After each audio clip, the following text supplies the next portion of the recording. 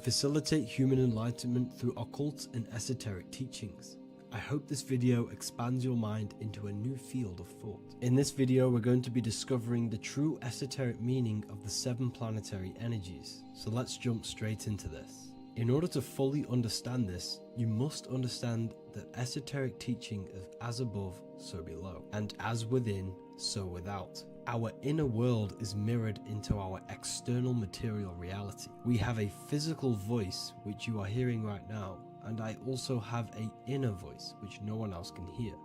The inner world is invisible, and the external world is visible. In other words, the inner world is the spiritual world, and the outer world is the material world. The inner world of ourselves reflects and projects our outer world, which means everything in our external reality is somewhat reflection of our internal self. You are made in the image and likeness of God. You yourself are the universe experiencing itself in a 3-dimensional physical form. The Newtonian science has programmed you to believe that you are a physical being inside of a physical universe. They did this to limit your mind to only believing there is a physical universe and that you are separate from the universe or God. But you yourself are the divine essence of the universe, experiencing itself in a physical plane, which means everything you see is inside of you, including the stars, the planets, and the elements. As above, so below. As within, so without. An example of this is the 4 physical elements: fire, earth, water, and air. In the external world, these are physical elements. In our internal world, they represent the 4 bodies of consciousness. We have 4 different bodies. We have a material body, we have a spiritual body, an emotional body, and a mental body. The mind is not made out of the same substance as the body. The emotions is not made out of the same substance of the mind and the body. These bodies exist in 4 different dimensions, 4 layers of consciousness. With that being said, the 4 physical elements are inside of us. The earth is our material physical body. Fire represents our spiritual astral light body. Water represents our transformative and emotional body. Air represents the mental body, the communicative and thinking body. This is the teaching as above, so below. If that resonates with you and you can comprehend it, please leave a like and a subscribe to this channel to see more content. And feel free to leave a comment on any video suggestions. Okay, so now we've gone over the 4 physical elements and how they correspond with your inner world of consciousness. This is going to make it easier for you to understand what the planets actually are. The planets are a bit more in-depth and more detailed aspects of our consciousness. The 4 physical elements are generic, but the 7 planets go deeper. They are deeper aspects of ourselves. On a macrocosmic scale, the 7 planets rule the material realm. Every object, every animal, every plant, every stone, everything we see in this plane is governed and created under one of the 7 planets. I don't really like calling them planets. They are energies. They are spiritual forces that drive things into existence. An example of this is if we look at a tree. The roots of the tree are governed by Saturn. The stem of the tree is governed by the sun. The leaves of the tree are governed by the moon. Any offspring or fruit of the tree is governed by Jupiter. Any defense mechanisms of the tree is governed by Mars. The communication and networking of the tree is governed by Mercury. The smell and the look of the tree is governed by Venus. Everything we see in this material plane is governed by one of these specific energies. Everything material has a spiritual force that brings it into physical existence. This is the reason why we have 7 days of creation in the Bible. The 7 days of the week, all governed by the planetary energies. Monday is moon day for the moon. Mars governs Tuesday. Mercury is Wednesday. Jupiter is Thursday. Venus is Friday. Saturn is Saturday. And Sunday is for the sun. This is the reason why there are so many sevens in this physical plane. 7 days of the week. the 7 colors, the 7 chakras, the 7 diatonic musical notes, the 7 lamps on the Jewish candlestick.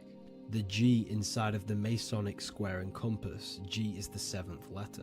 Now let's go a little bit deeper into every planetary energy. Saturn in the external material plane governs the foundational and enduring aspects of existence, such as roots of plants, the bones of our body, and even the insects that dwell beneath the ground. Saturn represents the dull, hard, and unyielding forces of life, symbolizing structure, limitation, and conditioning. Under Saturn's influence, things become rigid, bound by restrictions and boundaries.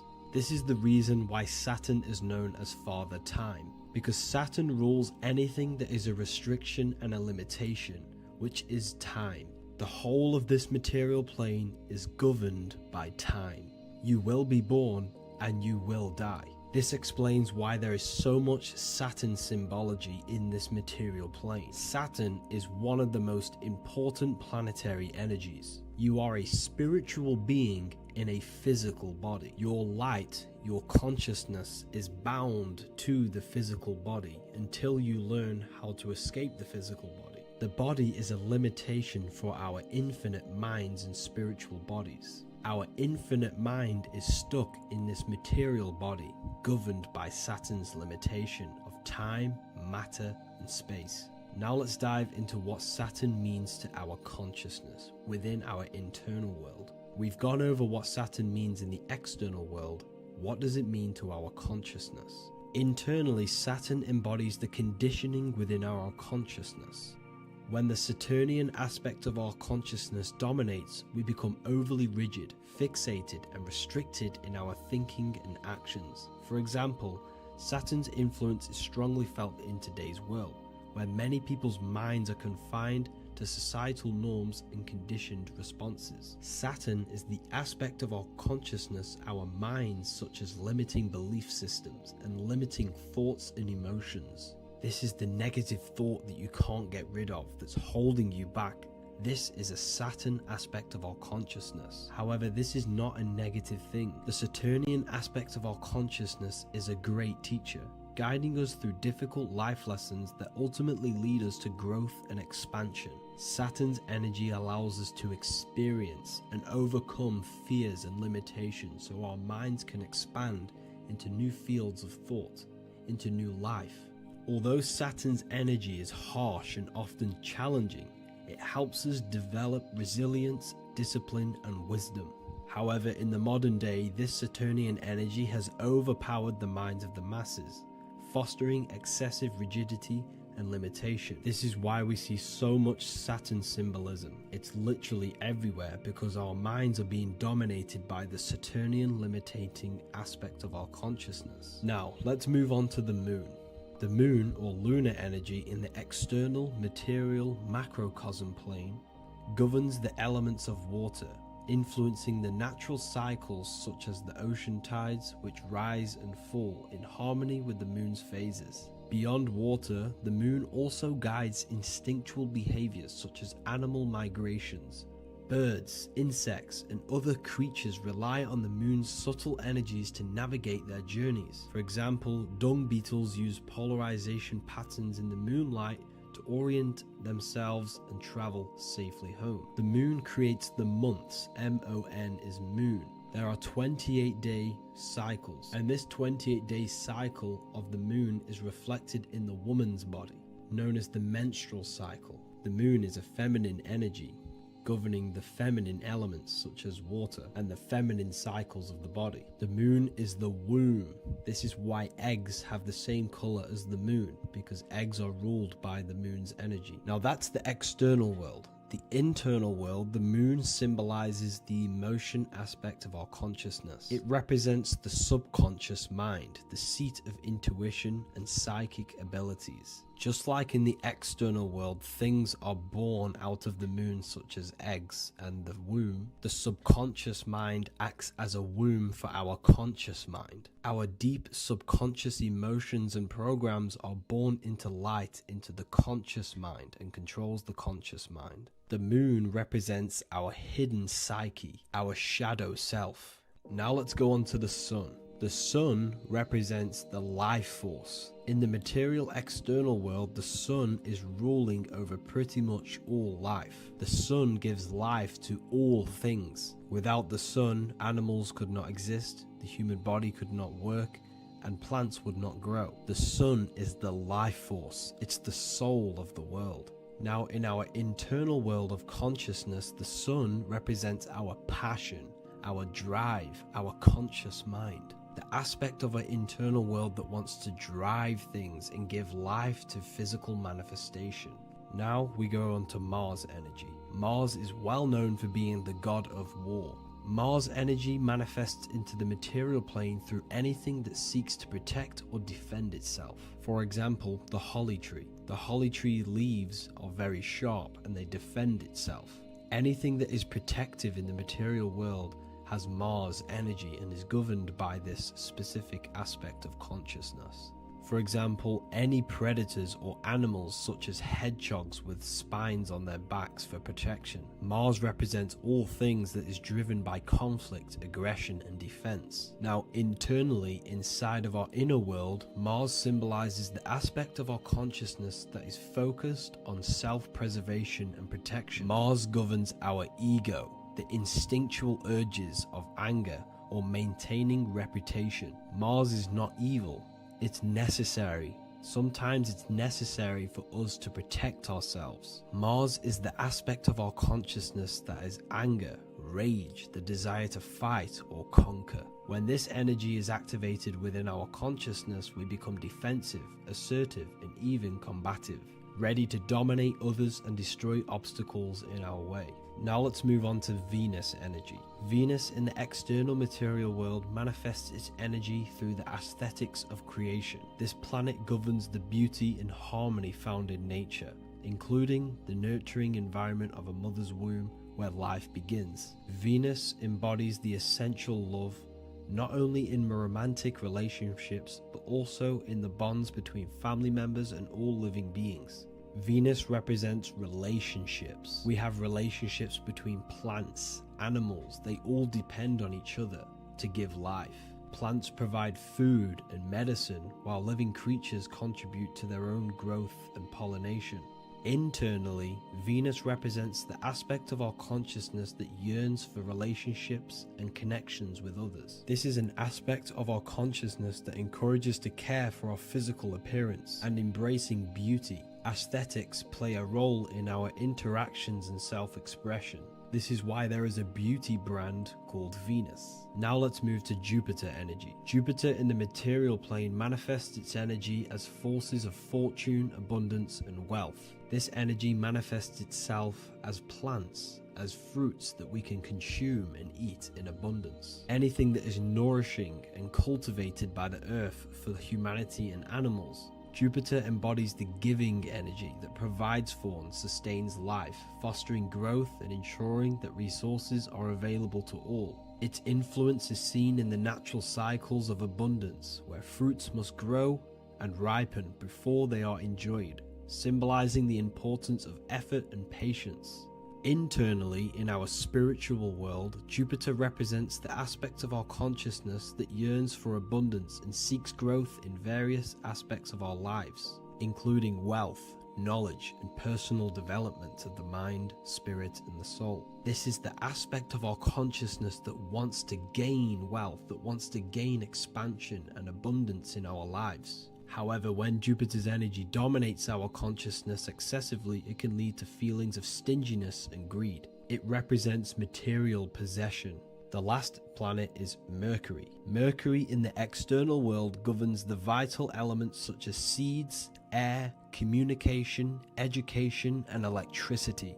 Known as the messenger of the gods, Mercury rules over intellect, communication, and the transmission of knowledge. Mercury's state of consciousness manifests itself in the material plane as the network between trees and plants, how they all communicate together. It represents the intelligence behind all physical things. It's the intelligence behind the seed that allows it to grow into a plant. Mercury's creative energy is manifested in the nervous system of the human body and all living animals. the intricate messenger that transmits signals from the body to the brain and then to the mind.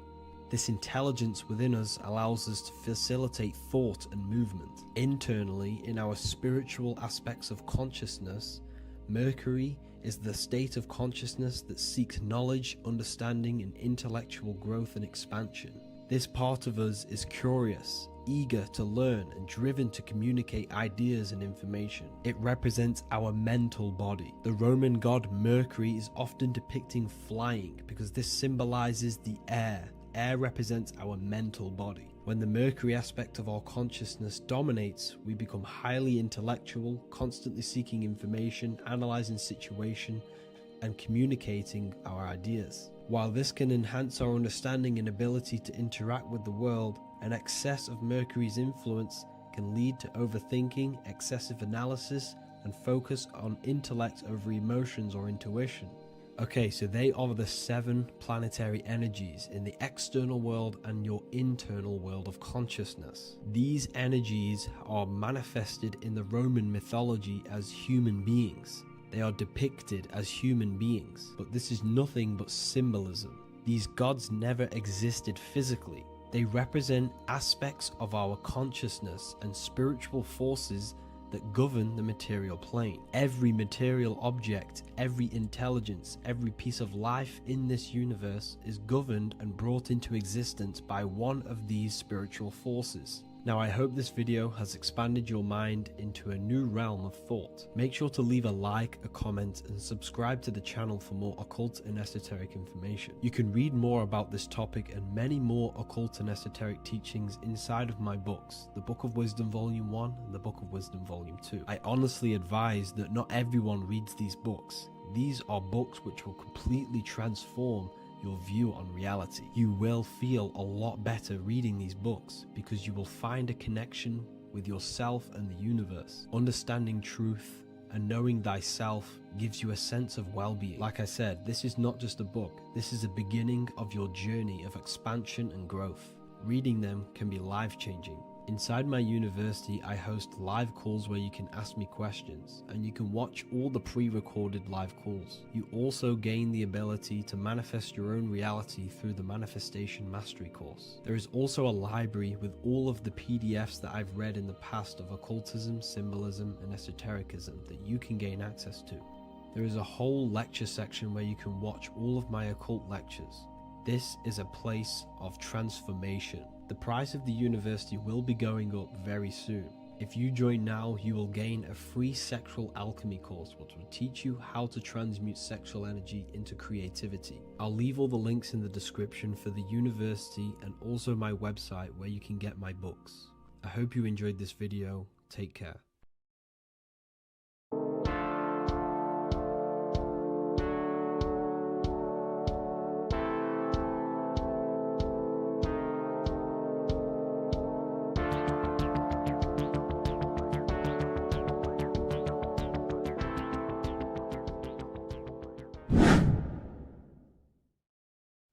What is up, people? How are we all doing?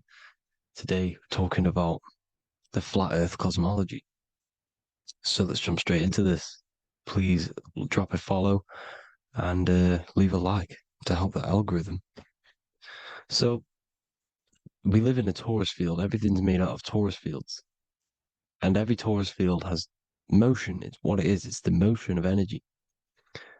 And every torus field has a center, which is the black hole. It's a womb of creation. It's counter space. Now, this is why the North Pole is magnetic, because the center of this torus field is the most magnetic part, the strongest part of the field. So this is why all compasses will point you to the center. And the Earth's magnetic field is spread across the whole of the Earth. And it's spinning, as you can see here, it's like a tornado at the center. And this tornado is the force which is spinning the sun and the moon around us. You got the sun, the moon, Polaris, just like in the Masonic cosmos here. The sun, the moon, Polaris, the all-seeing eye. Now we'll get into Polaris a bit later, but the sun is the magnetic force. Sorry, is the electric force, because every field is electromagnetic. Now, The sun is electric. It's positively charged. It's going to give you energy. It's feeding energy. The moon is more magnetic energy, which is taking your energy away from you. And this is why you become sleepy when the moon comes out. Because it's taking away your energy. So these two forces is the balance. It's the yin and yang. It's the balance. Everything in this creation is balanced. Because the torus field is the earth is the plane of inertia, the 0 point within the field. Because physical matter is a result of two opposing forces equalized on the plane of inertia. And that is where matter crystallizes into physical results. And this physical plane is the plane of inertia, planet Earth. And at the center of this plane is the black hole, the womb of creation. And outside of this black hole gives birth to light. So the torus field is constantly rotating, going into counter space, the black hole, and then out of counter space gives birth to the white hole, white light. You see? So it's going around, black hole, birth again, black hole, birth again. And it just keeps going around. It's an infinite cycle of energy. And this is where the infinity sign comes from. This is the motion, this is the force which is creating everything to spin inside of this circle. Okay? And it's making the stars spin. It's making the sun and moon spin around us, around this center point. Now here you see Horus and Set putting their feet inside of this dome. This is the royal arch, the arch of the dome above us, which is like you see in the Masonic cosmos, the royal arch of Freemasonry. This is the dome above us, the firmament that the Bible talks about. You see, they're putting their feet in because Set symbolizes the moon and Horus is the sun. Horizon, Horus. Horus is rising, the sun. So they're both putting their feet around this center magnetic pole, which is the pole, North Pole. And above the North Pole, you have Polaris, the pole of electromagnetic energy. You see? And this is how we get the sun and the seasons. Because the sun, for us, when it becomes summer, it's on the Tropic of Cancer. Then it spirals outwards, going out and out and out, then goes to the Tropic of Capricorn. That's winter for us. Then it comes back in and creates summer again. So it's constantly spiraling around this center magnetic North Pole. You see? So this roof above our heads is the firmament, and this is what they've taken off of us. They haven't physically taken it, but mentally they have taken this away from you. It's a female energy, and this is what the Egyptians called Nut, the sky god Nut. And this is the womb. We are inside God's creation, God's womb. And the woman's womb, when she has a baby, is a microcosm of this, because everything inside of this creation is macro. It's a reflection of the bigger things, as above, so below. So the dome above our heads is the dome we are in when we are a baby. And you can see the sacred geometry of it is the exact same. It's the dome. And when we are inside of the womb, the woman, the sacred maker, which is the M, the Masonic M, this is the Gmail symbol. The Masonic M is maker, mason, matter, male. She delivers the male, you see. She delivers the male because it's the maker, the female, the magnetic. The woman is magnetic in nature, the male is electric in nature. So when we are in this womb, the female, we are being fed by the center umbilical cord, by the center of the mother's stomach. We're connected to the center of the woman's stomach, just like we are when we are in the earth. The center is where the aurora borealis is being emitted from, the electromagnetic aurora borealis, the northern lights. This is our spiritual umbilical cord, connecting us to counter space, connecting us to the realms beyond this world. Because at the center of every torus field is counter space. And at the center of the earth is our spiritual umbilical cord. And this is the earth's belly button, as you see. As above, so below. We had a physical umbilical cord. We have a spiritual umbilical cord. And this gets cut when we die. when we're cut away from the physical reality. You see, here's the ancient Egyptian tablet showing this female. You can see the hair, it's a female above us because the female energy is nurturing, helping, looking after. And that's exactly what the dome is. It's protecting us. It's the Ark of the Covenant, the Ark covering us. You see? And this is what they've taken away from us.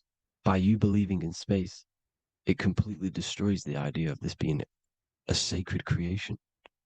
They've taken the roof off your head, whether if you believe in space, you believe that there's chaos, there's planets, there's asteroids about that could kill us at any moment. But this isn't true. They've made you fear your own creation that you're inside of. They've made you fear what's above you. You see, and it's to hide the power of astrology, the power of the lights in the firmament, which are constantly flowing through the ether. These powers which are above us are sending rays down to the earth, which are influencing our psychology and how we behave. And this is what astrology is. It affects human consciousness. It interacts with our consciousness. And there's a different energy every day because the planets are in different houses, different alignments. And this is, we'll go into this a bit deeper later on. So the world tree, this magnetic north pole, the pole of electromagnetic energy, was symbolized as a tree, the great tree at the center of the earth. You see? And this tree is symbolized everywhere. You can see here how the center person, this Egyptian person, is holding up the sky. This is the North Pole, the hyperboloid, at the center of every torus field. And this tree was in the Mayan cosmology. This is an ancient depiction. This is the torus field. There's the plane of inertia. Here's the center tree. Here's the tree in the center, the magnetic North Pole, the woman holding the stars. Here's the Hindu with the two birds symbolizing the sun and the moon revolving around this center tree. The Mayan tree, his Horus and Set around the North Pole. They all knew this flat Earth cosmology. They knew these secrets. It's so sacred you understand the creation that you're inside of. Because if you don't, you'll be led astray. You don't know where you are. You're lost. You see? And here's the Masonic art with the rays of the stars coming down with the tree in the center. So it was personified as a tree.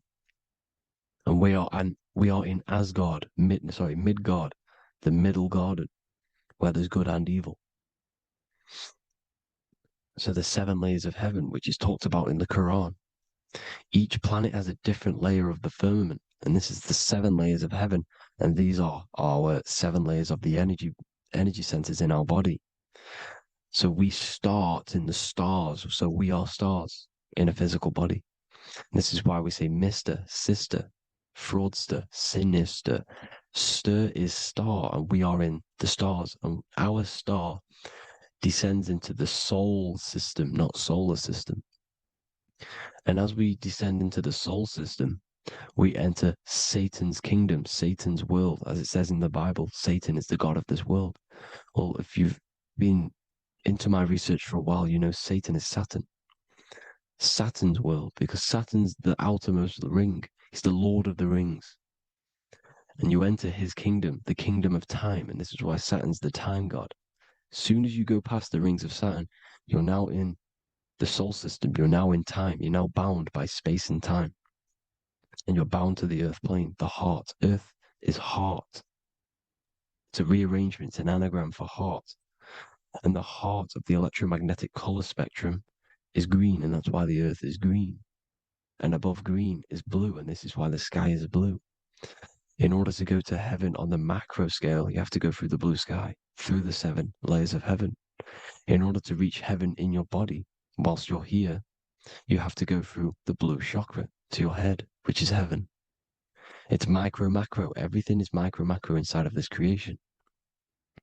It's an ancient. I think this is a French image, piece of art from the ancient French, with obviously the 7 layers of heaven, which they all depict. And notice how it's like a dome. We'll go into this dome symbolization, the Royal Arch of Masonry, which is next.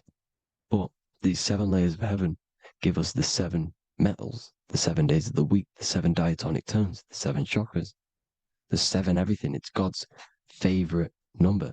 And this is why the Masons use the G inside of the compass, because the G is the 7th letter and God starts with G. You see? So it's 7. God is 7. Here's another depiction of the heart, the soul system, the 7 layers of heaven. La fermente, la fermette. You see, la firmament, with the stars on the outermost layer. Here are the 7 planets: Jupiter, Mars, la Sophie, the sun, la luna, the moon. So Saturn. So we are in the heart of this soul system. In order to ascend, we need to ascend up our chakra system, reach 144,000 hertz, God consciousness, the God man. You have to unfold God man, master of the mind, mastery of the mind. So what are the stars? The stars make everything unique. The stars are constantly rotating around the center, magnetic North Pole, the tornado at the center, which is stirring everything. It's stirring the ether. The center is the ether, and the 4 elements are born out of this ether. There's 5 elements: ether, spirit, water, air, and earth. The ether gives birth to the 4 other physical elements, which the whole of creation are made out of. About them 4 elements. 4 is the number of stability. You know, a chair, a table has 4 legs. It stables things. It's a foundation, and these 4 elements are the foundation of this creation. You see, and this magnetic North Pole is stirring this, and the 4 vibrational states of the ether are the 4 elements. Now let me get back to the stars. I just wanted to give you that. The stars are being stirred around this center point. Center. It's stirring everything. And they're always in different alignments. Every millisecond they're moving in different placements of the stars. And the planets are called the 7 wanderers because they're not fixed. The stars are fixed.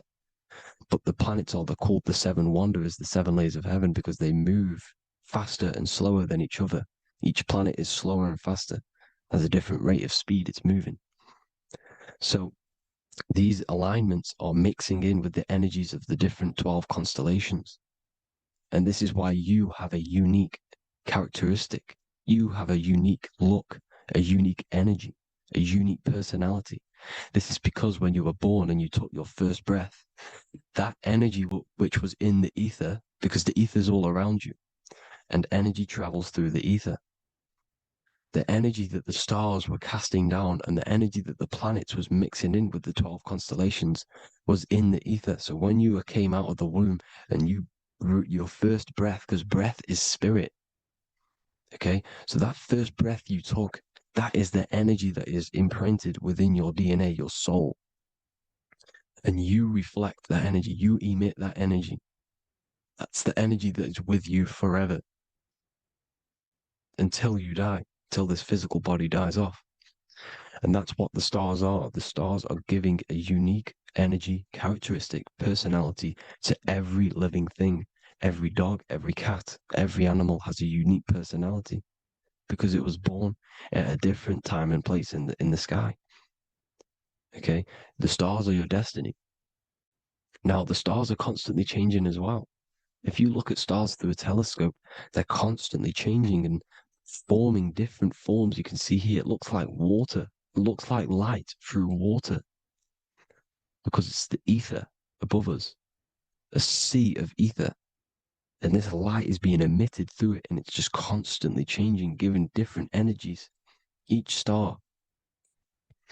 So this is why this is what the zodiac is. It's the expression of energy. It's the expression of the stars.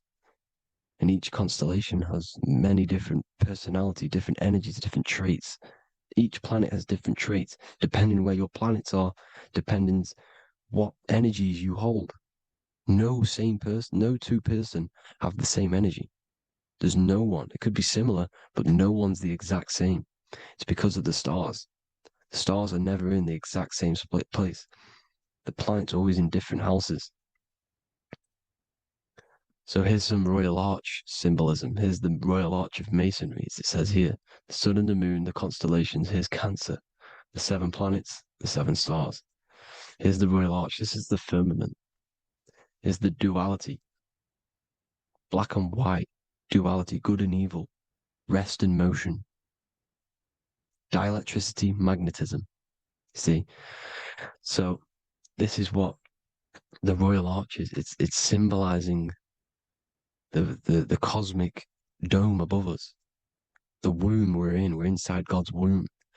And here's George Washington, the Freemason, inside of the Royal Arch. See? With the G, the Masonic G, God, 7. Here you see another depiction of George Washington with the stars in the dome above his head, his Polaris, the sky vault, Polaris. We'll get into that later. Go inside of all of your ancient churches, you will see the dome. Go to the Vatican, you'll see the dome.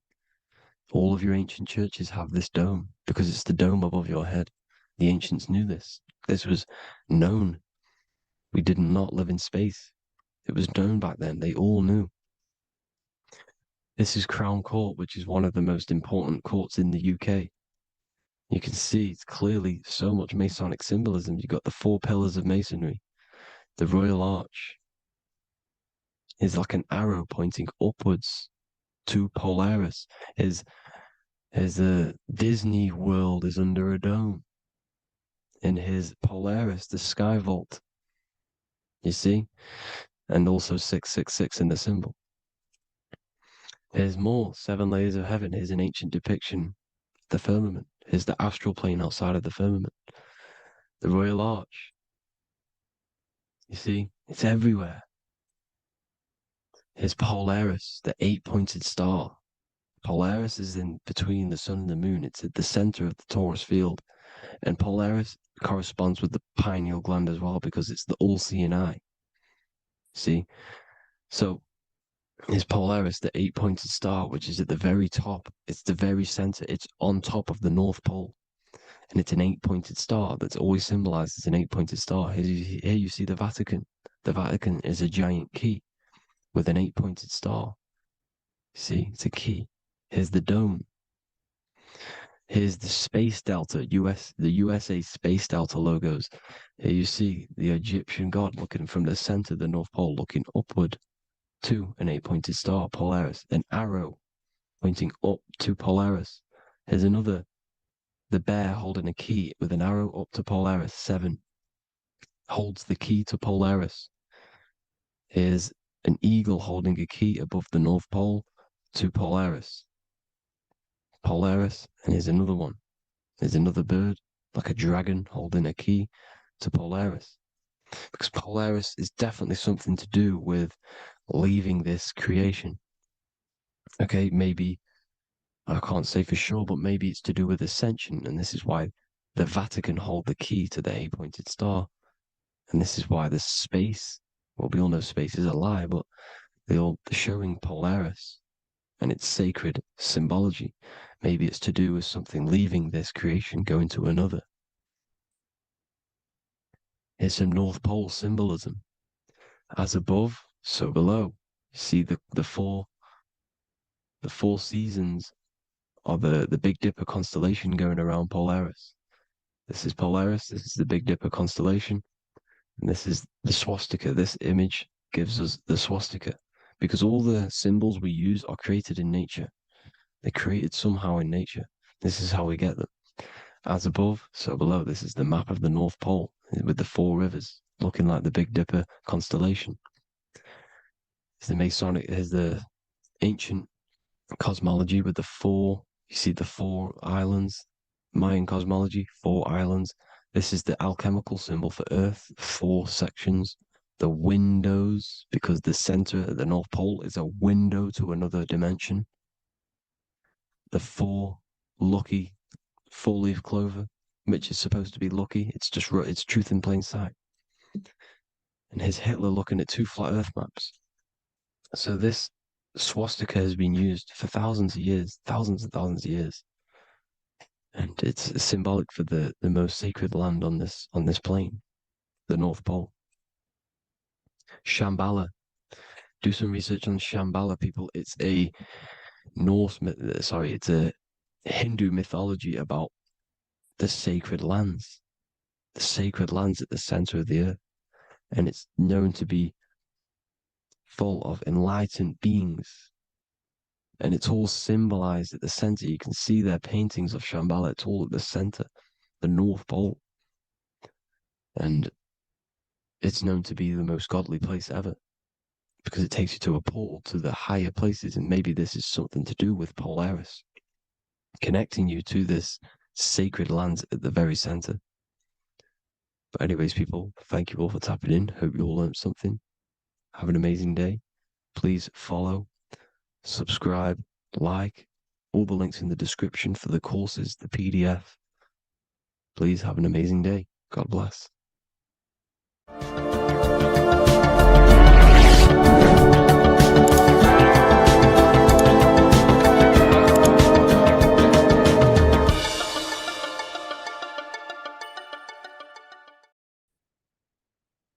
Hello and welcome to another video and another lecture from Ethereal University. Today we're going to be breaking down in detail the Freemasonic 33rd degree symbol. Now, of course, this is a complex symbol and it's composed of many symbols put together to create a greater meaning. So, as you should know from my previous videos, a bit of context behind Freemasonry, what it particularly is, and I will give you a brief overview before we go into this. It's definitely important to know what Freemasonry is before we break down this symbol, okay? Because without the knowledge of Masonry and what it is, it's difficult to understand what the symbol truly means. So Freemasonry is all about building. The word Mason means to build. And we're either building with light or we're building with darkness. So that we have good Freemasonry, we have good Masons, people who want to spread the truth, people who want to help people awaken their mind and liberate them and bring them up to higher consciousness. Or we have Masons who want to divide, keep the knowledge to themselves, create walls, build walls in people's minds, construct illusions in people's minds for their own personal gain. Okay, so we're either building with light or you're building with darkness. You're either building with light or bricks, spirit or matter. God and the devil, same thing. You're either uplifting people or dividing people. Each and every single one of you is a Freemason. Well, a Mason. Not a Freemason, but a Mason. You are a builder. And you're either constructing division in you and other people, or you're either creating oneness. Everyone is doing this. Everyone is building. Everyone is contributing towards the world and building our reality.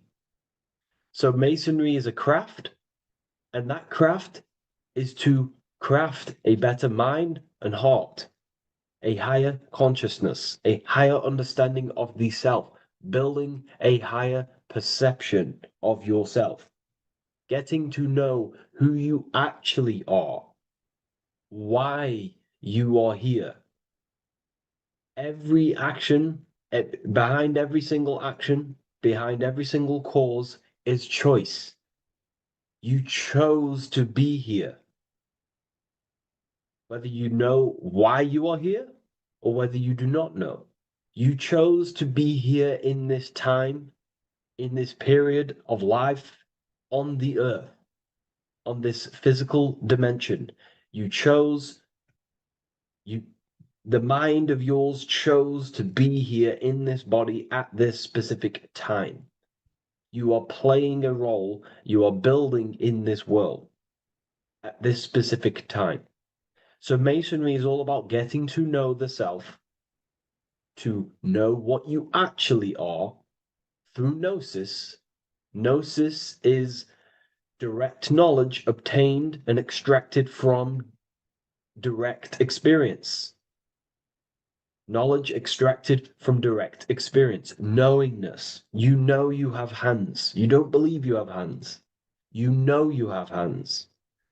That's what knowing thyself truly means. To go within the self. To dwell in meditation for long periods of time. Not even meditation. To dwell, closing your eyes and thinking internally.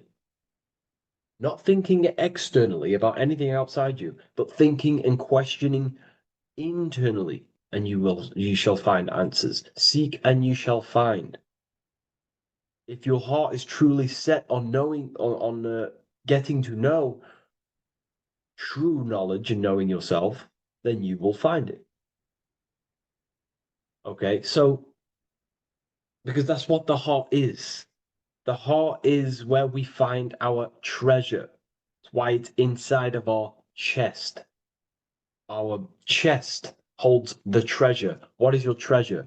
Your treasure is your physical manifestation. And whatever you act, whatever your heart cares about, your body follows. Your body takes action towards what you care about in life. This is why we say follow your heart, because your body follows the heart, what you care about. If you do not care about something, you do not take actions towards it. Whatever your heart loves and has that love energy for, the body follows. If you truly want to become enlightened and truly want to reach higher consciousness, then you will. You truly care for that, then you will find it. You have to go within. Okay, so this is what Masonry is about. It's about going within and finding out your true nature and constructing a higher consciousness by dissolving walls and blockages inside your mind and heart, purifying the self. Because you can care about sick and twisted things. Okay? We can see that in society. People like killing people. It's psychotic, but I know. So we can be corrupted. Okay, so going into this symbol, what does the symbol mean? What is it trying to portray? Okay. Uh, Before we go into this symbol, particularly, uh, we're looking at the Scottish Rite Freemasonry. So we have the first degree all the way up to the third degree is Blue Lodge Masonry. Then from the fourth degree of Freemasonry to the 32nd degree is what we call Red Lodge Freemasonry, the Red Lodge degrees. So again, that is that symbolism of that red and blue, the left and right, masculine, feminine, water, fire. Uh, it's that symbolism again of the two polar opposites of reality, of masculine and feminine qualities, solar and lunar, the left and right hemispheres of the brain, the inner and inner and outer world, the brain and the heart. These are all polarities, okay? Spirit and matter. We have to unify these. But we're looking at the 33rd degree. This is the end of the Scottish Rite of Freemasonry, and it's considered the illuminated degrees. Illuminated. This is when one gets to know the true self, the true knowledge, when one has gone within, mastered the self, got rid of mental blockages, uh, blockages in the heart, purified the self, and they know who they are. They have higher consciousness. And in this breakdown today, I'm going to show you how they have higher consciousness through this symbolism. Okay, so I was going to say something, but I totally forgot what it was. But anyways, we'll move forward with this symbol. Oh, that's what it was. Water melts, well, ice melts at 33 degrees, symbolizing ice represents solid matter, ego, the physical body, left brain thinking. physical reality identification, identifying self with the ego, the name, the job, the reputation. That's the ice, that's solid, that's ego thinking, left brain thinking. When we identify ourselves with the body, our ego, our name, our job, our reputation, our family, that is ego. That is pure earthly survival base level consciousness. This is the degree, this is the level of state of mind that we need to rise out from and figure out what we are, what you actually are inside you. When you turn off your thoughts, what are you then? If you do not think, you are not your name, your job, your reputation, your family, your beliefs. Because when the mind is turned off, there is still something left. That is you. And that is the substance that we have to get to know through gnosis, through going within and thinking internally and dwelling within. Okay. So Freemasonry is all about learning about the psyche, the true nature of consciousness, how it functions, the mechanics of consciousness, how we can integrate universal law with consciousness. We're going to be going into that. Natural law, how we can become one with God's law. We can become one with the universe and integrate universal consciousness into yourself. Okay, so the first thing I'm going to say about this symbol, straight away, the first thing you probably notice about the symbol is the eagle. The eagle is a bird. Okay, what do birds do? They are high in the air. They are above the earth, which represents rising, rising consciousness, rising the mind out of the lower mind, earth-based survival, impulsive, reactive, egotistical mind. And we're pulling us up, we're rising from that. The earth represents that lower base survival consciousness, ego-driven thoughts. And we're rising up. The bird is free. It's free from the earth. Okay? It's free. It's elevated. It looks down upon the earth. So the eagle is a bird which represents higher view of self, a higher understanding of the self. It's elevated. We have a higher view of myself when I reach the 33rd degree. That is what it's showing you.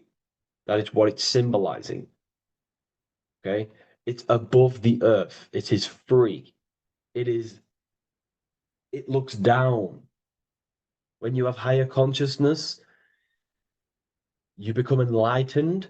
It's impossible not to look down. You do look down on people, but not in a bad way. Not in a bad way. That sounds bad. I understand if that sounds bad, but that's not a bad way. I don't mean that in a bad way or a bad-hearted way. I mean that as when you have higher consciousness, you can see people who are living and dwelling in zombie mode, low level earth based consciousness. They think they're the body, they think they're their name, their job, their reputation, their family.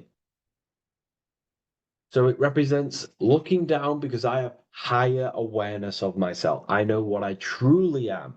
The water is flowing at the 33rd degree. The water melts at the 33rd degree, representing the flowing of consciousness, the flowing of the mind, flowing of light energy entering the body. Because when we reach higher consciousness, when you raise your consciousness, which is just an easier way of saying mastering thoughts, mastering yourself, we no longer give attention to negative thoughts because we understand what thoughts are and why would you let your own mind take away your own power? So again, Freemasonry is about gaining personal power, not in a bad way. Well, it can be used for bad.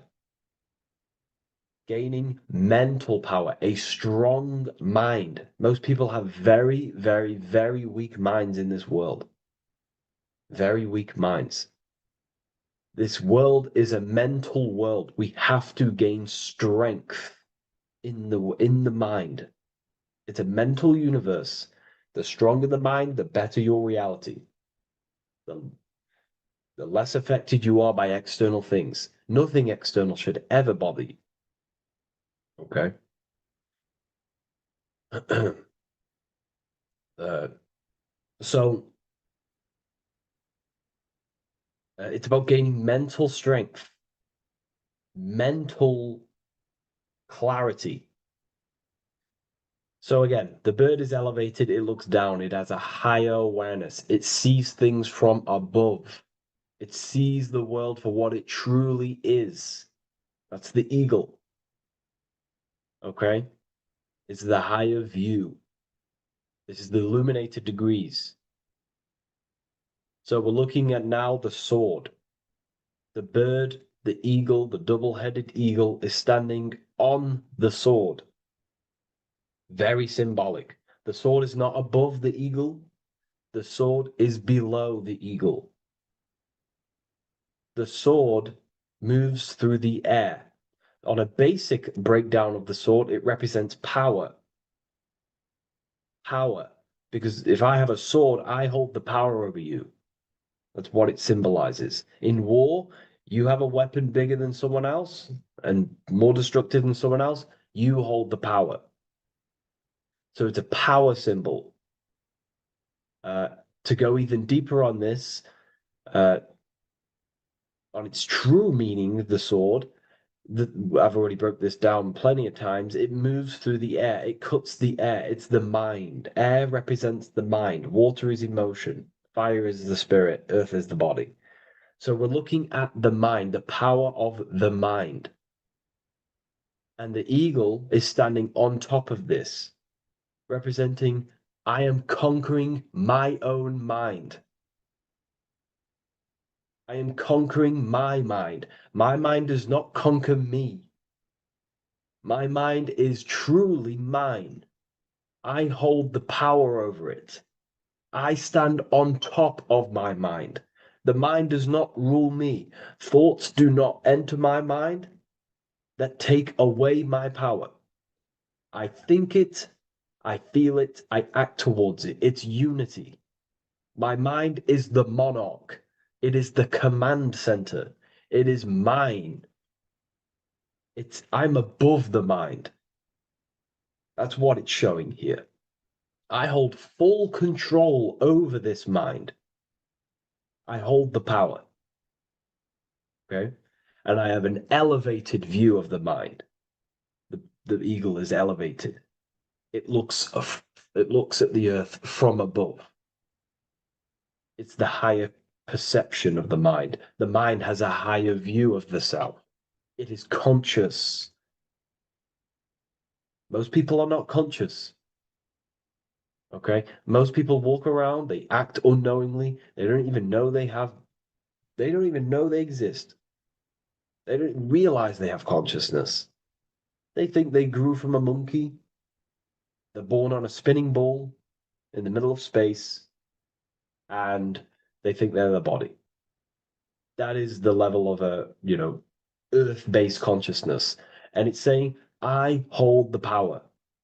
I hold my mind to what I want to direct the mind's forces to.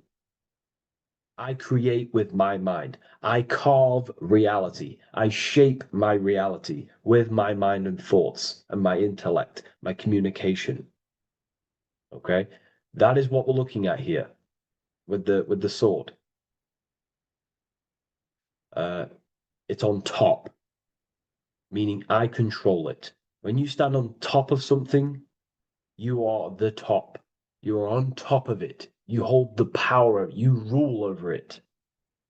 When you are the boss of your business, you rule the business. That's what we're looking at here. The sword needs sharpening. It always needs sharpening. You can't use a sword forever. You need to sharpen it. The mind will not stay powerful and strong and and aligned with what you actually want unless you continuously refine the sword. The mind needs to be refined or reminded. If you stop doing affirmations, the mind will fall back to old ways of thinking. If you constantly meditate, you constantly implant the messages into your subconscious mind, you constantly visualize, you are keeping the mind sharpened with what you want in life, what you are trying to create. And the mind will continue to think with that power, with them words, with them visualizations. If you fall off, if you stop meditating, you will lose control of your own mind. Okay? This is symbolizing you have to keep on top of the mind. You have to keep control. This is what the world is. The world is like Minecraft. You ever played Minecraft? You're a builder. Okay? What do? You control the man in the world. That's what you are. You need to control this body in the world. It's all about control. You are in a game. It's like Grand Theft Auto. You don't know how to use the buttons. You're going to create chaos, and you're not going to have that much fun in the world in GTA if you don't know how to work the buttons. Same with this world. You are in a world, and you need to learn the buttons of the body, the mind, the soul, the heart. How will these things function so you can actually live a better life and create what you want in the world? Aligned with natural law, of course, unless you want to walk down the path of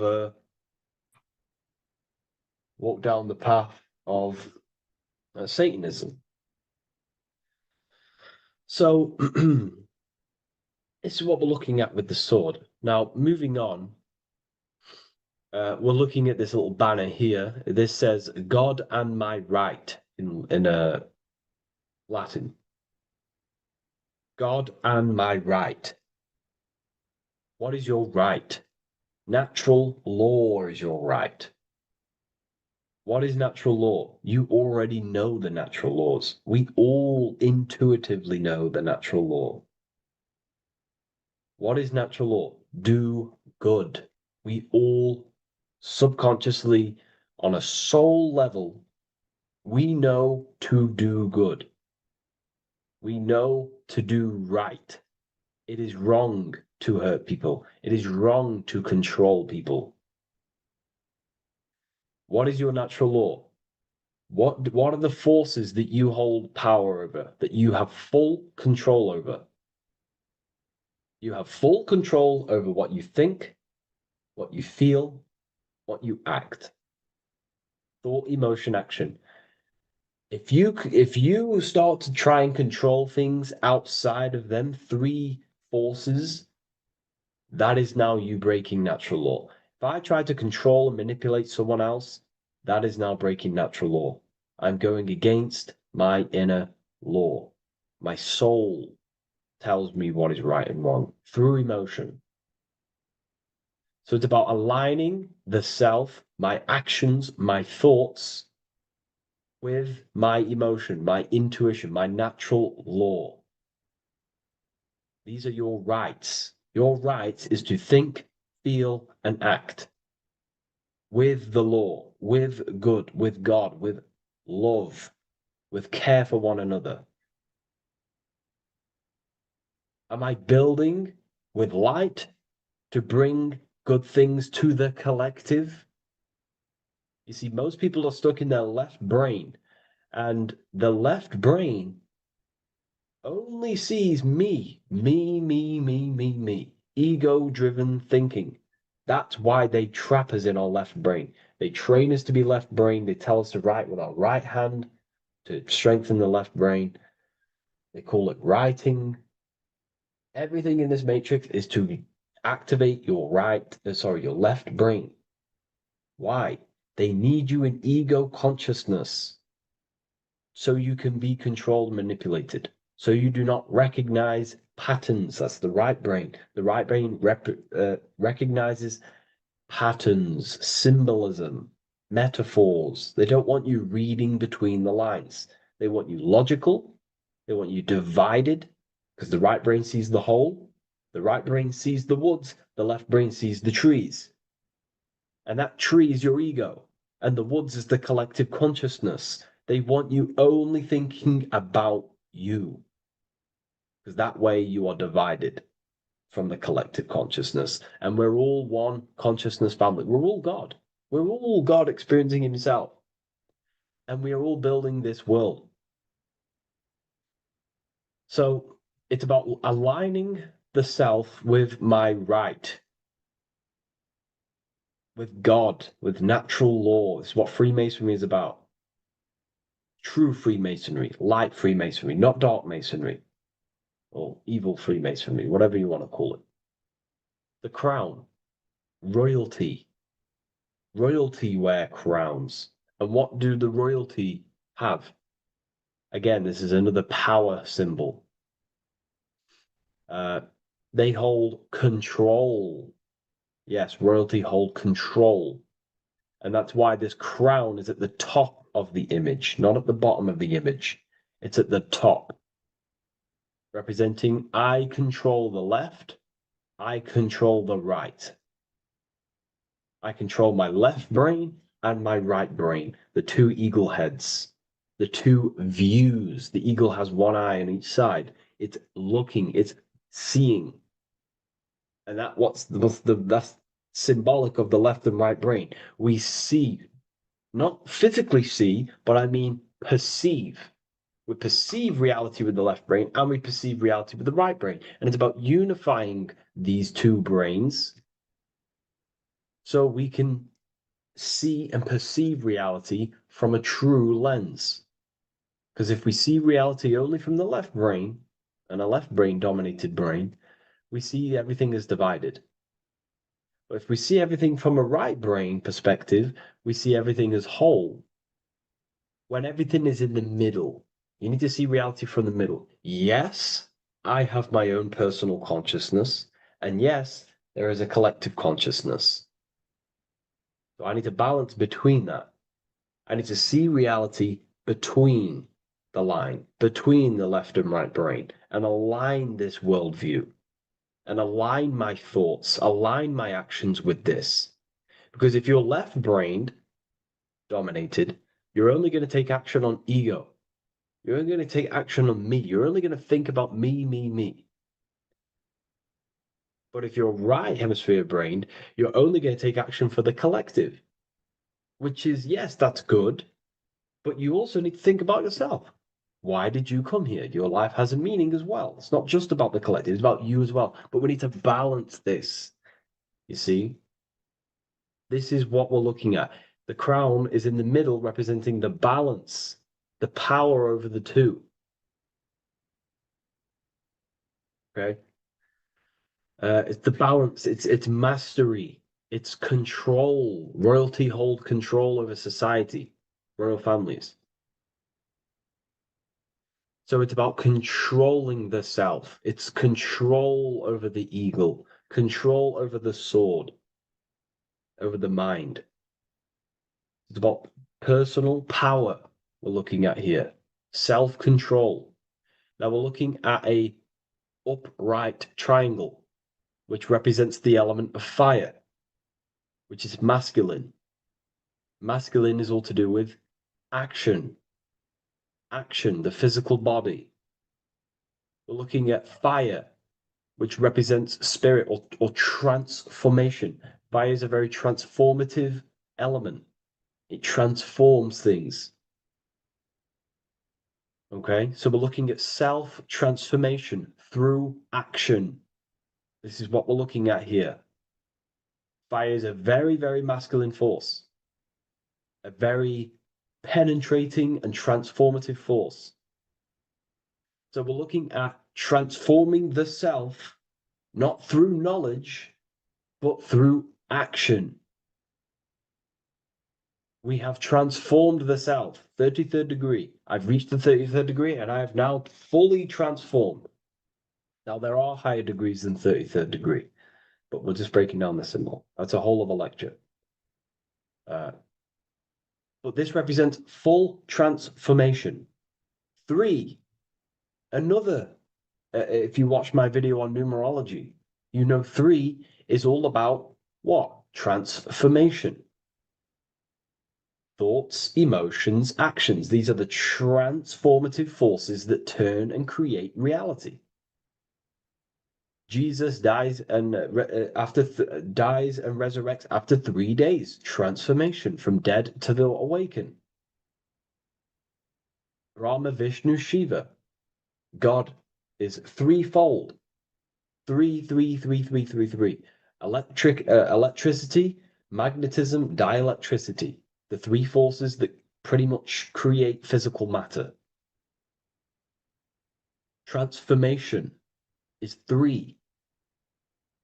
So we're looking at transformation through action. Action is a very transformative force. There's no point learning this knowledge if you're not going to act upon the knowledge. A lot of people join the university, they learn a lot, but they leave because they don't want to take the action. They don't want to do the hard part. They don't want to act towards higher consciousness. They want to dwell in their lower mind. That's fine. That's your path. That's their path. But if you truly want to raise your consciousness, you have to act upon it. You have to actively not take the action. It's about what you do and do not do, because not doing something is also an action. If you are not participating in the low level pleasures like sex, casual sex,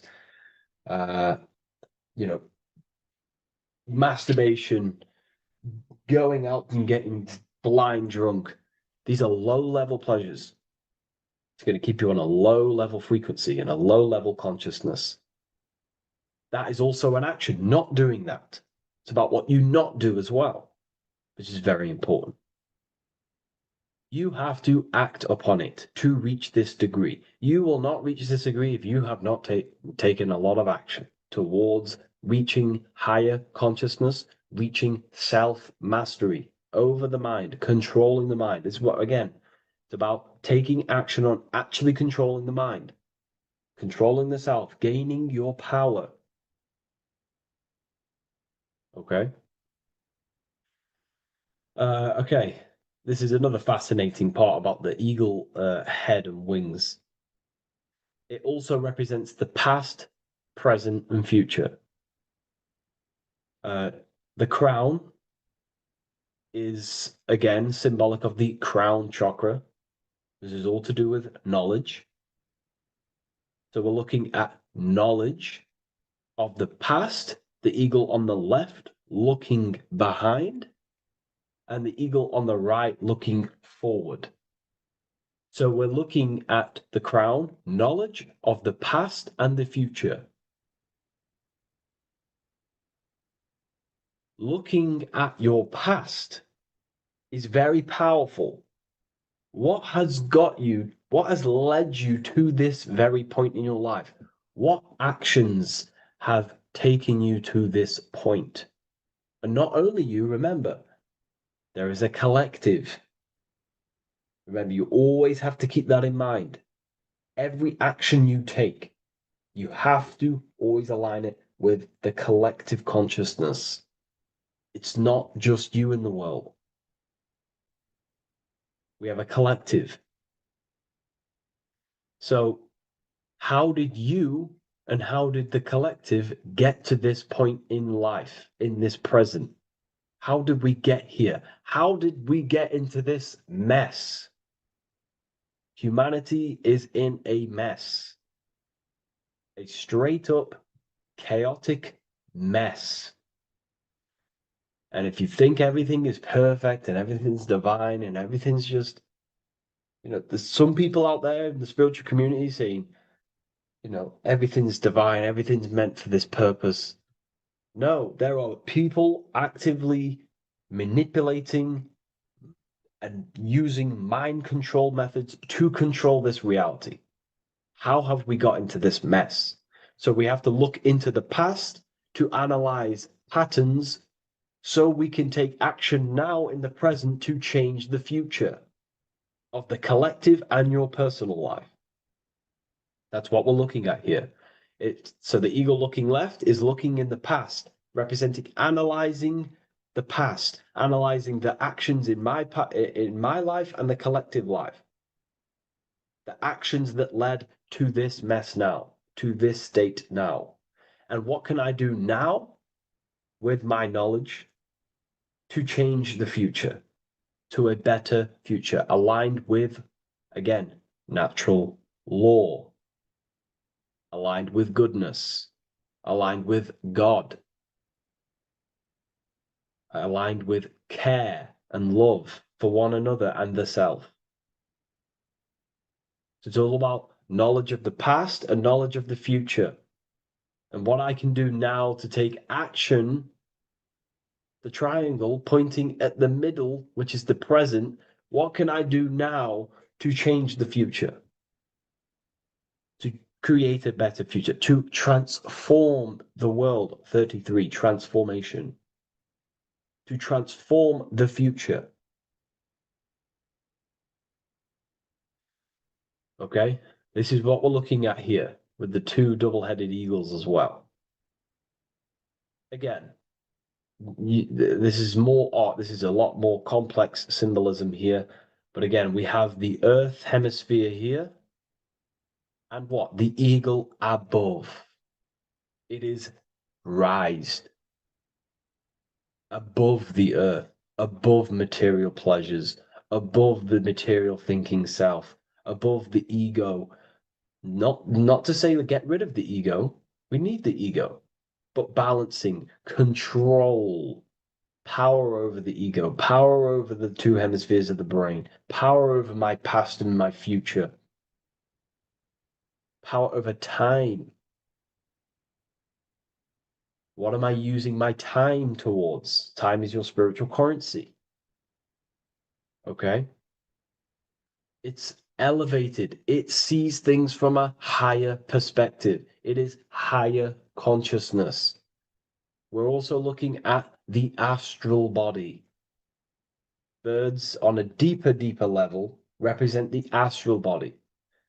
So symbols have layers of meaning. The deeper you get into the occult, so when you join the first degree, you get, a good interpretation, and the higher degree you go, the more deeper the symbol reveals, as the more deeper you know yourself. So we're looking also at the astral body, the light. What is the light? Light is a massive symbol in Freemasonry. It's knowledge, gnosis. When you're very intelligent, you call someone, they're a bright child. They have enlightenment, light in the mind. Looking at light, a lot of knowledge, a lot of self-knowledge of the self, of the psyche, how I function, what I am, knowledge of the astral body, rising above the earth, astral projection, exploring your true nature, exploring consciousness. This is what we're looking at here. And in order to explore your astral body and explore the astral realm, you have to control the sword, the mind. And you can then explore. You are free like a bird to fly. This is all symbolic of rising consciousness. All symbolic. So I hope this video has gained a bit more clarity on this symbol and given you some insights. And I will see you in the next one. Thank you for tuning in today.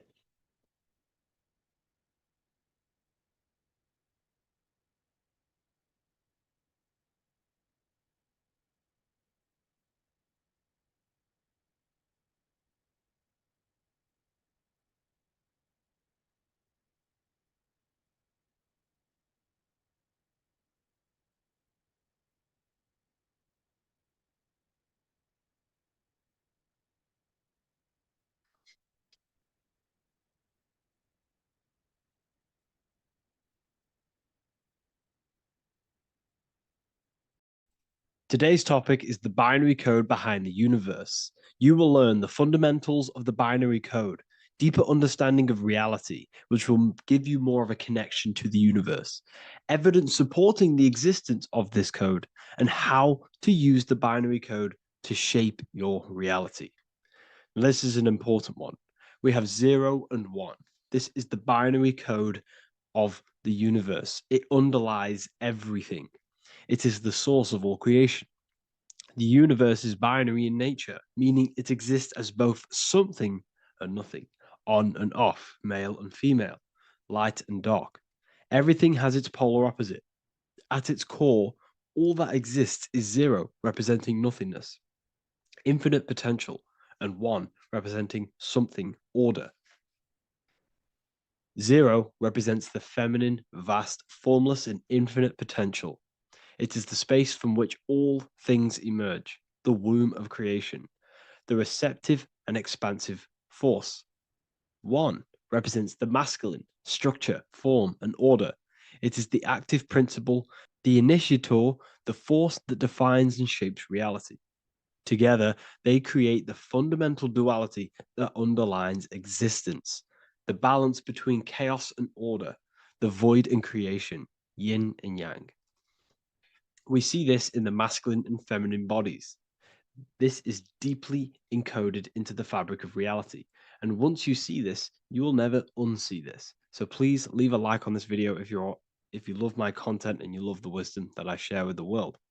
So we see this with the masculine genital areas. Remember, this is the genital area. This is all to do with creation. These are the generative principles, the generative organs in the body that allow creation to continually outfold into new life. The genital areas are all to do with the code.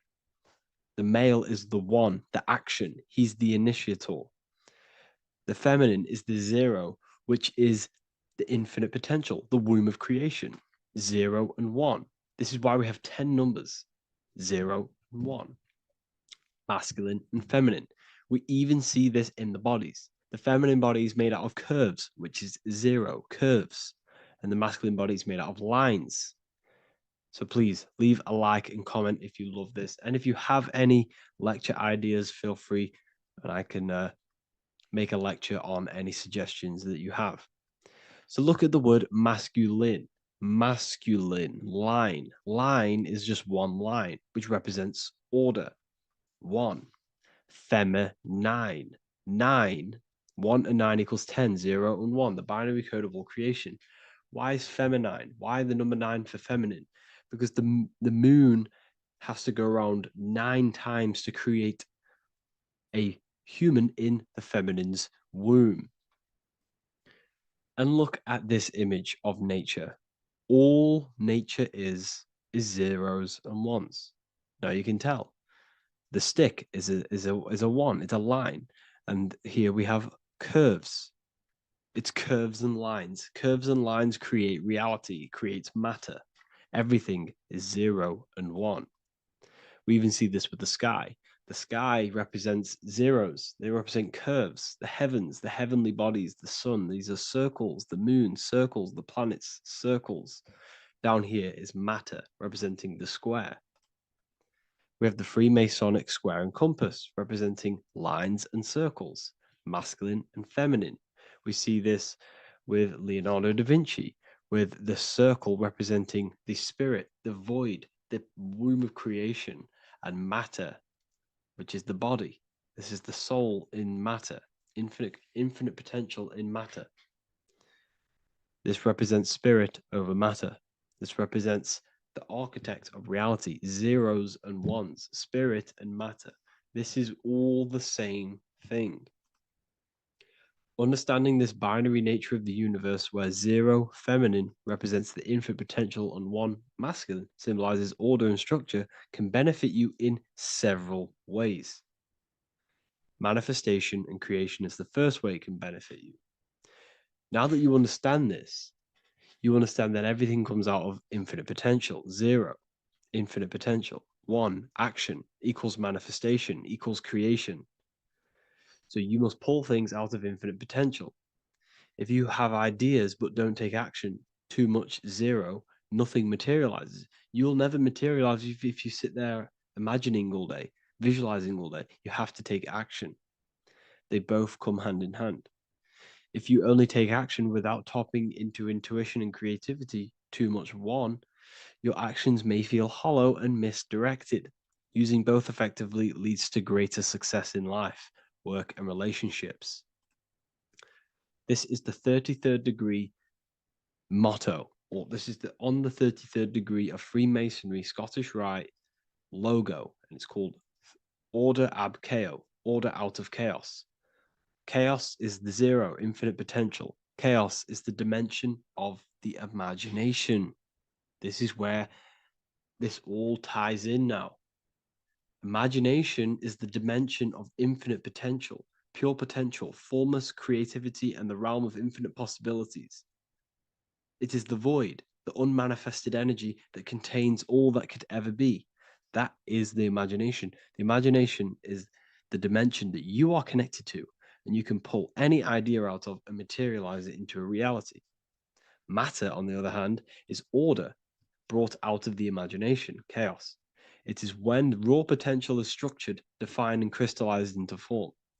This is the fundamental principle of order out of chaos, the process of turning the unseen into the seen, the abstract into the concrete, the dream into reality. That's why we say dreams into reality. Dreams are in the imagination, infinite potential, and the human mind is connected to high dimensions of consciousness, which we can pull ideas, things out of, and materialize it into our lives.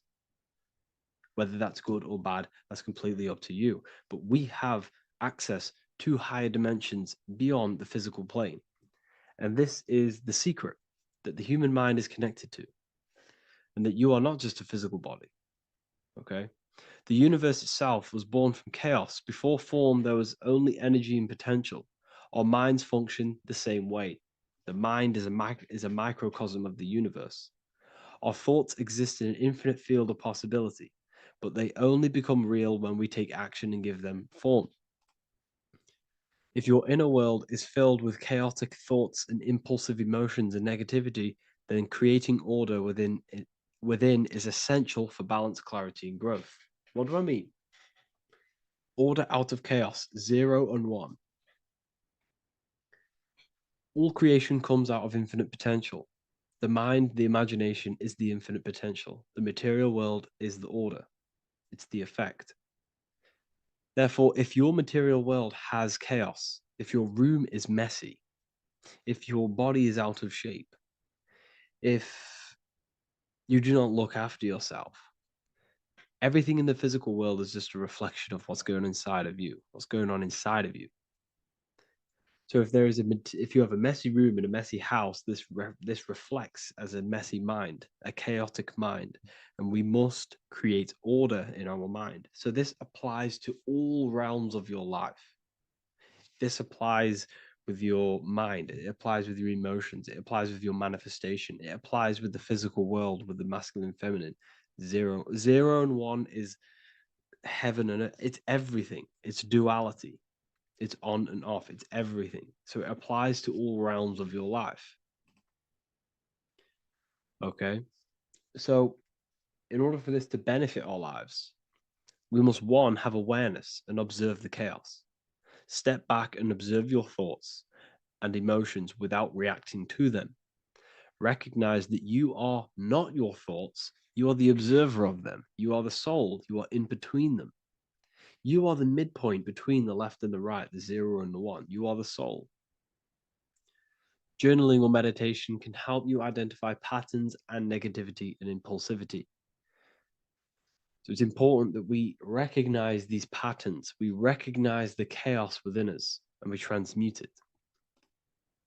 2, implement structure, mental discipline, mindful practices, meditation, breath work, and slowing down your reactions. Cognitive reframing, replace destructive thoughts with constructive ones. This is so important. For every negative thought that you place attention to, place your attention onto 5 more positive.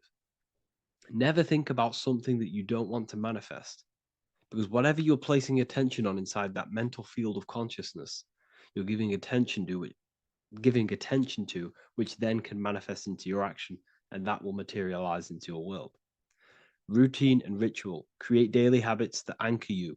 Morning routines, exercise, or creative outlets bring stability. We must master the inner world of thought and emotion. We must bring chaos into order. In order to create anything in your life, you're turning chaos into order. Order out of chaos. You're turning 0 into 1. This is the binary code. All things underlie it. 0 and 1. So it's so important that we master our minds, we master our emotions, we master our inner world so we can produce effect in the outer world.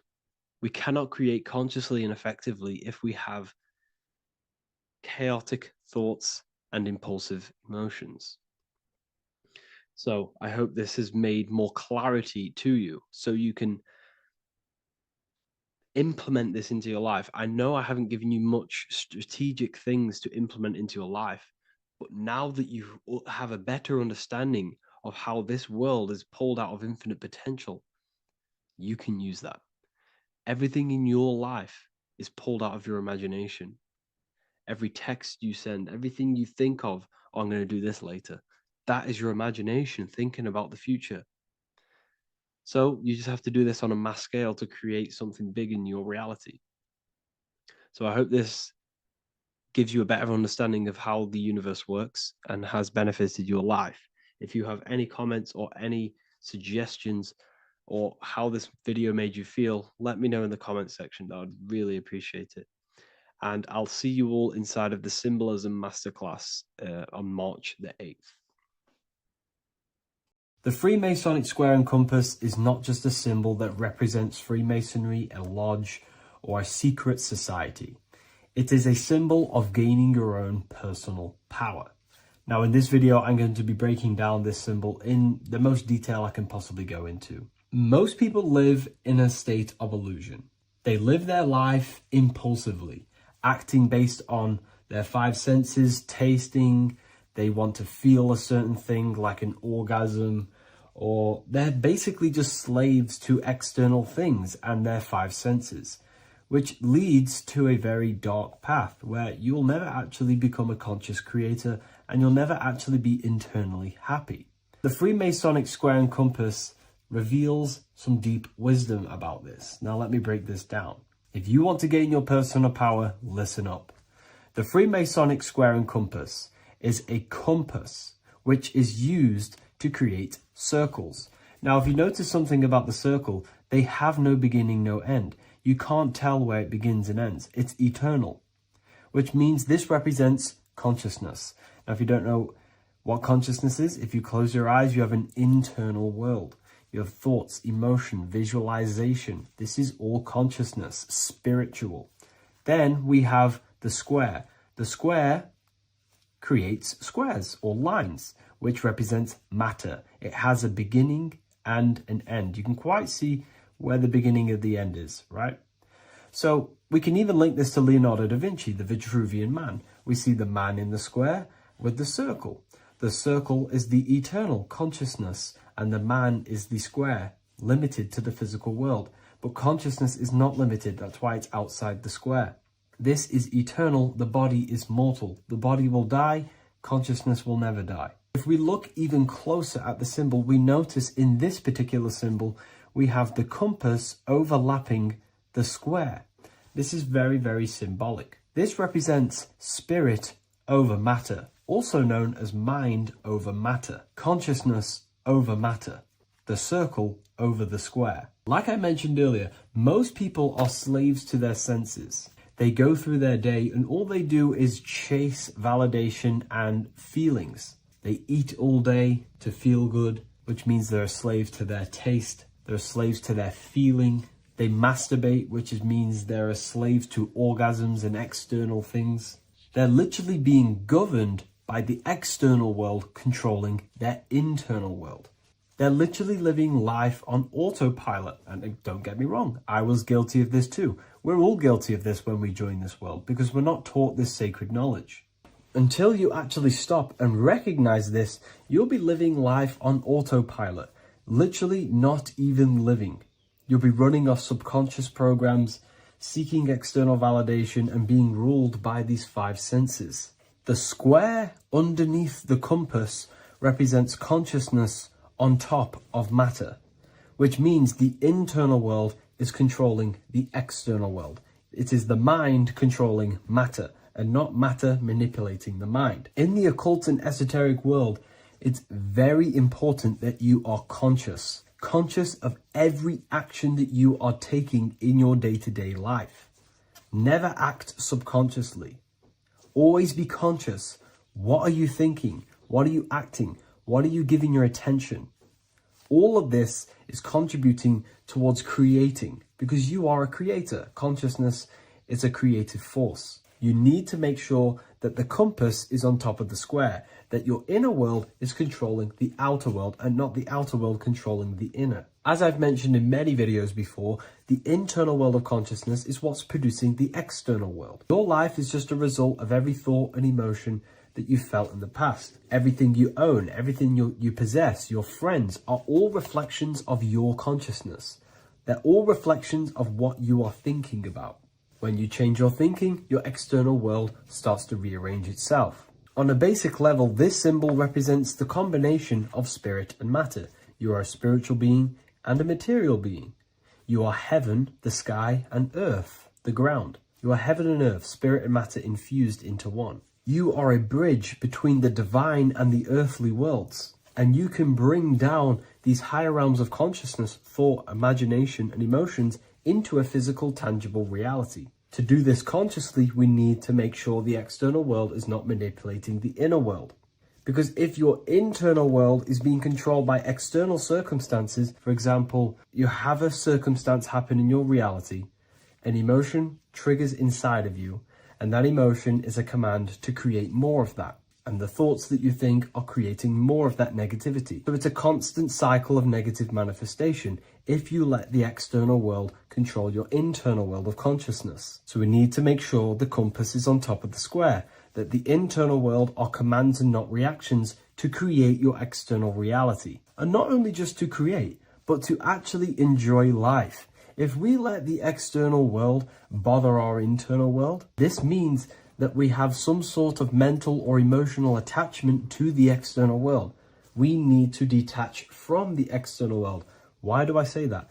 Because it's temporary. It's an illusion. We are going to die one day, and none of this will matter. You need to understand that everything in this world is temporary. You have to be okay with losing things, losing family, losing things in this world, because it's guaranteed to be temporary. We need to make sure the internal world is order and not chaos, commands and not reactions. Now, at the back of the Book of Wisdom, Volume 2, the book that I've wrote here, I go over the different meanings of the different arrangements of the square and compass. Sometimes we see the square overlapping the compass, which is the opposite of what we've just broken down.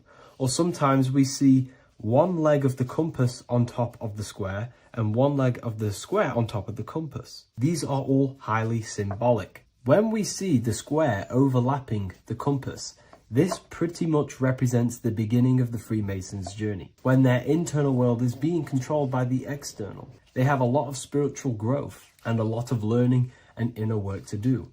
Now, when we see half and half, one leg of the square on top and one leg of the compass on top, this represents the Masons' gradual emergence from the material realm into the spiritual. This interplay of symbols reflects the process of gaining greater light and knowledge as the Masons ascend from material concerns towards spiritual enlightenment. And of course, we've just broken down what this means. This represents spirit over matter. They're not chasing external physical things anymore. They're actually chasing and gaining validation and happiness from spiritual growth, more knowledge and deeper understanding of consciousness and themselves. Most people chase external material things, which actually don't make you happy in the long run. You could be given £1 million today. In a week's time, you would be back to the same original state of consciousness and actually chasing more and more millions of pounds. It's because nothing physical in this tangible world will ever satisfy your internal world of consciousness. So through spiritual growth, we can actually become happy and seek higher understanding, higher consciousness, which actually satisfies us eternally. So when we see the compass on top of the square, it symbolizes the triumph of spirit over matter. This arrangement not only signifies the mastery of spirit over the material realm, but also represents the resurrection, ascent, and dominion of spiritual principles over all earthly conditions. It's all about gaining personal power and spiritual growth. It's all about spiritual evolution, going from matter to spirit. The external world controlling the internal world, to the internal world ruling over the external world, where the mind becomes a powerful tool to actually create and command reality.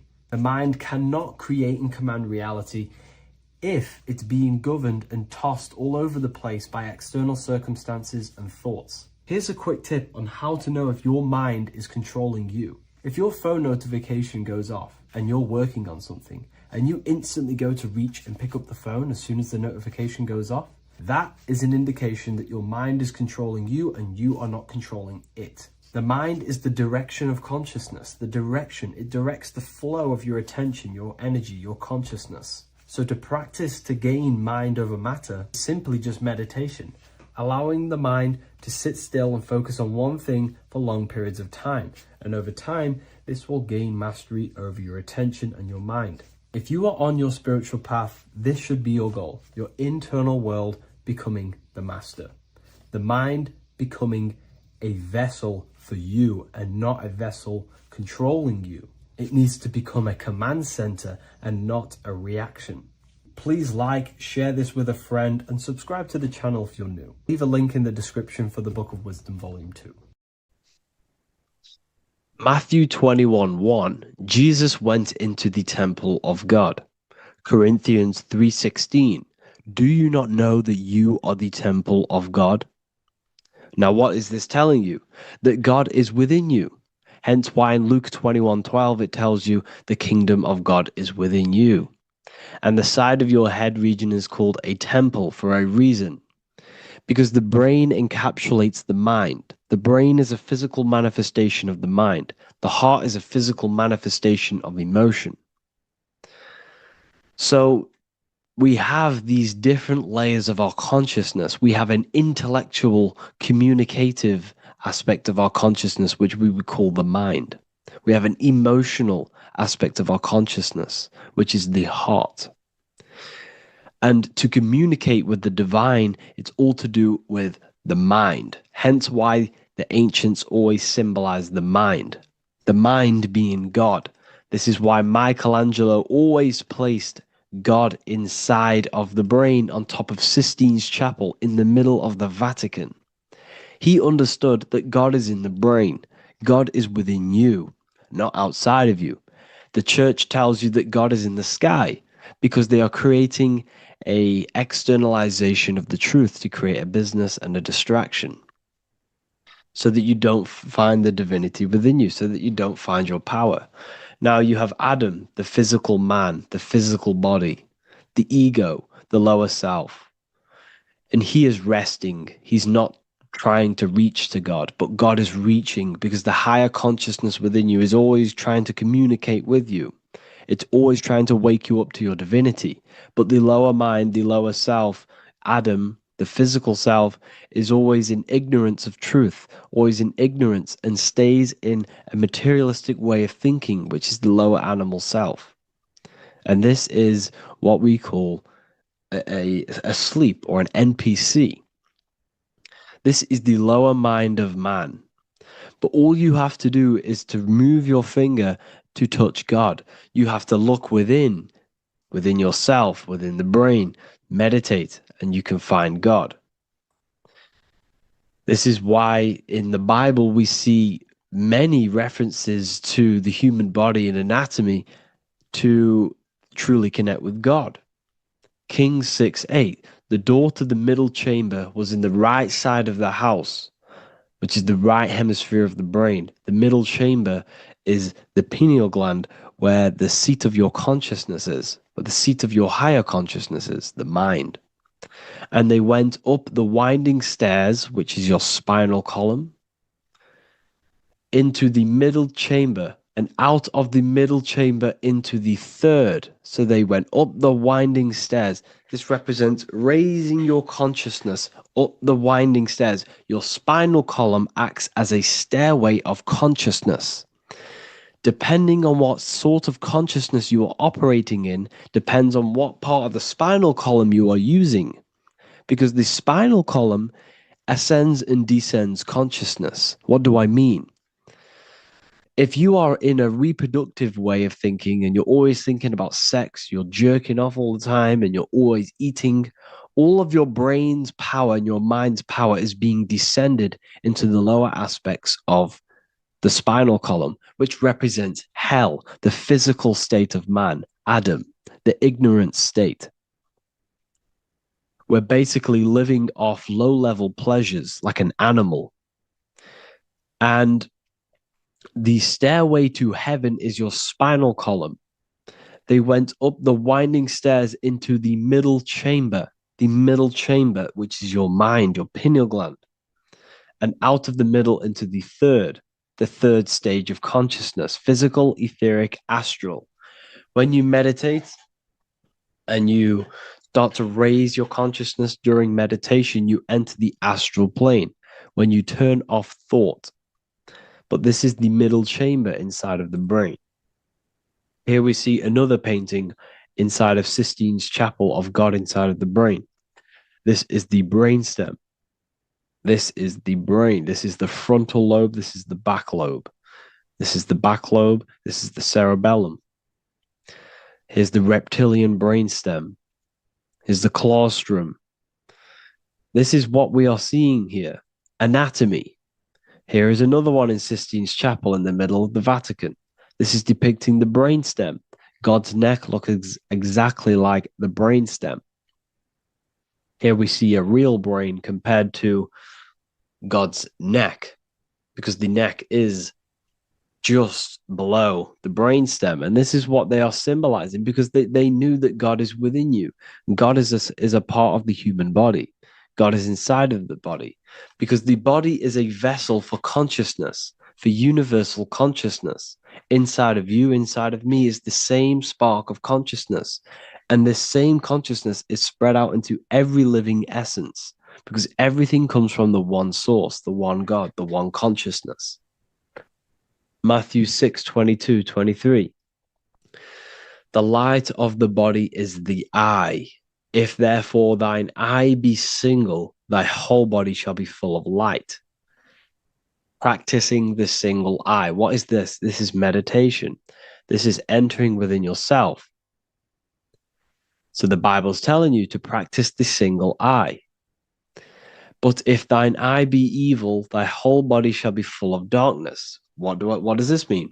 If your consciousness is in an evil way of thinking, if your mind is filled with an evil, negative mind space, then your body shall be filled with darkness, with evil, with negativity. Because negative thoughts destruct the body. Positive thoughts heal and regenerate the body. So he tells you to be, the light of the body is the eye, your consciousness, the inner eye of consciousness, the eye that lets you see. And what do I mean? You look with your two physical eyes, but you see with the inner eye. What you see is perception. You look with the two eyes, and what you see is perception. You are seeing, you are understanding, and that's what consciousness, the mind, gives you. Consciousness, or the mind, is the force that allows you to be a human being, that allows you to understand things and interact with things and make decisions. It's an infinite intelligence. See, the mind is not the brain. This is a big confusion with people. Hence why the eye on top of the pyramid is separate from the bottom half of the pyramid, because the consciousness is separate from the body, the eye, the all-seeing eye. It represents the observer, the eye that sees into this body, into this world, into this. You are the perceiver. You are the invisible spirit within the body. Theologians 4:17. After that, we are still alive and are left will be, and our left will be caught up together with them in the clouds to meet the Lord in the air. You don't meet the Lord in the physical air. Okay? This symbolism of the ancient Christian artwork is showing you this is symbolic. These things never happened. There's no man in the sky. Moses didn't go on a mountain to meet with God. The air represents the mind. This is why you say you're an airhead when someone's very stupid. Earth is your body. Water is your emotions. Fire is your spirit. Air is your mind, the invisible mind.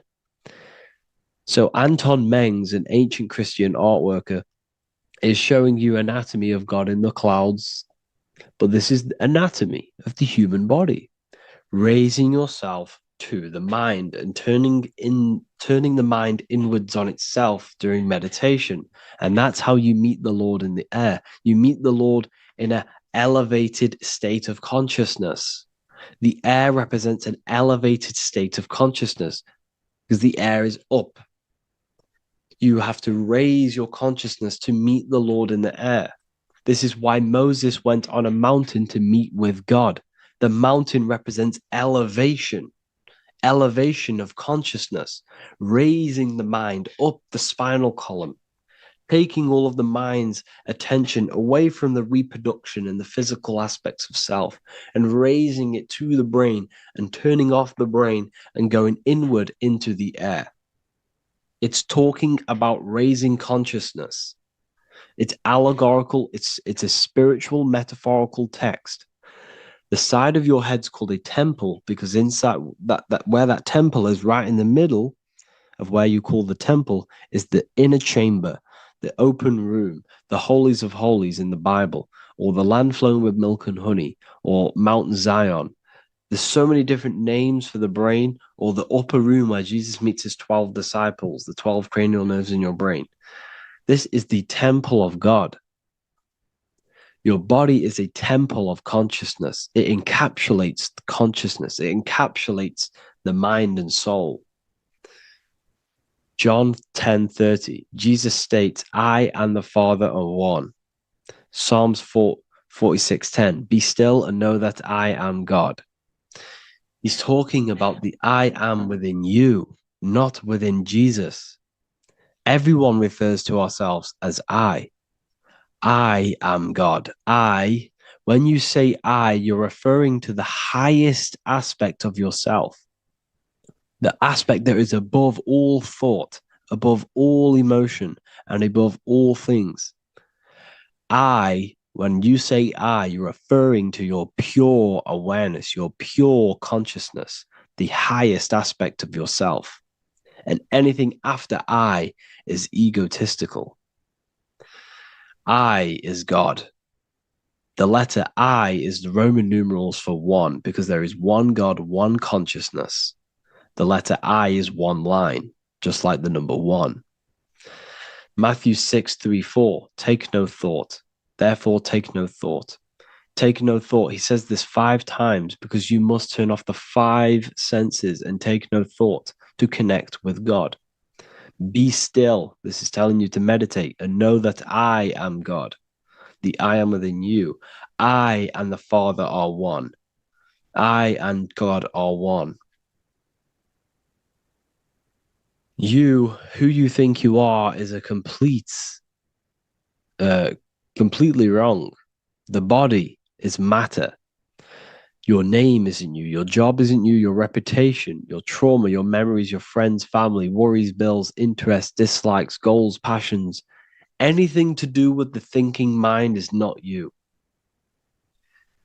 Who you think you are is a part of your thinking aspect of consciousness. But once you remove thought, you are no longer your name. You are no longer your body. You're no longer your reputation. You are the I. You are pure awareness, pure consciousness. Pure consciousness. And this pure consciousness has latched on to this name, this job, the body, and your traumas. Your pure consciousness has attached itself to this character who you're playing in the physical world. And this is essentially who you think you are. but you are not. You are the I, you are the self, you are pure awareness. So, in order for you to detach from these things, you must learn how to detach from your name, your job, your reputation. And you do this through meditation by turning off the thinking mind. Turning off the thinking mind allows other aspects of your consciousness to open up. What do I mean? Your whole life you've been thinking, and all of these thoughts has attached you to this physical body. You haven't allowed your consciousness to open up. And you can only do this by taking no thought. That's why Jesus tells you, take no thought. When you turn off the thinking mind, other aspects of your consciousness starts to open up. Other aspects of your being can open up. And this is how you have astral project. This is how you do all these mystical things and things to do with consciousness. It's taking no thought. Imagination, emotions, thought, and memory are all to do with consciousness. These things are not physical. You can't touch thought. You can't touch emotions. You can't touch these things because they are not a physical thing. So you must turn off these things for other aspects of your consciousness to open up. Okay?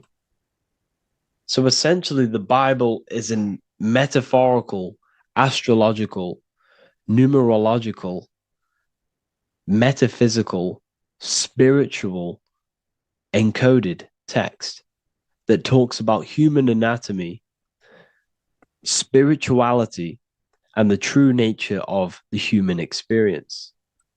Everything they would teach you in school is to make you think that you are this body. Everything they teach you in church is the externalization of the true teachings of Jesus. Jesus was telling you to meditate. Jesus was telling you to practice the single eye. Jesus was telling you to look within yourself and find God. He wasn't telling you to pray to him. Mark 16:19, he was taken up to heaven and sat at the right hand of God, the right hemisphere of your brain. John 21:6, cast the net onto the right hand side of the boat and ye shall find fish. Fish is understanding. The boat is your body, your brain.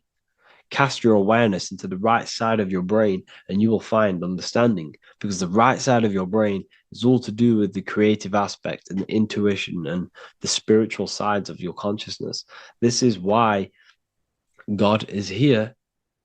This is why Michelangelo depicted God in the right hemisphere of your brain, because this is all human anatomy. And I speak about all of this in the brand new Book of Wisdom, Volume 2, which is now available. The start of the revolution has begun. This book is truly going to change the way people see the world. It's got so many more topics than the last one. It's truly a revolution. It's written in so much detail. It's very practical. I cannot wait to share this one with you. I just want to say thank you for the opportunity for me to create this book, because without you, I couldn't have created this. And I just love sharing my work with you. And I thank every single one of you for the support, the watch, like the views and the likes, everything, especially the people who have joined the university and stuff like that. And for people who have joined the university, you do get a free Book of Wisdom paperback if you just go to the general chat and follow the description, follow what the instructions that I gave you in the chat, and you'll be able to order a free Book of Wisdom if you are inside of the university. Plus, you get all of my other books, 2 books, and over 45 occult books on occult and esoteric things. You get lectures, live calls, a community, a manifestation mastery course, and a whole library and reoccurring updates every month, every week. So yeah, I hope you all enjoyed this video. Thank you all. Please leave a comment to help the algorithm, and leave a comment on what videos I should make. And yeah, I'll get to uploading on the YouTube a lot more now. The second book is now released. I have a lot more time on my hands. No longer using my energy to create the book. I'm now going to redirect this mental energy into the YouTube. So there will be a lot more content coming. So I need some content ideas. So feel free to comment some ideas, some YouTube videos that I can create. Thank you all, people. Have an amazing day.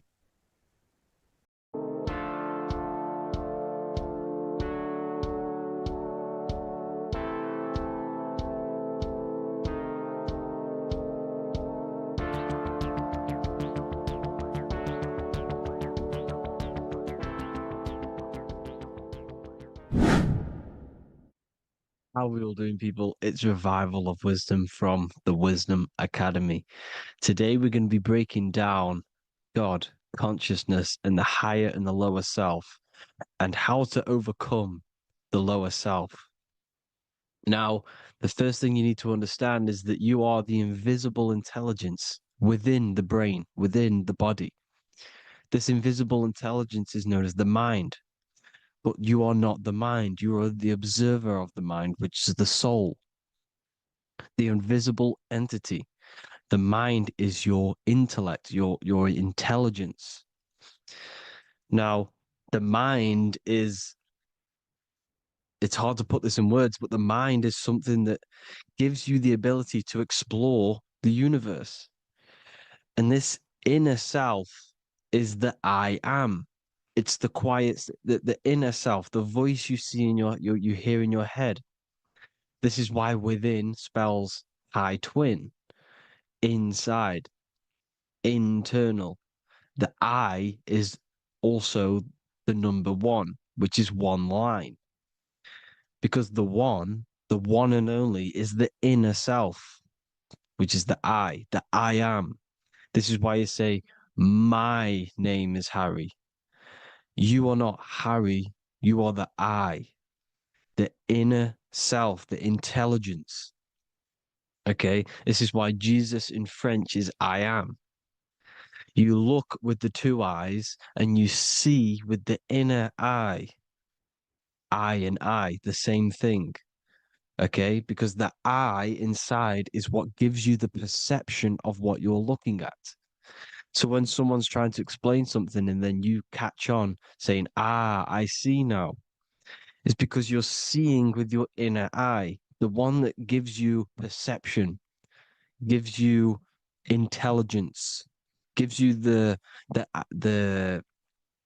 ability to understand things. This is the internal I, the invisible self, which the physical body is nowhere near as complicated as this inner self. Is in infinite potential, infinite potential. God, God, generator, operator, destroyer, soul, mind, and body. Brahma, Vishnu, Shiva, the Father, the Holy Spirit, and the Son. They're all the reason why you see God is always a triad is because it represents yourself. Your invisible intelligence is God. Me and you are the same invisible intelligence. We are the invisible intelligence experiencing the program being ran by the central nervous system and the brain. I always say this in my videos, but I have to, in order for you to understand the things that I'm going to say later on in the video, you need to understand this concept, is that you are the consciousness experiencing the nervous system, the tree of knowledge of good and evil, which is you here. You would be in this invisible intelligence right here in the center of the brain. Now, this is why the ancient Christians show God is in the brain. This is the brain stem. This is the brain. This is also the brain stem and the brain. The brain stem and the brain. It's all depictions of the brain because the brain's the computer, the electromagnetic computer, which decodes the demands created by the invisible intelligence, the I, the inner self, you, your true self. The person moving, if you observe what someone moving, this is going to sound, but if you observe someone walking, it's not the body. The body is moving, but the thing telling it to move is the invisible intelligence. Before you kick a football, a decision is made within your invisible intelligence, your mind. And this consciousness, this invisible intelligence, is either stuck between the lower self and the higher self. Okay? When the invisible intelligence, meaning the true self, identifies itself with the physical body, it will trap its mind within physicality. This consciousness that we have is either operating in the lower self or the higher self. It's either feeding the material body or it's feeding the spirit. Okay? But because we are physical and spiritual, we need to be even. We don't want to be meditating all day long because we do have a physical body as well whilst we are here. We are playing a game in physical matter. Okay? Now, the reason that you incarnated here is to learn a lesson because the mind can manifest anything it wants within the astral planes, within the world of imagination. It can manifest anything it likes, but it incarnates into matter, into this game, so we can understand labor, because anything in matter, you have to labor to manifest. But in the astral, you can manifest at the click of a finger. You come here to learn the knowledge of good and evil. And your consciousness, I came out a bit off topic there, but your consciousness is experiencing the lower or higher self. The lower self is manifested in the lower parts of the body. Sex, food, and power, the lower three energy centers. These centers are like mini brains. You are literally thinking with these centers. And when your mind is stuck within these lower centers, you'll think, have you ever heard the term of thinking with your penis or thinking with your, you know what, as a man? Even females maybe, but mainly this is a boy saying, you're thinking with your penis. This is a truth, it's truth in plain sight. You think with these energy centers. When you're living off the lower three centers, all you care about is sex, food, and power.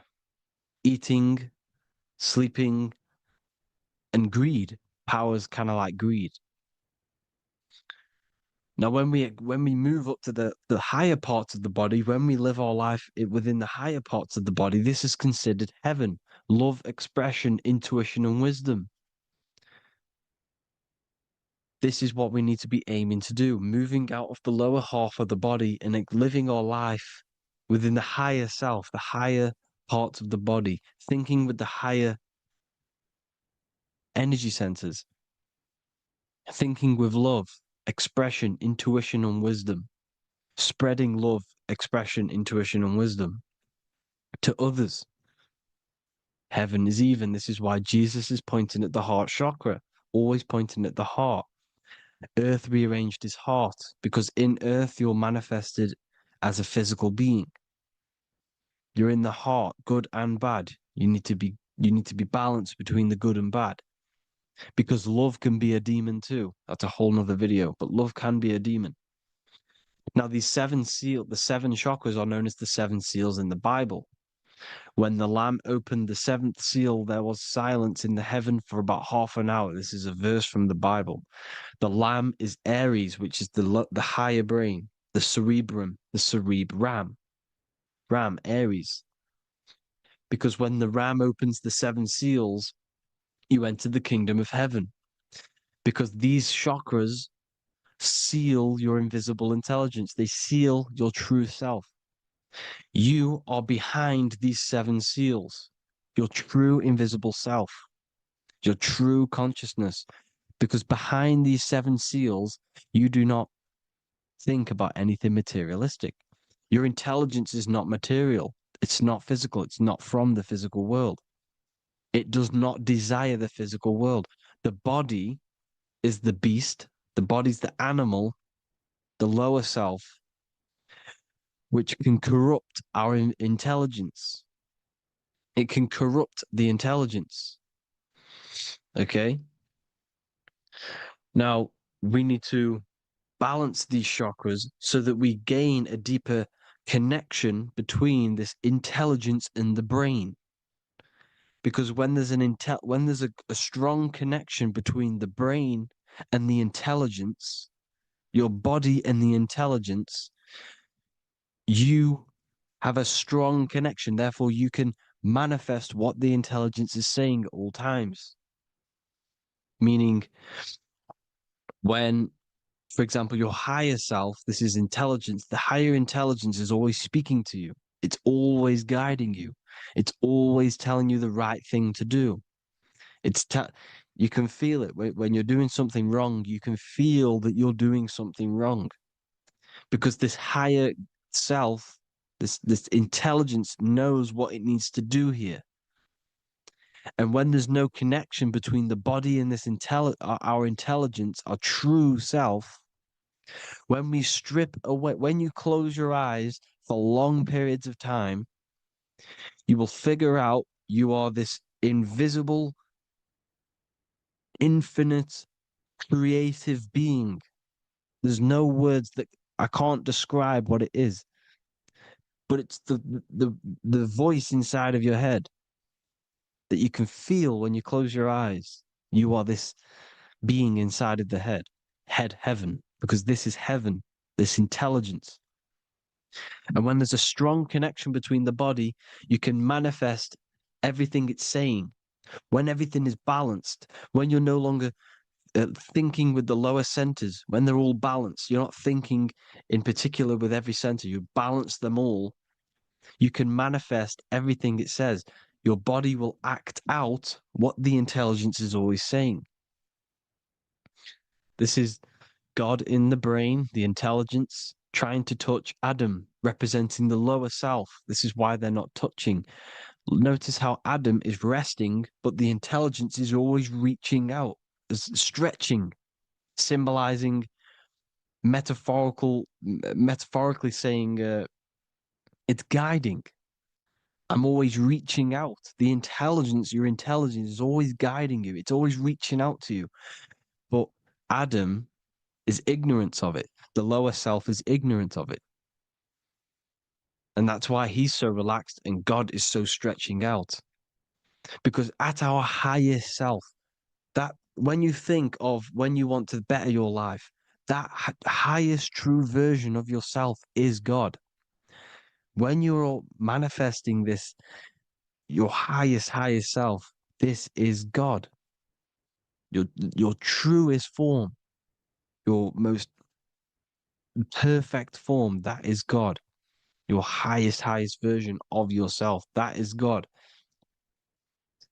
Emotions are not what you've been taught. Emotions are not something that should be reactive, okay? You should not let the emotion be you, except that you should experience them instead of letting them become you. You need to understand there's a separation in our consciousness. You have the soul, which is the person who is observing your thoughts. When you think a thought, who's the one observing that thought? The soul, you, the I am, the I, the inner self, the one and only. And inside of every single body, inside of me, inside of you watching this video, there is this same intelligence that is inside of me, inside of you. And it's the exact same intelligence, experiencing a different body. And this is what we mean by the universe is mental. We all are all sharing the same ball of consciousness in a different body. The animals, the fish, the cells, all expressing this one consciousness. Me and you are the same. This is why the golden rule is treat others like others should be treated, because I am you and you are me in a different body. Now, going back, you need to identify that there's different levels of consciousness: soul, mind, emotion, and body. Okay? Your emotions are on a separate layer than the body, the mind, and the soul. So when you identify there's a difference between all of these, you do not let them become you. You do not let your mind rule you, because your mind can be corrupted. Your soul is the one that is pure good, pure love, but your mind can be corrupted. Okay, your emotions can be corrupted, the body can be corrupted, but the soul can never be corrupted, only layered on top. You can only throw piles of programs within the subconscious, layering the soul down, but deep, deep down inside of it, every single one of you, there is a loving being. Because love comes from the heart. Love is the universal emotion, expression. Now, your thoughts can become bondage, your emotions can become bondage. Now, what do I mean by bondage? By conquering the lower self, we need to conquer our own mind, because the mind is what's manifesting the lower self. When you're thinking with the lower half of the body, when you're becoming your emotions, you need to experience the emotion, not become the emotion. Do not let the emotion become you.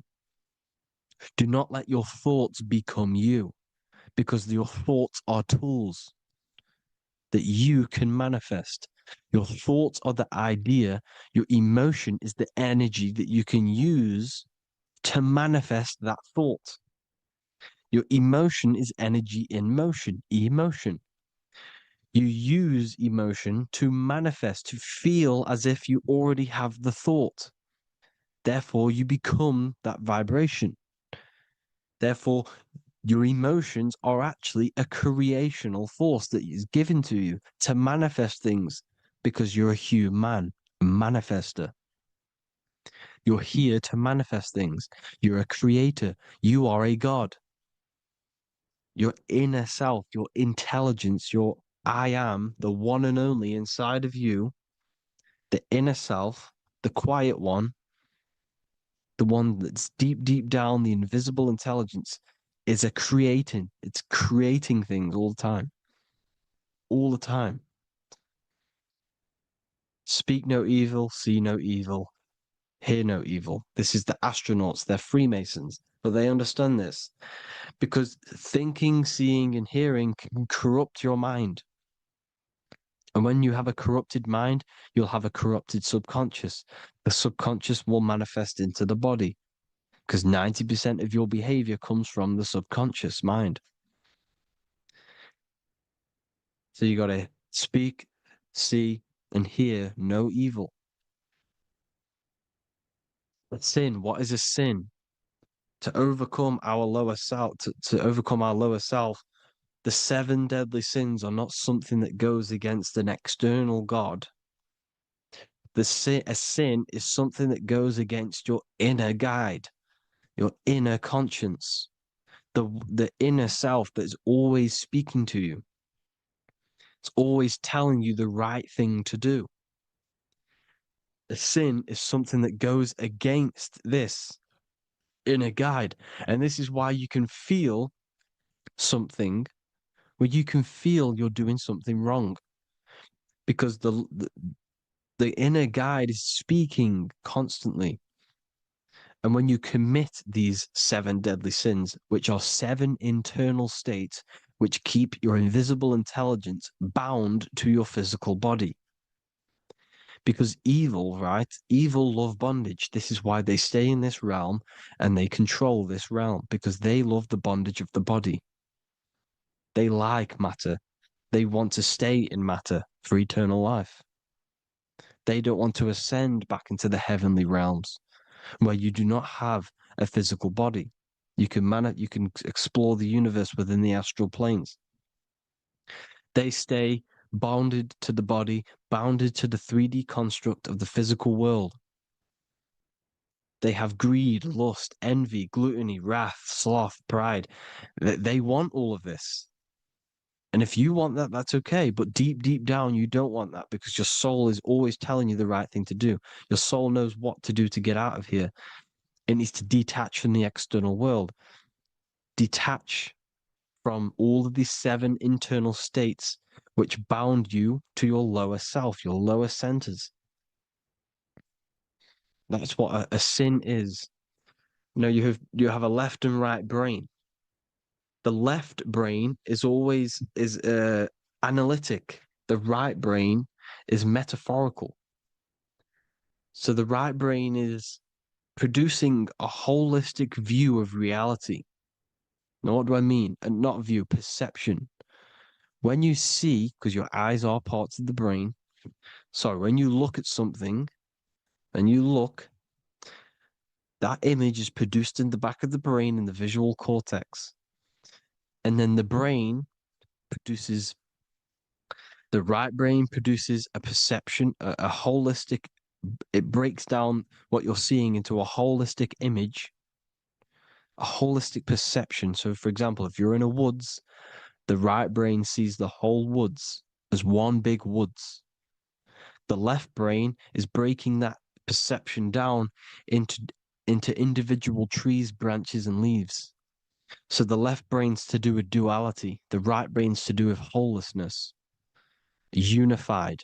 The left brain's dualistic, analytic. This is necessary so that we can pick things up and manipulate them and break things down. We need the left brain, we need the right brain. I'm not saying any of them's bad, but the left brain, sinister in Latin, means left. Because when you're left-brained, you see everything in dualistic. You see everything is dual, when everything's actually one.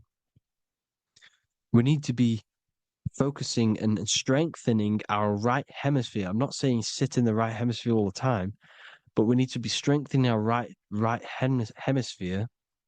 And this is why left is sin and right is right.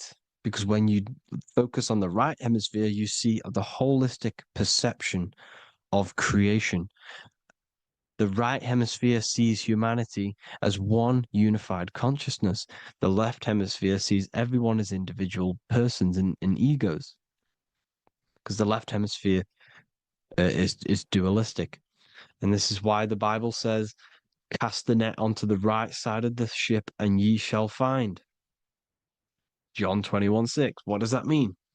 Cast your energy, cast your perception into the right hemisphere of the brain, and ye shall find unified consciousness. You shall find your higher self, the one and only. If then you have been raised with Christ, seek the things that are above, where Christ is seated at the right hand of God. Wow. Powerful. What does this mean? Seek the things that are above, where the Christ is seated at the right hand of God. God is your consciousness, your invisible intelligence between the two hemispheres. The right hand of God is the right hemisphere. Seek the things that are above the heart. Love, intuition, expression, and wisdom. Seek the things that are above the heart, the higher self, the higher part of the body. Because when you seek the things of love, expression, intuition, and wisdom, you create a strong aura. You attract the same frequency. And this frequency is heaven, God.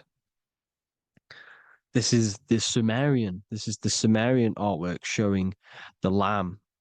This is a step symbolizing stepping upwards, raising up. He's stepping over the lamb up to the bird. His hand is going to the bird. The lamb symbolizes the lower self. Okay? The bird with the wings is in the sky. It represents the higher self. This is why angels always have wings, because it represents the higher self in the sky. The lamb is a ground animal, symbolizing the lower self. He's stepping over the lamb to the bird, his higher self, his invisible intelligence. Horus and Set, Jesus and Satan. Look, Horus has an evil brother, Set, just like Jesus and Satan. Horus is a bird, higher self. Set is a ground animal, lower self, which is the devil and the angel on your shoulder. You see? The right and the left hemisphere, the two wings. So the devil and angels always speaking to you. The higher and the lower self. It's the battle between the higher and the lower self, between the invisible intelligence in the physical body, because the body's the one that wants the sugar, it wants the pleasure, it wants the sex, it wants the porn, it wants all of the materialistic things, it wants the 7 deadly things. Okay, it wants this. There's a battle between the higher and the lower self, your intelligence and the body. This is why you need to become balanced, so that there's a deep connection between the body and the invisible intelligence that I am. You need to master your mind with discipline, and you gain a connection between the brain, the body and the intelligence. Resurrection, transmuting sexual energy. Okay, this is important. Res is resh, which is Hebrew. The early Hebrew resh symbol is the head. This is the head. Resh, erection. Erection is a sexual stimulation. Resurrection is rise erection. You got to raise your sexual energy up the base from the spine to the head. This is the Christ, the Christos. Because there's a psychophysical germ, psychophysical oil produced in the brain every month. Go and watch my other video on raising the chrism. Okay? And every month there's this fluid produced in the brain, which takes 2 trips, because one's produced by the pituitary, one's produced by the pineal, magnetic female, magnetic and electric charge. And it takes 2 trips down the spine to the solar plexus, the bread of life in the Bible, or Bethlehem in the Bible, because the River Jordan's your spine. Goes down to Bethlehem. It gets born in Bethlehem, just like Jesus. Because when this oil travels to the solar plexus, it creates the seed, the seed of life, and it feeds the body, all the central nervous system, all the cells. It regulates the blood, does all sorts of good things for the body, this oil. Now, when you save your sexual energy and you raise your resurrection, you awake the Christ, you raise it from the solar plexus or the sacrum bone up to the brain, you activate 100% of the brain, and this is the true resurrection of Christ. Instead of wasting the energy and giving away your sexual fluids, because behind the fluids is the energy. So when you release that fluid, the energy is out there. You've released the energy. Your sexual energy is the most potent emotional force a human could possibly feel. Same with any animal or anything. The sexual urge, the sexual emotion is the most powerful, potent emotion that you can feel. It takes over the whole body. When you feel sexually aroused, it takes over everything because it's so potent. And when you fight the serpent, when you fight the sexual energy, which is shown here in the Egyptians, the cat cutting off the head of the serpent, or Hercules fighting the serpent, or in the Greek mythology fighting the 7-headed dragon, the 7 chakras. The serpent is your sexual energy because it symbolizes your kundalini. When you fight it and you transmute this energy, instead of releasing it, instead of acting sexually on it, you can transmute the energy, transfer it from the solar plexus up to the brain. You can also do this with other tasks. Instead of releasing it, instead of raising it from the solar plexus to the brain, you can use it for other things. So, for example, you want to think critically. You can use it for critical thinking. You can use it for going to do exercise. You can transmute sexual energy into anything. But you can do this, you can raise the sexual energy, and you can use this energy to push the cerebrospinal fluid from the solar plexus up through the spine, up the 33 vertebrae to the brain, and it'll activate 100% of the brain. And this is the resurrection of Christ. Jesus was never dead. Jesus was never rose from the dead. It symbolizes the Christ, Jesus Christ. Christ is Christos, which means oil in Greek. The resurrection of the Christ, the Christos, the oil. And when it activates 100% of the brain when it's raised, and it can regulate all the systems, it can regulate all the blood, it can regenerate the body. And this is the true Antichrist. They don't want us doing this process. The Antichrist is not against Jesus, it's against the fluid in our body that makes us live hundreds and hundreds of years and makes us live as gods. This is the true resurrection. And when you fight the serpent, you fight your sexual urges, your sexual emotion, the most strong emotion that you could ever feel. You can do this process. And this is the true secret of transmuting sexual energy.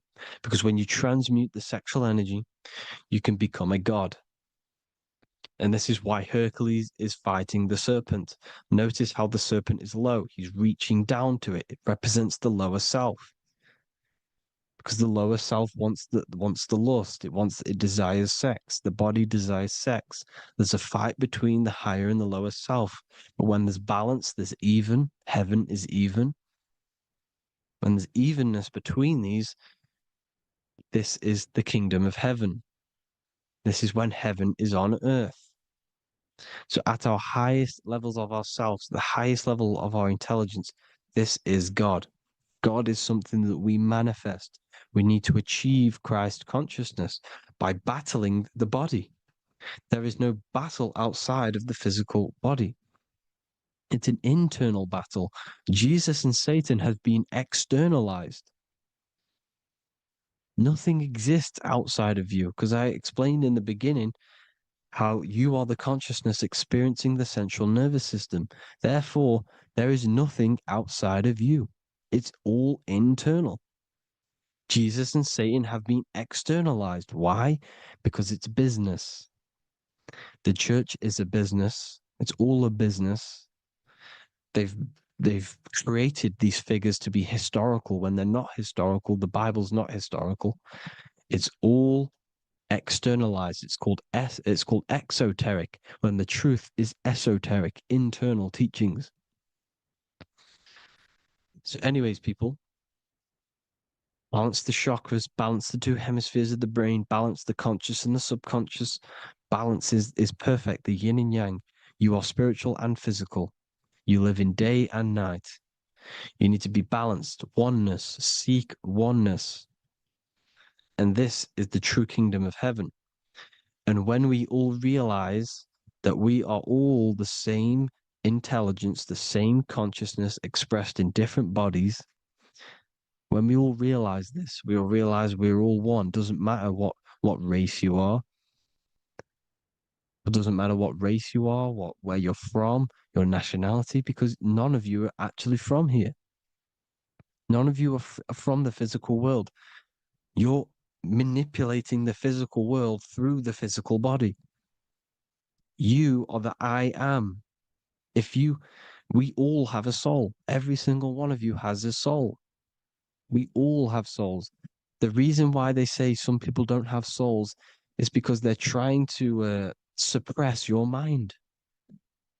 They don't want you to know that you have a mind. That sounds crazy, I know. But a lot of people haven't realized that they have an infinite intelligence called a mind.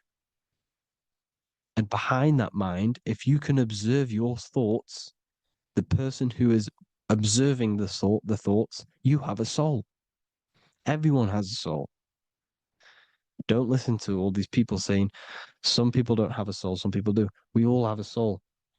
Every single one of us. So anyway, you need to break the lower nature of yourself. At our highest levels, we are gods. Our intelligence, our universal intelligence, the I am, the intelligence that's inside of the brain, is God. Our minds are being corrupted within believing that you are the body, and the result of this is a society like today, because everyone thinks they're the body.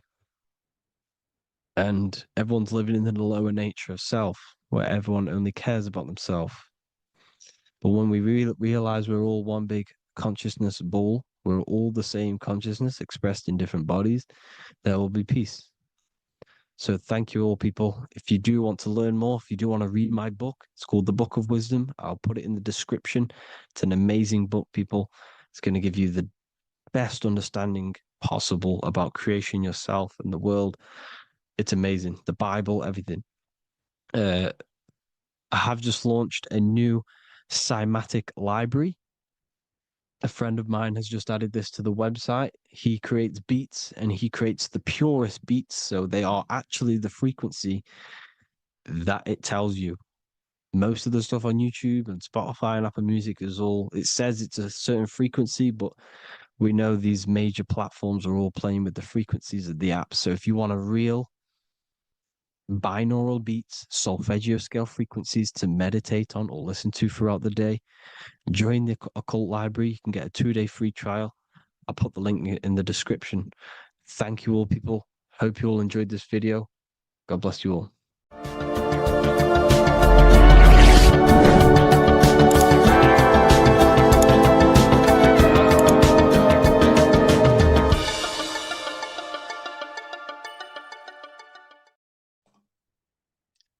So this is known as the Bag of the Gods. This symbolism is widely known, but no one knows what it truly symbolizes. We see this in ancient Sumerian artwork. We see this in the Mayans' artwork. We always see this bag with the gods. What does this actually represent? Okay, so the bag itself represents carrying. Carrying what? It represents information, it represents knowledge. Your mind is the carrier of the information. So this is why in his left hand, he carries the bag, and the right hand has the pine cone. This represents carrying of information. Why is it a bag? A bag can be passed on to someone else. The information can be taught to someone else. This is the information of activation of the pineal gland or higher consciousness of humans. Because as humans, we all possess an animal nature, the nature that tells us to eat, to steal, to gain material wealth, to survive, to hate. This is our animal self. This is our animal behavior. But we also have a divine nature of consciousness, which we have access to, the higher planes of consciousness, the planes that manipulate this material world and create all things in this material world. The human mind has access to. The animal does not. The animal has no idea he exists. The animal has no inner dialogue, but humans have the inner dialogue. Humans can create infinitely. We can expand our minds infinitely into new realms of thought. So we have this higher divine nature and a lower nature. This bag of the gods is basically just representing the knowledge they possess of higher consciousness, of the higher aspect of life. Okay? Which is the activation of the pineal. The pine cone. The pine cone is in his right hand. The right represents wisdom. The left represents intellect, knowledge. Knowledge and wisdom are two separate things. Wisdom is applied knowledge. It's a feminine aspect. Knowledge is just gained information that you know, which is masculine. So in his right hand, he holds the pine cone. The pine cone can be opened and shut. The shut pine cone represents the asleep human being, the human being that exists in his lower nature, that just basically survives, lives on eating, consumption, material lust, living in chaos with his emotions, living in a place of hell. This is the animal nature. Then we have the awakened human, the one who has consciousness of himself, the one who looks within himself, the one who knows there is more to him when he looks in the mirror. He is far more than just the physical body. He is a divine spiritual being, a divine being who has limitless potential of creation into the material plane. So this represents the awakened. This represents the asleep. This is why he carries the pine cone in his right hand. It represents applied knowledge. This is the information. This is the intellect he possesses. And this is the applied knowledge of the awakening, of activation of the pineal gland. Because remember, the pineal gland is not your consciousness. The pineals, the same root word. Pine cones were always symbolizing the state of consciousness one was living in, whether he was asleep or awake. We see this at the Vatican. We see the pine cone over the two pillars. This is the two pillars of Freemasonry, and the dome. This is the Royal Arch of Freemasonry. This represents your head. This is the two pillars, the two hemispheres, and the pine cone in the middle, which is the pineal gland. What is the pineal gland? The pineal gland is not your consciousness. It is not the third eye, and it is not the mind. It's not the mind's eye. The pineal gland is a radio receiver. This is your body. Your body is an antenna. Most people think they are this body. This body is nothing but a receiver and a downloader of consciousness. Your brain does not produce consciousness. You are not this brain in your head. This brain is a downloader of consciousness. Consciousness comes from a way higher divine plane, which is what this image is showing here with the clouds. The mind is light. Consciousness is light. And this light is coming down into the material plane, and your body is basically a crystal antenna which is receiving and downloading this consciousness. So you can experience a three-dimensional reality. So God can experience himself in a divided, separate state. This is what this represents. Now, the pineal gland can be activated, okay, and stimulated, because the pineal gland has phytoluminescent crystalline jagged-shaped cells on it. And obviously, these are crystals. Crystals are on your pineal gland. And what do crystals do? Radios use crystals. Your phone uses crystals. They tell you that crystals are woo-woo and pseudoscience because they don't want you to know the power of crystals. Your body is basically a giant crystal. Your pineal gland is a radio receiver for your consciousness. So if they can ruin your pineal gland and damage it, this will damage your connection to the divine, to your true self, to consciousness, to God, whatever you want to call it, the source. There is all one source consciousness, and we're all collectively connected to it. And this is our connection. This is our antenna. So what a radio does, a radio has an antenna, and the frequencies are all around us because all the radios are playing in your ear right now. But what the antenna of a radio does is tune into a specific frequency to pick up that frequency and play that frequency. It's the same with your consciousness. You're all a fraction of God's consciousness.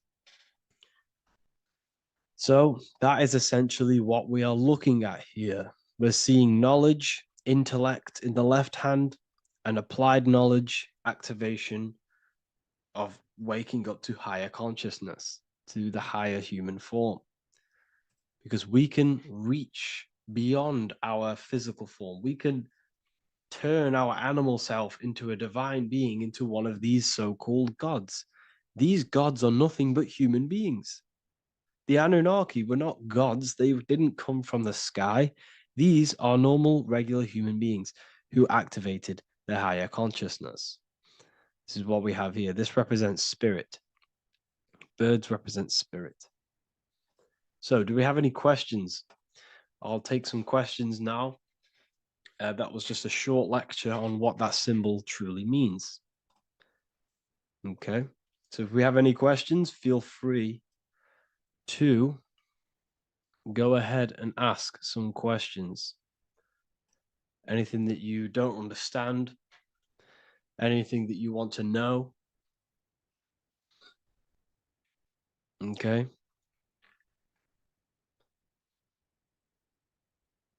So base reality would be where source resides. Yes, the base reality is your consciousness.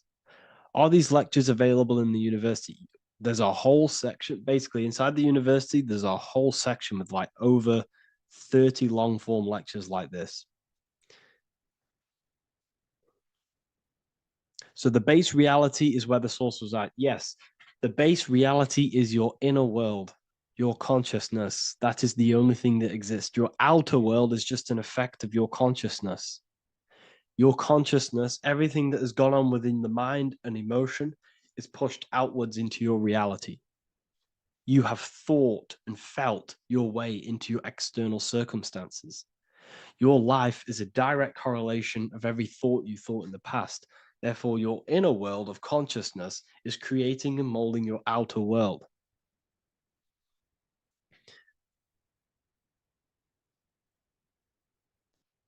The best way to keep connection consistent, the best way to keep your connection to the divine or the higher planes of consciousness is through meditation and through imagination.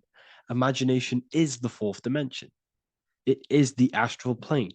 That screen that you have in your mind is not a physical screen. That is the divine plane of the astral. And this is essentially where all objects of this material world comes from. The phone that you are holding, the laptop you're watching this on, whatever you're doing, every single object you see in your room that you are in right now began inside of the plane of imagination. This is not a physical plane. This is a metaphysical plane that you have access to. And you have the ability to bring down this plane into physical form. That's what we call manifestation. That's what the ancients called magic. This is what we now call in science metaphysics. It's all the same thing. So yes, you all have access to the divine planes. Unlike animals, this is why humans are so advanced.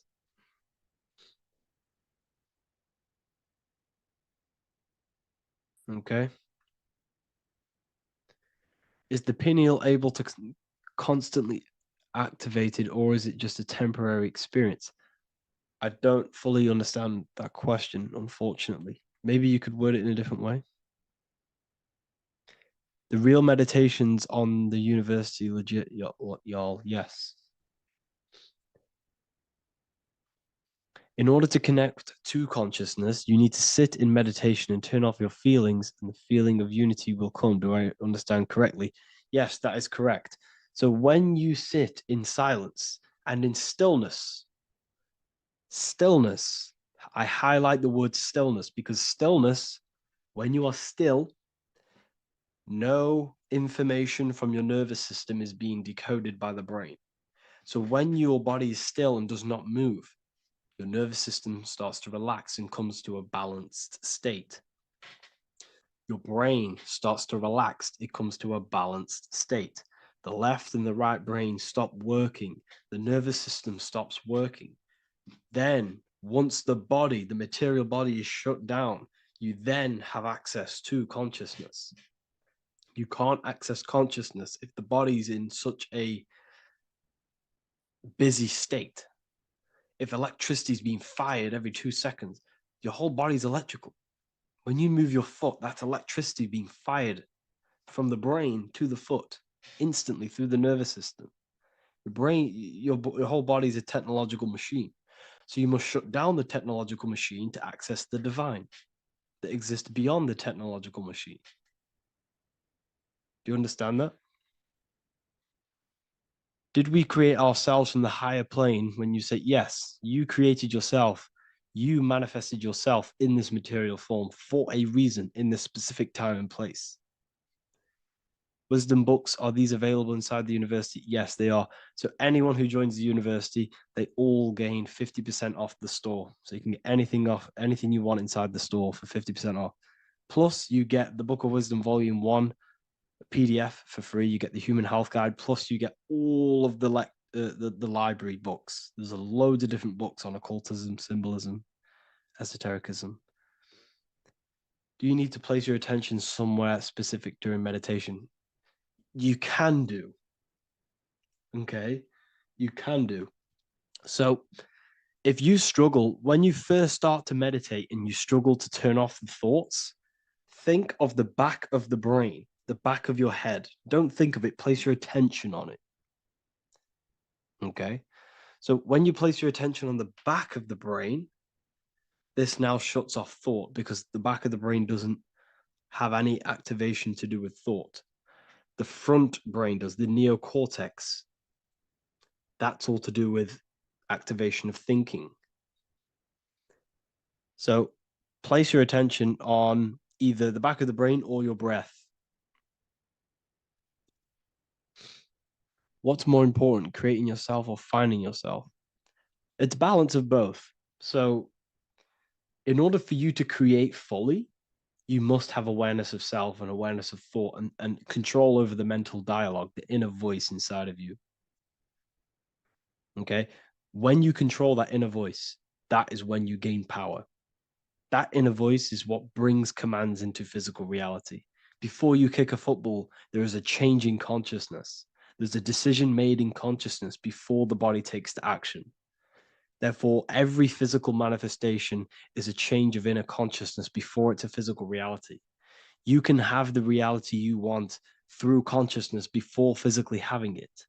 That's the secret to creating. But you must believe it like you know the sun is going to rise in the morning. That's how much you should know that you have that reality in consciousness through feeling and thought and imagination. And that's how you can truly create in your reality. Shrooms help with consciousness or ego. I can't really talk about that because I'm maybe uploading this to YouTube, unfortunately. But we need to clean our pineal gland first from calcification. Yes, definitely. You should go on a detox the body. Because you can't really connect with consciousness if your body is in such a dirty state. Because the brain is, your nervous system is in a state of fight or flight, trying to fight off all these toxins. So when you meditate, you're probably going to be having thoughts all the time because your brain's firing, your nervous system's being attacked through toxins. So you must detox to have a true connection with the divine. Your diet plays a big role in your spirituality and mentality. What is the most optimal food for pure consciousness? Fruits and vegetables. They possess consciousness. So when you place them inside of you, they're syncing with your consciousness. How to check the cleanliness of your body, your skin, your teeth, your tongue, your mouth. If your skin has spots, different colors on it, you're not clean because your skin is a reflection of your inner organs. Coffee's not the best for you. Coffee gives you fake energy. Okay. So what coffee does, that buzz you get off coffee is actually the toxic effect of the chemicals reacting with your body. If I'm inside the university and wanted to buy your book, you said it would be 50% off because we are your student. Is that automatic or we need to have a code? You will have a code. Yes, I'm going to releasing a code for all the students after this. Caffeine equals neurotoxin. Yes, it fries your brain, it fries your nervous system, it fries your dopamine receptors. Will the Q&A last week about money symbolism be posted? Oh, I didn't post that. That's my bad. I totally forgot. I will post that after this. Thank you for reminding me. How to detox the body. The best way to detox the body is going through a week cleanse of fruit. So only consume fruit, sea moss, and cayenne pepper, and lots of freshly pressed juice. Do that for a week or 2 weeks, depending on how you feel, and then start to fast. You will lose weight, but you're not losing weight, you're losing impurities. It's good to do this every couple months, to just go on a raw fruit diet, cleanse the body, push everything out, and then start to fast while, consuming sea moss and having lots of freshly squeezed juices. What is an alternative for coffee? Something with high energy levels. Okay, we're not taught the most simplest thing about the human body. It is an electromagnetic machine. It's electrical. It runs off electricity. The only energy you need is electricity, and that is found in fruits, vegetables. If you want energy, drink pure, fresh, pressed juice. That will give you more energy, more electricity than coffee. Can we cleanse ourselves through oil pulling? Do you recommend it? I do oil pulling every day with coconut oil in my mouth. Celery juice is a good one, very good one. Yeah, celery juice.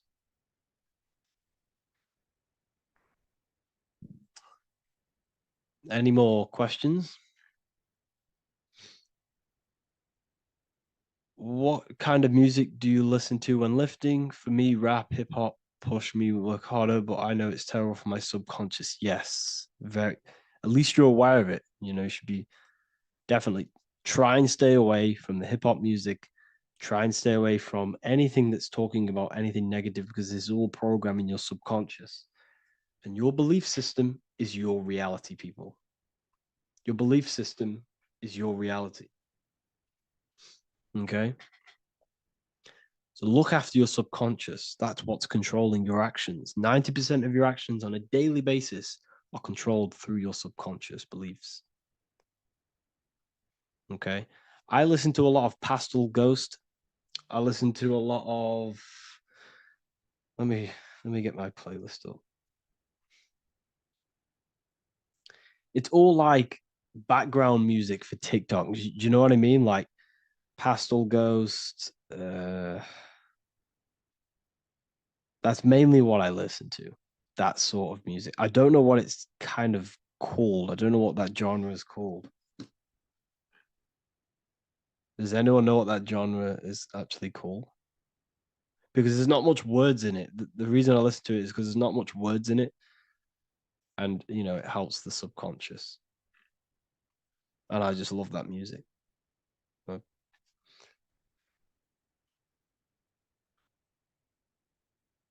Like lo-fi, yeah, a bit of lo-fi.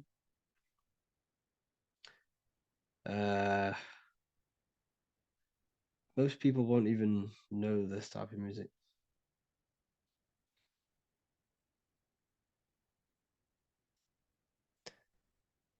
Can you tell us how you use cayenne pepper? So I mix it with freshly squeezed orange juice every morning. So the first thing I have, empty stomach, I have a teaspoon of cayenne pepper, mix it in and just down it every morning. And sometimes at night. The feeling you get in your stomach after putting cayenne pepper on an empty stomach is absolutely amazing. It tingles in your stomach. It kills parasites. It kills all horrible organisms.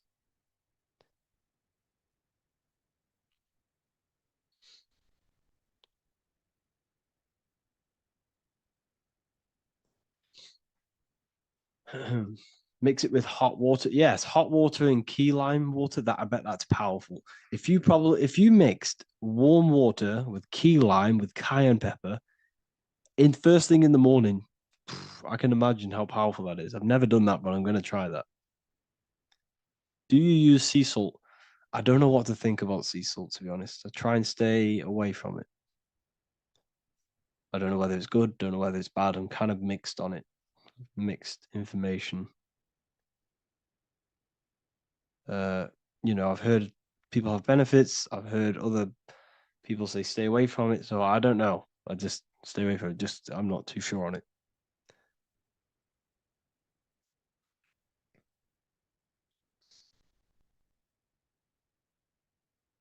I drink fresh pressed celery juice every morning. Yeah, definitely. Is there any chance we could move to esoteric occult questions? The only reason I say that is because I might be posting this to YouTube, so it's like I don't want them. I don't want them thinking I'm giving health advice, because I'm not. This is what I do. I'm not giving anyone medical advice. This is what I would do to myself. Because I can probably get in trouble for that. So the subconscious is the all-knowing. It is the all-seeing eye. The subconscious knows everything. Your conscious mind does not. Your subconscious knows every single cell in your body. Your subconscious is making your heart beat. It's talking to your heart. It's talking to every organ, every cell in your body is being connected and spoken to by your subconscious mind. It is the all-knowing. The subconscious has access to the astral plane, imagination, the fourth dimension. It has access to the mental plane, thoughts. It has access to the ethereal plane, energy. And has access to your physical body. It's the door. It's the portal. The subconscious is the portal to the divine. You must go through the subconscious in order to access the divine. Any coupon codes for book 2? Yes, inside the university, there will be a 50% off coupon code. Speaking of ancient civilizations, why did they use symbols to give us true knowledge? This is a very, very good question. Very good question indeed. The reason they use symbols is because symbols are their keys. They hide meanings. They hide things. For example, if it was written down, if all of this sacred knowledge that I'm speaking now was written down, it can be easily taken. It can be easily misused. Someone can take it, read it, and steal it and misuse it and abuse the world and create horrible things. The reason they use symbols is because they're hidden. They hide the teachings. Only the ones who possess the key, that possess the knowledge, can read the symbol. So the symbols act as a guard towards this higher wisdom, this higher knowledge, which gives you power. All of the knowledge I teach you gives you power. And you can misuse it. You can misuse your imagination. You have no clue, unless you've put this into action, how powerful your inner consciousness is. You can become a Okay, listen. If you hate your job, it's not the job that you hate. Think about it. It's not the job that you hate. The hate is coming from your inner consciousness. It's the state of consciousness that you hate. So what does that tell you? You can change that inner consciousness to another reality, the feeling of another reality. You can become that consciousness within before you actually externally have it. And by becoming and knowing that reality, that's what produces effect on shaping your outer world. When you really, truly know that reality inside of you, of being free, of being wealthy, of having abundance, your outer world has no other choice but to rearrange itself to your new inner state of consciousness. That's what magic is. It's manipulating your inner state of consciousness. It's convincing yourself that you already have it, not believing it, knowing it. Okay? Knowing is different than believing. Believing is a lie. You should know thyself. Okay? So we can say that human overpopulation is intentional. There is no human overpopulation. We're all cramped in these cities. We're all cramped into one little place. We're not supposed to live like that. We're not supposed to live so cramped. This is why there's so many weirdos out in public. So many weird people doing weird things. This is when things start to go weird and We shouldn't be living in this state, in this condensed state. We should be spread out. Okay. There is no overpopulation. It's just an illusion because we all lived in such. Have you ever been on a plane? Have you seen how much land there is? It's crazy. There's no overpopulation. And how many people do they say there's in the world? There's not that many people in the world that they say. I think it's like 8 billion. I think they say there's 8 billion people. There's not 8 billion people. There's probably more like 2 billion. And the reason I say that is because I have a friend who only has like 300K followers. That's a lot of followers, okay? And he gets recognized everywhere he goes. And he's into all this stuff. And he says, listen, the population is definitely not 8 billion or whatever they say. I think it's like a couple billion. It's probably more like a billion. How to properly manifest intentions. Thought, emotion, and imagination are the key. You must know that you have that reality. Don't believe it. Become that reality within your consciousness. All day long, as much as possible. Feel it. Imagine it. Say it. And have zero doubt. How to have zero doubt. You can't, well, okay, so the doubt, that little voice that will seep into your mind saying, you can't do that. You can't do this. That's your old voice of your subconscious program. Listen, the reason why most people fail in life is because they have trained their subconscious that they will fail. They have told and believed that they will fail. The reason I will succeed for the rest of my life is because I have trained my subconscious to say, I will win, I will succeed, I will solve any problem. That's my belief system. And if my belief system is that, then my external reality, my conscious mind will seek a way to fulfill that belief. It will seek to control and create that belief in my external world.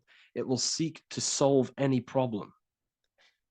I've trained my subconscious mind to know that I already have the reality, to know that I'm abundant, to know that I have everything that I already need.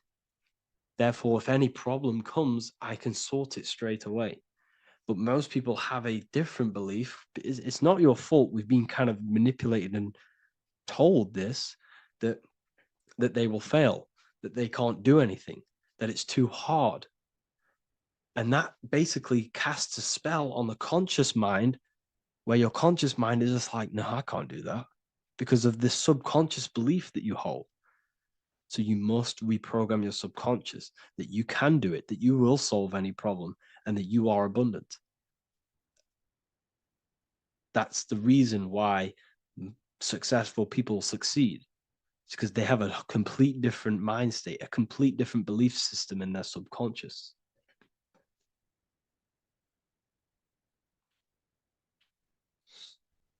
Do you offer mentoring? Yes, I do offer mentoring, but it's mainly for people who want to grow their online presence, and for the amount of value and transformation that I can place into your life, and the time that, well, the price of my time, it will be a higher price tag, but your life will completely change if you join my mentoring, because I will transmute your life. I will transmute your mind, and I will transmute your whole reality, because I could tell you exactly what you need to do.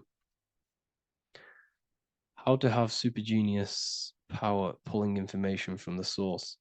Okay, so you can do this. I talked about this in Book of Wisdom Volume 2, if you've read it. This is a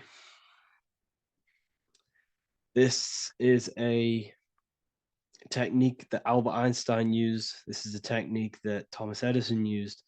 This is a technique that all of the ancient geniuses have used. So You get on a chair, you place metal below you or plates, and you hold a metal ball in your hand, and you fall asleep. And every time you fall asleep on the chair, you're going to drop the ball because your body will become unconscious, and you will basically drop the ball and it will wake you up because it's going to hit and make a loud bang on the plate. And every time you go to sleep, basically what this is actually doing is shifting your consciousness from conscious into the subconscious. So from physical into the astral. Your consciousness is shifting between these two planes. And as you do this, you can bring down great ideas from these higher planes. So when you fall asleep, have an intention. And when you fall asleep, you'll drop the ball. And when you wake back up, you'll have an idea and you just got to write it down.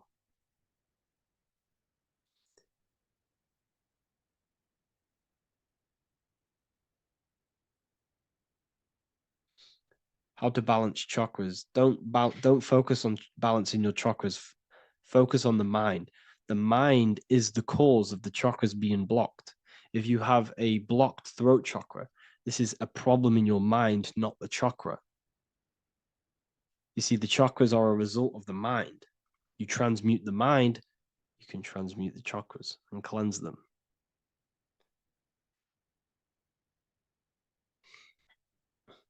So was Jesus a real man that walked?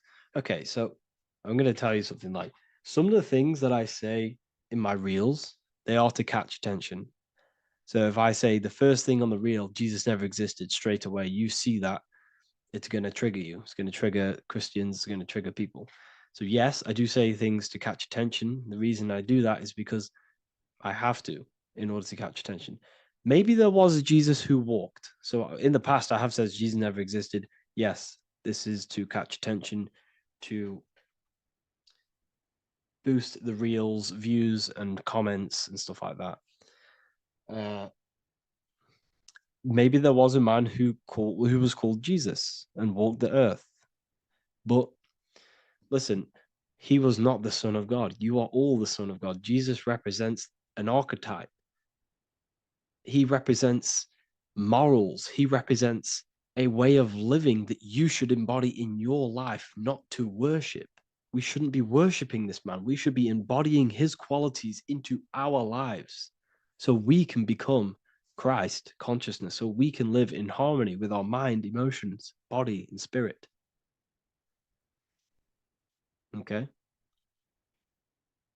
He was not the Son of God. You are all the Son of God. We are all God experiencing himself in a three-dimensional divided form. God is oneness, and he created a divided world so he can experience himself. Why do you quote from the Freemasons oft times? I don't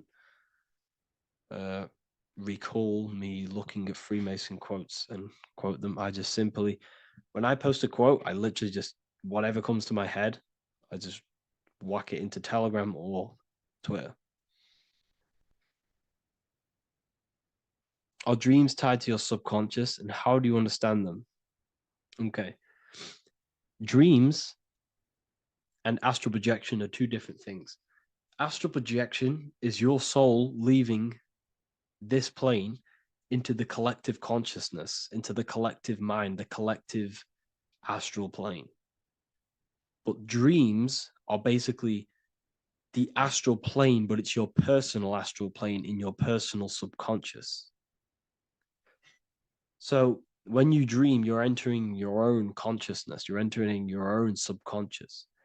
Every character, every event that happens to you, everything that is said to you, everything that happens to you in your dream is yourself pushed outwards, and you're basically experiencing your own mind.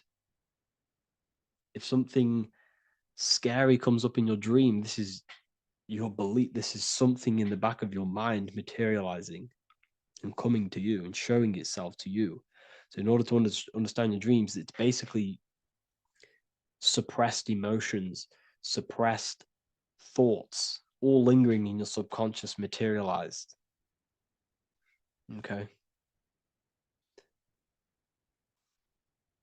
few months ago, I'd have concurrent dreams of getting in a car crash that lasted for months. Then one day, out of nowhere, I got into a really bad accident, and that low-key bugged me out.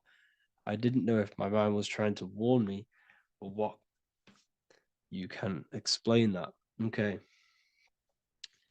If you are having dreams about having a car crash, this is a belief. Okay, so let me tell you something.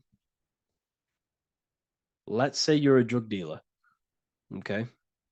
And you live in fear every single day of the police coming to you. This dealer every day is worried, he's scared, and he lives in fear of the police getting him. He was believing it. This fear, this emotion he was feeling on a regular basis, repetition, and the emotion is basically impressing your subconscious.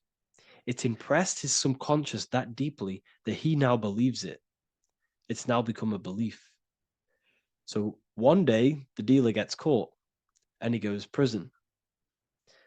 Let me tell you something. He placed himself there because he created a program, a belief in his subconscious of the police. And his external reality is now in a prison cell. But that prison cell is just an external manifestation of the prison cell of fear he installed in his subconscious mind. The four walls he's now trapped in is just basically an externalization of his own belief system that he created through consciousness, through the subconscious. If you embedded your belief that you will be in a car crash, you will be in a car crash. He placed himself there. He materialized that reality through the thought, through the emotion, through the belief. He put himself there. You see?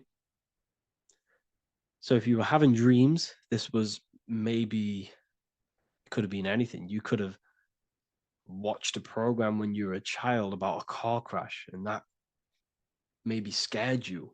Or you saw a car crash when you were very young, and that scared you, and that impressed your subconscious. Then you had a dream about it. Then you started to believe it. And then one day, bang, it happens. That's the power of the subconscious mind. It holds control over you. It holds control over every aspect of your reality, of your being.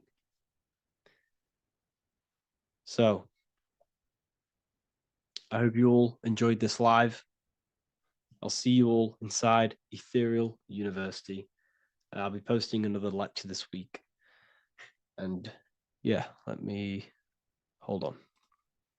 By the end of this video, you will understand the 3 expressions of consciousness, how to use them to create the life you truly want. You'll discover the hidden meaning of the word God, the secret power of the number 3, and how consciousness itself is the key to your reality. We have 3 main expressions of consciousness. We think, we feel, and we act. God is 3-fold. It stands for generator, operator, destroyer. The generator is the mind. This is what thinks, generates ideas. This is the beginning of all creation. This is the first expression of consciousness. It is the first form of consciousness, not a physical form, but a spiritual form. Then we have the operator, which is emotion. When we think something, if we have care or any emotion towards it, then we take physical action. The body, the destroyer.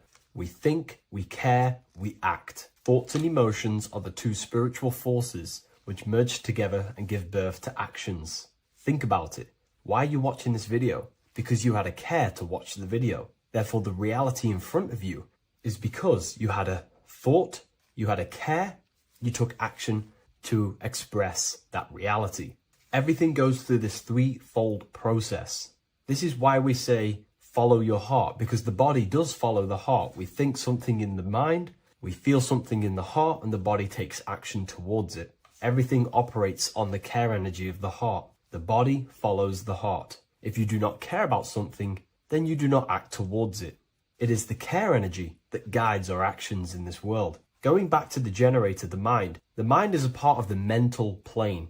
the infinite dimension of infinite information. There is no limitations in the mind. Everything already exists as a piece of information or a thought. This is the beginning of all creation, the spark of creation itself, thought, the mental plane. And our mind exists like a radio, our conscious mind. This is why we call it a mindset.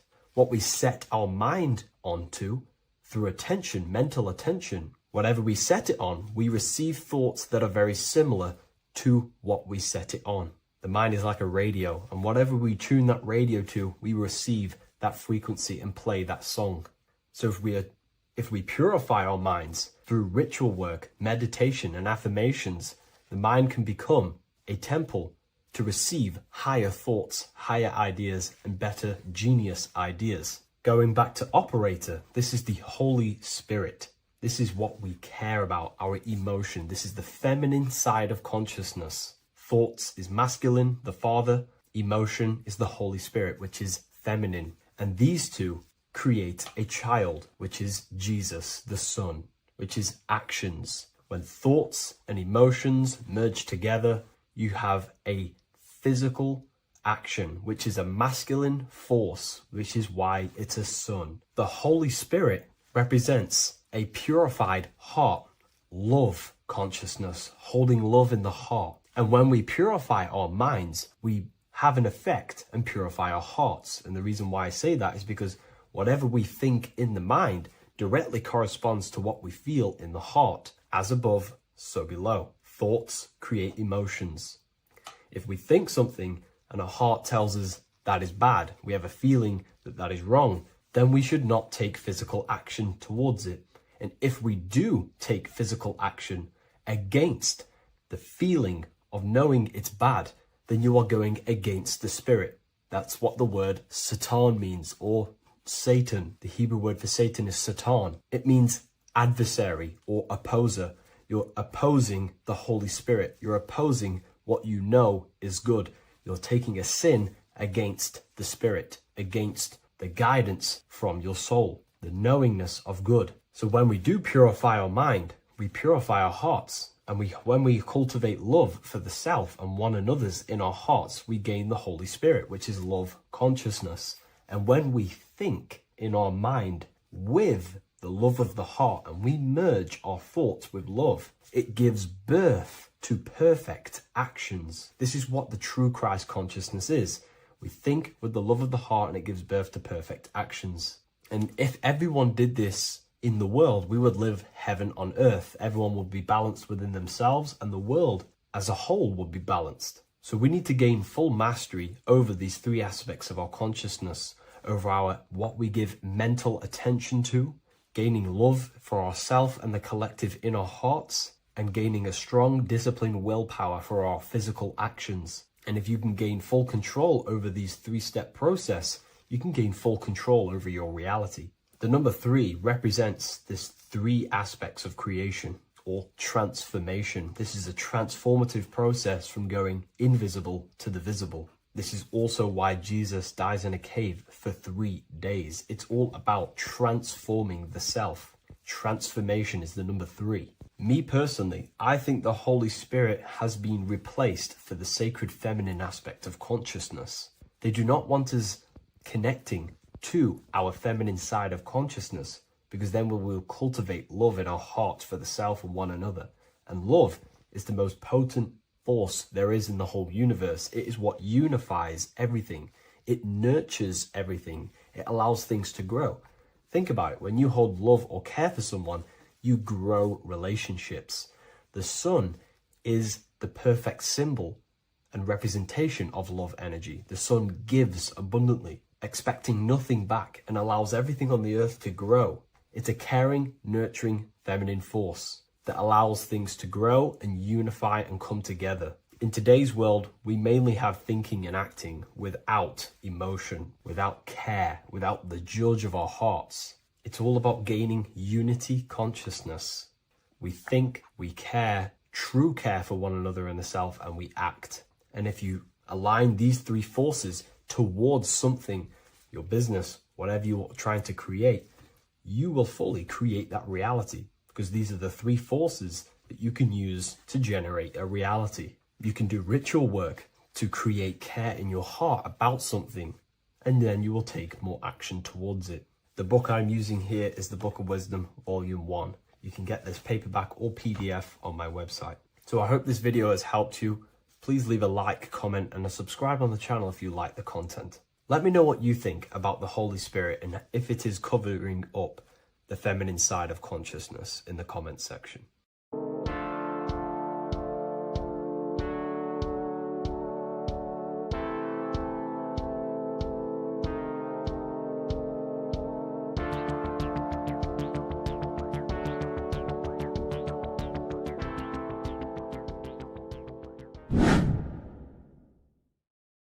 What are we all doing, people? Survival wisdom. Today we're going to be breaking down the Bible and its real, true metaphysical meaning. All of these slides within this video is taken from my book, The Book of Wisdom, so you can get all of these slides. So the Temple of Solomon, you are body, mind, and soul, which is the Holy Trinity, the moon, sun, and earth. The sun is your soul because the sun is its infinite source of energy. It is its own source of energy. And that is what your soul is. It's its own source of energy. The moon is mind. This is why you call people a lunatic. You're a lunatic. Luna means the moon. And inside of your mind, you have a specific mood. Mood is moon. And mind in German is Mond. And the word Mond means moon. And earth is your physical body because your body contains of the four elements, the four physical elements. Well, the Temple of Solomon is the temple of the soul and the mon, the soul and the mon, the soul and the mind. And it's the temple of the Holy Spirit in the Bible. Everything leads back to one singular point in the center of the brain. The brain is not the mind. It's mind over matter. Okay? The brain is the physical manifestation of the mind. The brain is the electrical computer which decodes the light waves given to it by the mind. This is why everything in the body leads back to one singular point. And we'll go over this in a minute. But this is controlling the physical body. This is the within. If you rearrange within, it spells high twin because within you is your twin, your true self. And it's just an entity in the center of the mind. And if you shut your eyes, you can feel it. Your awareness is in the center of the brain. So there's just an empty chamber in the center of the two cherubs, the two brains. They are two separate brains. They're two hemispheres. And the empty chamber, when scientists chop it up and see it's just an empty chamber, well, because you can't see in that plane of reality, you cannot see the mind. You cannot see thoughts. It is invisible to the human eyes, to the visible light spectrum, to the two eyes. The reason why we call it the third eye in the center of the brain, it's not the third eye, it's your true self. It's the mind and soul. It's an eye because it does see. It's the all-seeing eye that you always see here. There's some Masonic artwork showing the two pillars, the two cherubs, the two hemispheres of the brain, and the inner eye. This is the eye that sees all things. What do I mean by seeing all things? Not physically. It sees the mind. It's what, because your soul is watching the mind. You can observe the mind. You are not the mind. And if you meditate deeply enough, you can go beyond the mind. It's the all-seeing eye. It sees the mind. It sees what emotions you're feeling. It sees what you're thinking. It sees what you're seeing with the two eyes.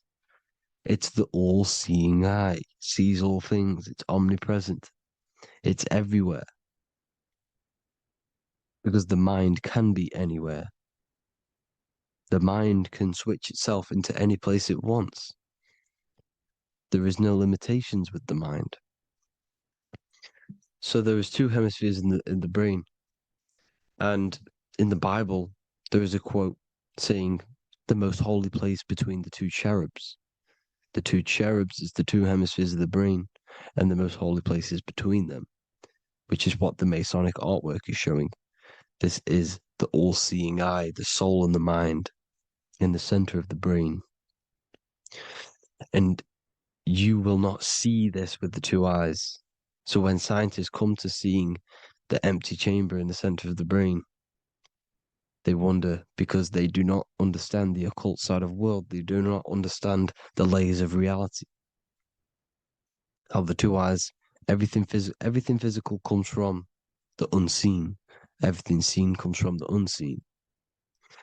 Now, the two hemispheres of the brain play a major role in our lives.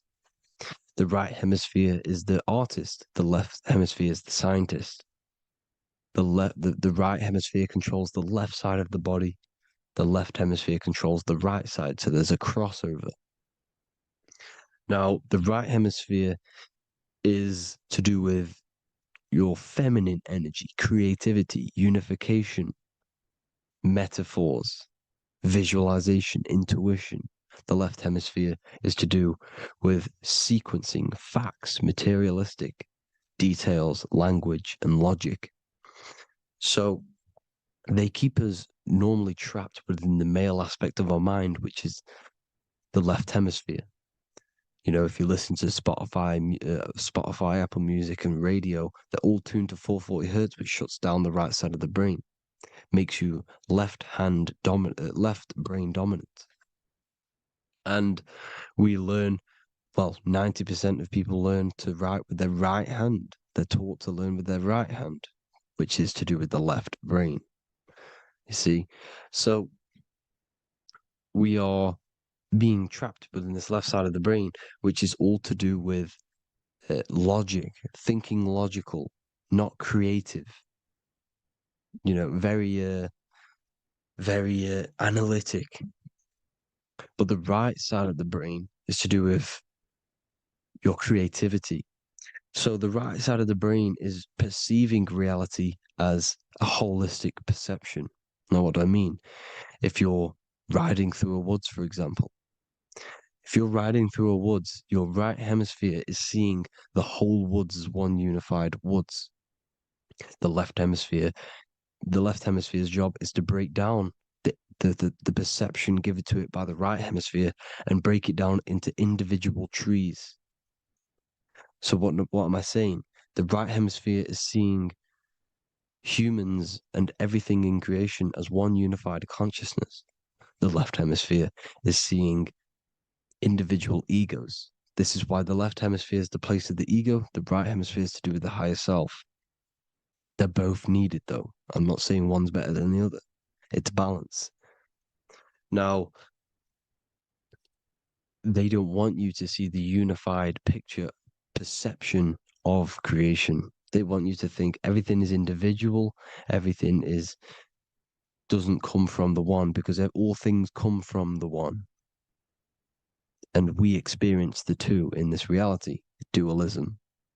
In order to understand the one, we have to experience the two to advance. So, anyways, let's get away from the two hemispheres. The right hemisphere, like I said, is to do with the higher self. And this is why in John 21:6, it says, cast the net onto the right-hand side of the boat and you will find fish. Meaning, cast your energy, cast your perception into the right hemisphere of the brain, and you will find God, unification, and higher self. You will see things from a unified perspective. How we are all one, because we are all the same consciousness. The same spark that is in me is in you. This is why I am you and you are me. We are all the all-seeing eyes of God, just split up into individual bodies. We are all made up of the same essence, consciousness. And that consciousness, that mind and soul, is in the center of the brain. You are just in different avatars. And until we see this, we'll forever be divided and conquered. Until we figure this out as a collective consciousness, we will forever be divided and conquered and ruled over. This is why the Bible says, ye are gods. You are the sons of the Most High, because we are. We are the Word made flesh. We are God made flesh. Mark 16:19. So then after the Lord had spoken unto them, he was received up into heaven. Head is heaven, H-E-A, and sat on the right hand of God. God is the consciousness in the center of the brain.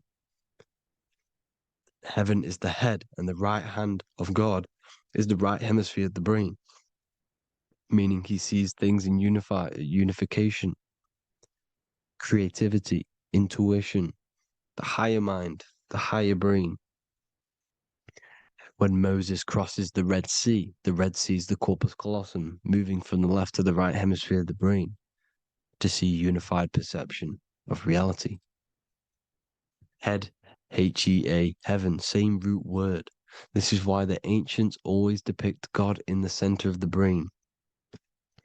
Here you see ancient Christian artwork showing God in the center of the brain, the light. Here you see it here. Here you see Ganesh, an Indian god, which is the brain.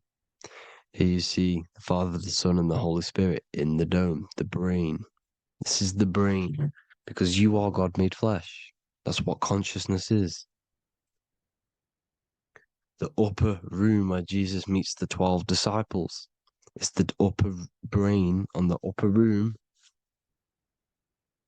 The upper room is the chamber, the empty chamber in the center of the brain. That's the room. And the 12 disciples are the 12 cranial nerves in the brain, which pretty much rule the body, all the cranial nerves. The tree of life, the cardiovascular system. This is why in Genesis it says the tree of life was in the midst of the garden. Midst meaning middle, because the middle of the body is the cardiovascular system, which is controlling all of the systems in the body. The tree of knowledge of good and evil is the nervous system. It's the spine and brain. This is what's detecting good and evil. The brain is the electrical computer with the left and the right hemisphere, decoding the dualistic world, decoding the light waves given to it by the external world. It is an electromagnetic computer. It is artificial intelligence. It is very intelligent, the brain and the nervous system, the human body as a whole. But the tree of knowledge of good and evil is the nervous system, because it is the tree that detects good and evil, makes you learn good and evil in this dualistic reality. Here you see Adam and Eve around the tree of knowledge of good and evil. Adam and Eve, male and female energies, with the serpent in the tree, and the tree of knowledge of good and evil. Well, this is the spine, the brain, and the serpent is the kundalini of the spine. The serpent is the S. That's why S, serpent, S, the letter S is the serpent. Sex and serpents make an S noise. You know, the Bible cursed the serpent. So we don't figure out the true religion. The true religion is raising the kundalini and becoming God-man and reaching our higher states, our true God self. Because once the kundalini is saved and hits the pineal gland, it activates 100% of the brain, when we're only using around 20 to 10% as of right now without the kundalini awakening. So when you use it, you're activating 100% of the brain. You're activating all the dormant brain cells. You're regenerating the body. And this is the serpent in the tree of knowledge of good and evil. This is the spine, brain. This is Adam, Eve, the male and female energies. The light of the body is the eye. Therefore, if thine eye be single, thy whole body should be full of light. Matthew 6:22. This is the single eye in the center of the brain. It is not the pineal gland. It is what's inside the pineal gland. You have to go beyond the physical world, and there are no words to describe things that are not physical, metaphysics. And the whole body should be full of light. Well, this light is the same pyramid that you see. You are the pyramid with the all-seeing eye on top. This is why the ancients built the pyramids with the stairs in the middle, symbolizing the spine, because once you open all the chakras and balance them and raise the kundalini, you activate all of the brain, which gives enlightenment. The word enlight in ment. Ment means mind, light in the mind. Enlighten the mind. And this is enlightenment. We are the temple. And Jacob called the name of the place Peniel, for I have seen God face to face. Within spells high twin. Within you is the God self, which you need to manifest into the external world. And he's seen God in Peniel, the consciousness. He's seen his true self, consciousness, in the pineal gland. Genesis 28:10, Jacob's ladder. Jacob, he took a rock there and laid his head on it to sleep. Jacob had a dream. He dreamed there was a ladder that was on the ground and reached up into heaven. Head is heaven. The rock he fell asleep on is the sacrum bone, because he's symbolizing the oil that comes down the spine, hits the sacrum bone and rests there, falls asleep, and it looks up and it sees the ladder to heaven. Because when you raise this oil, you become God man. You become God in heaven. You can leave the body at will. Do you not know that your body is the temple, that your body is the temple of the Holy Spirit? Corinthians 16:19-20. Or do you not know that your body is the temple of the Holy Spirit within you? Your body is the temple of the Holy Spirit, the soul and the mind within the center of the brain, the temple of Solomon, temple of the soul and the mind. Romans 8:10. Christ is in you. It's not external. When you give where attention goes, energy flows. When you give your energy to external things, your attention, your worship to external things, you're giving energy, meaning it's draining you, and you're feeding something within the astral plane, a mental thought within the astral plane. So with you realizing that the Christ is in you, that you don't have to worship anything outside of you, this means that you're internalizing your energy. You're not giving your energy, because where attention goes, energy flows, which means you become more present. You become healthier, because you're not giving off all of your special electromagnetic energy that's charging you. This is why the religions ran by the Vatican is all external. They're exoteric. Exoteric means external teachings. The esoteric is the internal, the hidden teachings. In Psalms 82, I have said, ye are gods, and all of you are children of the Most High, because we are the Most High, split up into individual bodies. That's what consciousness is. Consciousness is the Most High, and we have to raise ourselves to the Most High. Brahma, Vishnu, Shiva, the Father, the Son, and the Holy Spirit. Why is it always a trio? It's a trio because it symbolizes us, the soul, mind, and body. The mind is the bridge for the soul to be in the body. What is the soul? It's the life force. It's the watcher. It's the all-seeing eye. The soul sees into different realities, and it gives life to the body of every reality it goes in. This is why you always see light around the all-seeing eye, because it is the energy, the life force, the light, life, L-I. Life is light. And it's the eye because it sees into the different realities. It sees into the dream world. When you're going to sleep at night and you dream, it's not a dream. It's another reality. You're a multi-dimensional creature. We live in a multiverse. There's infinite amount of views. And there is a version of you which is the highest self in a reality somewhere. And this eye has the ability to switch realities. which is exactly what astral travel is. Astral travel is the ability to switch reality beyond the 3D construct of this world. The Father, the Son, and the Holy Spirit, Brahma, Vishnu, Shiva. The Brahma, the soul, inhabits different bodies. This is why they have different heads. Vishnu, the mind, symbolizing gnosis, meaning knowledge. This is the serpent. The serpent symbolized knowledge. Shiva, the body. The Father, the Son, and the Holy Spirit. The bird, the soul, because the bird symbolizes the soul. This is why you have here the Egyptians showing you the soul leaving the body.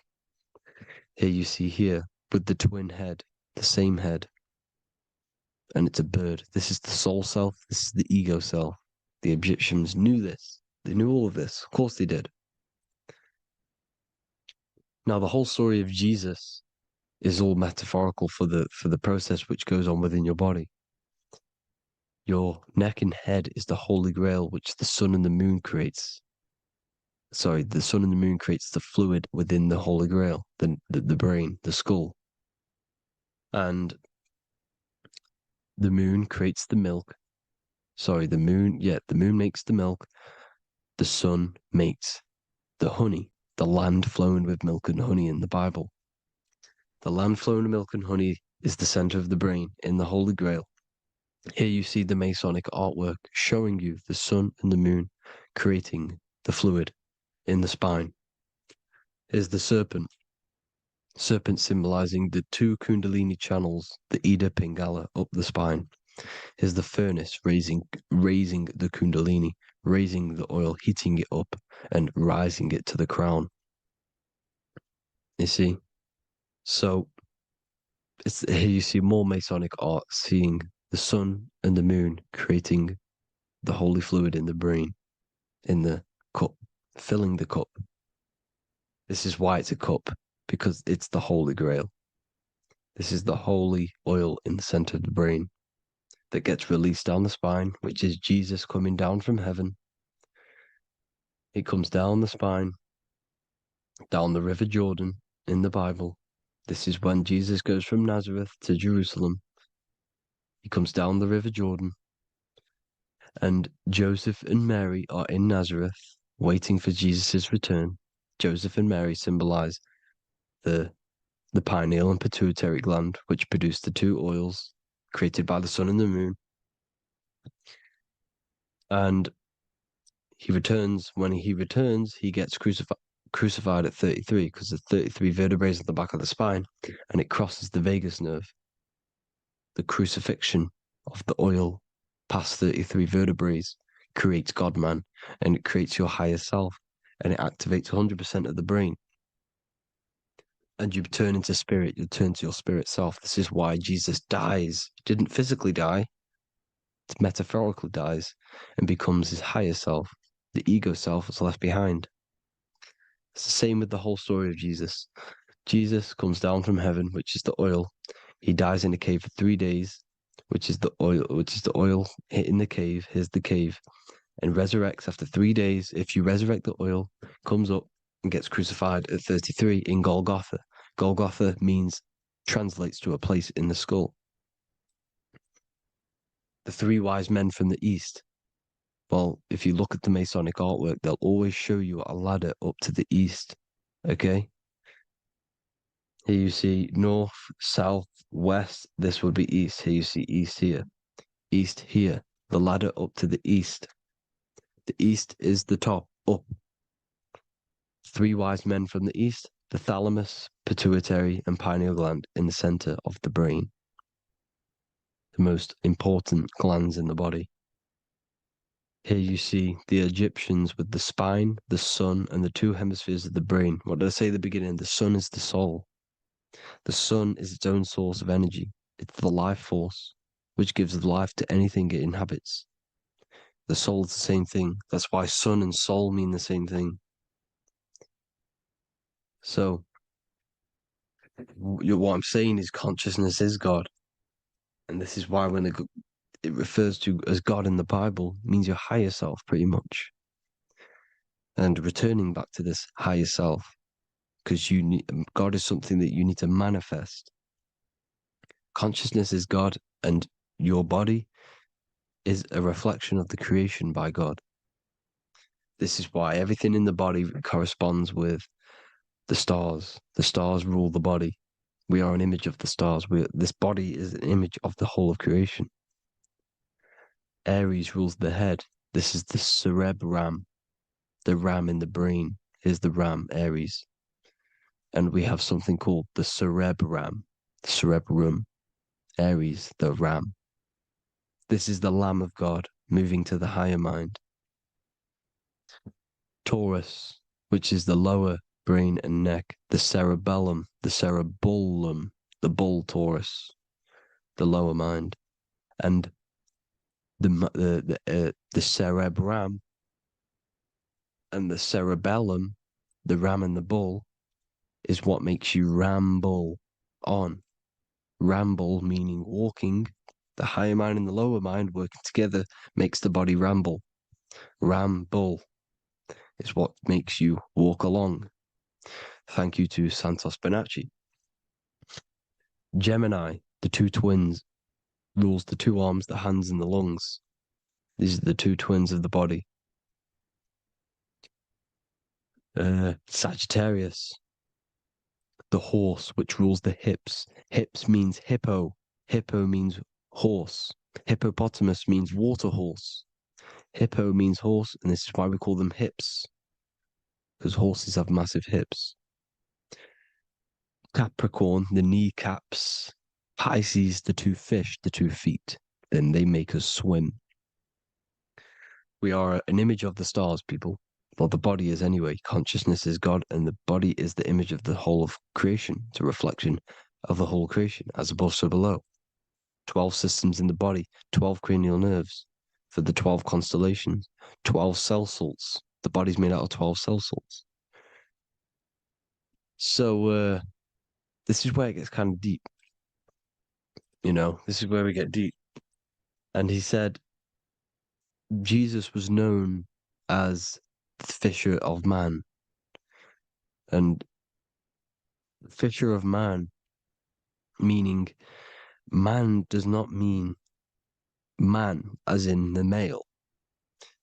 Man means mind. He's the fisher of minds. So the Bible is not patriarchal. It's not patriarchal. Man just means mind, pretty much.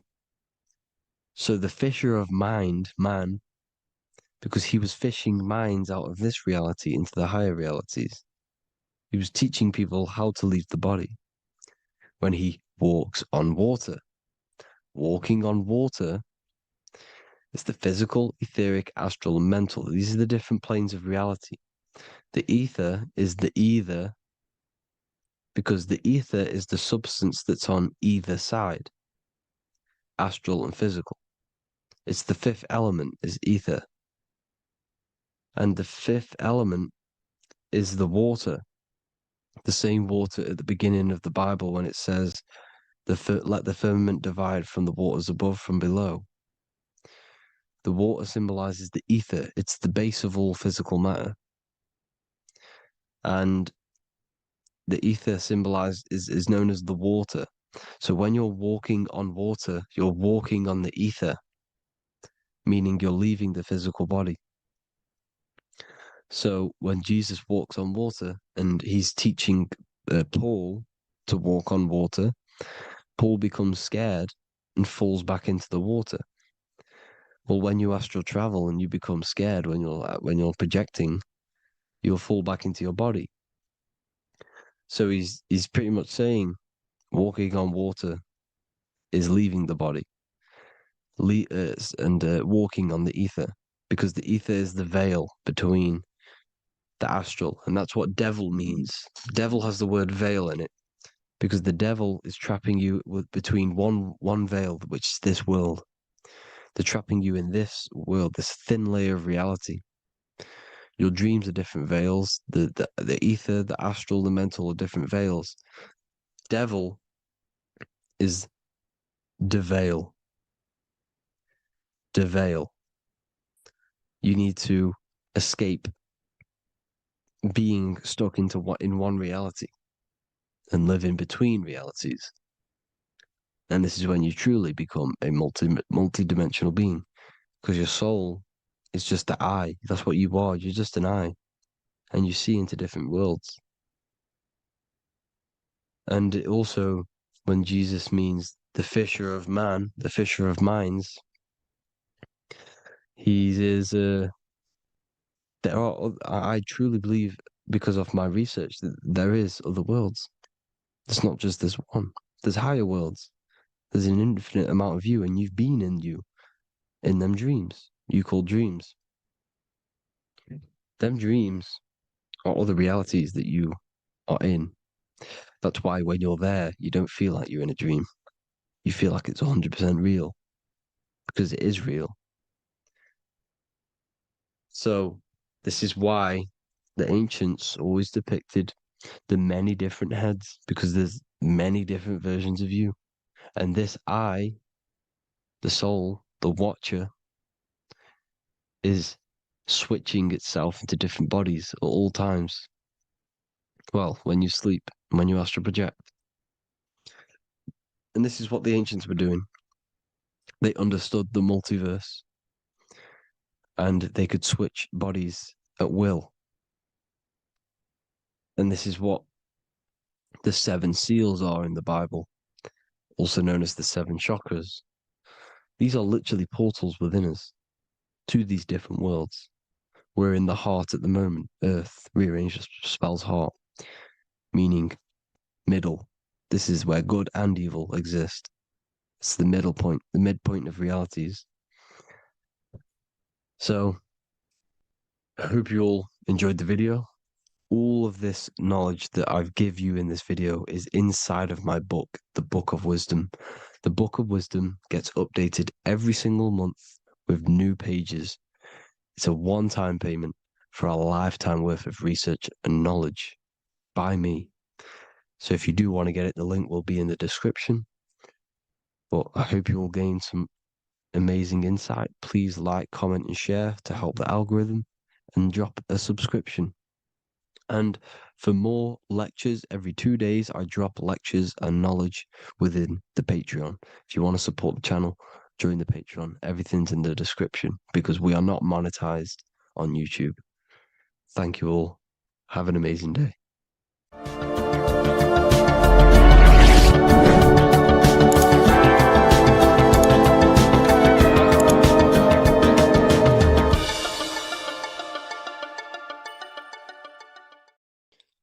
What if I told you don't have one body?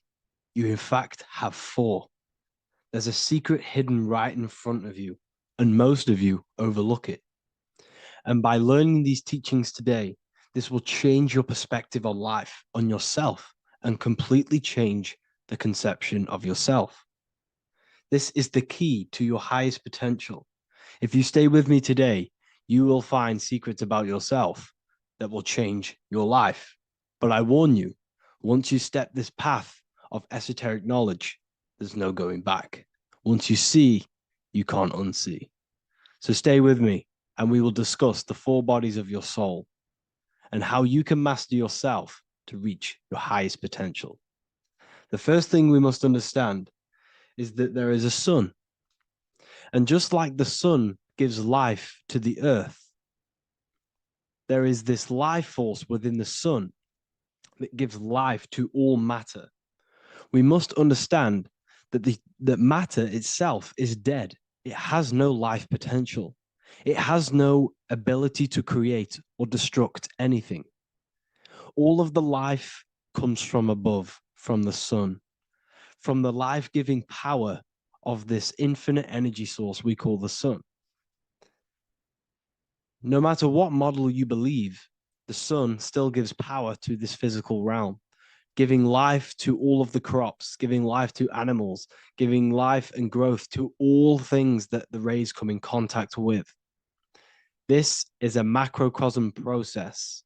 We must understand the teachings of as above, so below. This means that the macrocosm repeats itself in a microcosm form. Now, what do I mean? Humans are made in the image and likeness of God.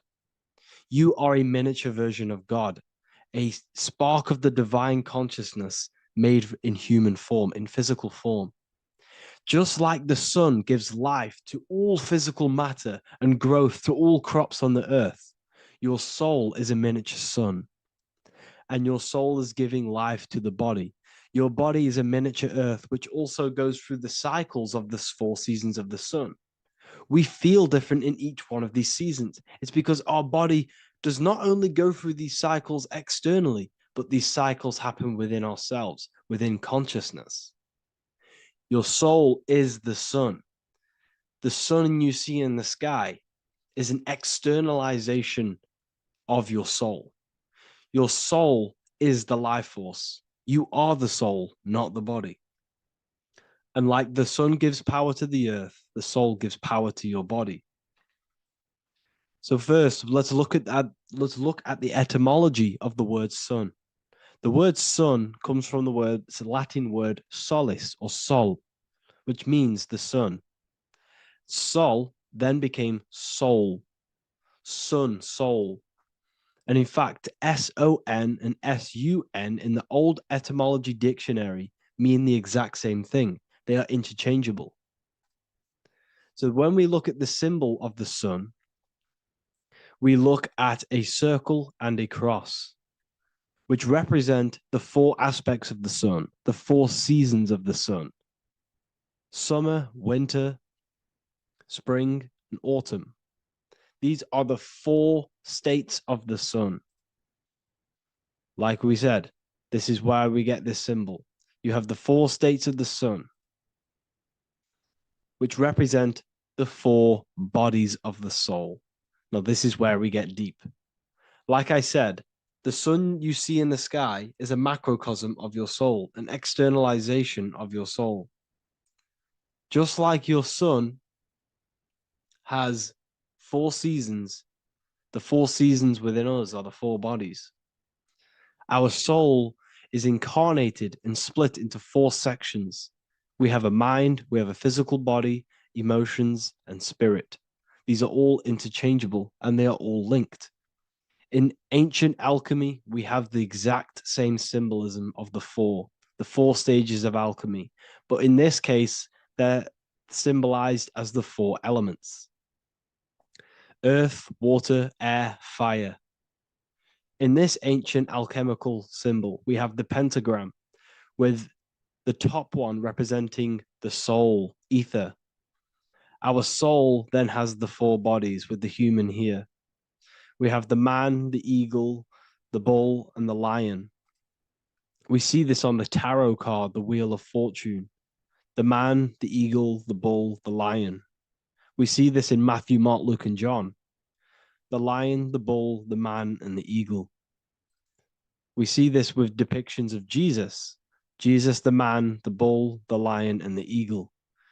These represent the 4 fixed signs of the zodiac: Taurus, the bull; Scorpio, the eagle. Scorpio was symbolized as an eagle. It's an ancient symbol. Now it's been changed to a scorpion, of course. Leo, the lion; Aquarius, the man. These represent the 4 fixed signs, which are 4 different elements. Taurus is an earth sign. Scorpio, a water sign. Leo, a fire sign. Aquarius, an air sign. Taurus is the earth. As above, so below. The earth is the physical body. Leo is fire. Fire is the spirit. Scorpio is water, which is the emotions. Aquarius is the mind, which is an air symbol. Air is the mind. That's why we call people airheads. Okay?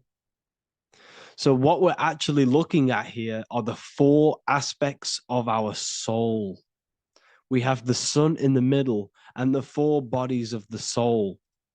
This is what Jesus is symbolizing. Jesus represents you. God made flesh with the 4 aspects of the soul. The 4 gospels are all depicting Jesus in 4 different ways according to the different body of consciousness.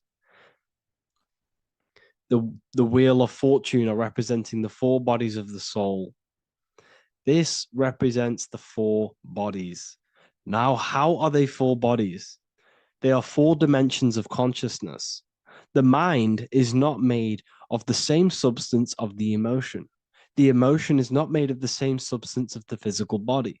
The spirit is not made of the same substance as the physical body also. They exist in four dimensions of consciousness. They are four bodies of our soul. And the most important teaching here is what I'm actually getting to, is the powerful one. This is what gives you power. Most of us live in chaos. Our mind is thinking of doing something. Our emotions are feeling something else. Our body is lusting and wanting to do something else. And our spirit's energy is completely off. Most people live in unbalance. None of these four bodies are working together. This is why we produce chaos in our lives. When these bodies are in balance, are not working together.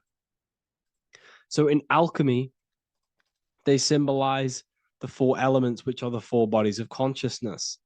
These are the furnaces with the fire. They represent transmutation of each body. We have to sync these bodies. We have to sync the mind with our emotions, and our emotions with our actions, the physical body, and with our spirit. These four key bodies need to be in line in order for us to create consciously in our life. Because each one of us is a creator, a miniature version of God, creating our own earth, creating our own material reality. And in order for us to create consciously and with effect and power, we must have these bodies unified so that we can create consciously and not create chaos. So this is very, very important. And this is a secret teaching found in all ancient societies. But this is what the hidden symbolism of astrology actually is. The sun is our soul, and the 12 zodiacs are 12 aspects of our soul. And we have the four aspects of the four main bodies. This is what we're looking at. We're not looking at the sky. We're actually looking at aspects of ourselves, aspects of our soul that we must master and transmute in order to become our highest potential. So I hope this makes sense. And it may take a while for you to fully understand this, but the key knowledge in order for you to understand any of these teachings that I've gone through today is the major, major teaching of as above, so below. What is above is below. What is within is without. Your inner reality projects the outer reality. What is inside of you is outside of you in some form or way. Whatever trees, whatever roots that go down will always shoot up. When you throw a bouncing ball, you shoot it down, it will go up. As above, so below. As within, so without. God did not make a creation separate from himself. We are all extensions of the divine made in physical form. And we are incarnated into four sections. Our soul is separated into four sections. These are the four corners of reality. These are the four pillars of reality that we must control. So in order to access our soul in meditation, we must turn off these four things. Turn off the mind, the emotion, the spirit, and the body. And then we access the soul. So I hope this video helps today. And you can learn all about this in the Book of Wisdom, Volume 2. This book is a revolution in consciousness. I do not recommend everyone reads this book. This book is only for people who are serious and want to transform their lives. This book is a book that will change the scope you see reality. It will change your perspective on yourself because you will resonate with this. This book does not just give you information. It gives you a sense of well-being. It gives you truth, and you will find your power from this information. This information is not just information, it's a key to your path of enlightenment and transformation. So you can find this book in the description of this video. And if you are part of the university, I will see you on the live calls. Thank you, everyone. Please leave a like, subscribe, and a comment, and let me know whatever videos you want me to make next. anything that you know, fail to understand or have any confusion with, I can make a video on it. So let me know in the comment section any reviews or anything I should do. Thank you all, people. Have a great day.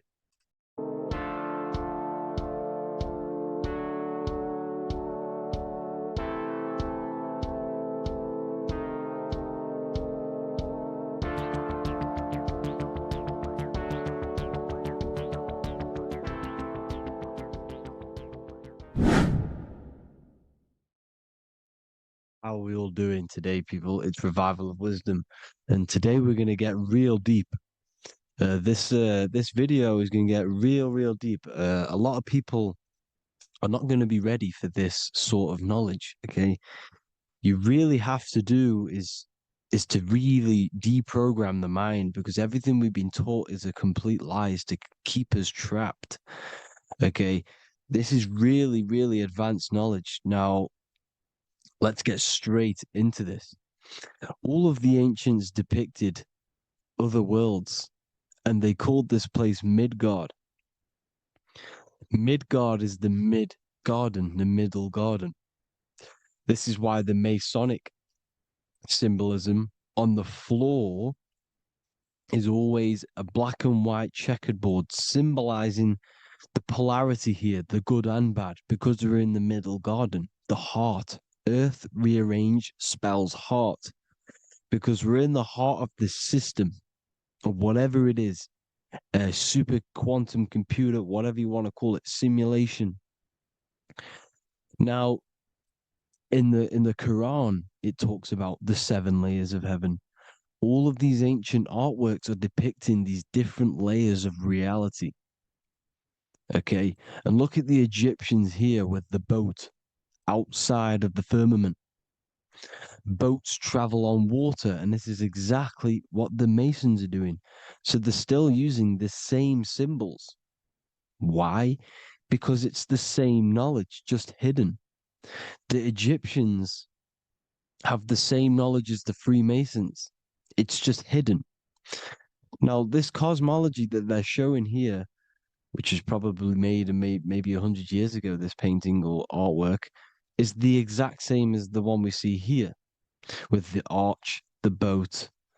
It's similar, because the boat is symbolizing traveling these other worlds, because the ether is also symbolized as water, because if you look up at the stars through a telescope, it looks like it's water. It's shining through water, because this ether, whatever this substance is outside of this world, was symbolized as water. Okay, and look at all these ancient depictions showing these different layers of reality. Now, we are being trapped within this 3D dimensional world, which is the cube, the Saturn cube, because there are 6 sides to everything in this world: front, back, left, right, up and down.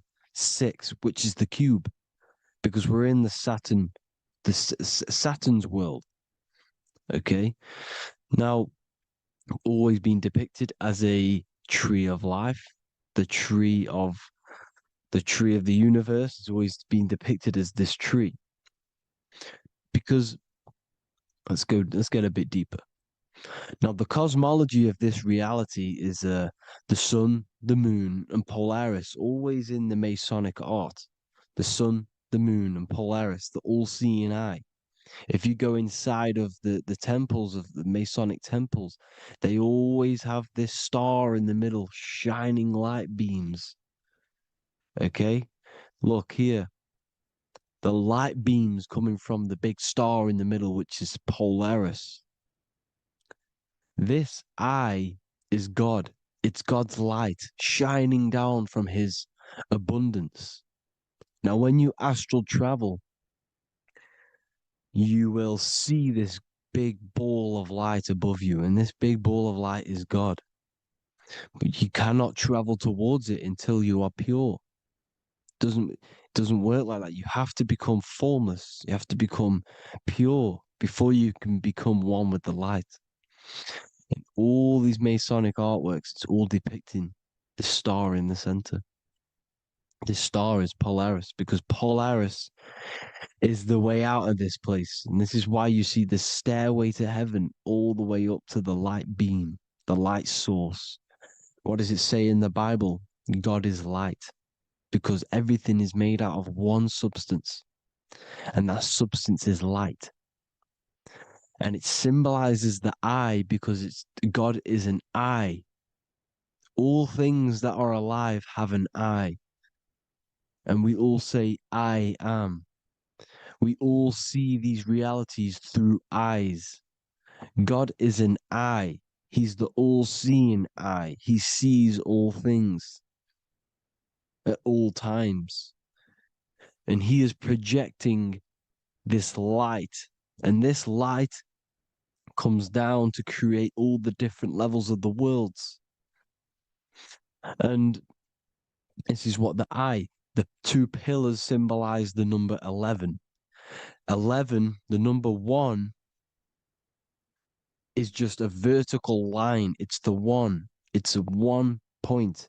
11 symbolizes the mirror nature of reality. Everything's mirrored. As above, so below. Now, the 11 also symbolizes openings, doorways.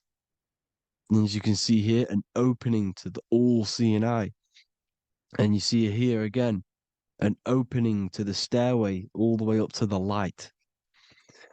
This light is the light of God in the astral worlds, beyond this world. Now, Polaris has also been symbolized as the UFO. They put the truth in plain sight. So, you know, in the films, how the UFOs suck people up. That's what Polaris is doing if you ascend beyond this world. If you do not ascend beyond this world, you will be reincarnated in this world. The whole thing is to outgrow this consciousness to the plane above. And I'm not just making this up. I'm going to be bringing in scriptures after this. But you can see with the Christmas tree, we always put a high, big star at the center, at the top, which is the star of Polaris, which is exactly what the Masons are doing here. The star at the top. And it's on top of our Christmas trees. And all of these symbolize the other stars, because Polaris is the most high star. And all the other stars are wrapped around the firmament lower than Polaris. And that's exactly what the Christmas tree is. And it's a triangle. It's a triangle, just like light beams travel from one point in the triangle, just like the all-seeing eye. It's a triangle. The light is coming from one point and sending its rays downward. You see, it's kind of like you see here with the water. And the lower you go, the darker it gets, the more evil it becomes. And this is what the ancients would call hell. Now, this all-seeing eye is Polaris.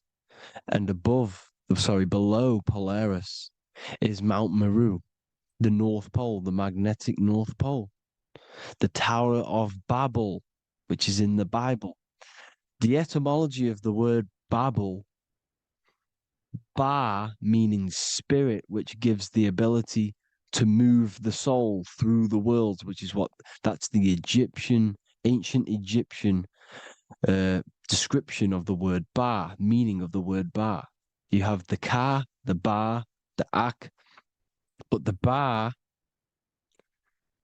is the one that gives the ability for the soul to move through the worlds.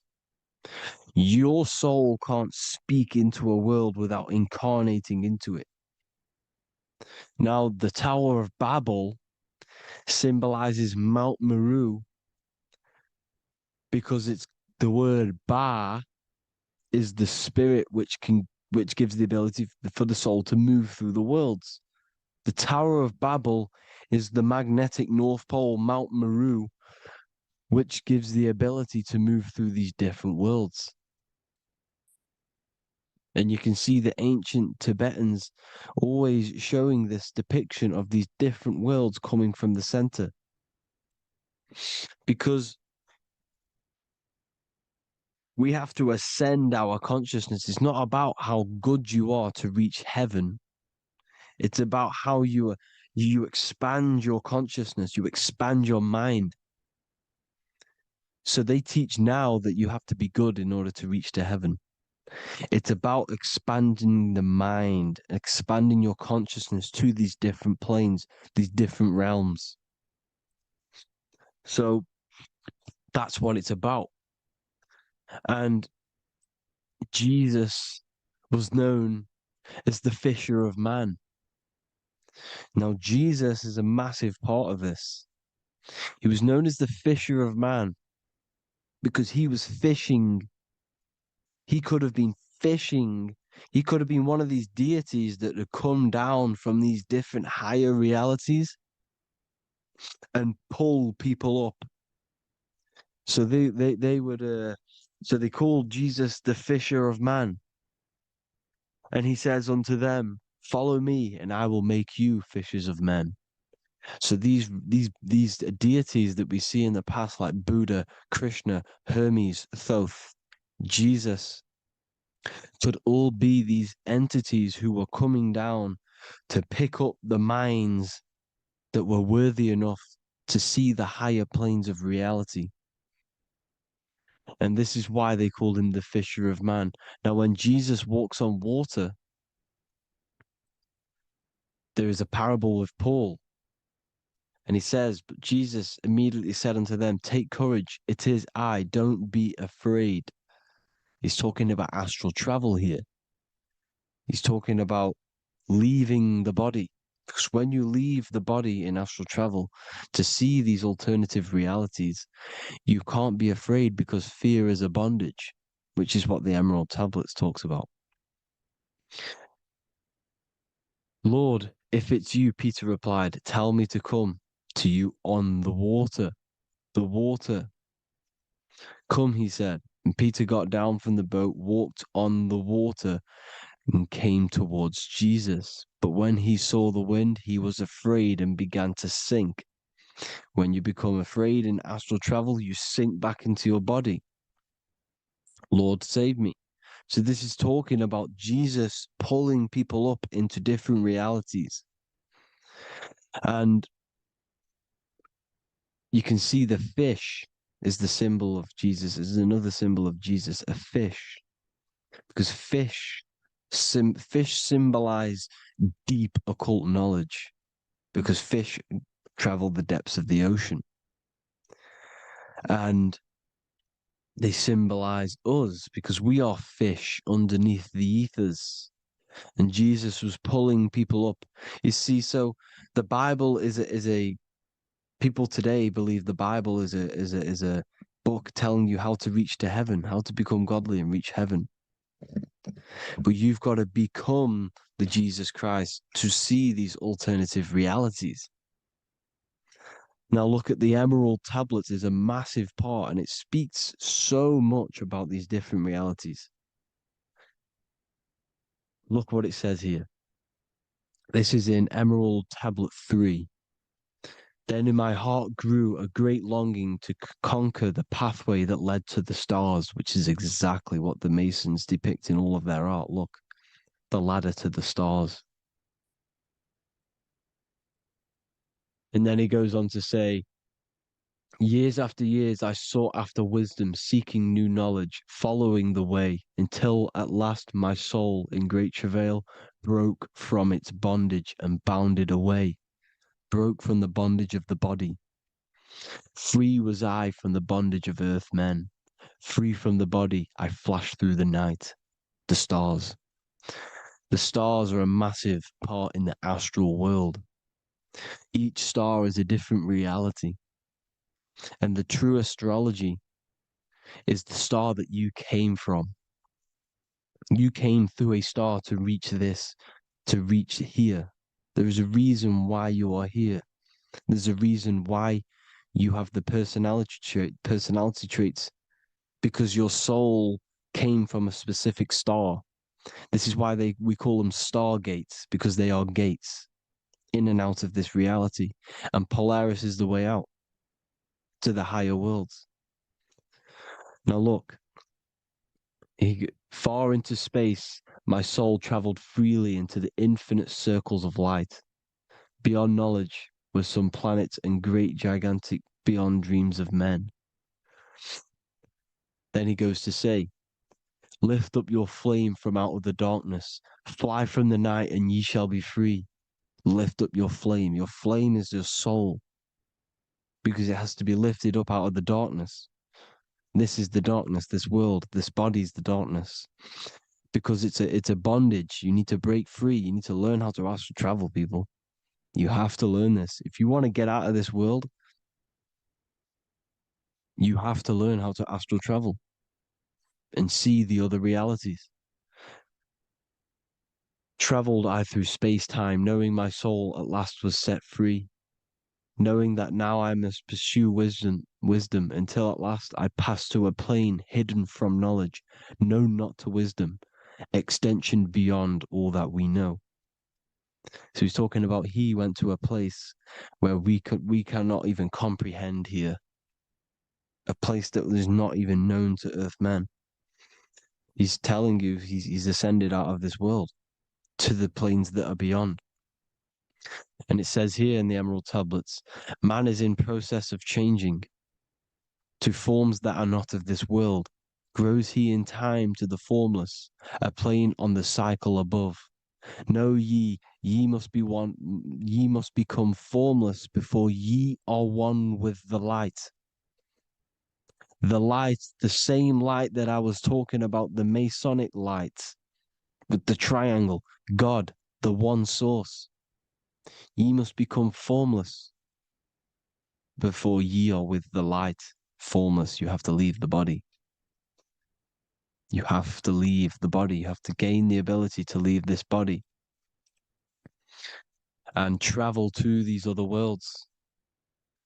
Now, it says here, not as man am I, for free have I become of dimensions and planes. In each I take on a new body. In each I change my form. Know I now that the formless is all there is of form. You see, all things created come from the things that, all things that you see come from the things that you cannot see. All of us have the same spark of consciousness, the same I am. Every dog, every animal, every human has this same I, this same thing which sees through the eye. It's formless. It takes this formless entity is the same entity of us. We are all the same entity in different bodies.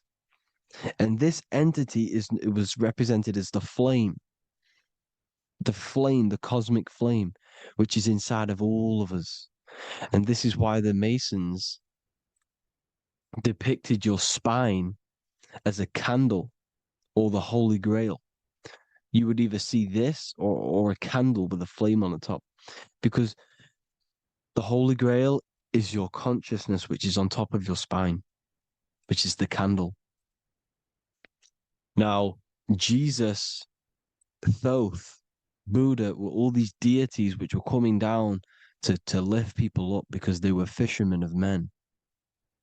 And he would lift you up to the higher worlds, out of this world, to the ones above. Now, Thoth, you can see him here, he's leading the way. He's holding someone and he's leading the way with knowledge and power. He was leading the way to other worlds, out of this world. There's no point trying to change this world. This world will stay the same. It will stay the same. You have to get out of this world. And that's what they're telling you. That's what they're keeping you from. They're keeping you stuck within this thin layer of reality. So what the Masons are doing, they have the ability to astral travel. They're living not stuck and bound to one reality, but living within the different layers of reality. And this is what Morpheus was doing in the Matrix. Morpheus was going into the Matrix to go and get Neo, which is exactly what Jesus was doing, pulling up people out of this world to the ones higher. And that's exactly what Morpheus is doing in the Matrix. If you haven't watched the Matrix, go and watch it. It will blow your mind. Everything I'm saying in this video, you will see it. Except that you don't need to use a machine to enter the Matrix. You just use your body. Well, you use your consciousness to leave this body. You see, Neo was also uploading himself into the simulation to pull people out of the simulation. And this is exactly what all of these gods were doing. The Fisher of Man. Look, he was pulling people up out of this reality with the knowledge. Now, Jesus was always depicted with the mushrooms. Look at all this mushroom art. Mushrooms were literally the origin of Christianity. You can see it everywhere. There's mushrooms in all of the ancient art. Every single one of these paintings you see here, there's mushrooms on them. Mushrooms have the ability to see alternative states of consciousness. Now, if you go and do them and you go to sleep, if you pop mushrooms, you go to sleep and you will wake up in another reality. You will wake up in another reality. Don't try it if you don't want to do it. But if you've got the heart to do it, do it. Eat them and go to sleep. You'll wake up in another reality. And Jesus was handing out mushrooms to the bright minds, to the minds that he wanted to fish out and pull up to the higher realities. He was giving them mushrooms to see themselves in an alternative state, in an alternative reality. This is why there was so much mushroom art, and it's not just ancient Christians; it's Sumerians, it's the Mayans, the Celtics, the Egyptians. All used mushrooms. All of them. Look at all this art. It's on stones. It's everywhere because mushrooms. See, everything in nature is a macro. Look at the form of a mushroom. It's literally your spine and brain because they alter your consciousness.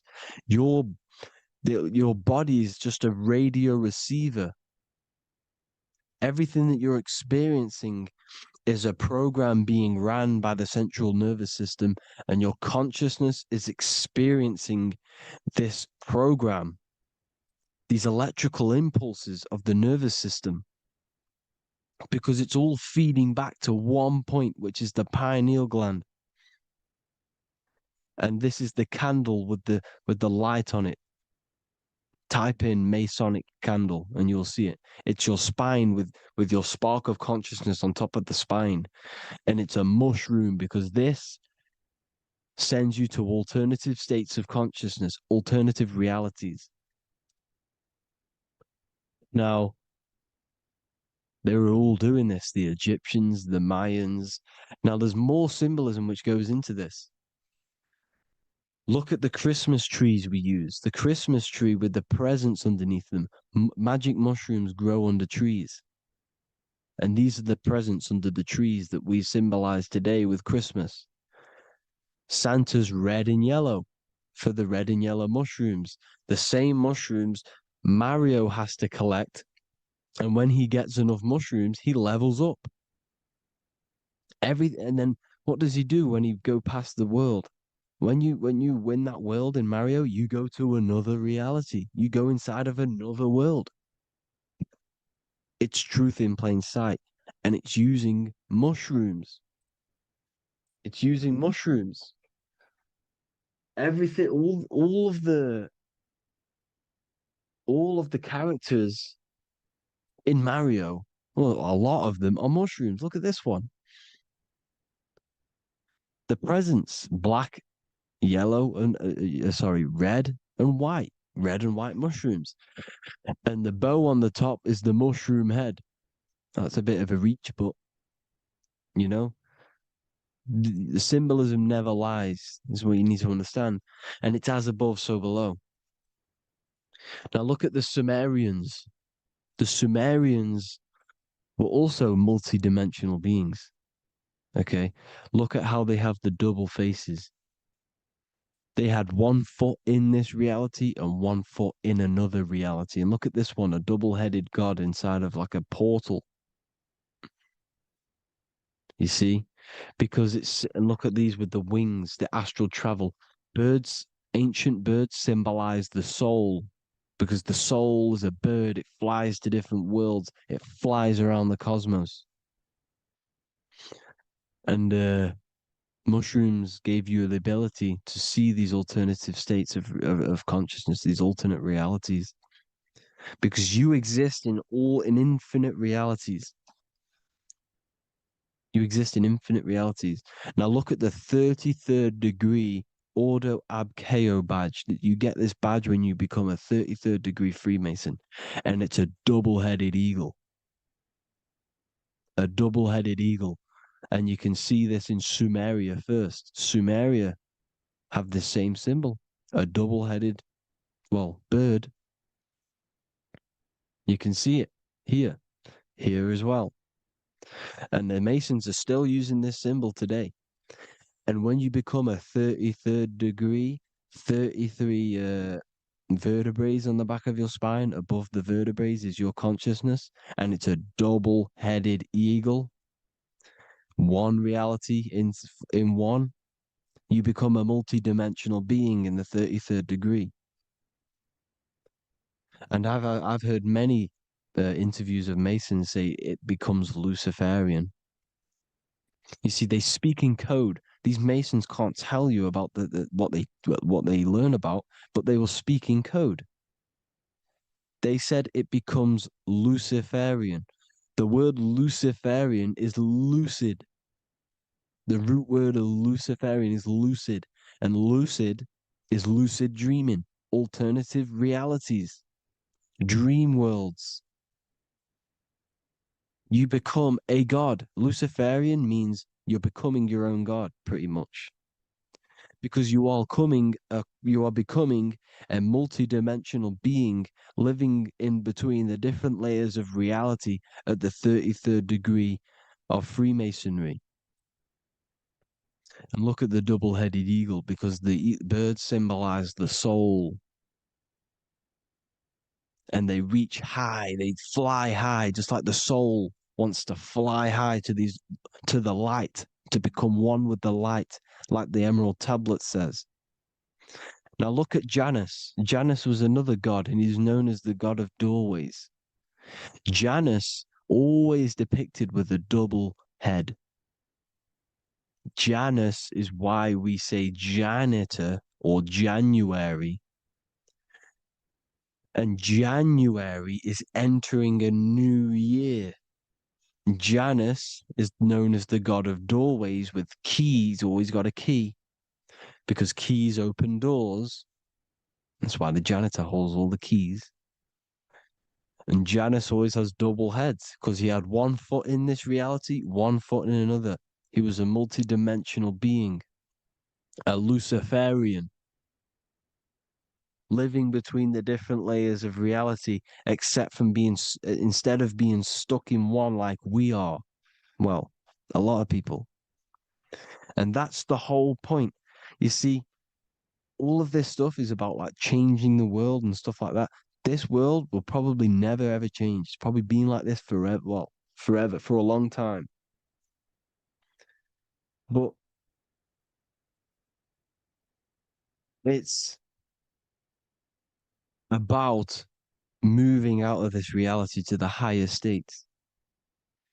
And the Masons always depict the ladder to the luminaries, the stars, with a key, the same key of Janus.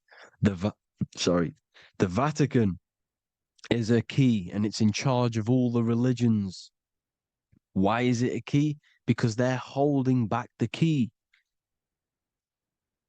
They're keeping you stuck within this reality, keeping you stuck as identifying yourself with the body, identifying yourself with this world. You are not in the world is within you. This is a program being ran by your central nervous system, and your consciousness is experiencing this reality. Now, this is going to be a mind-blowing video for some people. You have to have an open mind. You have to let go of all the programs. I'm repeating what the ancients are talking about and the ancient symbolism. Look at Janus with the double-headed god. He was just another god coming down, giving keys to people who had the worthy mind to be pulled up out of this reality, to be pulled up to heaven, just like Jesus was teaching how to reach heaven. But really, it's an encoded scripture. But anyways, hope you all gained some insight on this video. Have an amazing day. Please like, share, comment. All the links are in the bio for the PDF, for the Manifestation Mastery course, and all the other amazing stuff. And if you want to support the channel, I'd greatly appreciate it if you became a Patreon member. Hope you'll have an amazing day, people. God bless.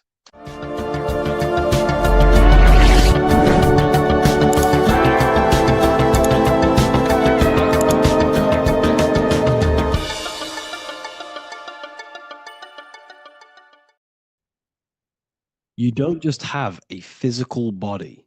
You have a physical, mental, spiritual, and emotional body. Each one of these aspects are a body of its own. Body does not just refer to a physical substance. You have a mental body for thinking, an emotional body for your emotions, a spiritual body for your energy in your astral form, and a physical body to encapsulate all of these. Each four of these aspects are essential for the human experience and essential to balance. Now, today we're going to be syncing the four aspects of your consciousness with the four seasons and the four elements and how this ties into the Bible. So we have four physical elements. We have 5 elements in total, spirit being the most important, but spirit is pure invisible. We have 4 physical elements. We have air, fire, earth, water. Earth and water are feminine. Air and fire are masculine. Air and fire are active. Water and earth are passive. The air corresponds with the mental body of consciousness. This is where your intellect, this is where your communication, this is where your thoughts, intuition all comes from. This is the mental body of consciousness that allows you to think, allows you to process, figure things out, and have intellect and gain knowledge. This is your intellectual aspect of your consciousness, located in the head region. We have a fire nature, a spiritual nature. This is our astral body. Our astral body is all to do with the subconscious realms, the higher realms of consciousness. This is the body that allows us to be free from the physical body. Our spirit is more of our energy. Water is our emotional body. This is what allows us to feel things, that allows us to gain intuitive feelings of conscience. So emotion allows us to understand what is right and what is wrong. When we feel something bad, we know that this is wrong. When we feel something good, we know that we are doing good. Emotions are a creational force that allows us to feel certain things to bring them into existence. Our emotional body is a creational force and should not be reactive, and they should be controlled. Most actions are stemmed from emotions. Actions bring thought into physical existence. Emotions are the driving power. They are what drives your actions. The thought, then the emotion, then the action. Earth is your physical body. This is your physical state that allows you to take mind and emotion into action, into fruition, into physical matter. This is what your physical body allows your consciousness, your soul, to interact with the physical world and bring things into physical existence. The physical body, the physical world, is an outcome and an effect of the thinking mind. All physical substance comes from the thinking mind. The pen, the phone you're holding, the microphone I'm speaking into, all began as a thought in the thinking mind, then it was brought into physical reality. Earth is the most dense. So it goes in this order: body, emotions, spirit, mind. The higher you go up, the more lucid and fluidic it becomes. The lower you go down, the more dense and dull it becomes. Air is the mind, fire is the spirit, water is the emotion, earth is the physical body. So this is why you are a microcosm. You have these four things within you. You contain of these four elements, which correspond to the four bodies of your consciousness, the four bodies of the soul. You are the soul. You are the spirit.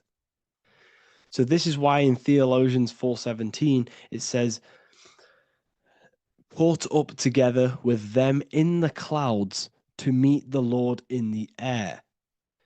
You don't meet God or the Lord in the physical air, in the clouds. This is clearly a parable. A human being cannot go up to the clouds and meet a mystical man in the clouds. This is obviously a parable, a metaphor. The air is your mind. You must raise your consciousness beyond the body, beyond the emotions, beyond the spirit, and enter in the mind during meditation, turning the mind inward to connect with the Lord. The Lord is the highest aspect of your consciousness, the one that exists beyond the physical body, beyond your emotions, beyond the thought. So you meet the Lord in the air, in the mind. The mind represents the air. This is why in America there's a saying called an airhead. You're an airhead. This means that you are stupid, or you don't think, or you have nothing in your mind. You have nothing in your head. When someone's very stupid, you call them an airhead, because air represents the mind. The air is elevated. The air is invisible. The mind is totally invisible to the human eyes. It is a metaphysical substance. In fact, it's not a substance at all. It's so fluidic. It's everywhere. The mind can be everywhere at all times. It can be anything. Nothing is impossible within the mind. Now, this is synced with the four seasons. The four seasons represent the four aspects of human consciousness, the four bodies of your consciousness, the four bodies of your soul. The sun is your soul, okay? And the sun travels around four seasons. Summer, when the sun is the most hottest point. Autumn, when the sun starts to move away from the hottest point. Things start to die. Then it goes to winter. This is when everything dies. This is when things enter in within itself. This is when darkness occurs. Then spring. This is the reignition of the sun. This is when the sun starts to bring back the warmth back to the summer. You have four seasons which correspond to the four bodies of consciousness. Fire is the spirit. This is when you are passionate. This is when you are taking action. This is when you are fiery. The sun is blazing. You're taking action. You're very passionate. You're very spirit. You're in the spirit. Autumn is water, emotion. This is when you start to become very reflecting. This is when you start to feel emotional, because in autumn there's lots of water. This represents the emotional body of consciousness. Winter is the mind. This is air. Winter, what happens in winter? Everything enters within itself. The leaves die, the trees die, everything dies and goes within. This is the mind. The mind is the darkness, remember. You close your eyes to enter within the mind. The winter represents meditation. In the winter, what do people do? They stay inside of their house. They research more. They read more books. They become more intellectual. They think more in the winter because we are so we're stuck inside. So we're more reflective. We're thinking more. We're more communicative. We're more intellectual. In the spring, this represents the earth, the body. This is when we start to come out of the mind and we awaken to the body, and things start to grow again. The plants start to grow. The earth is growing again and reborn again. This is the body. This is when you become more active in the spring. And then the summer, back to the summer, we then take action on these thoughts and these thoughts that we gained over the winter. Essentially, this is just a massive cycle. And this is a daily cycle also. The nighttime is the winter. The morning is the spring. The midday is the summer. And the evening time is the autumn. This is a microcosm. We have 4 bodies of consciousness. You are the sun. You are the soul. And the soul has 4 bodies: summer, autumn, winter, spring. Emotion, air, body, spirit. Sorry, emotion, mind, body, spirit. So you are the soul. You are the pure essence of consciousness. The sun is your soul in the heart. And the seasons are inside of you because you are a microcosm. Okay? You are a microcosm. The word sun is son. The Latin word for sun is sol, which is soul or solo, because the sun is solo. It's on its own. You are the soul, and the soul has the 4 different bodies of consciousness. So before we move on any further, if I've blown your mind, please, if you can, leave a like, a comment, a share, and a subscribe. Let me know what videos you want me to make in the future. Please drop a like. It definitely will help me. You are a microcosm of the macrocosm. Man is a miniature universe that goes through its own cycles. The seasons of the summer, winter, spring, and autumn do not occur merely outside of him, but within him as well. The summer is within you. You feel different in the summer. You feel different in the winter. You feel, depending on the body of consciousness, it's your soul's interacting with. So the sun in the sky is your soul inside, and the sun goes through these cycles, which is affecting your bodies of consciousness, because the cycles represent your bodies of consciousness. Now, this ties in with the Bible. This is why we have 4 Gospels. This is why Matthew, Mark, Luke, and John are always seen with the 4 different zodiac sign animals or symbols. So you always see each one of the Gospels. If you just type in on Google Matthew, Mark, Luke, and John, type in ancient pictures, paintings or pictures of them, and you will find these 4 zodiac signs are always standing with each one. Taurus, the bull; Leo, the lion; Scorpio, the eagle. An old symbol for Scorpio was the eagle. And a man for Aquarius. Here you see very, very ancient paintings and artwork. Here we see Matthew, the man, Aquarius. Here we see John, the Scorpio. The same here. We also see it on the tarot cards, on the world card. We see the 4 fixed zodiac signs. Here we see it as well. These are called the 4 fixed zodiac signs. Now, when we look at the zodiac, we're no longer looking at the sky, because what you must understand is as above, so below. What is above you is inside of you. What is above is what is below. What is outside of you is within you. The zodiac is inside of you. The zodiac revolves around the sun. The sun is your soul.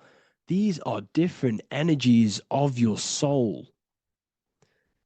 Like I said earlier, the 4 seasons are the 4 bodies of your consciousness. And in each body of consciousness, you have these different energetic energies that you can work with. Okay, so this is the true astrology. This is the true astrology, the internal esoteric astrology. You can't find much information on this at all. Very hard to find. So what we're looking at are the four bodies of consciousness. Obviously, when you look in the middle of each, when we look in the middle of each season, spring, the middle of spring is Taurus. The middle of winter is Aquarius. The middle of autumn is Scorpio. The middle of summer is Leo. These four signs are known as the four fixed signs. Okay. Scorpio is fixed. It's the middle of autumn. Scorpio is a water sign, emotion. Aquarius is the air sign, the mind. Taurus is an earth sign, the body. Leo is a fire sign, the spirit. This is why we see Matthew, Mark, Luke, and John with the four fixed signs of the zodiac, which represent the four bodies of consciousness. Leo, the spirit, fire. Luke, Taurus, earth, body. Matthew, Aquarius, air, mind. John, Scorpio, water, emotion. Each gospel is depicting Jesus and showing Jesus in each gospel. Each one of these gospels is showing and depicting Jesus according to the different body of consciousness. In John, this is when Jesus starts to turn water into wine. Water is emotion. Wine is transmuted emotion. This is when he does miracles with his emotions, water into wine. Aquarius, which is Matthew, air, the mind. Inside of the Gospel of Matthew, this depicts Jesus as an intellectual person, a person is communicating and using his mind, his mental body a lot inside of the Gospel of Matthew. Go and read it, and you will see this. Luke, Taurus, earth, the body. Luke shows and depicts Jesus according to the body of consciousness, the physical body. He shows Jesus as a human, being a human being, helping people physically and helping people's physical needs, like giving away food and doing all sorts of good things for other people. Leo, Mark, inside of the Gospel of Mark, this shows Jesus as a spiritual teacher, a passionate person who is taking action. Each gospel is showing Jesus according to the different body of consciousness. And Jesus represents you, the Son. That's why it's called the Son of God, the light of the world. Jesus represents your soul, and your soul has these four gospels, the four bodies of consciousness, the four fixed signs, the four elements, and the four seasons. These things all correspond to your consciousness. So this is Leonardo da Vinci showing you the exact same thing. Jesus is the I am, the Son, the soul, in the middle, on his own. Luke, spring, earth, body. There are three people in each group. There are four groups, and there are three people in each group. 1, 2, 3. 1, 2, 3, 1, 2, 3, 1, 2, 3. Fall, winter, summer, spring. These are according to the four bodies of consciousness. Here we see Aries, which rules the head region. He's on the head of the table.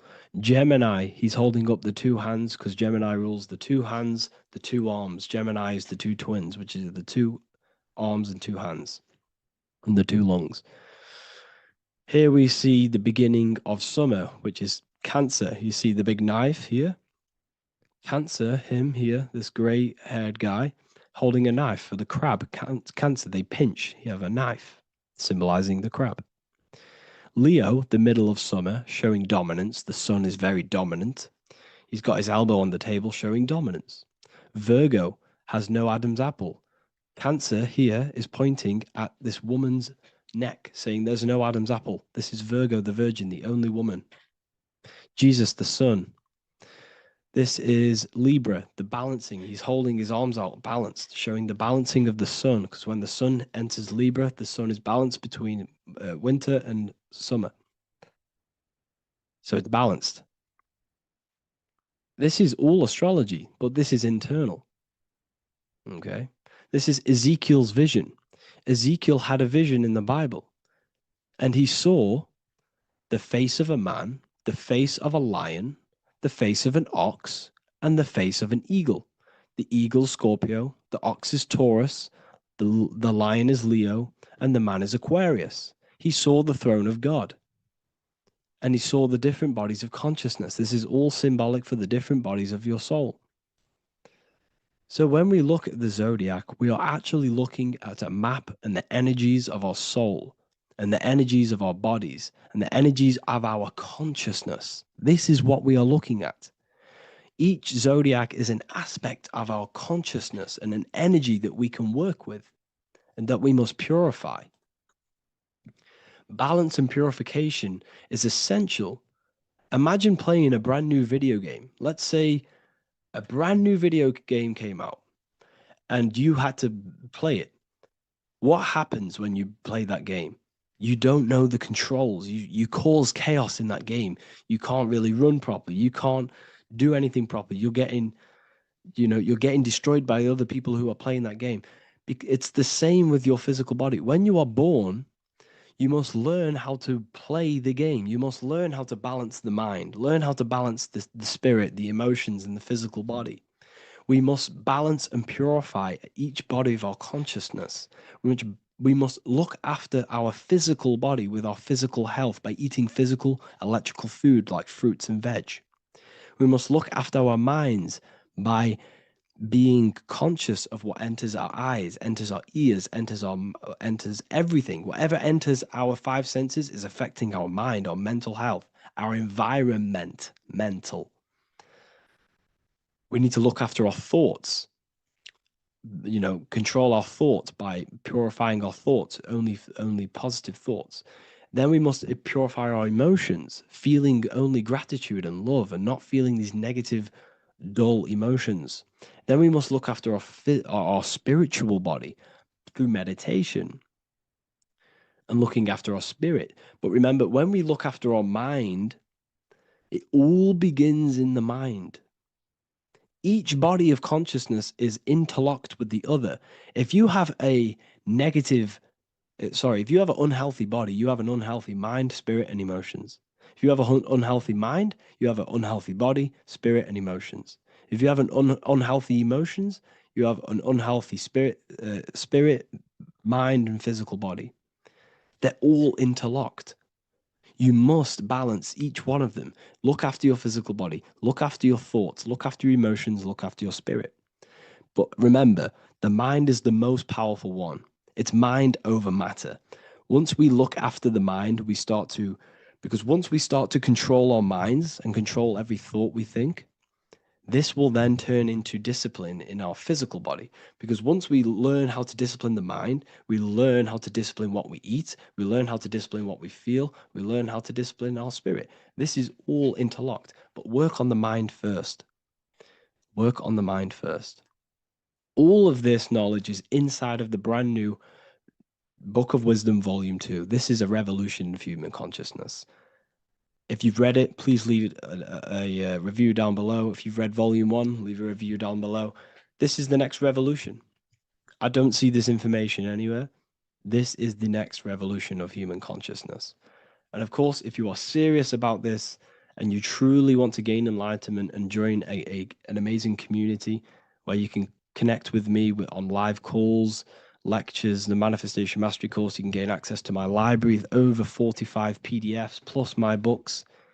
And if you do join the university, you can order a Volume 2 free of charge. All you have to do is to pay for shipping. If you truly take your knowledge serious and you want to take advantage of life, join the university. This is where truth seekers belong. Just want to say thank you all. Please leave a comment. Please leave a like. It's going to help me a lot spread this knowledge to the world. And yeah, share this with a friend and subscribe. Thank you all.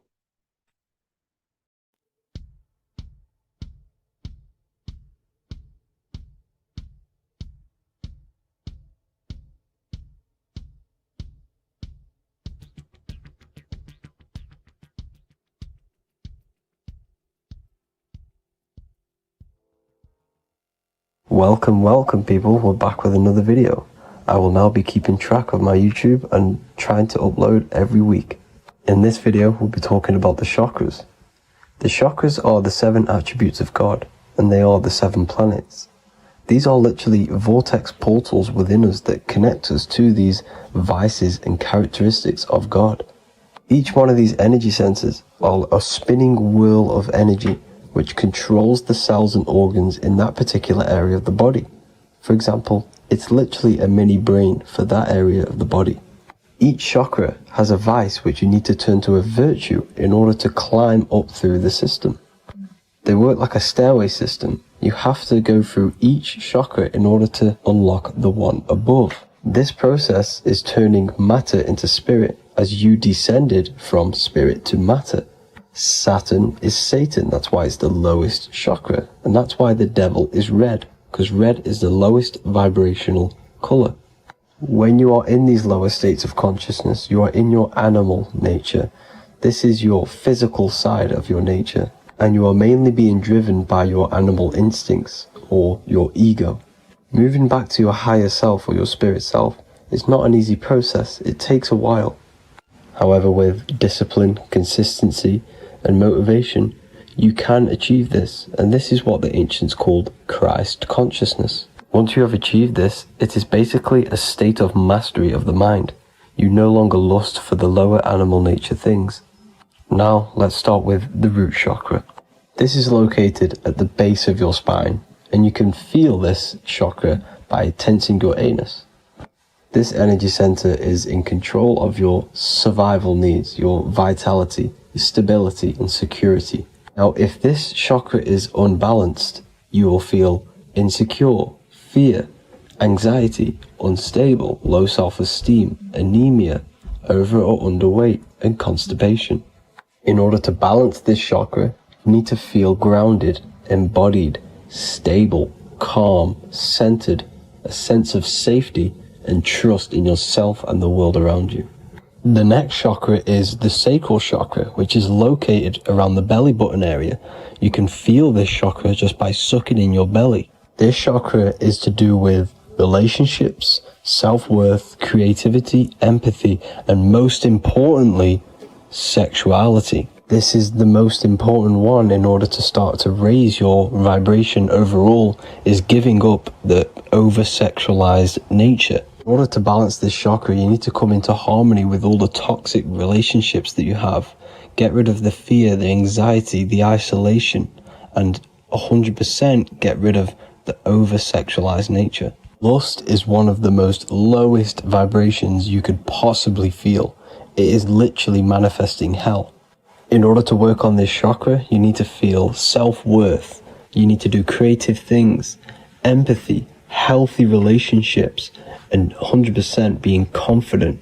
The next chakra is the solar plexus. This is to do with personal power, will, metabolism, eating, happiness, and your self-esteem and self-identification. You can feel this chakra just above your belly, below your ribs, and you can suck in this area.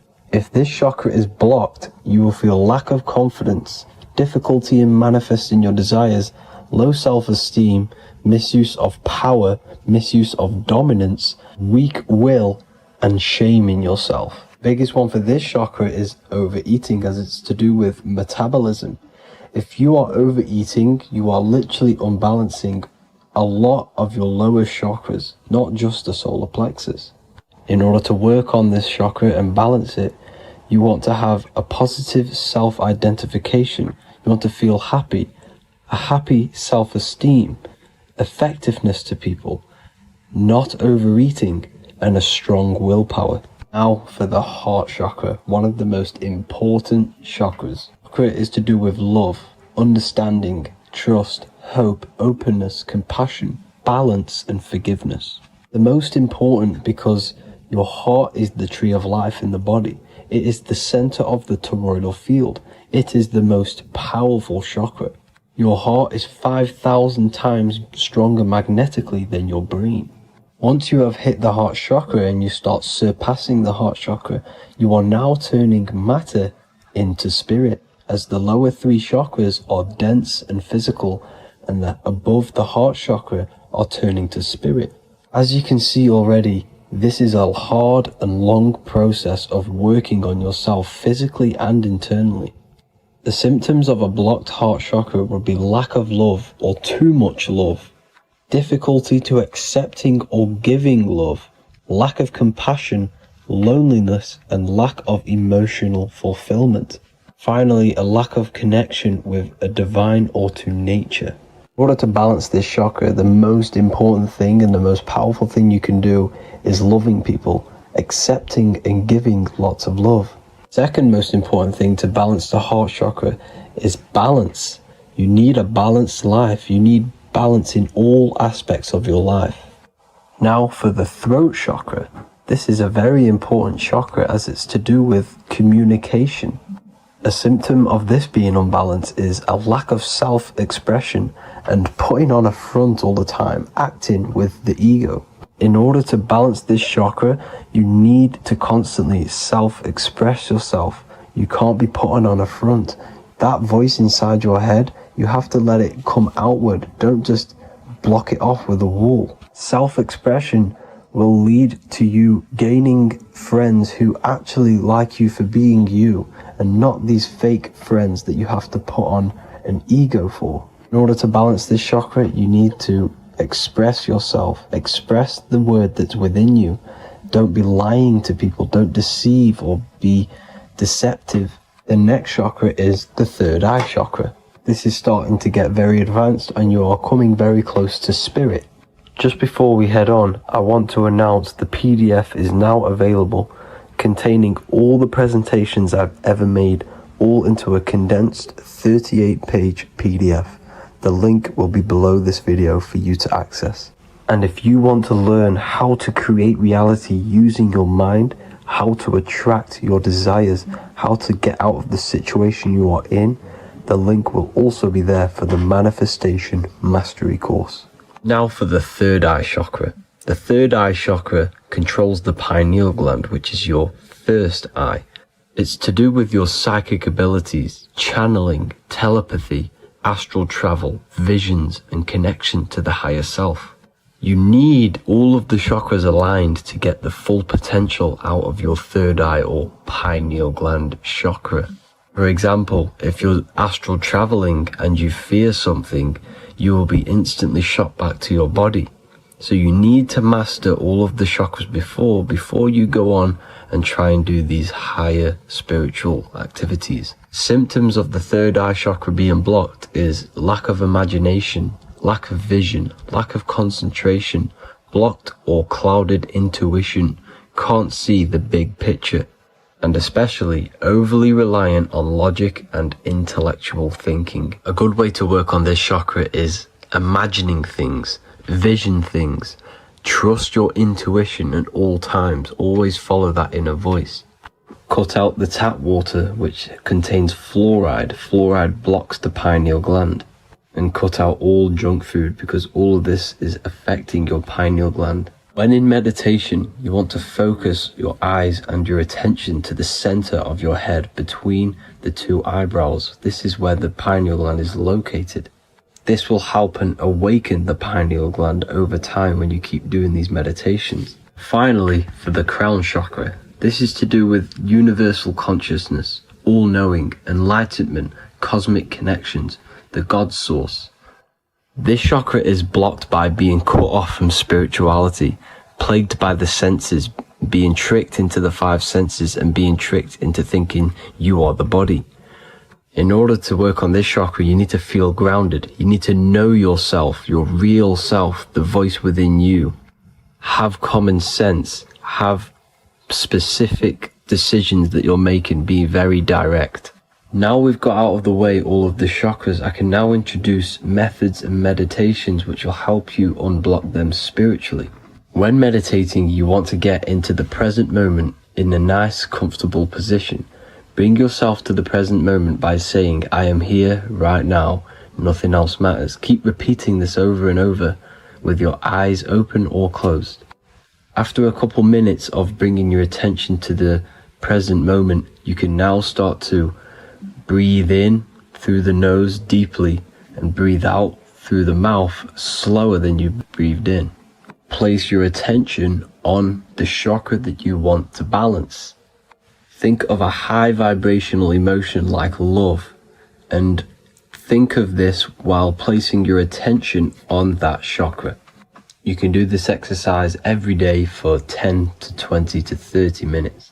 The longer the better. Another practice you can do is by chanting the Bijis for each chakra. They are here, starting from the root chakra all the way to the crown chakra. Or you can chant the 7 vowels. There are not 5, there are actually 7.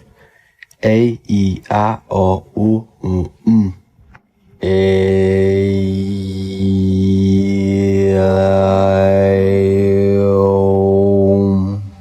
This is the proper way of pronouncing the 7 vowels. These are so powerful because these are the only things that exist. It is literally the sound of God. By pronouncing them right, you can actually create a lot of power within you and align your chakras. That's it for this video, people. I'd appreciate a comment and a like to help the algorithm. I appreciate you all. Love and light.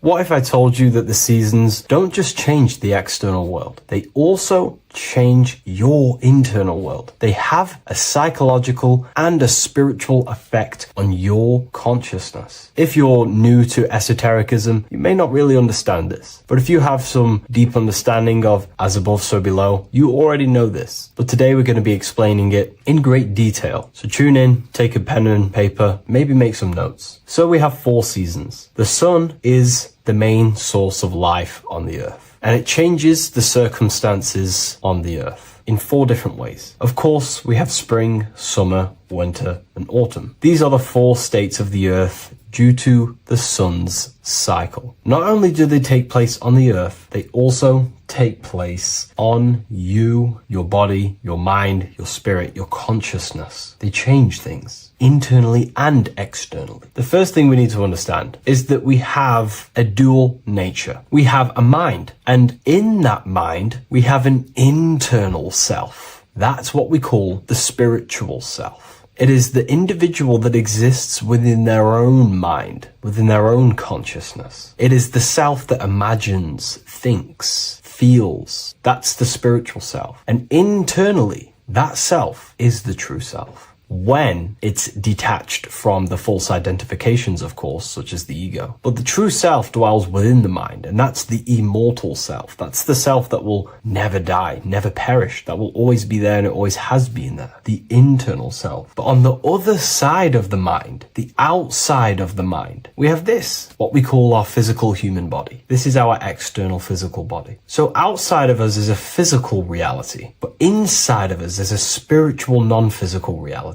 Inside of us cannot be measured. Outside of us can be measured. So we have an internal world and an external world. I think this is the reason why the word individual has the word dual at the end. Dual meaning opposing or two. We have a dual nature. Inner world, in the mind, and a self out the mind. And the mind acts as some sort of doorway. It is a doorway into ourself. So in esotericism, this is what it's all about. It's about we work with the internal world. We try and figure out who we are from the inside out, not who we are outside of us. Because we realize that the external world is nothing but a crystallization of what's happening inside of us. Our lives are a result of every single thought that we thought in the past. So let's not get off track here. Let's carry on. As I was discussing the seasons, we have an internal world in the mind and a self outside the mind. And this is reflected even in the cycles of the heavens. This is how you know the universe is intelligently designed, and the law of correspondence corresponds with everything. The law of correspondence is as above, so below. It's not a Hermetic principle. It's not a Freemasonic principle. The law of correspondence, as above, so below, is just the law of life of the universe. It is in everything. So the daytime, the sun, this is external impressions or expressions, should I say. We express ourselves outside the mind, in the outside world, in the material body, taking actions outside of us during this daytime. The sun represents outward expression, the daytime. This is when we wake up, we're conscious, we do things outside of our mind. But then the nighttime comes around and it becomes dark and the moon rules over the nighttime. And we return back to our internal world. We return back to the darkness. We return back to the internal self, the self in the mind. Really is fascinating. And this is as above, so below. This follows the correspondence. This follows the law. Although that the outside world has a cycle of day and night, so does our own mind have this cycle. As above, so below. As within, so without.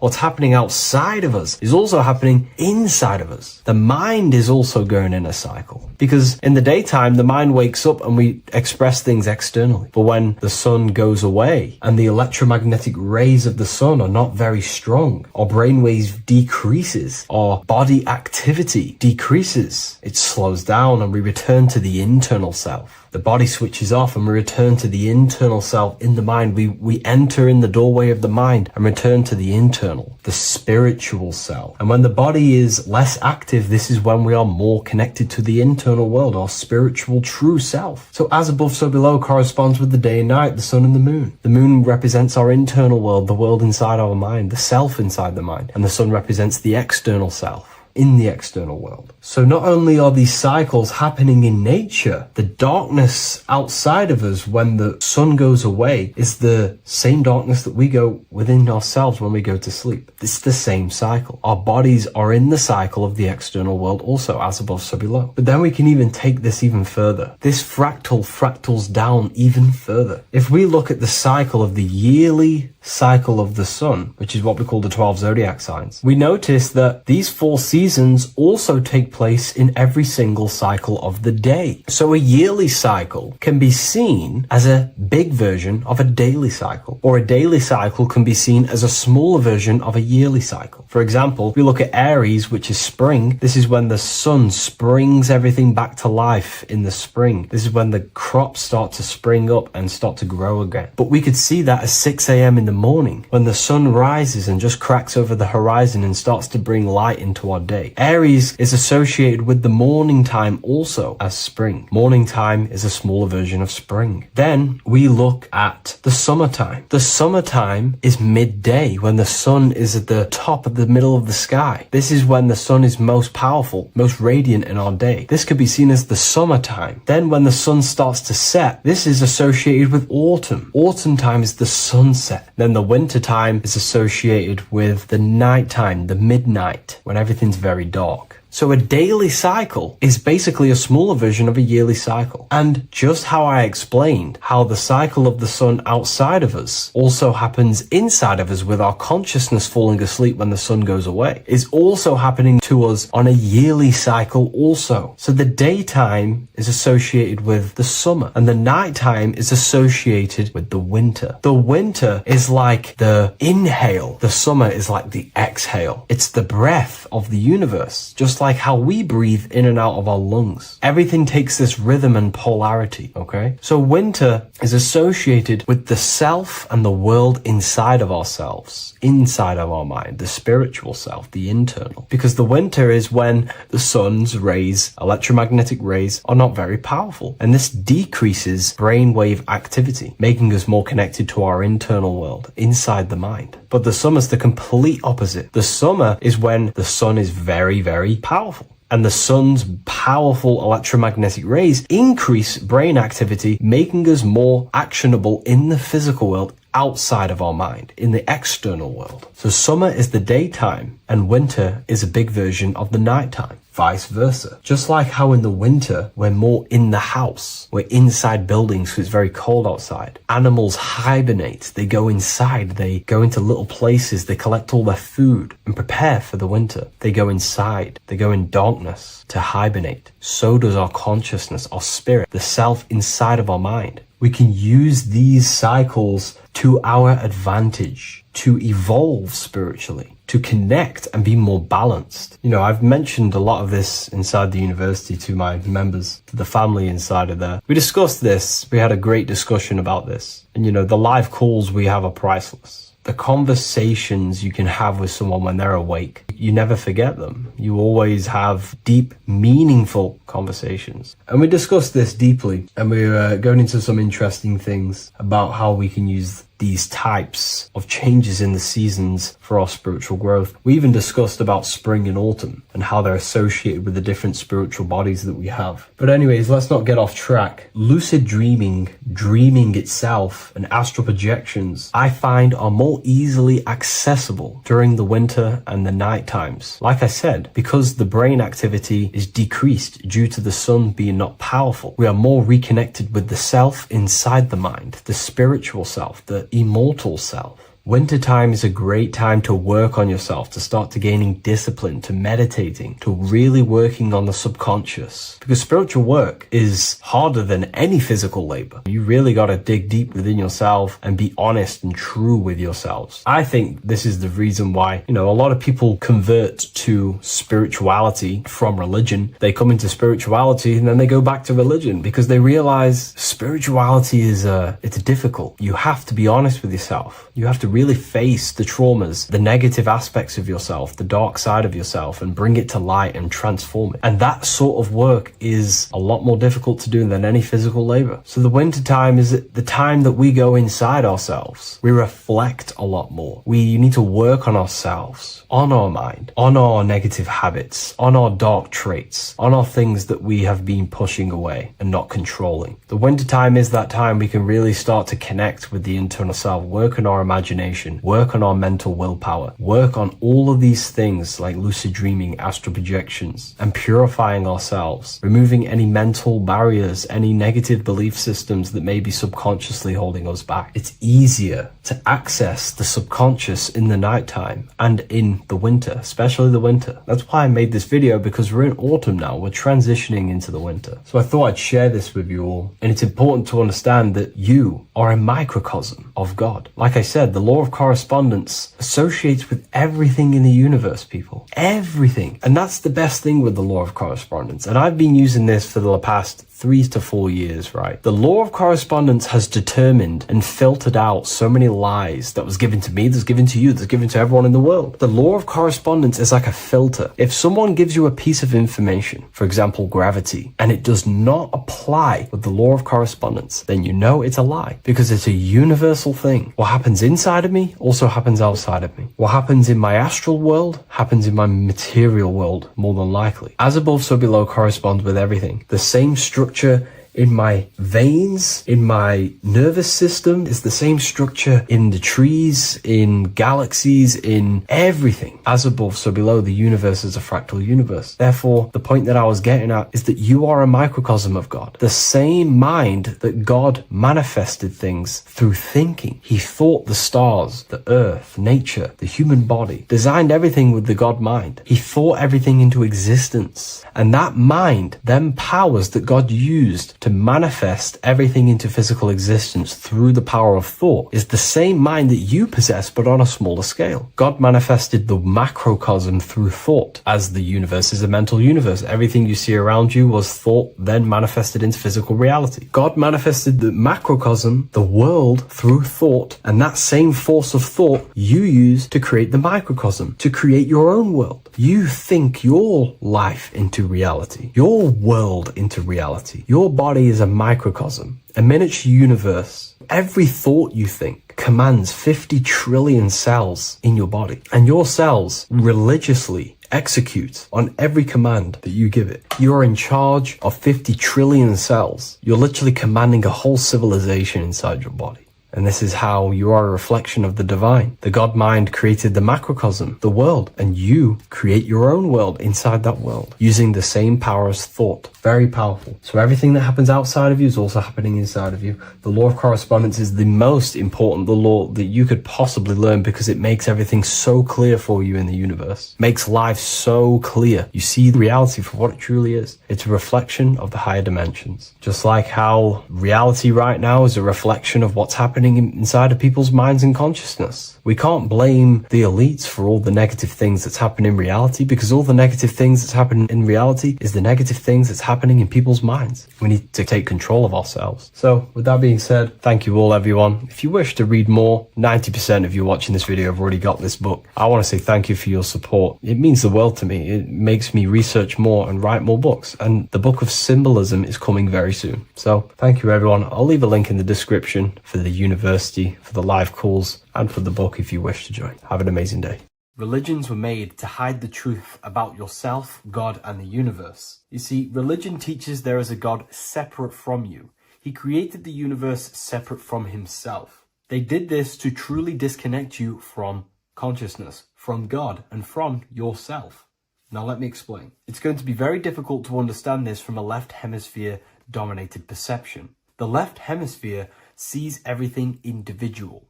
The right hemisphere sees the whole. For example, if you're walking through a woods, the left hemisphere sees individual trees, leaves, twigs, and branches. The right hemisphere sees the interconnectedness of the whole woods. We've been trained our whole life to be trapped in the left hemisphere, to think logically, scientifically, with evidence. This way of thinking traps you in illusion, division, and separateness from everything. Plus, in science, they teach you the universe exists outside of you. You exist in a universe, and the universe exists whether you exist or not. This is completely false. You are the universe experiencing itself. There is only one person in the universe. There is only one awareness in the universe, and that is God. That is your consciousness. Not your name, your job, your reputation, your thoughts, your beliefs. That is not God. God is the infinite awareness that you are, the alertness, the essence of life. You are an individual. You have a dual nature, an inner world, consciousness, and an outer world, this physical body. The inner world is the immortal, consciousness, awareness. This physical reality is for the immortal within us to experience and enjoy. And the immortal consciousness, the immortal self, the individualized expression of the only thing that is truly real, which is God, consciousness, is seeking a way to understand itself through infinite vantage points. The same consciousness inside of you, inside of the dog, the squirrel, the plants, the stars, the same awareness is in absolutely everything. Only the right hemisphere can see this connection. The universe is one mind separated into the infinite bodies and life forms. This is why scientists tell you that the universe is forever expanding. It's truth in plain sight, because the universe is the mind, and the mind is always seeking more vantage points to understand itself. And the mind is always expanding into new realms of thought. The mind cannot be filled up. It does not exist in space. However, human awareness, human consciousness is very sacred. And the reason why I say that is because humans possess a two-way consciousness, unlike a dog, an animal, or a squirrel, for example. The dog looks in the mirror. It is not aware of itself. It doesn't look in the mirror and see that it needs to improve something. However, humans, we can look in the mirror and say, who am I? Where do I come from? And I need to change this aspect of me. I'm lacking in this area. Dogs do not have this awareness. They function only on their immediate surroundings, on survival and instinct. Human awareness is special because we have the ability to reflect on the self. We can question our consciousness. We can question, who am I? Where do I come from? And where am I going after this? The human mind has no limitation.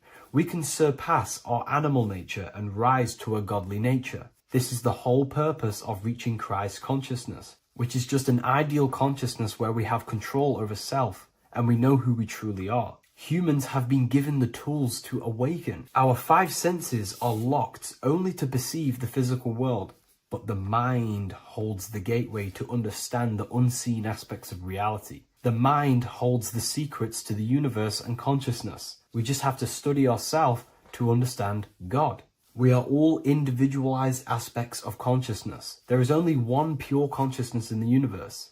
but we're fractaled into infinite life forms, experiencing this consciousness in a different form, molding this consciousness into individual egos and individualized consciousness. Me and you are made of the same fabric. However, I have thought different things, believed different things, experienced different things, which has conditioned my consciousness to be my own individualized aspect of God. And that's what makes me, me, and you, you. God is the creative power within us to turn thoughts into physical reality, to create things. We are a creator. Each one of us is a miniature earth, creating and building in this physical 3D reality. Our consciousness holds power over the 3D reality. We can mold it and create anything we wish. However, we have been conditioned to live like an animal, living in our animal nature, eating, surviving, lusting, and these low-level desires keep us trapped from figuring out our creative power. This is why the ancients always depicted God inside of the brain. Even in ancient Christian artwork, William Blake, Anton Raphael, all depict God inside of the brain. Why is this? Because God is our creative power. The spinal column acts as a type of ladder of consciousness. If you just think about sex and act on sex, eating, consuming, and living in a survival animalistic state, then your consciousness is functioning on the lower end of the spinal column, where your reproductive organs are and your gut organs are to consume food. In order to activate the God within us and to us to truly know God, we have to be aligned with the God consciousness. We have to unlock the God within us so we can truly actually experience God and understand it. However, God exists beyond our personal consciousness, beyond our human identity. In secret societies, satanic rituals and satanic societies, they are seeking a way to escape the human identity through ritual work, meditation, and trance-like states. A trance-like state is like the state that you enter just before you fall asleep, where there is no thought present in your mind, because you are not the mind, you are the observer, you experience the thoughts. And when we escape the human identity through rituals, meditation, or trance-like states, we can actually experience beyond the veil of this material world. However, satanic rituals do this in a negative way. Satanic rituals include ways to make the human mind tap out by pushing the human minds to the limit through pain, suffering, and even torture, to allow the mind to pass out so you can temporarily pass on the veil of the physical world and escape the limitations of the human identity and the human thinking mind. Now, you do not have to do it this way. You can experience the divine and beyond your human identity through many different ways, such as deep, deep meditation, rising above your thoughts, and setting 3 alarms, one for 6 a.m., one for 6:30, and one for 7:30. And when you wake up at these times, what you need to do each time you wake up is allow your mind to stay awake but your body to fall asleep. And you will enter this trance-like state. And you can gain ideas, experience lucid dreams, and maybe even astral project. All of these rituals in secret societies and satanic societies is all about escaping the human identity and experiencing the divine planes beyond the physical. To wrap all of this up, this is all about consciousness. Consciousness is the infinite awareness of the universe, just fractaled into separate bodies. And this consciousness is seeking a way to understand itself in infinite angles and vantage points. And religion was made to cut off your connection to the divine planes beyond this world and beyond your self-identity. Therefore, if you want to know God, you have to study the attributes and qualities of God, such as geometry, numbers, consciousness, the mind, the subconscious, human anatomy. All of these things are aspects of God. We have to study ourselves and study nature so we can see God. God is the infinite awareness of the universe. If you love this video, please leave a like and share it with a friend. I'll leave a link in the description for the Book of Wisdom, Volume 2. Welcome to Revival of Wisdom. Today, we're going to be talking about portals, portal symbolism, what portals are, okay, and how they show them to us, because they have to tell you the truth, guys. This is the thing with the universal law. They have to tell you the truth. And they tell you through symbols, they tell you through movies, and different things like that. But let's jump straight into this. So first I want to talk about the Freemasonry symbols. Okay, so first we got, obviously this is some Freemasonry art, but notice how you've got the ladder with a key. Okay, so this is ladder symbolism with a key. So maybe this is talking about ascending.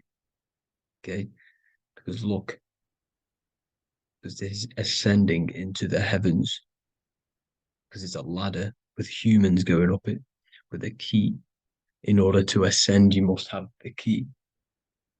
Okay, so what else do we have with a key? Well, the Netflix show Lock and Key, which is all about portals and keys. Because what do keys do? They open doors, gateways. Okay. So what's interesting about this is that they've got this key here, which represents the Kundalini energy rising up the spine. Okay, but we'll come back to this. But it's that same portal key symbolism. We've also got the Vatican. The Vatican is in the shape of a key. Okay, so you can see the start of it here and the end. So this is key symbolisms. Keys open doors. And notice how it's got the 8-pointed star. Okay, what is the 8-pointed star? Okay, we'll come back to this. This all ties in, guys. I'll break it all down for you. But then you've also got the god Janus. Janus, okay, is known as the god of the doorways. He's an ancient god of Rome, and they worshipped him. However, he's not a god, he's more like a high-level ranked demon. Because he is the god of the doorways. And notice how he's got two faces. Because doorways always have two sides. You're going into somewhere, there's always two sides of a door. And he's always depicted with two sides of a face and a key, because he holds the key to the doorways, to the portals, to other worlds and realms.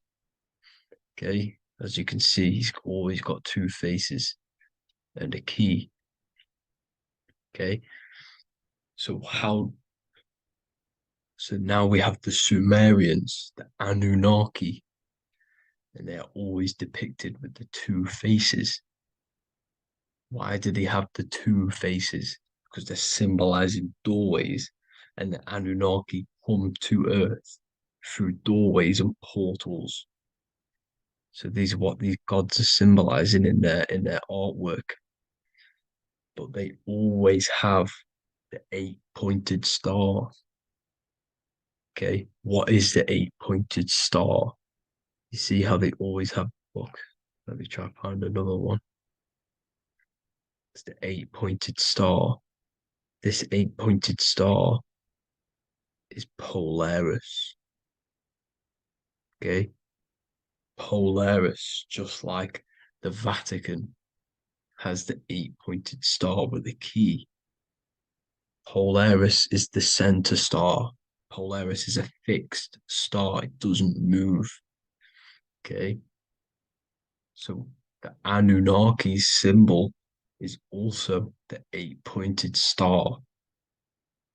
So this is symbolizing the portals and doorways that they come through in order to get to the earth. But Polaris is that center star which does not move. It's always symbolized with the 8-pointed star, just like a compass. Why is a compass the 8-pointed star? Because at the center of our realm is where the most electromagnetic energy is stored, as you can see, we have an aura field, an electromagnetic aura field. So does the Earth. And in the center, so like our heart, for example, is where the most energy is stored. And like the center of the Earth, this is why all compasses point to the center, because this is where the most electromagnetic energy is stored. Because it's at the center of our realm. Okay. So like I was saying with the lock and key series, see this here? The Kundalini energy rising up the spine, just like your Kundalini energy rising up the spine. Let me try. I can't zoom in, but you know what I'm trying to say here. Let's go back to Polaris, because at the center is where pole. Can you see the pole of electromagnetic energy? Polaris, the North Pole. It's symbolized. The truth is in the words. It's like a pole of electromagnetic energy. And this is where the aurora borealis comes from. Notice how it's got the word aura in it, because it's the Earth's aura, electromagnetic field. Just like you have an aura, also known as the northern lights, because it's coming out of this center hole in the center of our realm, where the black sun is. And this is where the electromagnetic energy is coming up from. And this is what the aurora borealis is, or the northern lights. It's just electromagnetic energy. And it's symbolized through our symbols, the original O, okay? Because it's like a pole through the middle, Polaris. So this Polaris is the sky vault.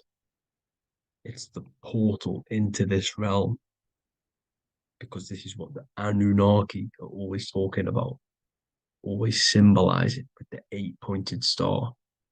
And just like a compass is the 8-pointed star pointed to the center, to Polaris. Okay. See here on the Sumerian tablets with the 8-pointed star again. And how we know it's talking about portals with this 8-pointed star is because CERN 666 are opening up portals to the underworld, letting in demonic entities into this realm. How do we know it's a portal? Because their Hydro Collider has 8 points, just like the 8-pointed star. So they are creating synthetic portals to the underworld to let these demonic entities into our realm. But what is the key? Because if we're talking about ascending through Polaris, notice how here on the masonry art, this luminary here, so this is the sun, that's the moon. This is Polaris because it's a luminary with what? 1, 2, 3, 4, 5, 6, 7, 8 beams coming off the luminary, just like the 8-pointed star. So you see the ladder with the key going up to Polaris. It's symbolizing ascending out of Earth. So what is this key that they're keeping from us? Because it's a human holding a key going up the ladder to Polaris. Well, chakras. We have 7 chakras. Okay, so this is what they are telling us in the lock and key symbolism.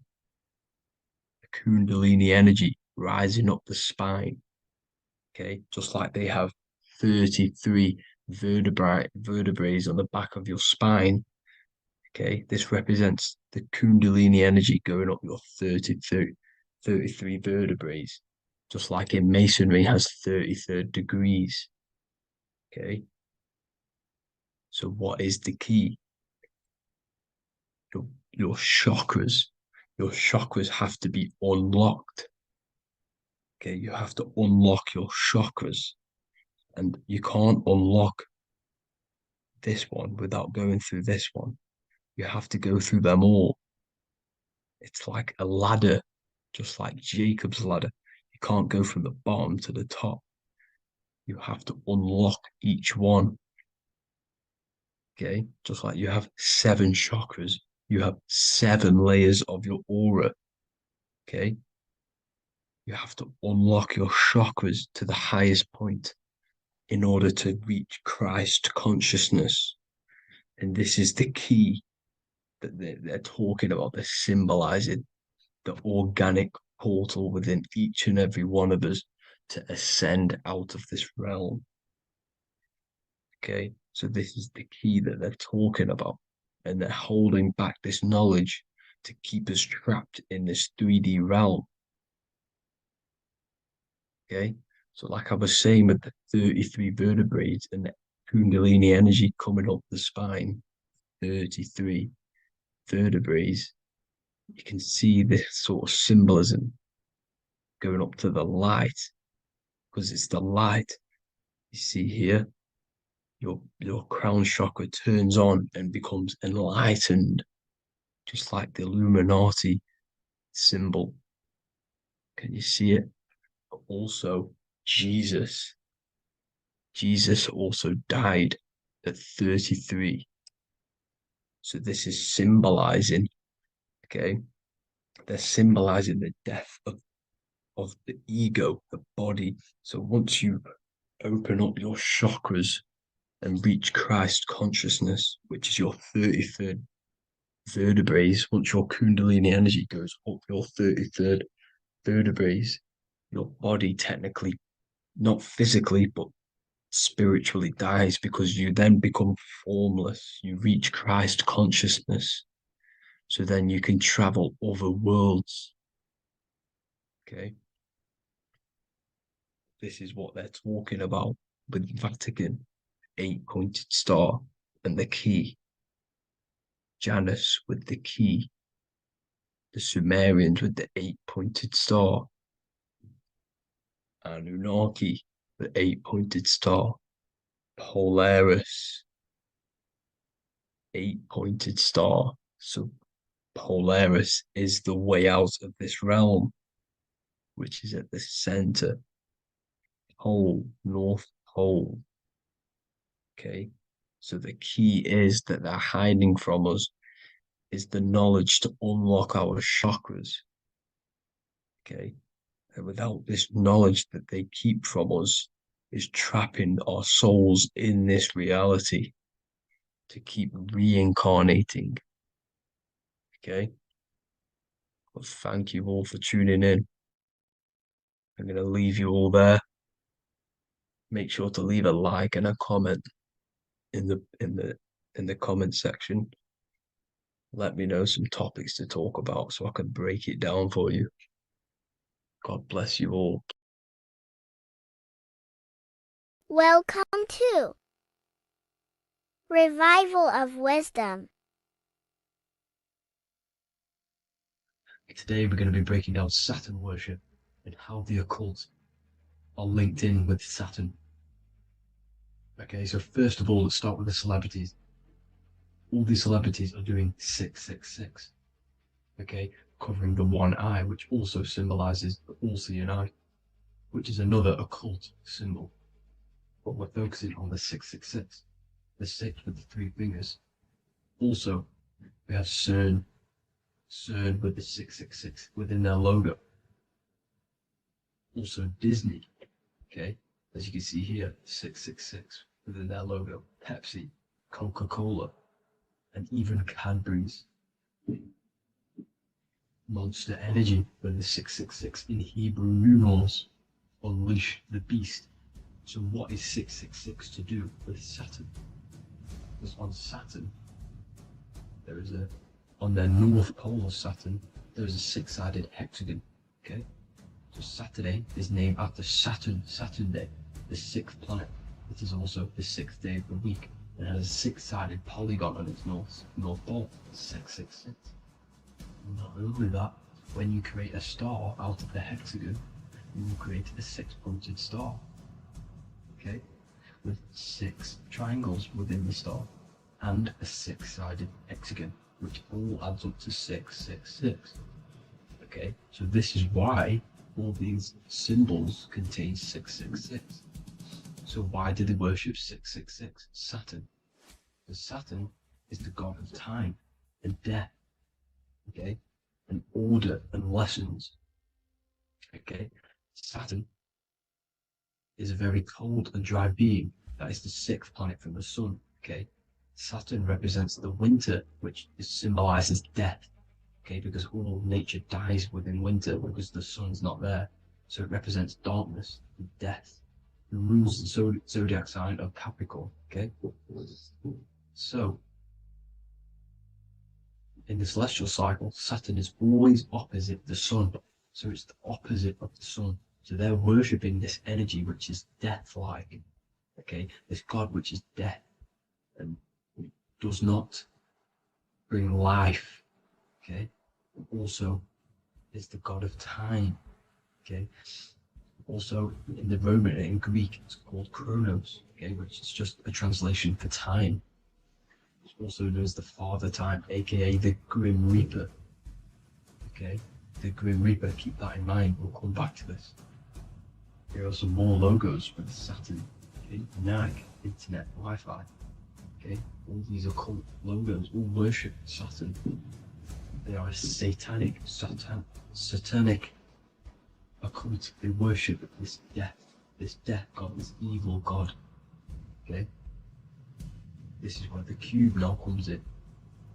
Okay, because what colour is associated with Saturn? It's black, because it's the absence of light. It's opposite the sun. So black is the colour associated with Saturn. Each planet has its own colour associated with it.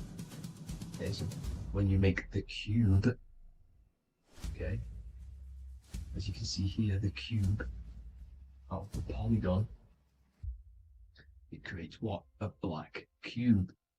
Okay, and the Kabbalah, okay, Kabbalah means cube, Allah means the god, the cube god.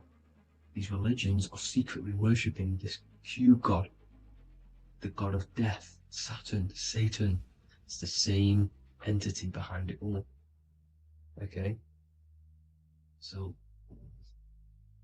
also we have these black cubes in Australia, Denmark, all around the world, these black cubes, because this occult is worldwide.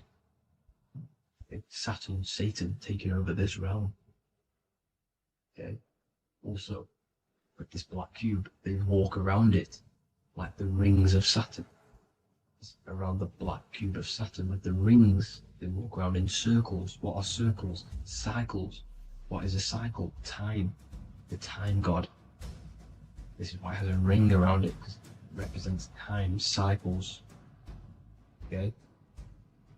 And this is another depiction of Saturn, always depicted with this Reaper staff. Okay? Keep in mind this staff, just like we associated with aka the Grim Reaper. The Grim Reaper also wears a black robe, representing Saturn with the same staff. Can you see it? This is where it comes in. Okay? The same thing, look, the same staff with the black robe. Black representing Saturn, the god of death.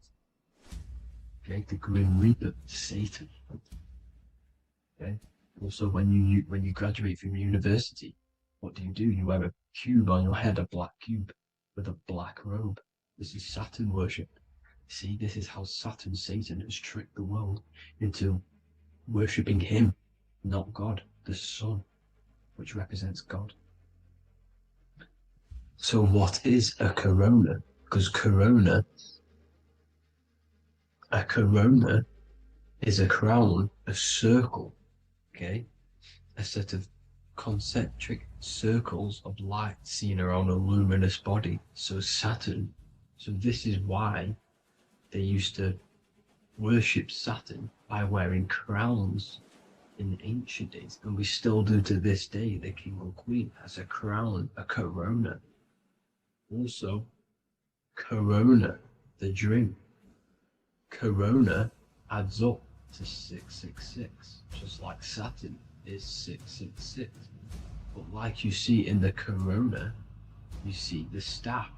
You see this staff, just like the staff of Saturn, the Saturn god, like the Grim Reaper, with the black robe and the staff, just like the Saturn god. What is the Grim Reaper? It's a killer, it represents death, just like Saturn, the god of death and time.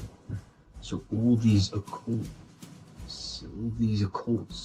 and secret societies all worship the 666 god, which is Saturn, Satan.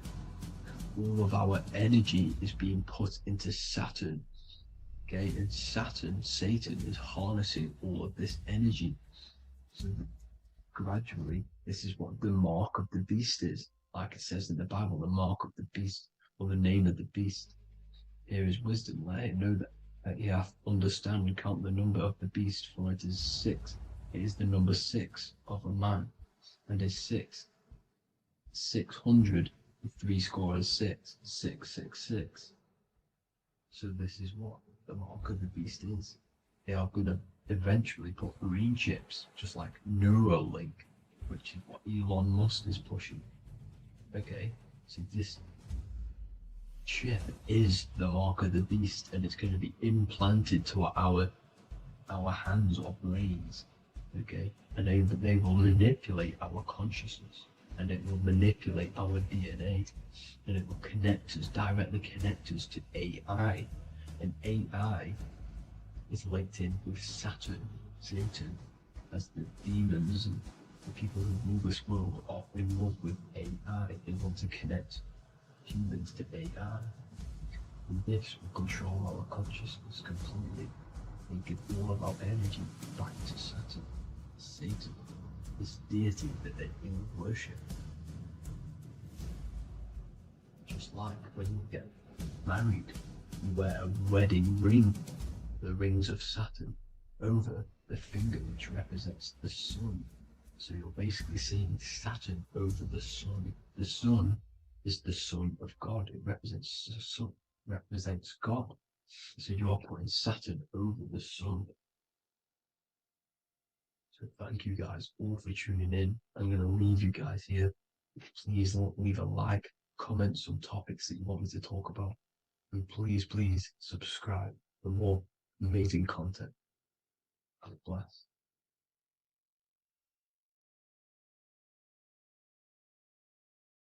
What if the word Yahweh is proof that God is embedded in our very own being? Stay with me, because what I'm about to show you might change the way you see yourself forever. Today's topic is decoding the mystery name of Yahweh, the sacred name of God from the Hebrews. By the end of this video, you'll uncover the true meaning of the word Yahweh and how your connection to it unlocks your own personal power. When we look at the word Yahweh in Hebrew, we flip it on its side. We're actually looking at the human body. These are the legs, this is the torso, here are the arms, and here's the head. So if we actually switch this on its side, we see the human body. The Hebrew name Yahweh often translates to I am. The I am. Now, what is the I am?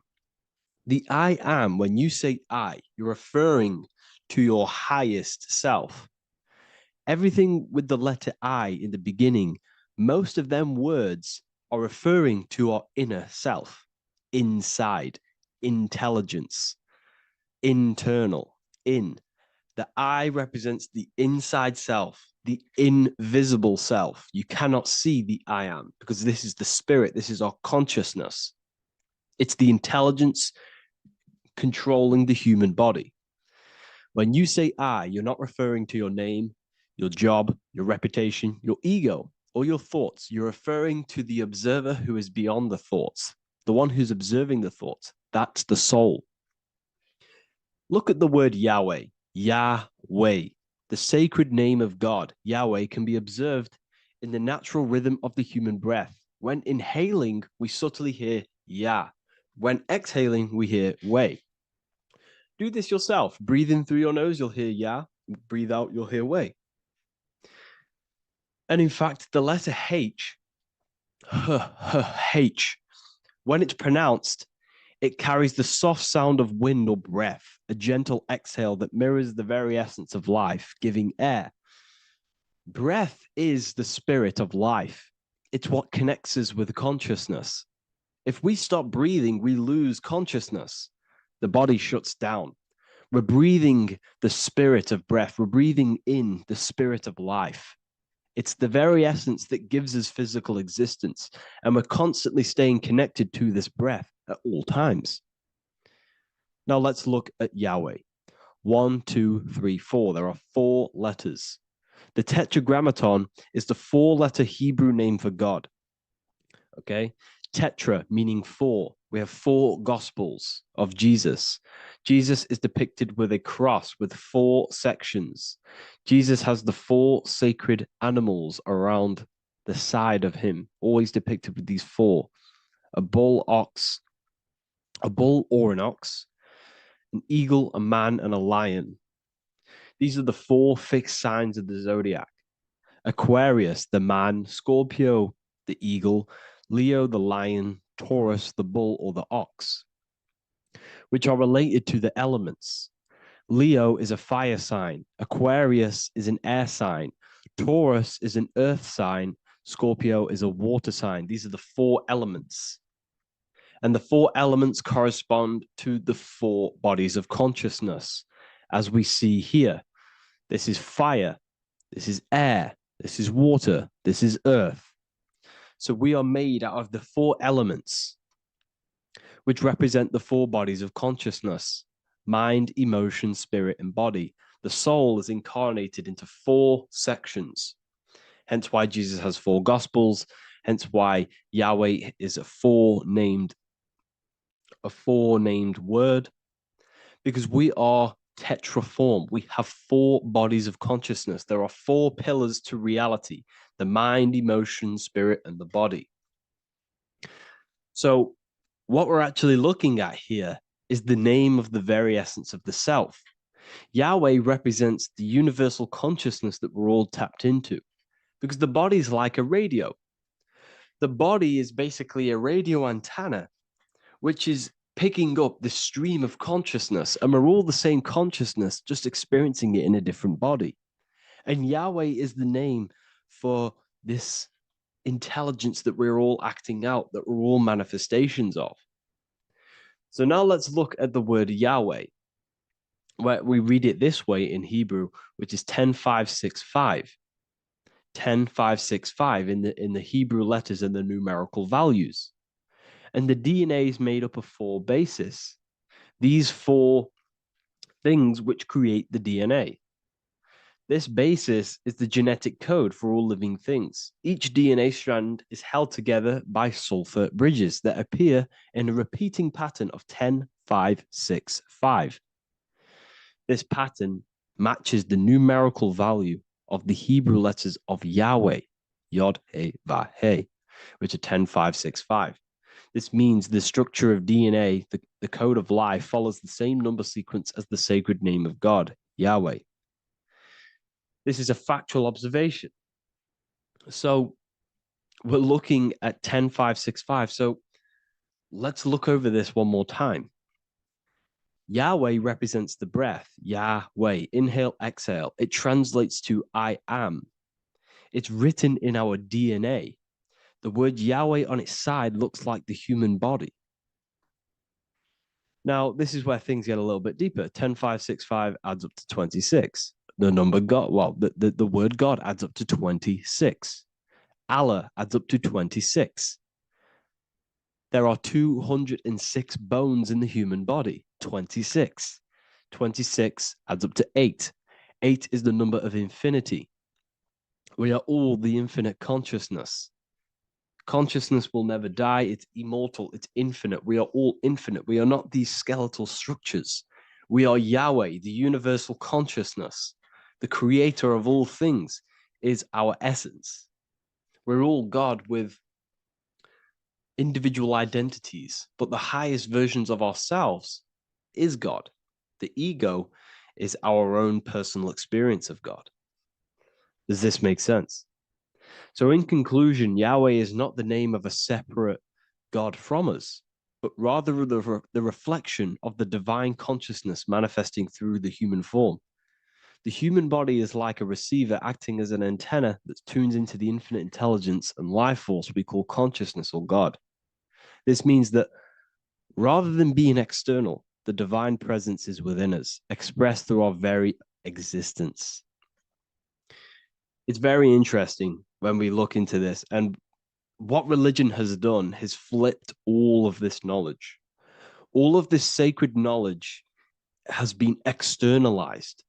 They've externalized God so that we worship God and we view God as something separate from the human experience. They do this so that we don't find the God within us, so that we don't find that we have the power of creation. The mind is the creative force of God. The body is the will to act out that thought. They don't want us to figure out that we are creators and we're all creating our own earthly experience. We're all projecting this reality. And they don't want us connecting with the divine intelligence within us because they want to be the creators. They want to keep this knowledge. They don't want the masses to wake up to this powerful knowledge. So what they've done is that they've taken the scriptures, they've externalized it so that we start worshiping and giving away our power to these external things. And when God is external, we start to fear God because we start to think that God has power over us. He can send us to hell or heaven. So this is what's going on. They've been externalizing this for thousands of years to keep us in a suppressed state. Okay? Humans are very advanced because we possess self-awareness. We possess the ability to move our awareness and our thoughts outside of the instinctual nature. For example, a cat or a dog. These things can only live in their instinct. They live based on instinct. They smell, they eat. That's pretty much all they do. But humans, we have the ability to rise above that nature and turn to our infinite selves, our higher selves. We can move beyond our instinctual nature and create very advanced things. That's why humans are made in the image of Yahweh. We are literally God in human form. So this is what we all need to realize. And I hope this video has helped. Please leave a like, a comment on inside of the description. I'll have some links to my books and my university. The people who have read them have just absolutely changed their lives. You could probably see that in the comment sections if someone leaves a review of the book. We also have Trustpilot. But yeah, I thank you all. And I'll see you in the next one.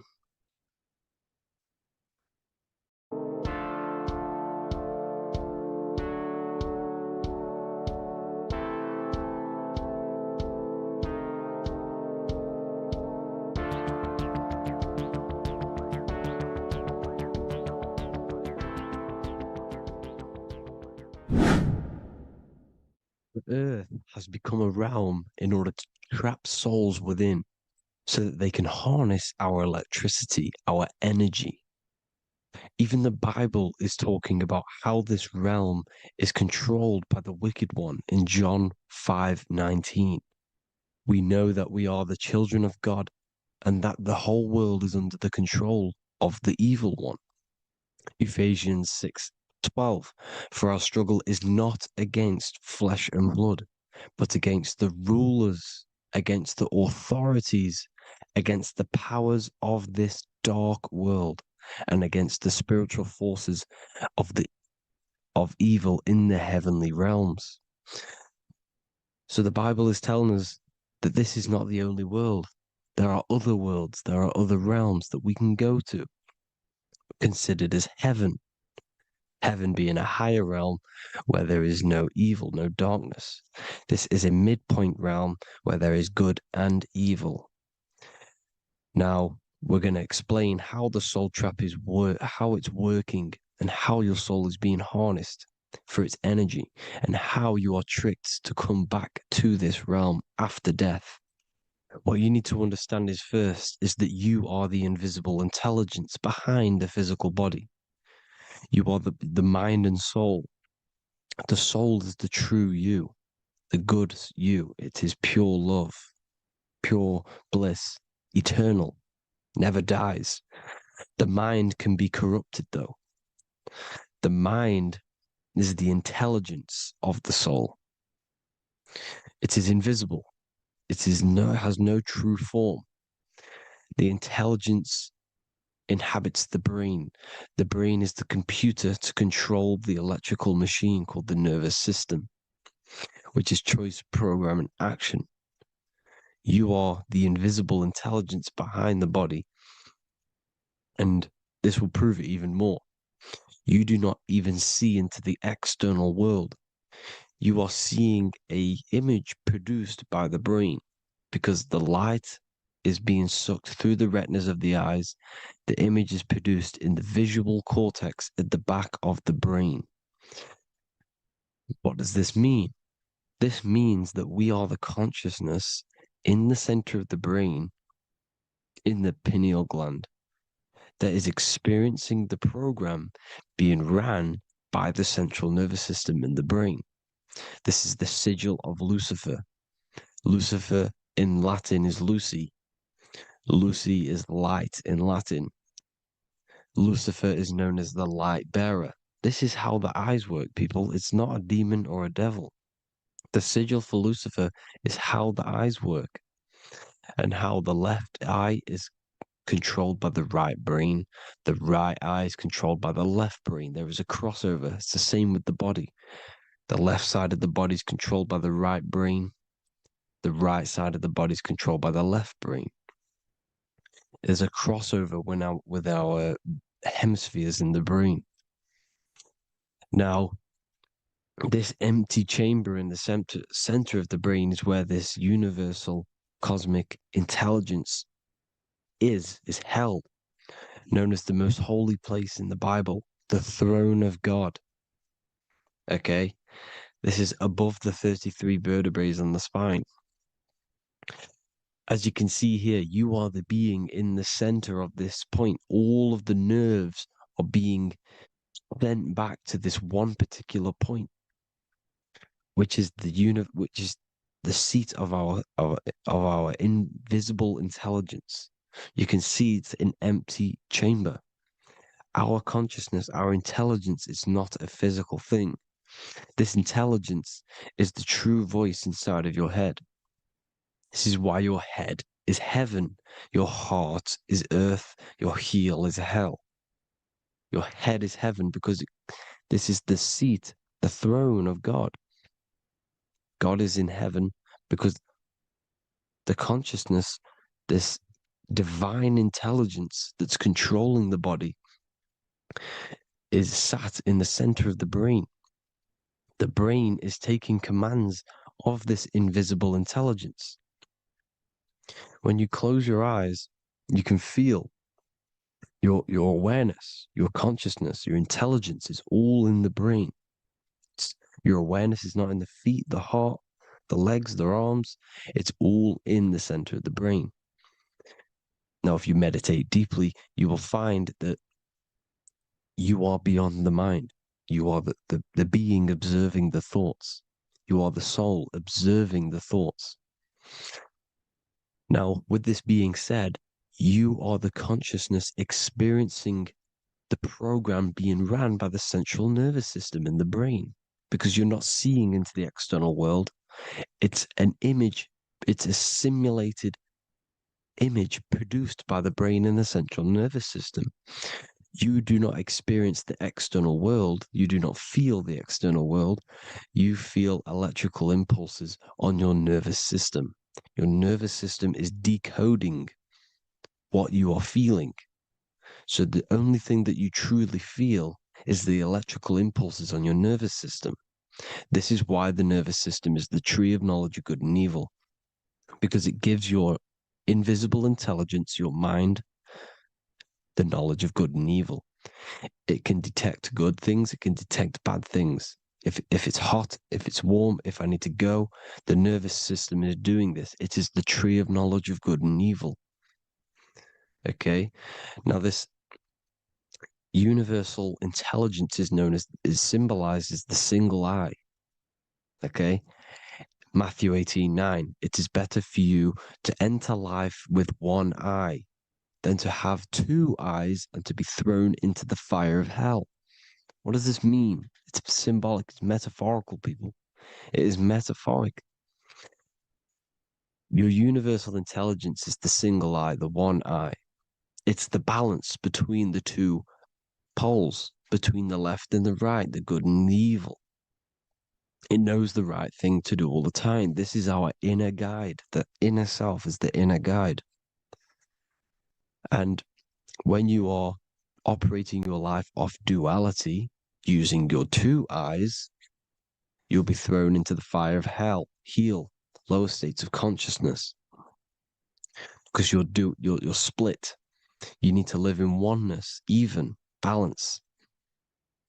Matthew 6:22, the light of the body is the eye. The light of the whole body is the eye. You are a light being. Human. Hue means an attribute of a color. Man is the word manifested. We are light manifested into physical form. Depending on your vibration is depending on what color that you are vibrating on, which is a hue, a human. If therefore thine eye be single, thy whole body should be full of light. Again, it's talking about the single eye, oneness, completeness. When you balance the hemispheres of the brain, we'll go over that later. But anyways, the body is the earth. This is what we need to understand, people. The body is running the simulation, the program that our consciousness is experiencing. So when we leave the body during death and astral projection, we leave the earth. This is how it works. The body is the vehicle for the earth, for this realm. Everything exists within our mind. You have the soul, mind, and body. The soul is the observer, the watcher, the true being. This is why she has many different heads, because the soul inhabits different bodies.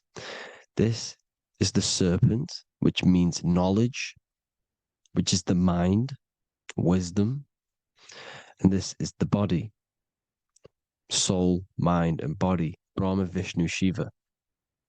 The mind is the bridge between the soul and the body. So what do I mean? When you astral project, you are using your mind to project your awareness, your observing consciousness outside of the physical body. The mind is the projector, projecting consciousness. By using your mind, you can project your consciousness outside of the body, which is known as the astral realms, which is known as walking on water. Jesus was never walking on physical water, people. It's metaphorical. Leaving the physical body. The water is the ether, which is the veil between the physical and the astral realm. It's a fluid substance. It's on either side. It's physical and astral. The ether is the fifth element that they hide from us. Why? Because they're trapping you in the physical. They are hiding all of these realms. Etheric, astral, and mental. People think their mind is their brain. It's two separate dimensions. These are completely different dimensions. The mind is way more intelligent. The mind is formless. There is no form to the mind. You can think anything you want. You can manifest anything you want within your mind. It is not a physical object. The physical realm is being controlled by the mind. Everything's being controlled by the mind. Everything exists within the mind. This is why the Egyptian says the universe is mental. So when we project our consciousness outside of the physical, we go to the astral. The ether is the water that Jesus is walking on. This is the veil between the physical and the astral world. The word together has ether within it because it joins the two worlds together, together, the astral and the physical. The word either is ether because the ether is on either side, physical and astral, physical and spiritual, physical and non-physical. In the astral realm, the mind can manifest anything we want. We incarnate to restrict our minds. This is why Saturn, if you go and watch my video on Saturn, how Saturn is this simulation, okay? Our minds can manifest anything we want in the astral plane in the click of a finger. However, when we incarnate in matter, we now have to labor for our manifestations. This is why Saturn's known as the great teacher in astrology, because he teaches you a lesson. When your mind incarnates into matter, it's teaching your mind a lesson, the knowledge of good and evil. This is why the Bible says, you shall be gods and know the knowledge of good and evil. When you incarnate here, you have to know the knowledge, you need to know the knowledge of good and evil to become a god. Okay? Now, the square is the physical plane, the triangle's the ethereal plane, the circle's the eternal plane. The circle has no beginning, no end, it's eternal. The physical plane is the square, it's limited. The square is limited. The cube is the geometric shape which gives rise to matter. Now, the term think outside the box has truth in plain sight. You have to think outside the box to project your consciousness, use your mind to project your consciousness outside of the box, the physical plane, into the astrals. The astral realm is the realm of the stars. Above us is the stars. Through the stars is the astral plane. This is why astral has the word star within it. The devil is the de-veil. When you sell your soul to the devil, quote unquote, it's metaphorical. The devil exists in the physical plane. It's the lowest state of consciousness. The de-veil, you de-veil yourself into the physical when you are the devil. The de-veil. The ethereal plane. Now, we also know what the famous symbol of the all-seeing eye, right? The all-seeing eye with the eye in the triangle. Look at the Masonic artwork showing you the triangle above in the sky. This is symbolizing the ethereal planes. The eye in the triangle symbolizes your invisible intelligence, your mind, which has the ability to see on either side. Because the triangle's the ethereal plane, the eye is your consciousness, your intelligence, and this intelligence has the ability to see in the physical plane and to see in the ethereal planes, in the astral planes. This is why it's above the earth, it's above the ground, because it can see here, it can see in the heavenly realms.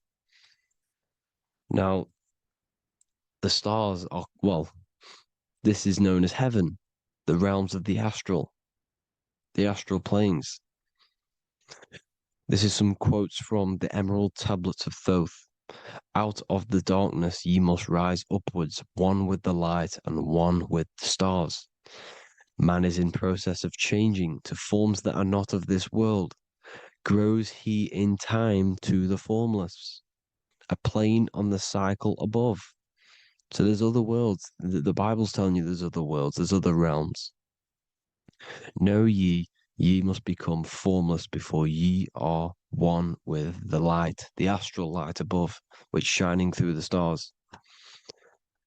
Not of the earth are ye, earthy, but a child of the infinite cosmic light.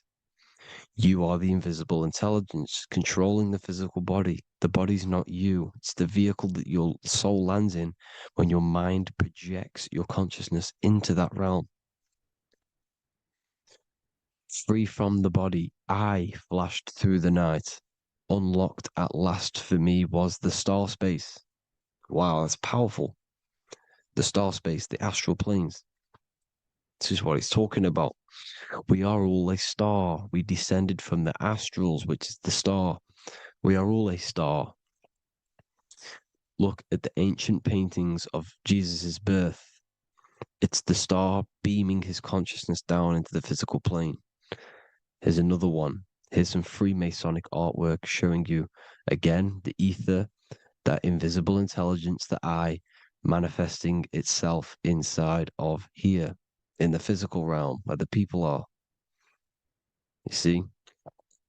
It's the same here. This is Jesus. Here's the bird symbolizes the Holy Spirit, your invisible intelligence, descending into the waters, the ether, the ethereal, everything. The ether is the base of all physical matter. Here's Truth in Plain Sight. Mr. Bean, the famous TV program in England, in the UK.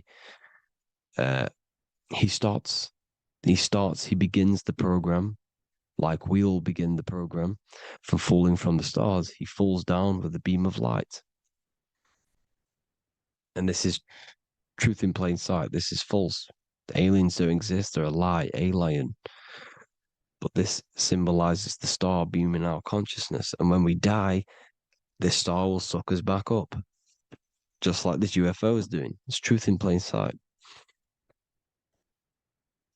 So, this is some more Freemasonic artwork going from duality to singularity. Sun, moon, masculine, feminine. Right hemisphere, feminine, left hemisphere, masculine. The consciousness in the center, the balance point. Here's another more Freemasonic artwork. The two pillars, left and right hemispheres, and the invisible intelligence between the left and right hemispheres, the light of the body. This is why light's coming off it. Because it's light, it's pure light. The blazing star. The stairs go from the checkered board, the duality, up to oneness, in between the sun and the moon, the masculine and the feminine. This is symbolizing going into oneness. What did the Emerald Tablet say? You've got to become one with the stars, one with the one with the self. Balancing the two hemispheres so that you can gain, because when the two hemispheres are balanced, you can gain a more deeper connection with your invisible intelligence. Same with the chakras. When the chakras, the 7 seals in the Bible, these are 7 seals because when you conquer the 7 chakras, when you balance the 7 chakras, you then gain a more deeper connection with your internal self because your mind is not filled, it's not being ran, it's not being dominated by these 7 deadly sins, the 7 seals, the 7 chakras. These are 7 energy centers which are concealing our true form. Balance makes us have a stronger connection with our true cosmic intelligence. Heaven is even. This is why Jesus is pointing at the heart. The even point is the heart. You got to balance the chakras and live from the heart because the heart is the earth. You're in good and evil. The body manifests the lower and the higher self. The higher self is in the higher parts of the body. Wisdom, intuition, expression. The lower self is in the lower parts of the body. Sex, food, and power. This is how they are trapping your soul, people. Like I said, the mind is the bridge between the soul and the body. So by tricking the mind, not giving it the right knowledge, and keeping the mind stuck in the lower 3 centers, thinking about power, food, and sex, this is low vibrating energy. It's going to keep your mind addicted to the physical realms. Okay, this is why you need to go even, balance, heaven. Okay, I will explain the soul trap in a second, how it fully works. But I'm telling you all the science behind it so you can understand. When you are doomed, you are domed. This is the dome, the firmament, the firmament, the mind. Ment is mind, firm is firm. A firmament is doomed under the firmament. You must have a loose mind, an open mind to expand your consciousness beyond the stars, beyond the ethereal barrier. You have to vibrate higher than this world. Your consciousness must be expanded more than the physical plane. You need to learn how to astral project. You need to learn how to leave the body, how to operate outside of the body, so that you, when you do leave the body, you will have recognition, you'll have knowledge, you'll have practice. But this is as above, so below. The woman's belly is the earth. It's as above, so below. It's a microcosm of the macrocosm. We are the children in the womb. We are the people in the earth being ready to be born into the heavenly realms. As above, so below. It's a microcosm, macrocosm. Everything is in everything on a bigger and a smaller and a larger scale. Now, when the baby figures out that there is a world beyond its mother, what happens? The baby starts to move around and tries to get out of the mother. Because once it starts to hear the external world, starts to hear people, it's going to wonder, what's outside of why am I in here? What's outside? So the baby will force its way out of the mother. It's the same with our minds, as above, so below. When our minds figure out that there are other realms beyond this world, we will seek a way out. This is the womb, the Mother Earth, Mother Nature. It's the mother. We're in the womb. We can be born out of this world, which is being born again in the Bible. When you are doomed, you are domed under the dome, under the firmament, the firm mind. The firm mind will keep you under the firmament.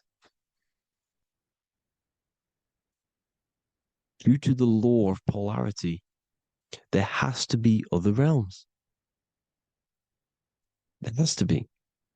Because the law of polarity works in this world, and it will work on every scale possible. It's universal laws. These are universal laws.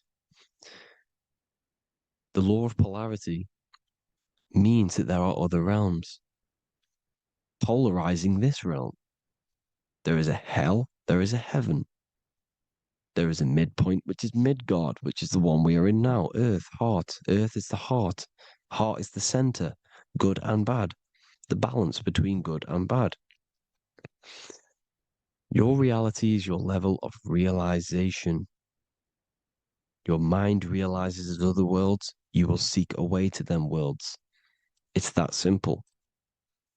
The soul trap is to keep you stuck in this physical body, which is the earth. This body is the earth. It's running the program, like I said at the beginning. It's running the simulation that your consciousness is experiencing. You are an electromagnetic being, and you're hidden in a cage, your rib cage, and you're stuck in cells, a prison cells. Look, you're in cells. We produce electromagnetic energy. Your soul produces this energy. And by trapping your consciousness inside of this physical realm, they harness this energy within the astral realms. They're using you to manifest demons, because your mind creates demons through emotions and mental thought energy, which is a whole nother video. I can make a video on that. You're manifesting everything for them because they're trying to create a hive mind. This is why they want everyone to believe in one belief system, one government, one belief system, one religion, because they're creating a hive mind. This hive mind will manifest and be summoned within the astral planes, because the mind manifests the astral plane. The astral plane is the realm of imagination. The mental plane is the realm of just thought alone. The etheric plane is the energy. The physical plane is the matter. So all of our minds together are manifesting these demons within these subconscious realms, the astral. Now, how are they keeping you stuck to this realm? Well, when you die and you're stuck in your lower three chakras, Okay?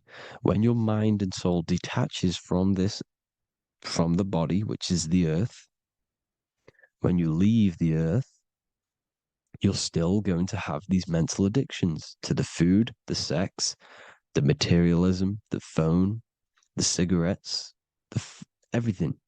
This is why they get you addicted to everything possible. The TikTok, the YouTube, they get you addicted to as many things possible. Because when your mind is addicted to these things, and when this mind leaves the physical body, you're still going to have these addictions. Okay? You're still going to have these thoughts. And you will be manifested into the lower astral realms because you're thinking materialistic, you're thinking negative, because your level of realization was your reality. You were manifesting hell on the earth. When you leave the body, you're going to manifest hell in the astral planes, which means you'll be vibrating on the very low, which will put you in the lower astral realms. So guess what? You're going to come back. You're going to come back into materialism. You're going to reincarnate. Because you haven't prepared for life after death. You must detach from the external world. Okay? Moon is mind. The sun is the soul. The earth is the body. The moon is the mind. This is why we say lunatic. In your mind, you have a specific mood. Moon. Money, M-O-N, is the moon. Money exists in the mind. They get you addicted to the money. The Bible's telling you this. Do not conform to the pattern of this world, but be transformed by the renewing of your mind. It's telling you. Of this world, but be transformed by the renewing of your mind. Who knew that the Bible was this deep? Matthew 16:26, what good will it be for someone to gain the whole world yet forfeit their soul? James 4:4, don't you know that friendship with this world means enmity against God? Therefore, anyone who chooses to be a friend of this world, of the world, becomes an enemy of God. John 4:4, dear children are from God and have overcome them, because the one who is in you is greater than the one who is in the world. It's talking about the invisible intelligence. It's greater than the physical world. John 2:15, do not love this world, nor the things it offers you, because this world will create you to, if your mind has attachments to what this world offers, sex, money, and power, pretty much, you will reincarnate here. You will come back here, because when you leave the body, your mind will still have these addictions. Do not love the world, nor the things it has to offer you. All of this is in my newly published book. The paperback versions are now available. Finally, for all the people who have been waiting, the Book of Wisdom. All of this knowledge is inside of the Book of Wisdom. The paperbacks are available. There's worldwide shipping. You can get it anywhere, pretty much, any country. My new website, it's amazing. There's going to be some amazing products coming on the new website. But I thank you all for the support. Before I leave, I need to explain what is going on with the soul trap. Like I said at the beginning, the mind's the bridge between the soul and the body. The body's the realm. By tricking your mind with false knowledge, they are keeping your soul stuck to this realm. They get you addicted to all the physical things, and that is it. As soon as you're addicted and you die, you're going to come back. So by tricking your mind, which is the bridge between the realms, they keep your mind stuck within this body. They keep you in physicality. They deveil you, the devil, the deveil. Thank you all for the support, people. If you do want to join the Academy, all the links will be posted below this video for the book, The Academy. Thank you all for the support and have an amazing day.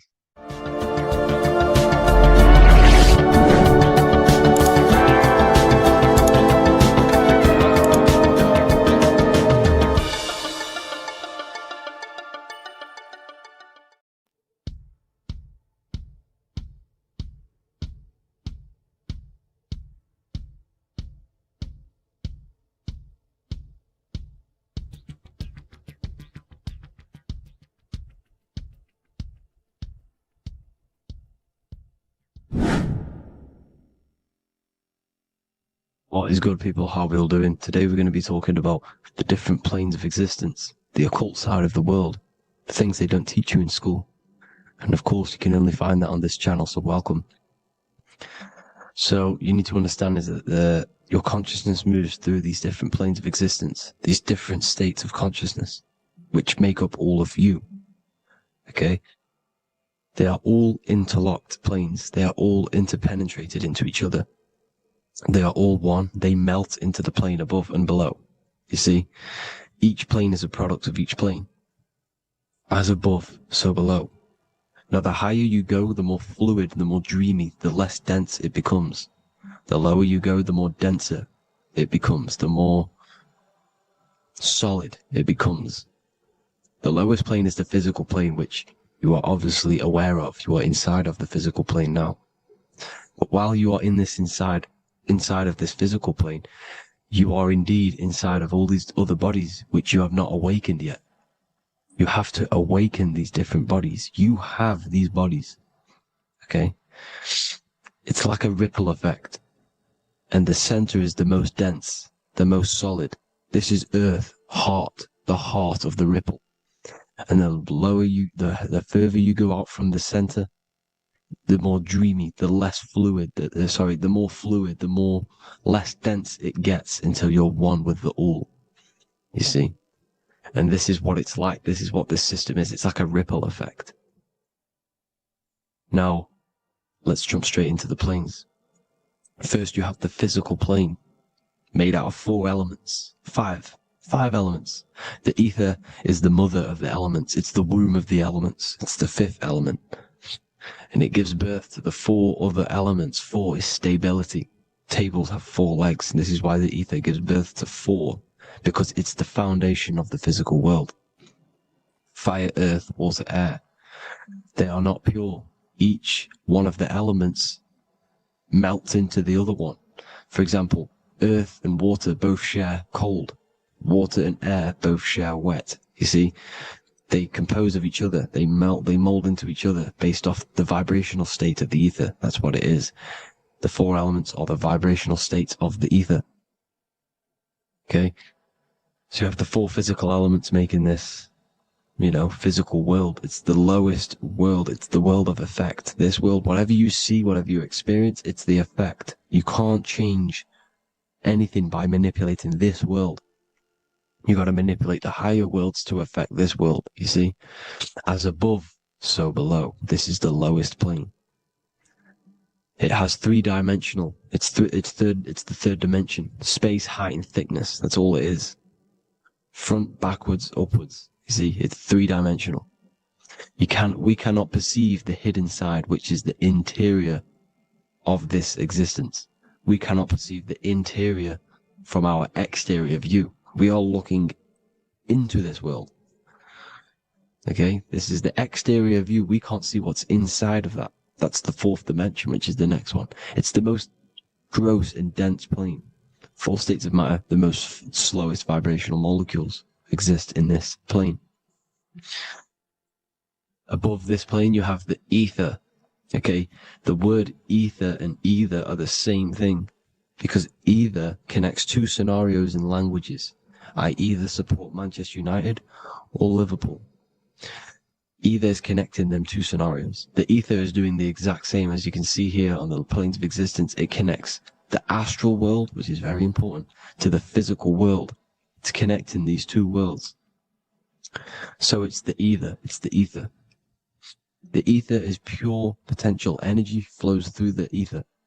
It is pure energy, pure potential. Okay? The physical body is an exact copy of the etheric counterpart body. So every physical object has an etheric energy double. It's like a blueprint of that object. Every single object has an energy double, and that's the etheric double. Okay? The etheric body determines the shape of our physical body through its lines of force. All through life, it rebuilds and restores the physical body. Physical problems show up first in the etheric body, because as above, so below. You manipulate the higher planes, it will manipulate this plane. And this is why sorcery works. contact with astral plane entities. We'll get into that a bit later. So the reason why we can't see this plane, this energy world, which is all around us, which we are inside of right now as we speak, is that the molecules that compose it are further apart than those of the physical plane, making it invisible to the two eyes. That we can't perceive it. Our eyes cannot physically suck in that sort of information, and our brain cannot decode it. This is why, they brainwash us with all these programs to keep us asleep, to keep these other bodies we have asleep, so we don't find out about these other bodies, and is to make you believe that everything's just a material. Only the material world exists. They don't want you to know is that everything that you see is a result of something you cannot see. As above, so below. There are realities within this reality. This is what I'm breaking down now, these different planes, on how this reality works. So your etheric double is your energy body. You can see here the physical, etheric, astral. Astral is your spirit. The ether is a part of the physical plane. It's like just above the physical plane, but it's still part. But then the astral plane is completely separate. It's another plane, but they're all interlocked. Don't think they're apart. They're all interlocked. They're all one. They all melt into each other. The chakras that we have are inside of our etheric body. They are our sense of organs which tune us to the fourth dimension. These 7 chakras connect us to the astral world, the fourth dimension. Okay?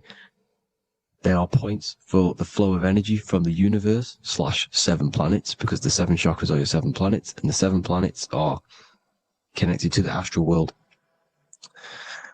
They are feeding these 7 senses in our body. They connect us to the universe, to our etheric counterpart, and then to us, supplying the physical body. Because the energy comes from above. As above, so below. These 7 senses, these 7 etheric chakras, are being supplied with energy from the universe, the 7 planets, the solar system. Then it supplies the physical body. You see? So, the ether is very important. And this is, that the ancients understood the science of the ether, and they could, harness free electricity from it, because it's all around us. The ether is all around us. And this is what they were doing. They were harnessing free energy using the ether. The astral plane, the fourth dimension, very important plane. Very, very important. We've all been there. Every single one of you has been there. Okay? The fourth dimension is unseen of what we see.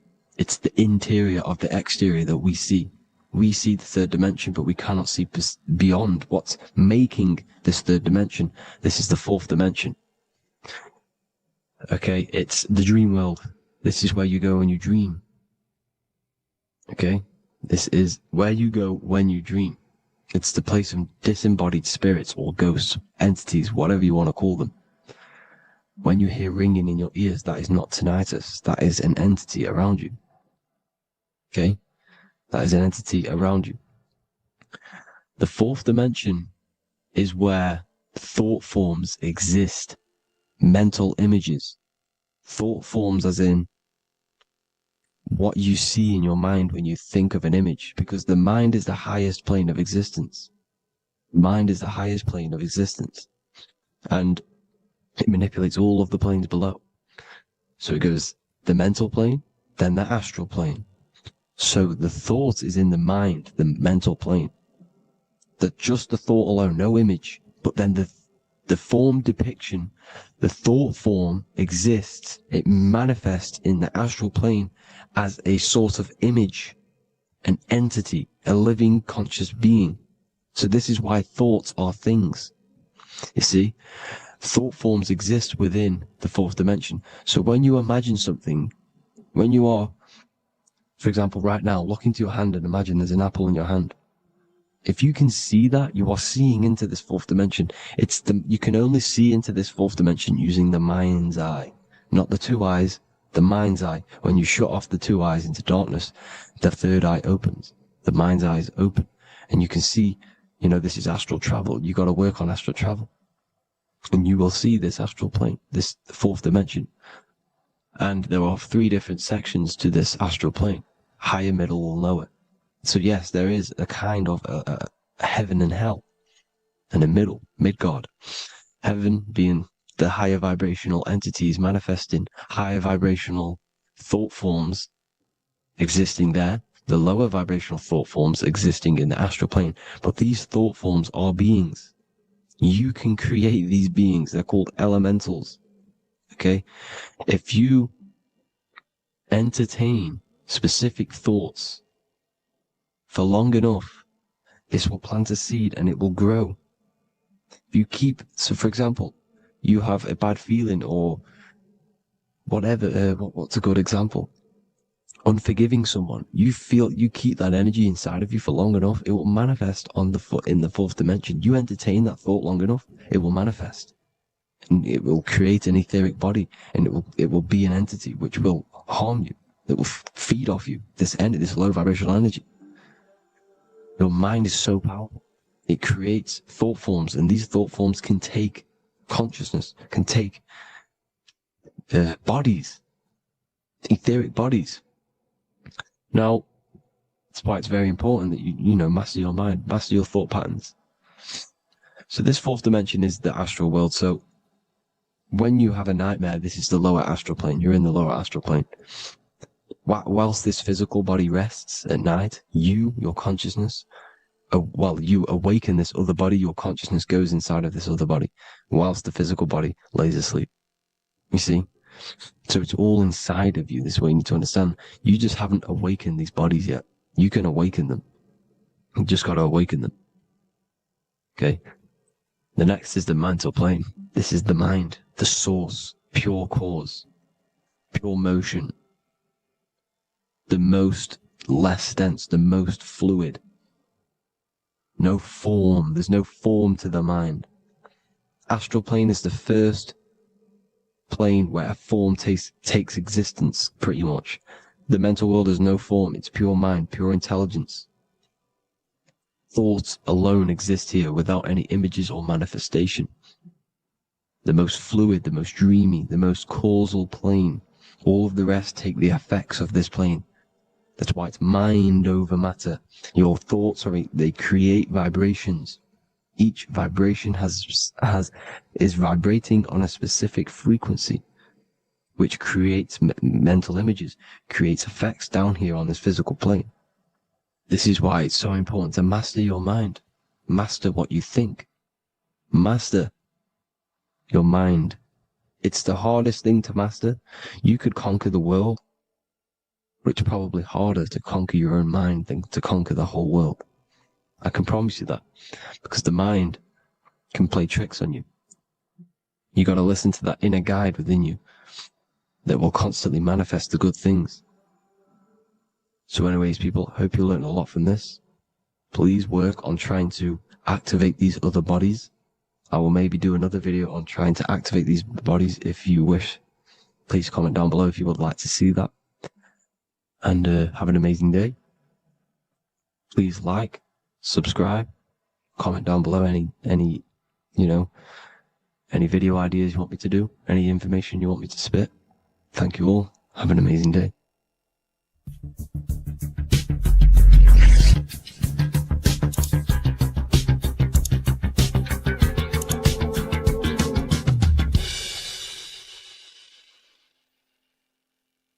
Welcome to Revival of Wisdom.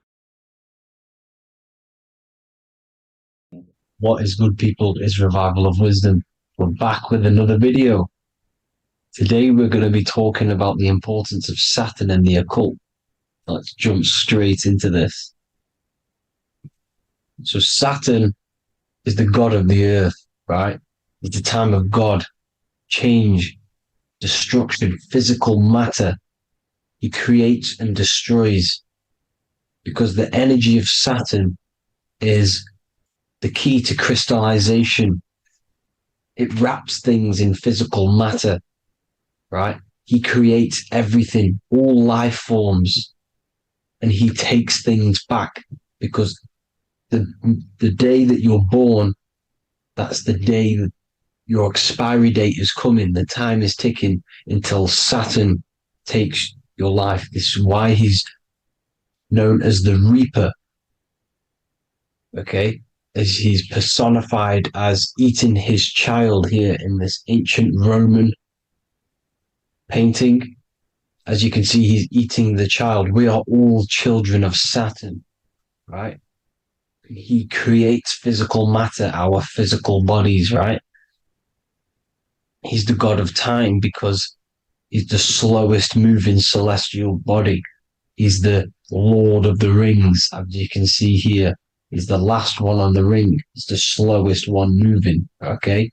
So he is the Lord of time, destruction and creation. Okay, this is why his name is Satan. He's the devil. Okay, but I'm not saying Saturn's evil, guys. It's a part of life. Everything lives and dies, right? He's the key to crystallization. Now, as we have the clock here, our god Saturn, or Chronos in Greek, just means time. He's also the god of time, as I've already said. 60 seconds in a minute, 60 minutes in an hour, 24 hours in a day. Add 2 plus 4 equals 6. 60 seconds, 60 minutes, 2 plus 4 equals 6. That's 666. Okay. And as you see on the clock, 6 take away 12 equals 6. 7 take away 1 equals 6. 9 take away 3 equals 6. 6 is the number of Saturn. It's associated with Saturn, right? He's the god of time, of justice. Everything goes back to the Reaper in the end. Everything lives and dies. Now, the artwork of him, he's always got the Reaper staff. You see, it's personifying death. Now, when you see this, the Romans were not saying Saturn was a real person, a real god in human form. No, this is personification. This is what the ancients always did. They personified, just like the Bible. It's all personification. So the personifying Saturn eating its children because it eats, it's the Reaper. No one can escape the Reaper. No one can escape death. Now, Saturn is 666, which is in the Bible, the number of the beast, right? The number of the beast, Satan, 666, right? So on the North Pole of Saturn, you have a hexagon which makes a cube, right? Now this hexagon, when you join up all the corners, creates the 6-pointed star known as the Star of David, right? In the Jewish religion. Now, as you can see, the 6-pointed star has 6 points, 6 mini triangles, and a 6-sided hexagon. That makes 666. And also, you have Saturday is named after Saturn, the 6th planet, the 6th day of the week, and has a 6-sided polygon on its north pole. That's also 666. Now, this Star of David, this symbol goes back thousands of years, and it originates from Saturn. It's not the Star of David, right? It originates from Saturn. It symbolizes the physical and spiritual aspect combined into one, which makes us humans, right? Also symbolizes the male and female combined into one. These two sacred energies create the human. We consist of both male and female energy, also known as the Seal of Solomon. And we all know if Solomon was a real person, he talks about communicating with 72 demons. He could apparently, in the text, he could communicate with 72 demons, and this is sorcery. This is black magic. Now, this symbol is associated with hexing people. When you place a hex on someone, that is a form of witchcraft, which a hex is just a curse. When you're cursing someone, this is black magic. Now, the black magician would stand in the middle of the symbol and cast his spells onto other people. Now, this symbol is obviously on the $1 bill. twice on the $1 bill. And it's very, very ancient symbol. And it originates from Saturn.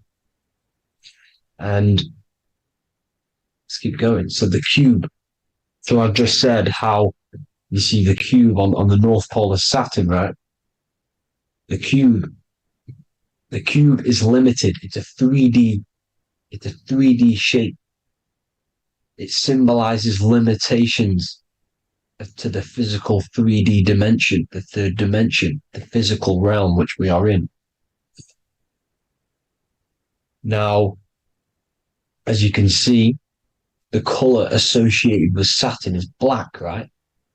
Black is infinite potential. Black is the creation of all things before there was light. Light is born out of blackness, darkness, okay? Now, black is physical matter. And as you can see, the black cube,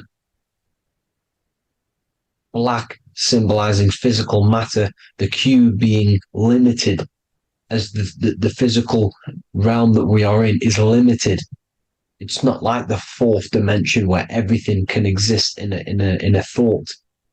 The third dimension is limited, right? And this is what Saturn is. It limits you to the 3D 666. Your body limits you to your physical body. Now these black cubes are placed everywhere, as you can see: Australia, Denmark, Manhattan. There's one in New York. As you can see, the Apple have a cube. The Nintendo GameCube. Trump Tower is a black cube. This is worshipping the energy of Saturn, the god Saturn. Okay, it's not a god; it's a celestial energy. However, it rules over Earth because it pretty much created the physical realm. Now, as you see, when you go to a funeral, you wear black, a black suit symbolizing Saturn, which is the color associated, black. And as you see in Mecca, they walk around the black cube in rings. As you can see here, they're stood around in rings, like the Saturn, the rings of Saturn. The Mercedes symbol. You probably wouldn't notice that, but yes, it's Saturn. And when you graduate from university, you wear a black cube on your head. This is all symbolizing Saturn. Okay. Now, as you can see, the Jews here have a black cube on their third eye whilst they pray. Notice how he's shutting his eyes into blackness, darkness, and he's wrapped around a black strap around his arm. This is symbolizing the wrapping of physical matter, of how physical matter wraps things into existence. And as we all know, the Star of David is a Jewish symbol. So he has the black cube and the Star of David, right? So all of these religions are secretly worshipping Saturn. Okay, this is all Saturn worship, Kronos, the god of time and destruction, the physical reality. Now, as you can see, it's symbolized everywhere in all major corporations. Pepsi, internet, that's obvious. NASA, of course, NASA. NASA means to deceive in Hebrew. Universal, Walkers, that one's so obvious. Nike, Toyota. So many different ways they symbolize it. You either see the rings of Saturn or the black cube, as I just showed you here, the Nintendo and the Mercedes, right? It's absolutely everywhere. Now, they also use 666 to symbolize it, as I've just broken it down to you. 666, the World Economic Forum. We all know how they're trying to enslave us into this new world agenda. Google Chrome, CERN, Disney, Coca-Cola, Cadbury's, all of these have 666. Now, every UPS barcode has 666. And even www. Is Hebrew for 666, as you can see here. monster. It's the same Hebrew letter that means 666. Drake, 6 god. That's his god, Saturn. Why? Because they love physical realm. They love the physical dimension, the third dimension. Because they can rule here through riches. They can build an empire here. It's not like the fourth dimension. They don't want to ascend. They want to stay down here in the physical realm. Okay? Now, this is why they're cloning. They can move their consciousness into other clones to live forever. This technology exists. This is why they love the third dimension. As you can see, all of these sellouts here, Drake, Leonardo DiCaprio, all of these people doing 666 because this is their God. This is their God. They love the physical realm. They sold their souls for wealth and fame in this physical realm. So why would they leave? You see? Now, this isn't all just evil, okay? So you have 7 chakras, right? You have 7 days of the week, 7 solfeggio scale notes. These are frequencies, the solfeggio scale. Now, it's called the Saturn moon matrix because the moon symbolizes your mind because you're created out of the Holy Trinity, which is body, mind, and spirit, right? That's the triangle, the equal triangle, body, mind, and spirit. Now, the 3 main celestial bodies are Earth, Moon, and Sun. The Earth being your physical body, the Moon being your mind, and the Sun is your soul, hence why it's called solar. It's a solar, soul. Now, these symbols are alchemical symbols. So when you're doing alchemy, you use these symbols to obviously symbolize what we're talking about. Now, as you can see, these are all the symbols of the planets. Of Saturn is created out of the moon on top, the moon on the bottom and the earth on top, as you can see here. You see? And this creates the number 5. Now, with the moon being your mind and the earth being your physical body, this is mind over matter, because the earth is your body's matter. This is matter over mind. You don't want to be matter over mind. This is low states of consciousness. You won't be mind over matter. You see, to manipulate matter, to create your own reality. Now, obviously, we all know Saturn is associated with the lowest chakra, which is the root chakra. This is to deal with your animal instincts. When you're down here, you identify as the physical body. You don't know anything spiritual. You're you have a pure physical mind. You don't believe in anything spiritual. This is survival mode, consumption. They want you trapped down here, which is matter over mind. They don't want you to create your own reality, which is mind over matter. You see? Now, that's what Jupiter is. Saturn is the moon on the bottom and the earth on top. But Jupiter is the moon on top with the earth on the bottom. That's mind over matter, you see? So, these chakras are an ascension process from matter, physical matter to spiritual. This is the ascension. This is the stairway to heaven. This is Jacob's ladder. You see? Now, the number 5, which is obviously associated with Saturn as well, which create the symbol for Saturn, created the number 5. You have 5 senses, 5 elements, 5 physical elements. As we all know, Saturn crystallizes everything into physical matter out of the 4 elements. 5 fingers and toes, 5 points of man.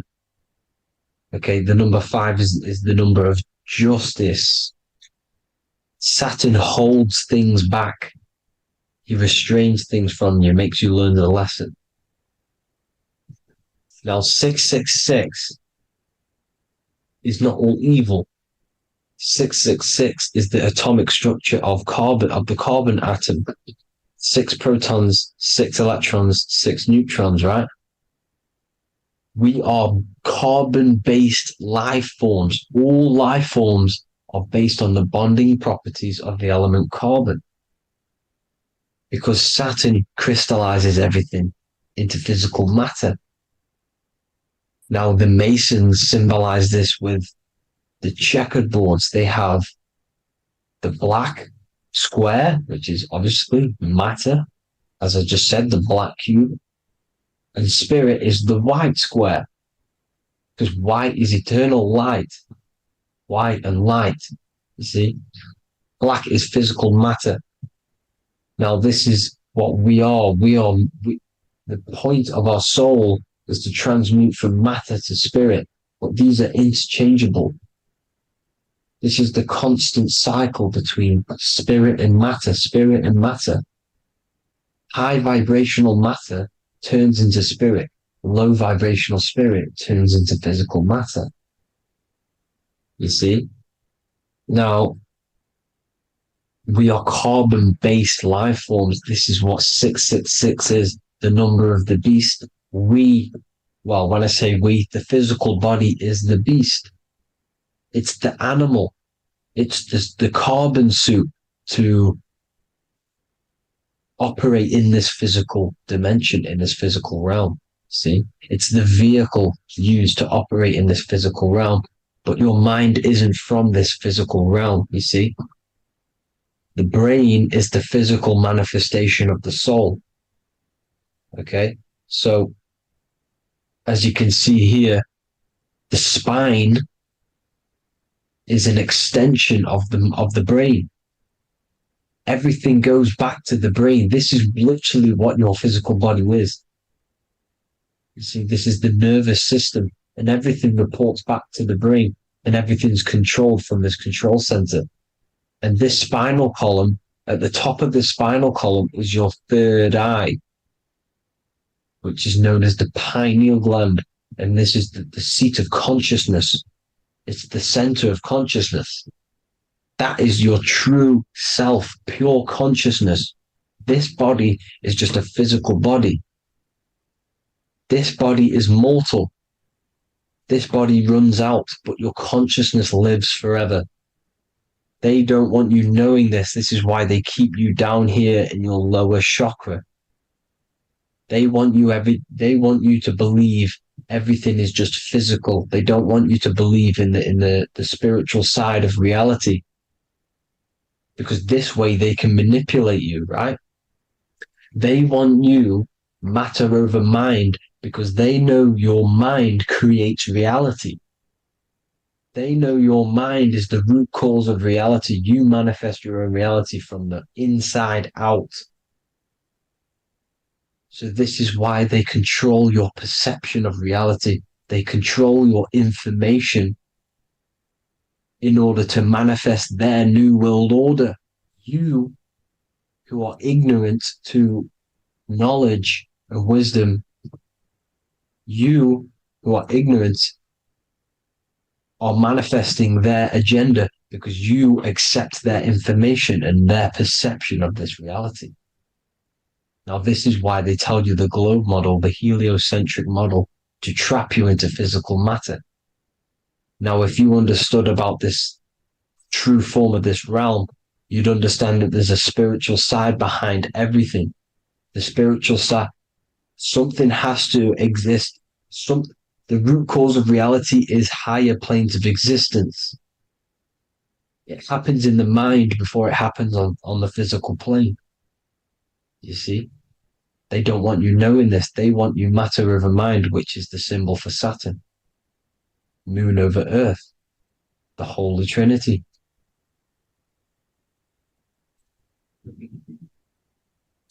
Now, as you can see, the cube also makes IXXI. This is Roman numerals. This is Roman numerals, and when it's translated from 9/11. Yes, 9/11. This is the secret code of the one world order. The two twin towers, when the two become one. Okay, when the two become one, this is how you reach the higher states of consciousness, the physical and spiritual. Now, as you can see, the 9/11 memorial are two black cubes. It's two black cubes. This is all Saturn worship. Now, I'm not saying that Saturn is an evil celestial body, right? No, everything has a good side and a bad side, right? It's duality. The spirits of Saturn on the dark side are the most evil demonic spirits. Now, these are the spirits that these are invoking through these rituals, right? Yes, 9/11 was a massive ritual. It's a satanic ritual, okay? Now, we all know Elon Musk. Elon Musk is coming with the mark of the beast.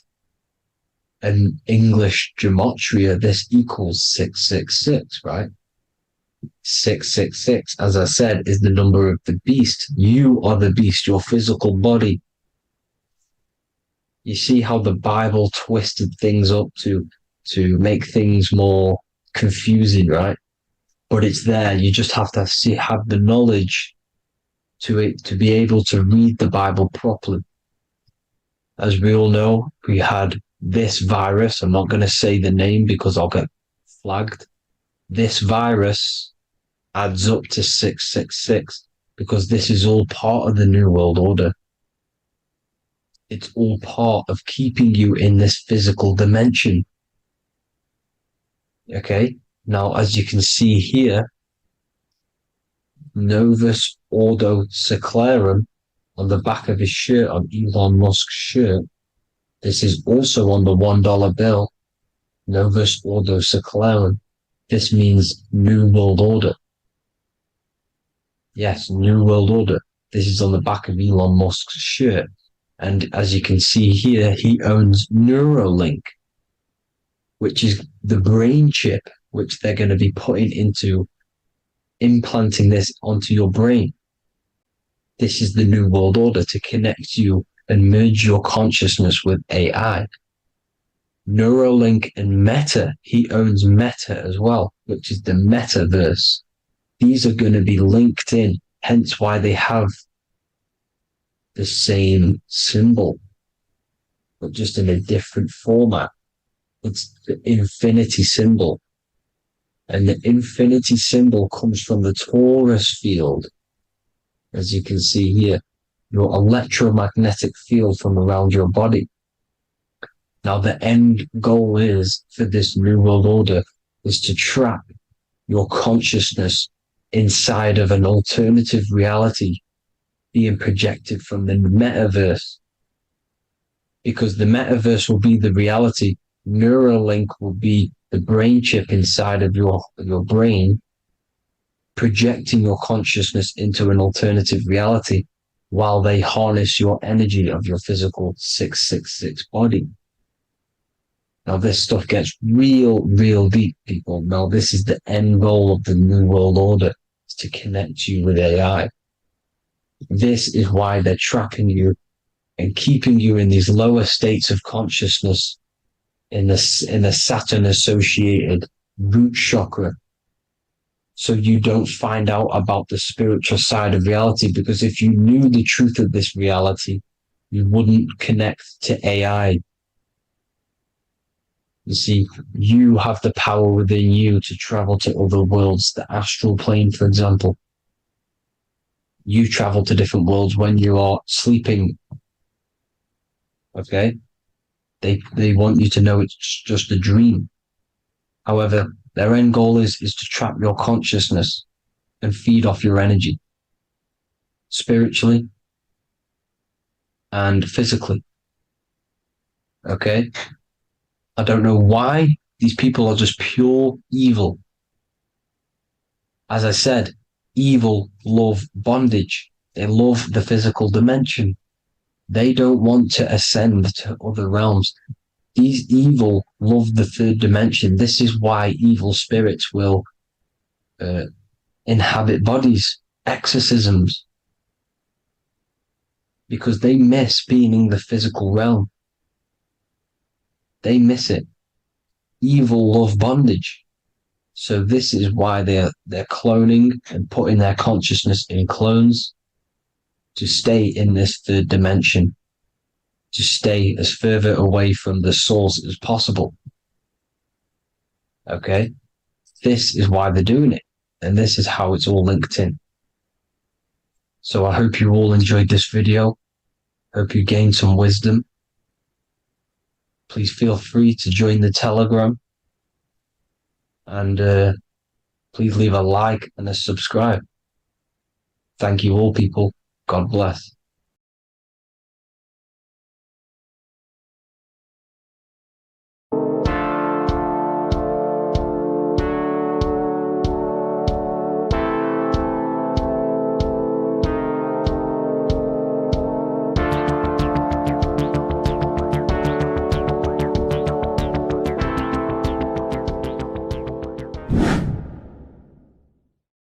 What is good, people? We're back with another video.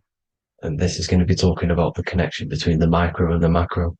You know, you are the universe. Everything is inside of you. So the first thing you need to understand is that the law of mentalism, we are a thought in the creator's mind. Everything's being thought into existence. We have a spark of this mind, this same mind of the creator. And everything is a state of mind. Particles or atoms, whatever you want to call them, are a mental thing. They're a product of the mind. Everything's thought into existence. Thoughts influence everything. Thoughts are energetic effects which send out waves into the quantum field around you. And your consciousness is actually the universe experiencing itself, expressing itself, and viewing itself. So we are the creator, but viewing itself in separate bodies. And this is why they call the material world the world of illusions, because everything's separate here, but we all forget that we are all one. We've all been brainwashed to think we're all separate, but we're all one. We're all the same mind, the same consciousness, everything. So everything's created out of toroidal fields. God created the toroidal field. That's the only thing that exists because atoms are toroidal fields. And it's the basis behind all creation. As you can see it in the owl's eyes. It creates the infinity symbol. And this was the apple. That apple is a toroidal field. And the toroidal field is made out of dielectricity, which is ether. Ether is black light, and this is counter space. This is another realm. This is what creates God to be omnipresent, to be everywhere at one place at all times. He is everywhere because ether is everywhere. And ether is infinite potential. It connects everything together, and that's what energy moves through. It moves through the ether, and that's black light. Everything is light, as it says in John 4:2. God is light. Everything's a vibrational state of light. So the torus field is made out of dielectricity, ether, black light, magnetism, which is white light, which is the center of the toroidal field. And magnetism radiates, it has no vibration. And then when white light splits, it turns into electricity, which is physical material, and that has a vibration. This is the Holy Trinity, the sun, the moon, and Saturn. Saturn, the god of materialism. If you've watched my videos on Saturn, you know that Saturn is crystallizing everything into physical matter. And that's why his old name was El. The ancients called him El. And this is why we get L electricity. This is where L electricity comes from.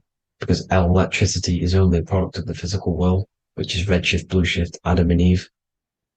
And this is what creates the redshift, blueshift is what is a product of magnetism. When magnetism, white light splits. And this gives us vibration. And this what creates the toroidal field, which is the basis of all physical creation. The sine wave is created out of the magnetic wave and the electric wave. The electric wave is the blue wave, and the magnetic wave is the straight wave, which is radiation. This is vibration frequency. So the magnetic wave is straight, and then you have longitude and amplitude, which is depth, which is dimension. You see how the electric wave has depth and a dimension. This is why you get the cross. This is the cross of Earth. This is the symbol of Earth, of bondage, of physical matter, because it consists of magnetic wave and depth, which is electric wave. I mean, this is where you get the sun cross or the earth cross, whatever you want to call it. It's the cross of physical matter, and the ancients knew this. This is why they used that symbol. Red shift, blue shift, which is the toroidal field, is the basis of all creation, physical creation. And this is why you have the police siren is red and blue. The Matrix movie, red pill, blue pill. You have red blood and blue blood in your body. The Democrat and Republic, the two parties, red and blue.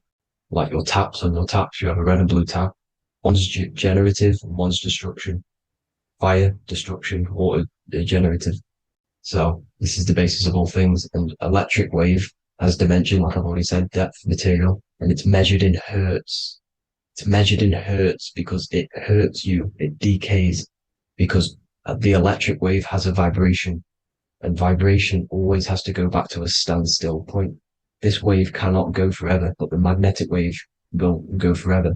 It's radiation. Magnetic is radiation. It radiates forever. It pulses. But the electric wave will at some point come back to a standstill point, and that's why it hurts. It decays. That's why our physical body decays, because we contain of electricity. This body is an electric body, and it will return back to stillness like a guitar string. If you vibrate a guitar string, you pull it, it will vibrate, make a sound, and then go back to a standstill point. It's the exact same with every single toroidal field within the body. It will decay, and this is why our bodies decay, and everything in creation decays. So we're born into sin. The sin of Eve. The sin of Eve is us biting into the tree of knowledge of good and evil, which is the systems in the body. And the sin of Eve is biting into the sine wave. We bit into the sine wave. The sun moves in a sine wave. Our DNA is a sine wave. Time is a sine wave. Everything in this creation is a sine wave. This is why the dollar bill is a sine wave. Magnetism and electricity and electric waves in one. And this is the sun doing its sine wave, which creates, when you go bowling, it kind of creates that pin that you hit over. That's the pin of the sun. The zodiac sign is a sine wave because the zodiac sign is an expression of the toroidal field, because magnetism unfolds into 12ness. And that's why you have 12 zodiac signs, 12 systems in your body, 12 cranial nerves in your head, in your brain. So if you can imagine this, see where my pointer is. Always starts with Aries. Aries is the head. It's the first thing that's created in the womb. And this is Aries, the ram. And this is why it's called a cerebrum in your brain, which is the first thing that creates when you're in the womb. And what's the element of Aries is fire. Fire is the first element. F-I-R, first, because it's the first thing on the wheel, the first expression of energy. As you can see here, my pointer, this is the center of the toroidal field. It would go Aries, Virgo, Capricorn, Pisces, Scorpio, Cancer. Then we go back to Libra. Libra would be center.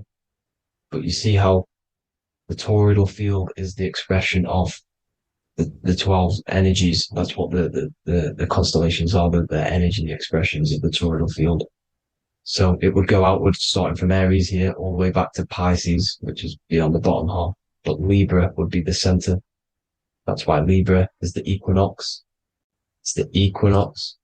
Libra is when it goes from summer over to autumn. It's the equal. It starts to transition into the winter side. Equinox, equal, which is Libra. And that's why Libra has the two scales. It's symbolized with the two scales. That's because of, the sun moving over. It's being judged. It's equal now, but then it's going to tip over into the winter. That's why Libra is here, the center of the sine wave. And like I said before, magnetic energy unfolds into 12ness. Magnesium is number 12 on the periodic table.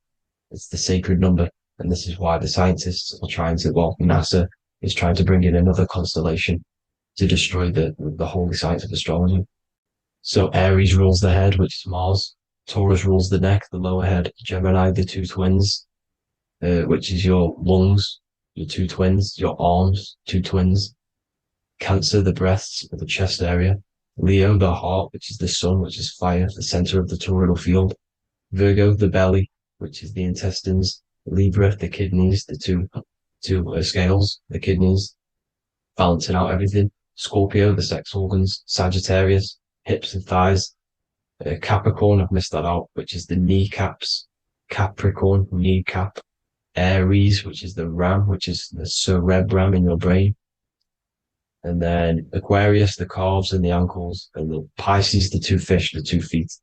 So everything corresponds, as you can see here. This is an ancient way of depicting it, of the folded human. And this is everything. Each constellation rules that part of the body, gives energy to that part of the body, makes you do certain things.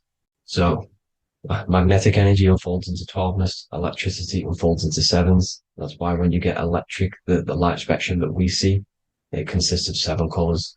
Why we have 7 planets. The 7 planets give us our 7 metals and the 7 solfeggio scale frequencies. So the rotor, this is the rotor, and rotor is an anagram for Torah, the Torah, which is I think it's the Hebrew Bible. Don't quote me on that, but it's one of the holy books. Which is the Torah, the Taurus. Everything goes back to the Taurus field because it's the basis of all creation. So the chief cornerstone, it says in the Bible that the builders rejected the chief cornerstone. The chief cornerstone, you are the builder. You decided to incarnate into the physical world, into the electric world, the world of Saturn. When you are created in the womb, it takes you 9 months for you to be created. So for example, if your parents, if you went into the womb here, it'd take you 9 months. So let's say you're born in Scorpio. So you'd go back 9 months, 1, 2, 3, 4, 5, 6, 7, 8, 9. You consist of all of these 9 energies because it takes 9 months or however long you took to be born. Some people are born earlier. You'd have to find out how many months you were in the womb for. But you consist of these 9 energies, and each constellation has a cell salt associated with it. And these cell salts are vital for your health, and your cells are the optimal health of your body. So the chief cornerstone that you rejected is these 3 cell salts, these 3 constellations. So you're mineral deficient in these 3 constellations. For example, fluoride, magnesium, phosphate, and potassium sulfate. So that's the chief cornerstone. And a cornerstone, people always get it rejected with the cornerstone. The cornerstone is not, it doesn't say the cornerstone in the Bible, it says the chief cornerstone. The cornerstone is a cornerstone of a building, but a chief cornerstone is the top of the pyramid. This is where we get the pyramid of the wheel. So you're mineral deficient in whatever 3 zodiac signs you're not. You were not in the womb for. This is the chief cornerstone you rejected. So the human body is the micro, it is the universe in a physical form.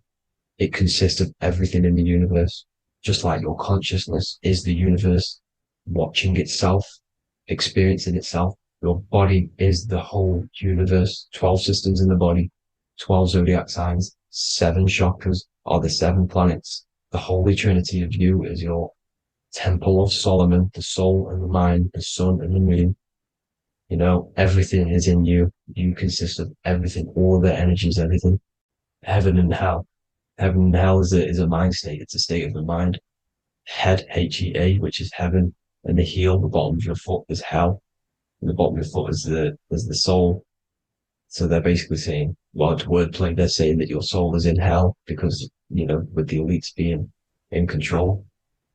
So they call the bottom of your foot the soul, trying to say that you're in hell.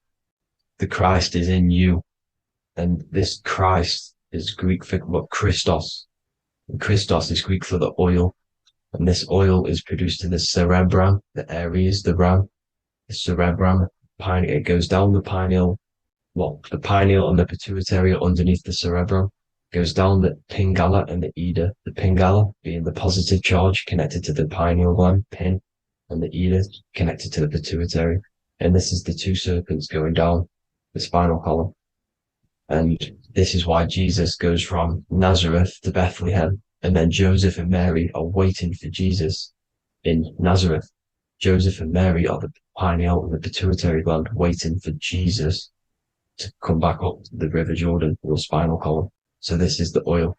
This is the story of Santa as well. Santa comes from the North Pole. Why? because the North Pole of the Earth is the center of the toroidal field, and the North Pole of you is your spinal column, which is the North Pole of the toroidal field. The North Pole, he comes from the North Pole. This is the North Pole. This is the South Pole of the toroidal field. Comes from the North Pole, which is your mind. And he goes down the chimney and then back up the chimney. This is the chimney.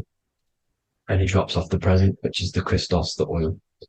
And this is why Jesus is crucified at 33, because he crosses over the vagus nerve at the top of your spine. When this oil comes back up the 33 vertebrae, these are your vertebrae here.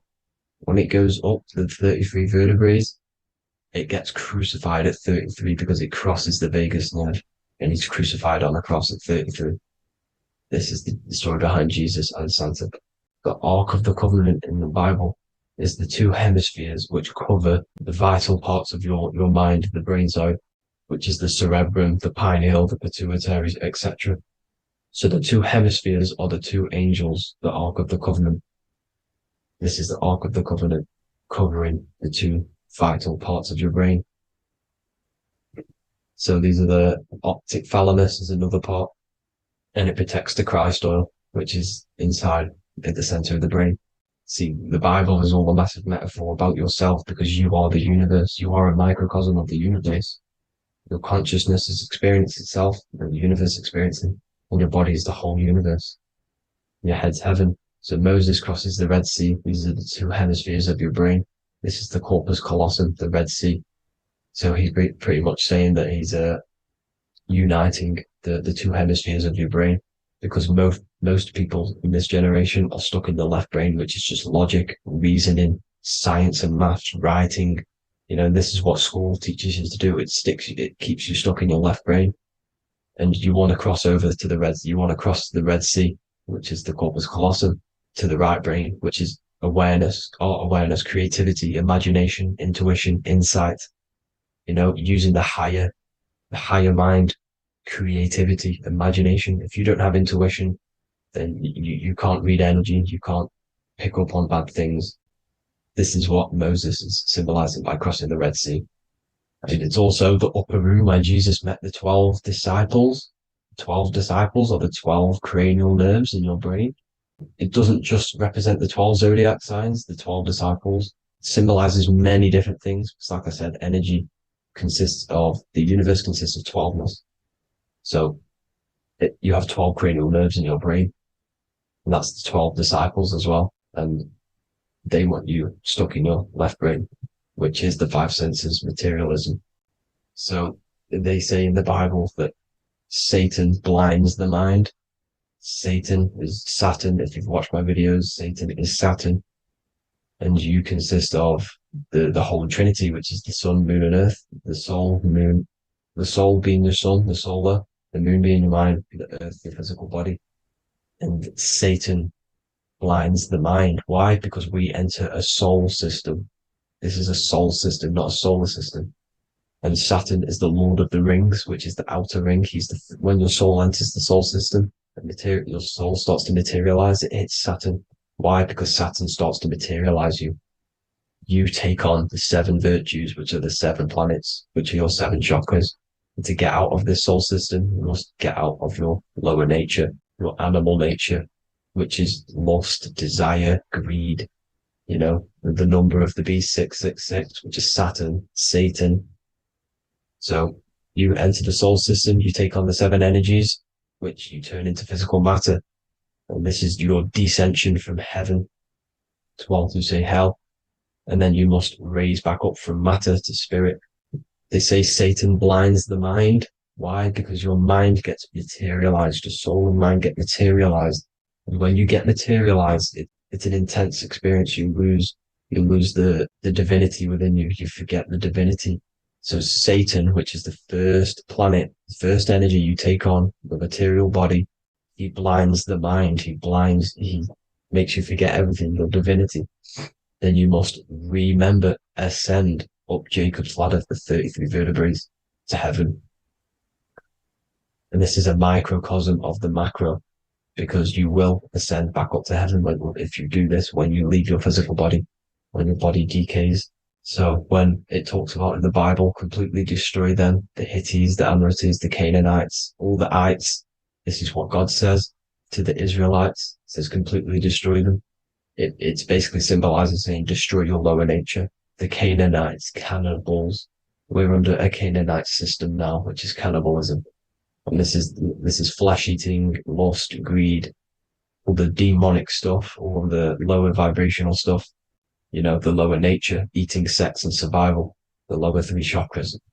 You must get out of these lower three chakras and return back to spirit, which is heaven, which is spirit, love, being holy, being truthful, being passionate, going back to Satan blinding the mind. All of the planets are made out of these three symbols. Satan blinds the mind. And that's why Satan's symbol, this is the symbol for Saturn, Satan, the symbol of Saturn is the cross, which is physical matter, the earth, over the moon. The moon is your mind. So the Saturn symbol saying matter over mind. He blinds the mind. Satan blinds the mind once you enter the soul system. And you must remember, in the Bible, it talks about the Genesis, which is Eve, the sin of Eve, which is biting of the tree of knowledge. With the serpent, which wraps around the tree. It says the serpent placed himself on the tree. Well, the serpent is the spinal column. It's the serpent telling you eat from the tree of knowledge of good and evil, which is your nervous system. And eating from the tree of knowledge of good and evil is doing bad things. For example, over-sexualized, overeating, eating the wrong food. That's eating from your nervous system. It's decaying you. And it's preventing you from achieving the God self, the God consciousness. This is the symbolism of, the tree on the serpent, telling you to eat from the left brain, with the left brain being the sinister. Sinister is Latin for left. That's sin. Sin is left. And left is lefty Lucy, Lucifer, right, righteousness, right, God, godly. The tree of knowledge of good and evil, which is your nervous system, because it determines good or bad. That's the only thing you experience in this world is your nervous system. And then the tree of life is the cardiovascular system, and the Garden of Eden is your body. So that's it for this video, people. I hope you've got a greater understanding of how you are the universe and everything is inside of you. Just keep in mind you are the universe experience in itself, and your body is a reflection of everything. The 12 constellations, the 7 planets, everything's inside of you. This world is an expression from the inside outwards. You can't affect the outside world to manipulate reality. Everything's inside of you. I hope you got a greater understanding of this. God bless.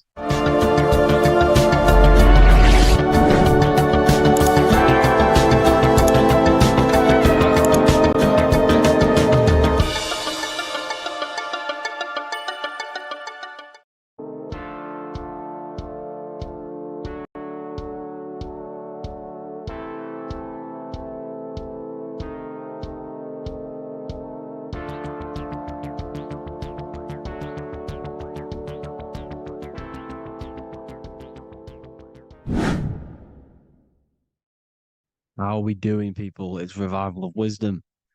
We're back today talking about sun worship. Okay? And please enjoy, sit back and enjoy the video. First thing we need to understand is that the sun is the risen savior. It's the light of the world.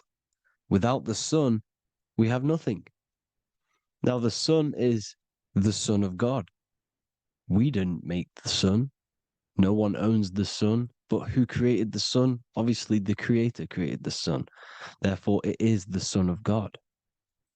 And that is what Jesus is symbolizing in the Bible. The Bible is a metaphorical story. That's why it's called the greatest story ever told, because it is a story about the sun, the zodiac. It's about you, the systems in the body. It's about everything that is sacred in this creation. Now you can see the suns behind Jesus' head in all of the ancient portraits, even the ones that are more modern. You still see a sun on the back of his head because he is the sun. He's the light of the world, our risen savior. And this is what Christians are lost because they don't realize it's a symbolic story and they think Jesus was a historical person. He's not a historical person. Okay, this is what we need to get out of our mind.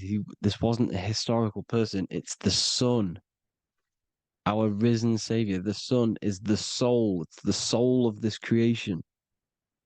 Because what is a soul? A soul is pure life force, pure energy. Whatever a soul inhabits, it gives life to. Like our soul feeds our body. The sun feeds the earth because the sun is a soul, and that's why the ancients called it Sol, because it's the soul and it's in you, and it's the light of the world. It's the light of everything. It gives life to all things. Here's Jesus and his 12 disciples. The 12 disciples symbolize the 12 zodiac signs. Aries, it rules the head region because the 12 zodiac constellations rule specific regions of your body. Aries, the ram, you have a cerebrum in your head. This is Aries on the head of the table. His Gemini rules the arms and the lungs. The two twins, Gemini. He's holding up two hands for the two hands and arms.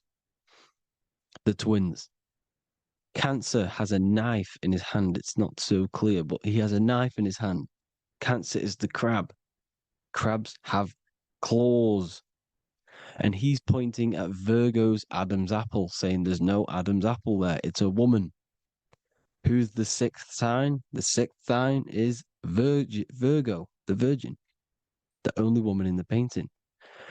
Now notice how there are 3 people in 4 groups for the 4 seasons and for the 3 months and 3 zodiac signs in each season: spring, summer, fall, winter. Matthew, Mark, Luke, and John with the suns on the back of their heads, because it's the 4 states of the sun. The 4 states of the sun. Now, 6th sign, Virgo, the Virgin, the only woman in the painting with no Adam's apple.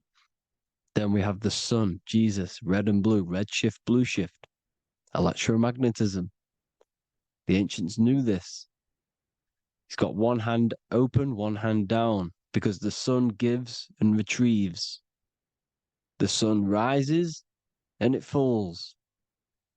It gives, then pulls away. That's what the sun does, and that's what he's doing. His arms are out, symbolizing the rays of the sun, casting down onto the earth, giving and then receiving.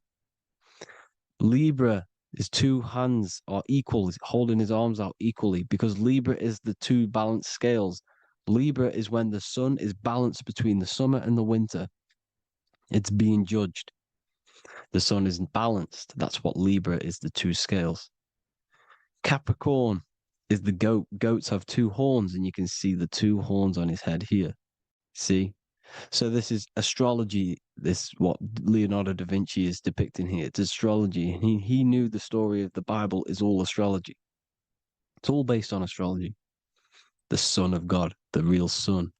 Now here are some Bible verses. I am the light of the world. Obviously, that's the sun. What other light is there that lights up the world? The moon can't do it. It's the sun, the one and only Son, our risen Savior. Because if the sun didn't rise, we'd all be dead. So it's our risen Savior. And it dies for our sins every night and then gets reborn every day. Now, Jesus calms the storm. Mark 4:35-41. The disciples are all on a boat and there's a heavy storm. But Jesus is asleep. The disciple says, Jesus is asleep. We need to awake him. They wake up Jesus, and Jesus got up and rebuked the wind and said to the waves, quiet, be still. Then the wind died down and it was completely calm. Well, when Jesus was asleep, this is the sun not being risen. It's not risen yet. Because in the night times, that's when the storms happen on the sea, in the ocean. And when they awake Jesus, Jesus rises because he's the sun. He rises and everything calms. Because when the sun comes, the storms go. You see? So it's the sun. It's all about the sun. Here's another, Luke 22:10. A disciple asked Jesus, when will we know it's the end times? And Jesus says, as you enter the city, a man carrying a jar of water will meet you. Follow him to the house that he enters. Well, this is clearly talking about astrology, the topic that Christians think is satanic, when they don't realize the whole thing's based on astrology. Because the end times is the end of Pisces, which is the two fish, which is the age we've just gone out of. And you can see all these ancient churches here with two fishes, because they knew it was the age of Pisces. There's an ancient photo, ancient artwork with the two fish, Pisces. And the end times, as it talks about in the Bible, and Christians think the world's going to end or something. But no, it's just the end of Pisces. As you enter the city, a man carrying a jar will meet you. Follow him to the house. The house is the zodiac sign that he enters. And the zodiac sign is Aquarius, because that's what it is, a man carrying the water. We know this is astrology because a woman, that is a woman's job in the ancient times. In the ancient times, the woman used to get the water. You would never see a man collecting water back then. That was the woman's job, whilst the man builds the houses, for example. You see, so we know it's talking about astrology because astrology is the man holding the bucket of water. It's the end of Pisces. Now we are in Aquarius. And of course, Luke 24:36, the risen Savior, the Son. Now, the Son is also born on the 25th of December, a virgin, just like Horus, Mithra, Buddha, Krishna, Hermes, and thousands of other gods, all born on the 25th of December. Well, it's because the sun moves 1 degree northward on the 25th of December. And on the 22nd to the 24th, it stays in the same degree because it's moving south. But then on the 22nd, it stays in the same degree on the Southern Crux constellation. And the ancients called this the sun dies on a cross, because the cross is the Crux constellation, the Southern Cross. And it stays on that same degree for 3 days on the cross. The sun dies on a cross, and then on the 25th, moves 1 degree northward, bringing back the summer, the light, the warmth, the growth of crops. And this is the sun being reborn again, a virgin, because it's pure. And here's Mithra, another sun god before Jesus was around, before Christianity. It was Mithraism, and Mithra, Ra is Ra, the sun god, Egypt. It's all about Ra, the sun. You see the crown of thorns on Jesus' head, symbolizing the rays of the sun. And here are the rays of the sun on the back of Mithra's head. Krishna, the sun. Buddha, the sun. Horus, horizon. All born virgins, all did miracles, all resurrected. Dead for 3 days. Well, here he is, dead for 3 days on the cross. And resurrected, because it's the most ancient religion ever been on the face of the earth, the worship of the sun. And we should worship the sun, because without the sun we are nothing. The sun feeds us, feeds the earth, feeds everything. Without the sun we are nothing. It's been reversed, and now we're worshipping man, when we're worshipping a man called Jesus was never real. It's all about the sun, the most high, the most powerful, potent, celestial body in the sky, the orb that feeds us every day. It dies for our sins and rises every day. It's the sun. Now on the Holy Communion Day, it's the worship of the sun. They give out mini suns. Here's Jesus holding a sun. And they raise the sun on Sunday, because they go to worship their sun god on Sunday. Not Saturn Day, not Moon Day, Monday, but on Sunday when the sun is exalting. And they hold suns up above their heads because the sun rises. They're symbolizing the sun rising above their heads as Savior. It's the sun. It's the Holy Communion Day. And here's Jesus giving a piece of himself to the children. It's the sun, the light. Judas was known as a backbiter, a backstabber, because he stabbed Jesus in the back. He betrayed Jesus. Well, this is just another astrological story about the constellation Scorpio, because the Scorpio is the J, looks like a J. J for Judas, the scorpion, the backbiter. Scorpions backbite, they bite with their back. And what does Judas do? He betrays Jesus by kissing him to let the warriors know who they need to get. So he kisses Jesus and Jesus gets stabbed in the back. Well, when you get stung or bit by a scorpion, they leave like a kiss. So Judas kisses him and gets betrayed. Well, this is because the sun, when it hits Libra, it's balanced. The sun is balanced because it comes through summer. Now the sun's starting to die. The sun's starting to die. It hits Libra. And then as soon as it hits the scorpion, the Scorpio, it gets betrayed because now the sun has to fall to winter and Saturn is there waiting to take over the darkness of the winter. So he gets stabbed in the back by Scorpio, Judas, the Scorpion, the backstabber. You see, it's an astrological story. Here's Mary. Mary means marry, which means pure. The sun is pure. No one gave birth to the sun but the God. And it's born every day. It's born every day on every year. It's born pure. There was no controversy. There was no, activity for the sun to be born. It's pure. Now, the 7 metals come from the 7 planets. The sun gives you gold, and this is why the sun is golden. It looks gold. And this is why the banks are backed by gold, because gold is the most valuable metal, because it's the sun, the most valuable celestial orb in the sky, in the heavens. Well, here's Jesus, another ancient symbol of him being crucified on the cross with the big sun, the Southern Crux constellation. The sun dies on the cross constellation. And if you go to the old etymology dictionaries, you will see sun and son is the same word. They come from the same etymology roots. You can use them for no matter what, but they've been confused today. But if you go back to the old dictionaries of etymology, they are interchangeable. You can use them. Son, sun, sol, it's all the same thing. The 12 disciples, 12 brothers of Joseph, 12 tribes of Israel, 12 breastplates on the stones, because it's all the 12 astrological signs. They could have used any other number, but there's 12. Because 12 is the mind, which is God. 7 is the number of matter, which is man.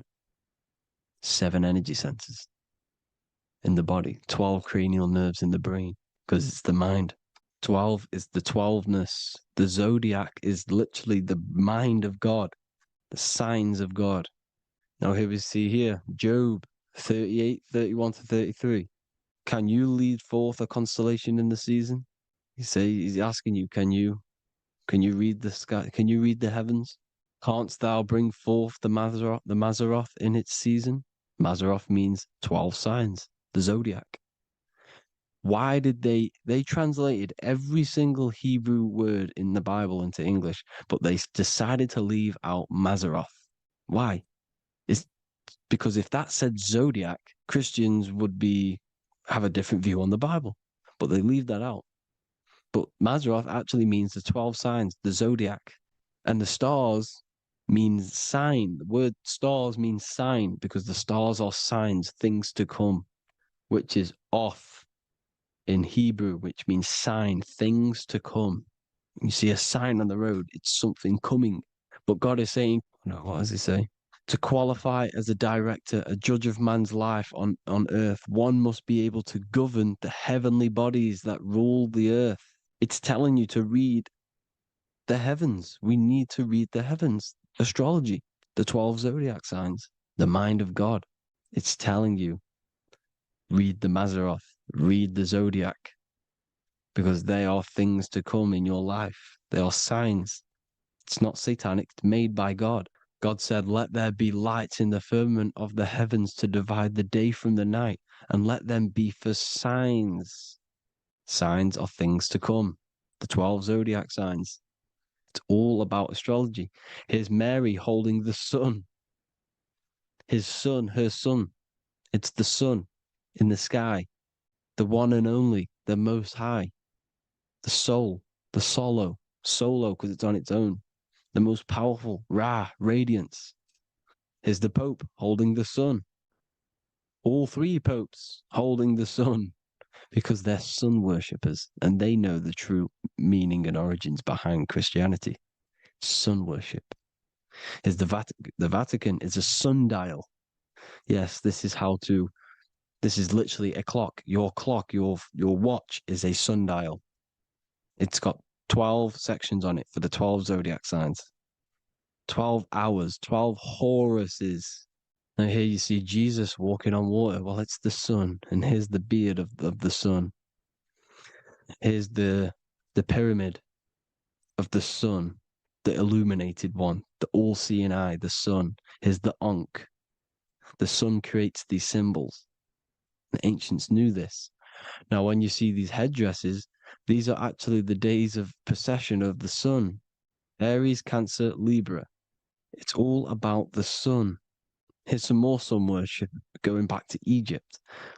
Ra, Horus, Osiris, and Set. Jesus and Satan is Horus and Set. The sun and Saturn. Saturn rules the winter, Satan. Jesus, the sun, the light of the world, rules the summer, rules the day. Satan's the night, Saturn's the night, the sun is the day. The evil brother, Satan.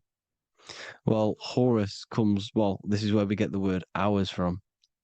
There are 12 Horuses. The sun moves in 12 Horuses, 12 hours. Where's Horus? What hour is it? Where's Horus? His Ra, 12 noon, Ra, radiates, powerful, the most high sun. That's why he has a sun on the top of his head. These are the 4 states of the sun. Set, sunset. This is why we say sunset, because the sun is setting. His sunset, his Horus, horizon, the Horus is rising, Ra radiating, and the sunset. Then midnight is Osiris. Here's another ancient symbol for the sun, the scarab. Ra, the sun, scarab. It's got the word Ra in it because it's the sun. And here's the sun on top of the scarab with the wings. Because scarabs roll dung up hills, and then they'll let it fall down the hill to gain more matter. To gain more bigger, like a snowball effect. And the ancients saw this as a process of the sun, because the sun climbs up the hill and then it falls. So they used the scarab to symbolize the process of the sun. The sun climbs and falls. Here's an ancient Egyptian cat cutting off the head of the serpent. Well, the cat is cutting off the head of the serpent, symbolizes the sun cutting off the nighttime. When the sun rises, it cuts off the nighttime. It cuts off the serpent. The serpents represent darkness or evil. Oh, there's some more symbology of the sun and the heavens, the arch, the royal arch, the firmament, the sun inside the firmament. These are all ancient churches, and they all depict the firmament, but the sun inside is the ancient cosmology. You see, because it's all about the sun. Everything's about the sun, because the sun is our orb made for us to sustain life and this inside of this creation, inside of this firmament, the royal arch of heaven. Here's the Freemasons depicting it. Here's the Masonic royal arch. But you can even see the zodiac signs. Here's Cancer, the checkered board. It's the royal arch of the firmament. Obviously, they don't want to tell you that. You live in space, apparently. Some more sun worship. Here's the beard of the sun on the water. They all have this long beard. And why do they say amen? Amen at the end of every prayer. Amen is a sun god, a creator god. It's all about the sun. So thank you all, people. Hope you all enjoyed. Hope you all gained some knowledge and insight. Please give me a follow, drop a comment, drop a like. Have a good day. Love you all.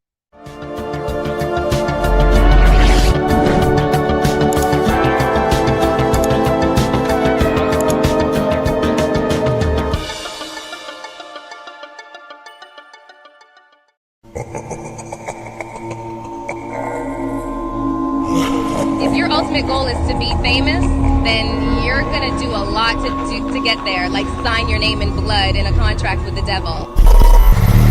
That's how I got introduced to the music industry. I swear I wanted to be like the Amy Grant of music. Yeah. But it didn't work out, and so I sold my soul to the devil. Well, needless to say, sold my soul. Alright, y'all. I'm finna sell my soul. I'ma hit y'all when I'm through. I'm gonna be rich as hell, alright? My soul, little bro, man. You trying to sell your soul, man. Look.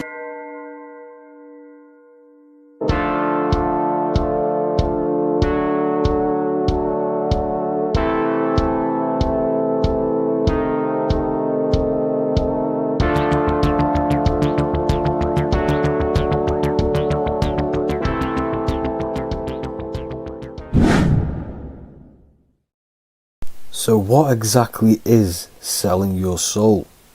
In order to understand this to its full potential, you have to understand the spirit world and the occult world which our eyes cannot visibly see.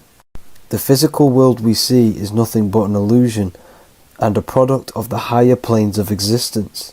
For example, you can see someone's physical body, but you can't see the complex structure of the consciousness and the thinking behind that being.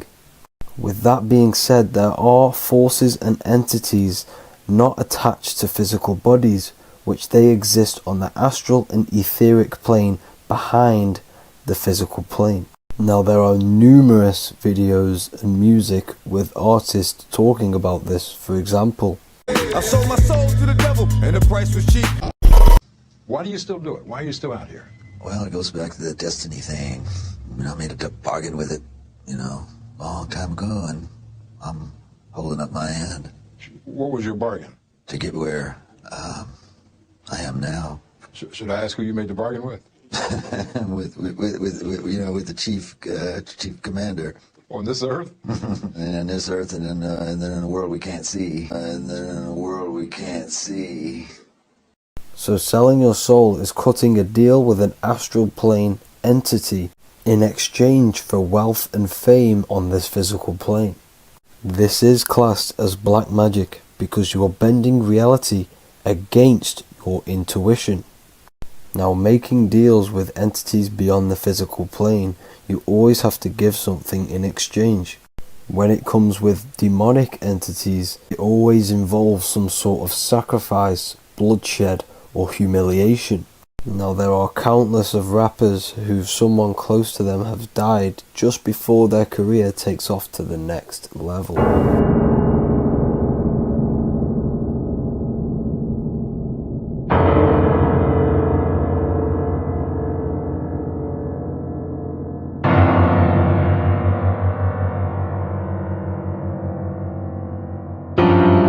My mama was sacrificed.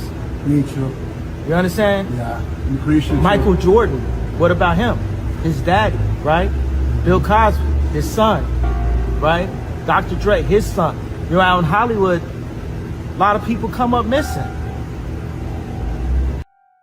So these rappers and celebrities do have to do sacrifice rituals in order to take their career to the next level. Top flight, I've been growing up, it's a ritual. So the occult side of this reality is heavily connected with the music industry and the elites. This is why they are all connected to Freemasonry.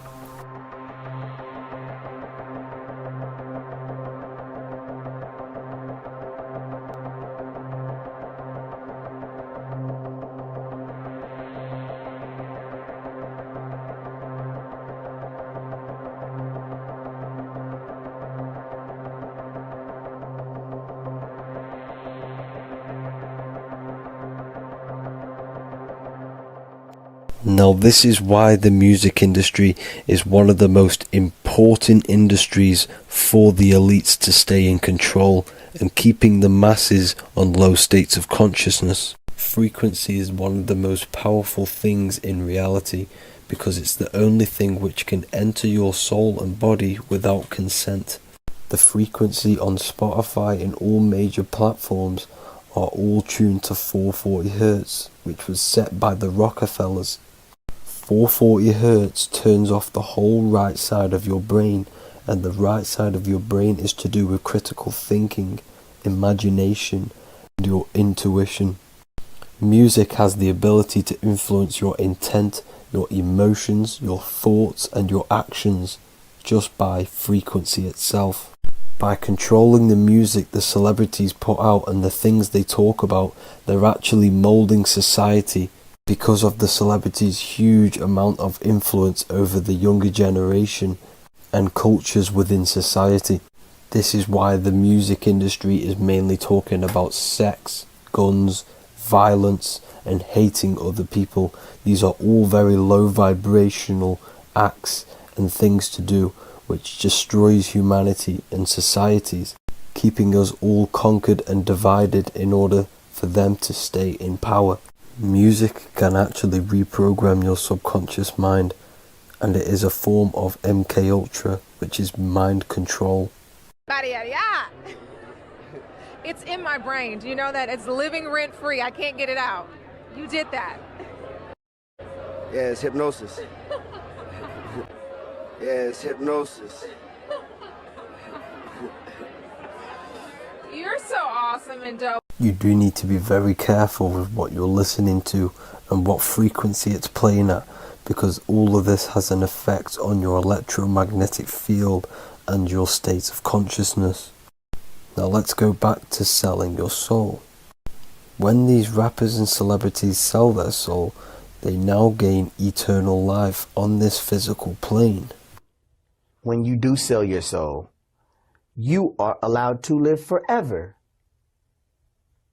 And these people that are called youngins, rookies, new booties, like I was, had no idea that these people still live. They will prey, haunt, kidnap, anything to stay on top. This is their world. They have nothing but time, is what they believe.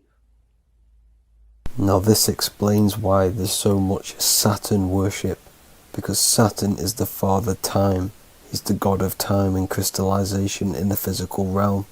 If you want more information on that, go to my previous video. Now here is ASAP Rocky standing inside of a pentagram, but notice the way he's standing, it's an inverted pentagram. The pentagram is associated with magic, however, the upright pentagram is the 5 elements with spirit on the top. It's either called spirit or ether.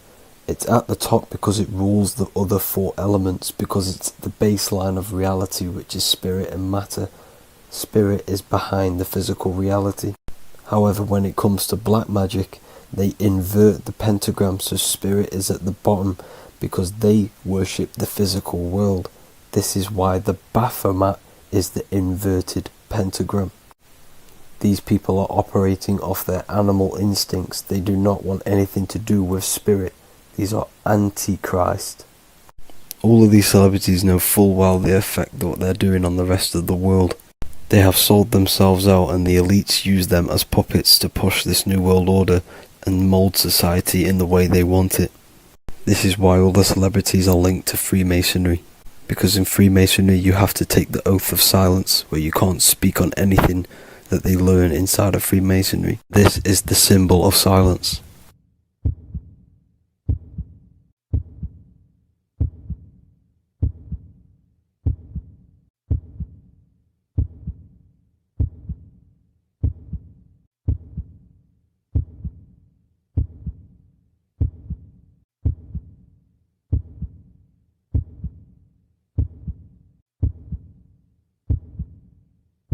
The elites need them under this oath, so they do not talk about certain topics and certain things to the public because of the amount of influence they have on society. Now, even the name Hollywood is an occult term, because back in the ancient days when they used to create wands, they used to create them out of holly wood, out of the holly tree, because each wood has certain attributes and virtues when it comes to magic.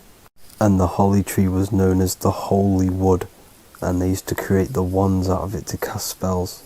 And Hollywood are still casting magic to this day through the films and through the music to the masses. That's it for this video, people. Hope you enjoyed. Please like and comment and subscribe. Peace. and much love.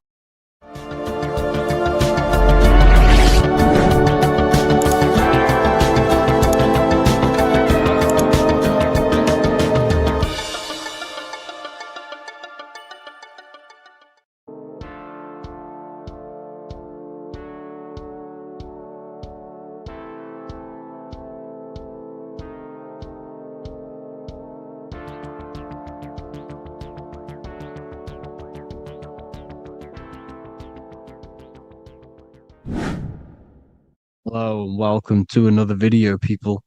Before we start, please like, comment, and subscribe if you wish to see more content.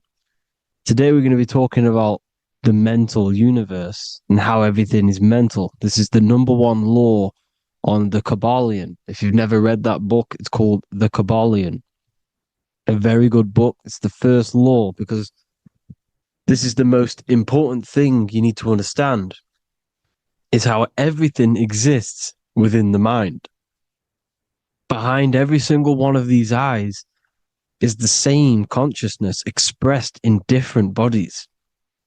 The mind is what gives perception to what you're experiencing. Behind every single one of these eyes is the exact same consciousness, but the brain that they inhabit is giving them a different perception, a different being, a different body. Now, this is the difference between humans and animals. Humans possess a advanced consciousness, an advanced mind that gives us the ability to be aware of ourselves mentally, physically, and spiritually. We can reflect on ourselves. When a dog looks in the mirror or an animal looks in the mirror, it doesn't know what it's looking at. It doesn't realize it has a consciousness. It can't reflect on itself. It can't say, I want to improve in this area. It doesn't have that consciousness. We have a divine consciousness. Take away the N for divine, and you get with a D, put it with a D, you get divide, because we have a divided two-way consciousness. An animal only has one. However, it's still the same mind. We're all mind. We're all mental. We all exist within the mental plane. Look at this person walking. The body, the brain is sending electrical signals through the 12 cranial nerves, which the 12 disciples that spread the gospel of Jesus, right? You have 12 cranial nerves in your brain. There are 12 disciples which spread the gospel of Jesus. Jesus represents the mind, the intelligence, the invisible intelligence that we all are, the same intelligence, the same exact consciousness, which then sends a command into the brain. Then the brain sends these 12 electrical signals through the 12 cranial nerves to control the rest of the body through the nervous system. This person walking is not, the body is not walking. The mind is telling it to walk. And the brain is it's a supercomputer which is decoding these demands given to it by the mind. Because the pineal gland will have something to do with the ether, because the ether is physical and non-physical. The mind is sending the commands through the ether to the pineal gland, which is then getting broken down into electrical codes within the brain and sent throughout the nervous system to control the body. And this is why in the Sims simulation, because the body's the simulation, it's a false reality. It's the fake reality. It's not the real you. You are formless. There is no form. But the third dimension is a dimension within your mind. Matter, mind, light is all a product of your mind. It's all in the mind. Now, this is why The Sims has this green little diamond on top of the head. Because this is you. This is your invisible intelligence controlling the character. Okay? It's controlling the character. And this character is in the world. Your consciousness isn't in the world. The world exists within you, but the body is a vehicle for that realm that you land in.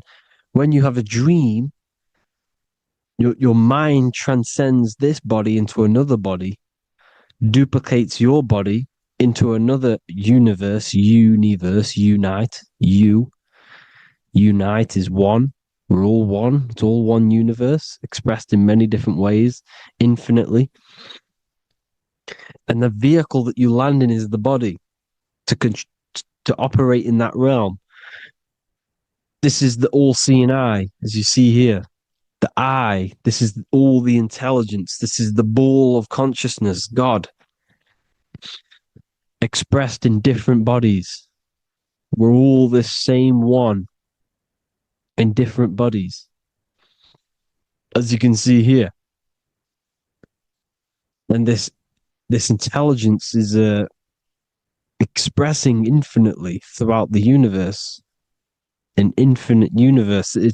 There's no beginning, no end. There was no beginning of the universe. There is no end. It's infinite, always has and always will. But the mind is what gives you the ability to explore the universe, to make perception of it. We are God in disguise. We are God in disguise. We are God in flesh. But the body can become attached to the mind, can become attached to the body if the mind is not aware of itself.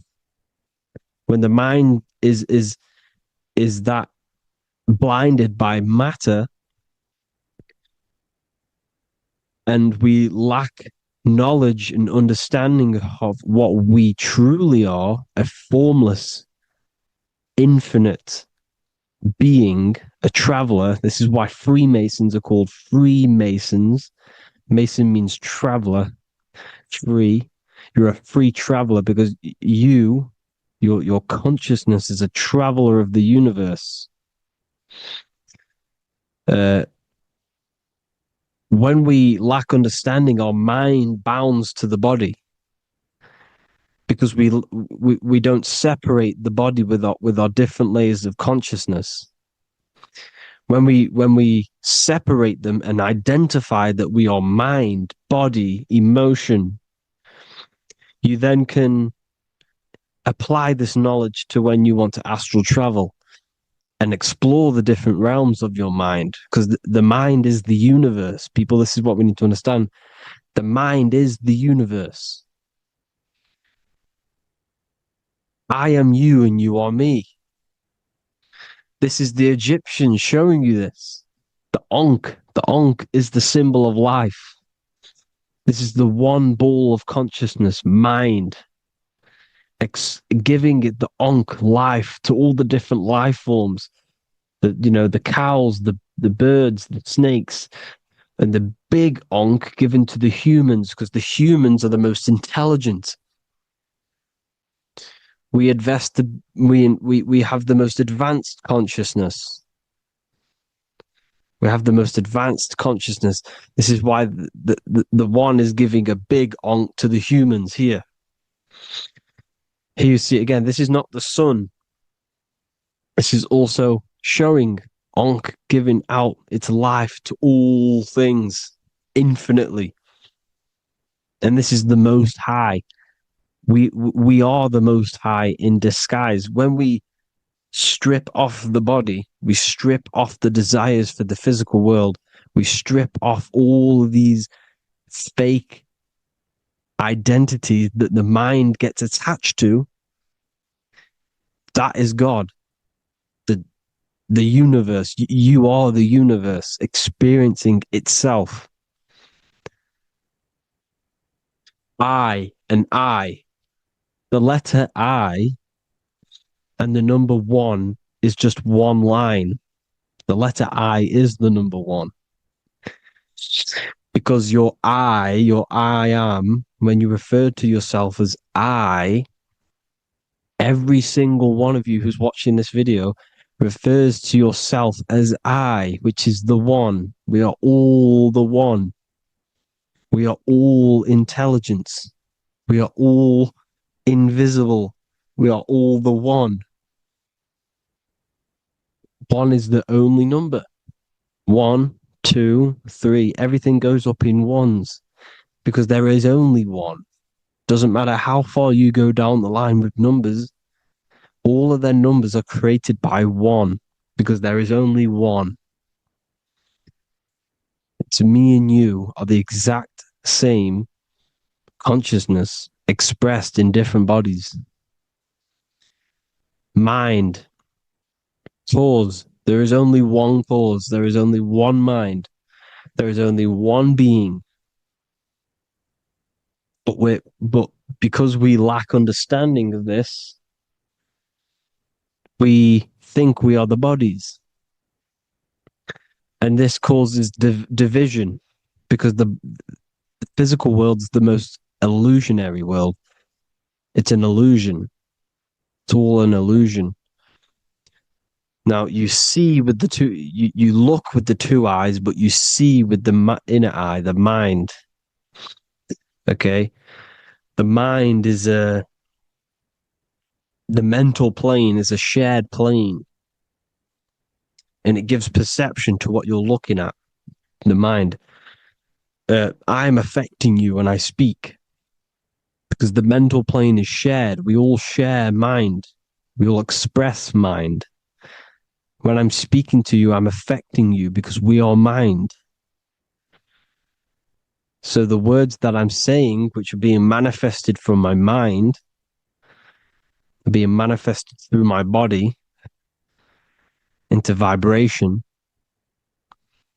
is affecting you. I'm affecting you with what I'm saying. And these words are having an effect on your mind because we're all mind. This is why you need to be careful what you're listening to, music and all sorts. Because music can also create thought loops within your mind. Because the chorus, we shouldn't be listening to choruses. Choruses are loops. And what they're saying in the chorus is being looped. And this can create thought loops within your mind.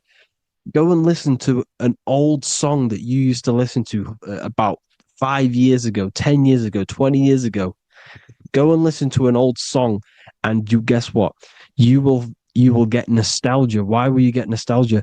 Because that song will trigger the thoughts that you were thinking in that time of listening to that song. So songs with choruses create thought loops and they reprogram your subconscious mind.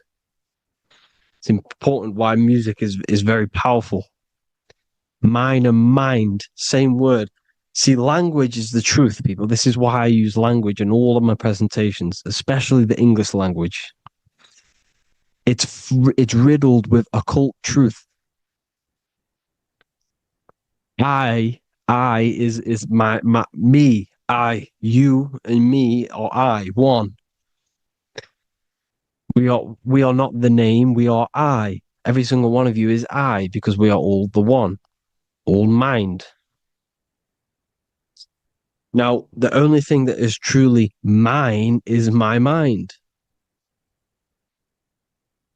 When you say something is mine, it's an illusion. It's not yours. The only thing that is mine is mind, my mind. Okay? It's my mind. It's the only thing. It's the same word, mind and mind. Like I said before, everything's one.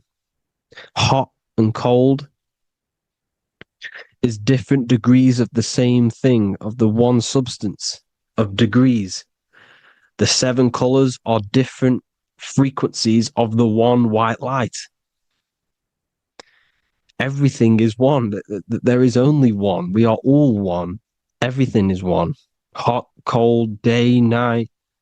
It's the same degree of one, which is mind. The mind's perception is what's giving it, labeling it hot or cold. The mind's perception of colors is what is giving it red or purple, hot or cold. There is only mind. The mind gives things perception. There is only one, that is mind. The conscious and the subconscious mind. The male and the female, these are married. The subconscious mind is your hidden part of the mind. Okay, it's hidden. You can't really, you can access it through different meditations and Reiki teachings, and dreams or manifestations of your subconscious. This is how you know mind and matter are one, because your mind creates matter in dreams. Your subconscious manifests everything in a dream, in the astral realms. The conscious is what you're conscious of, what you're consciously thinking of. So me, I am conscious that I am speaking into this mic and creating this video. My subconscious mind is the hidden part of the mind, which is speaking to my heart, telling it to beat. It's telling my food to digest. It's regulating all my blood. It's doing everything in my body without me being conscious of it. Without me being conscious. The subconscious is the feminine. The conscious is the male. The Bible, of course. Proverbs 12:4. Helpful, not helpful, an excellent wife is the crown of her husband, but she who brings shame is like rottenness in his bones. In the same way, husbands should love their wives as their own bodies. He who loves his wife loves himself. You can take that physically, you can take that literally, or you can take it metaphysically. See, the Bible's written in such a way where you can take it as your level of realization. He who loves his wife loves himself. If you love your subconscious, if you love yourself, you speak good about yourself, because your subconscious takes everything literally. If you say, I hate you to someone, your subconscious does not know the difference between me and someone else. It only thinks me, me, me. Why? Because mind is the only thing that exists. You are mind, I am mind. If I say, I hate you, you're saying that to yourself. Your subconscious picks that up and says, I hate myself. And that's telling your subconscious that's what you want. Because your subconscious manifests 90% of your behavior. The programs within your subconscious. Tying your shoelace is a program. You don't need to be conscious of it. You can just do it because it's a program. It's deeply interwoven in the subconscious. Driving your car, texting on your phone. You don't have to think about what letter. You just do it because you know where the letters are. It's a program. Therefore, if you look after your subconscious, they are a married couple. It's your wife. Your subconscious is your wife. And it manifests 90% of your daily basis thought patterns, actions, behaviors, emotions, all the things that you all the trauma that you've experienced is stored within your subconscious, which is affecting you. So let's say you were in a car crash 10 years ago and you had a really traumatic event, you really hurt yourself, and you had a very, very, very strong emotion that you felt of pain. That will still affect you today. And why? Because it will manifest into your behavior. How? Well, you'll be cautious of what cars to go in and who. You'll be cautious because of that event that's stored within your subconscious, because of that feeling you felt was so painful and so strong. It's still manifesting into your behavior today. For example, you won't go in certain cars, you won't go with certain drivers. Subconscious stores everything, all your memories, the programs, and everything. So If you trick your subconscious, that's how you manifest your life. If you trick the subconscious, you already have something. And therefore it will manifest into your life and into your behavior, thoughts, and actions. This is why the golden rule is to treat others like you want to be treated. Because I am you and you are me. We are all subconscious. We all have subconscious. Whatever I do to you, I do to me. Because my subconscious picks that up and thinks I'm speaking to me. Mind is very powerful. Whatever I do to you, I do to me. Treat others like you want to be treated. The golden rule. That is the only rule we need in this realm, in the universe. If everyone understood this rule and how the subconscious works and how karma works, we'd live in heaven on earth, the Garden of Eden, the golden age. As a man thinketh in his heart, so is he. Proverbs 23:7. Where your heart is, there will be your treasure. Your heart's the emotions. The storehouse of emotions is where you feel emotions. You have to let your emotions move through you, not become you. You can't let your emotions become you. Or except be like the sky and let them pass through you. Be like the clouds and the stars passing over. Let them pass through you. Do not let them become you. And this is how emotions can take over your mind. We are driven by, when a man is driven by emotions, he has no self to control. You must control the mind, because the mind can be corrupted. Because your thoughts are electrical in the brain. Your thoughts come from the mental plane. So how the mind works is that you place your attentions on something in the mind, and infinite information just flows in. Think about it. When you think of a certain topic,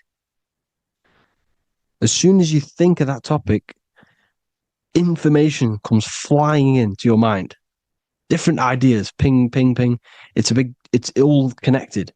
It's why we call it a mindset, because your mind sets itself to frequencies. And when we think of something, we tap into that frequency, and just the universe, the mind, the mental plane just flows in information based on that frequency and that thought. The universe is just information. All of the information out there, nothing is new. It's all there. You just have to tap into it. You can tap into these different thoughts, and it's all there. Everything already exists within the mental plane. You don't think anything. You receive thoughts. We all share the mental plane. We affect each other. I'm affecting you. Listening to me is affecting your mental plane, your mind. The physical plane is the lowest plane. It's the world of effect. Everything you see in the physical plane is the effect of mind. Like I said, the person walking is the effect of their mind telling the body to walk. The physical plane is the lowest dimension of your mind. Mother Earth, we are in a mother. We're in the womb still. The Earth is feminine. It looks after you. It provides you with food for free. It grows on trees, with water. It's Mother Earth. It's the womb. The dome above your head is your mother's belly. Okay? Is your mother's belly. You're in the womb still. You're forever in the womb, because your mind's constantly expanding. Because when the baby's mind figures out that there is a reality outside of its mother, it starts to hear the people on outside of its mother, what does it do? It figures a way out of the mother, and it becomes born again in the water, in a hospital, into the other world. It's the same with our minds. When our minds figure out there is other worlds beyond this physical, we explore them. The astral plane, for example. You figure a way out of the body. Because when you're the firmament, look at the word firmament, meant at the end. Firm is firm, something strong, something like a rock is firm. If your mind is firm like a rock, you will be stuck under the firmament. So, for example, people who are very programmed and can't think outside the box, they have a firm mind and they'll be stuck under the firmament because your mind is the only thing that's keeping you under the firmament. It's the only thing. When you're doomed, doom is dome. This is the dome, which is your head. Your head is the dome. Above your head, above the earth is the dome, the ethereal barrier. But that's just an external manifestation of your head. You don't leave the earth, you leave your body to leave the earth. Because your body is the earth. It's a dimension within your mind. So when you're doomed, you're domed. Your reality is your level of realization. You realize something, or when you have an idea, the mind, and the EYE or I, same thing, mind, it's all mind. Reality is your level of realization. You realize there's other worlds. That's your reality. Your perception's your reality. Mind in Latin is mens. Jesus was known as the fisher of men, which is the fisher of minds. He was fishing minds worthy of knowing the higher truth, the deeper occult knowledge. Jesus figured out that we are all God. And he got killed for it because in that age they were trying to suppress this information. Jesus figured out he was God because we are all God, every single one of you, and they killed him because we're all mind. We are not the body. We're the invisible intelligence, which is God. But you are not God if your mind is attached to this physical world, to the worldly pleasures. If you master your mind and travel the depths of your mind, that is God. Mental and men. Look at the word mental. It has men in it. Men in the Bible means mind. Here you see Masonic. The Masonic symbol with the eye, the mind. Looking over everything is the one. Everything comes from the one. All the lines coming off it. Giving its life to all of the life forms. Down here on the bottom, you have duality, black and white. Up here, you have singularity. One and the two. Unification and division. The lower self is divided into the left and the right. So the Bible even says, I forgot what verse it is, but it says, it's better to go through life with one eye than to have two and be cast into the fiery abyss of hell. I'm not sure what verse it is, but you can research it yourself. It's better to go through life with one eye, to be unified.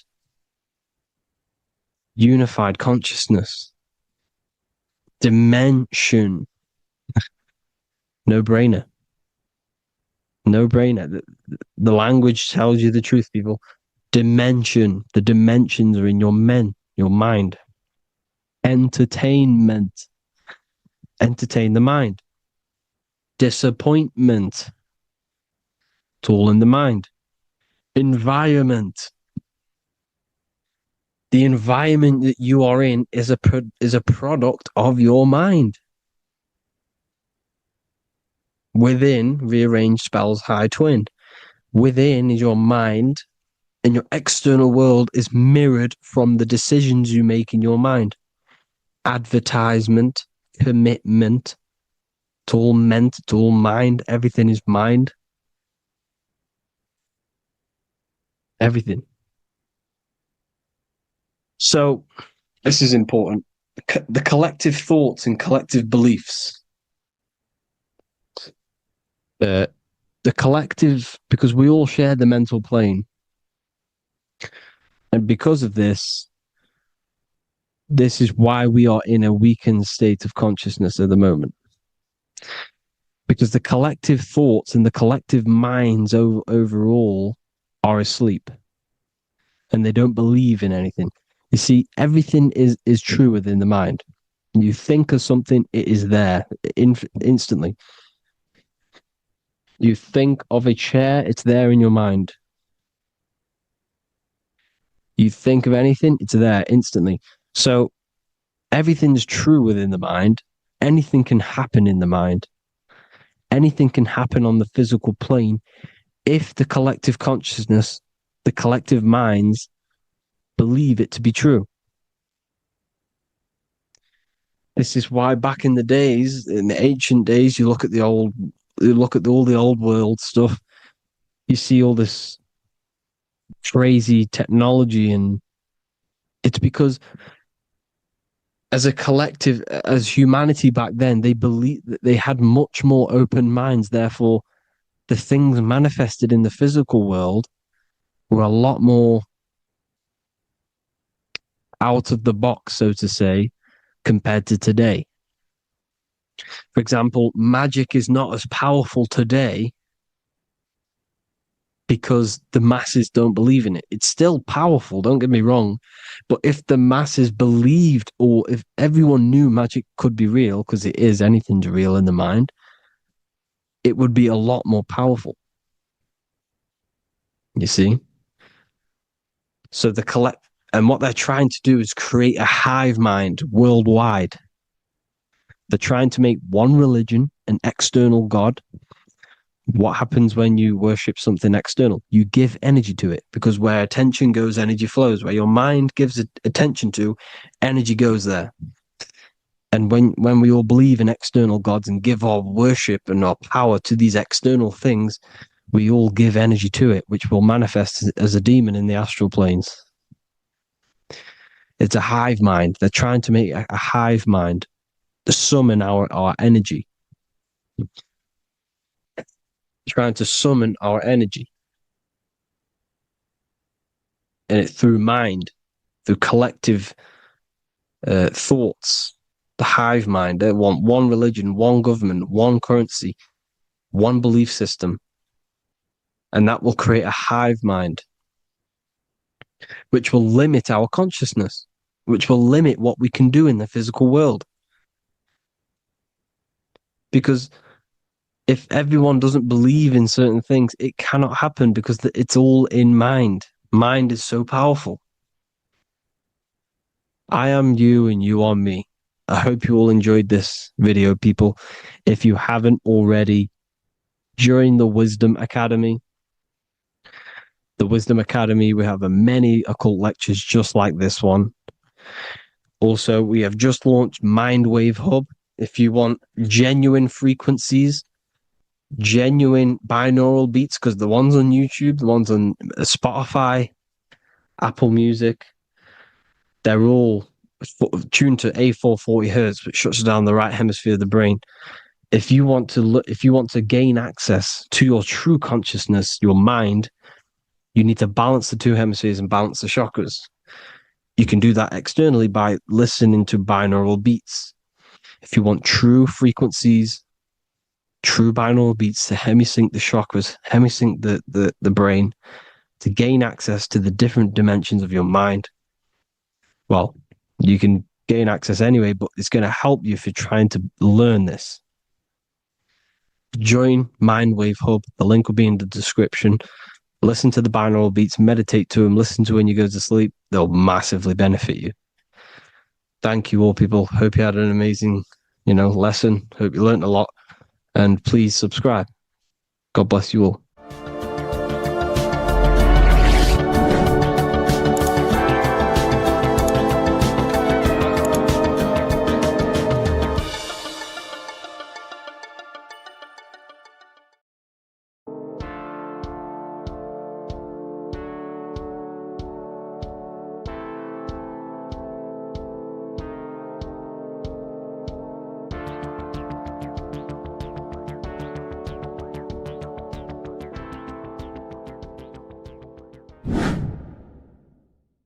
What is good, YouTube? Today we're going to be talking about the astral plane and how the cosmology fits into the astral plane. Okay, so first let's go over the astral plane and go over the different layers of reality so that you can understand reality more.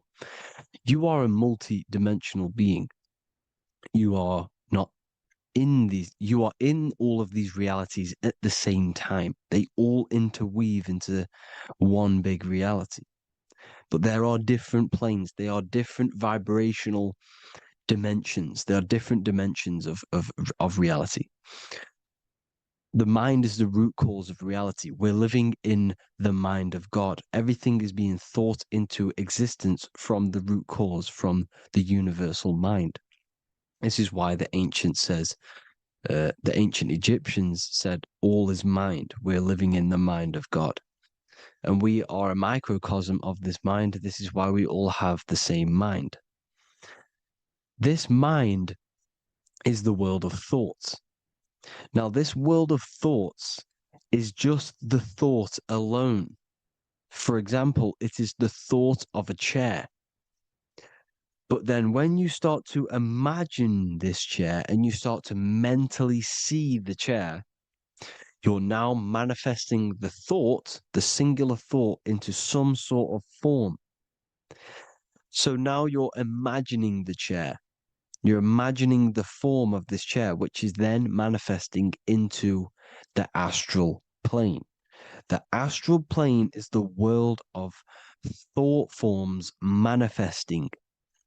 So when you are imagining something, you are seeing into the astral plane.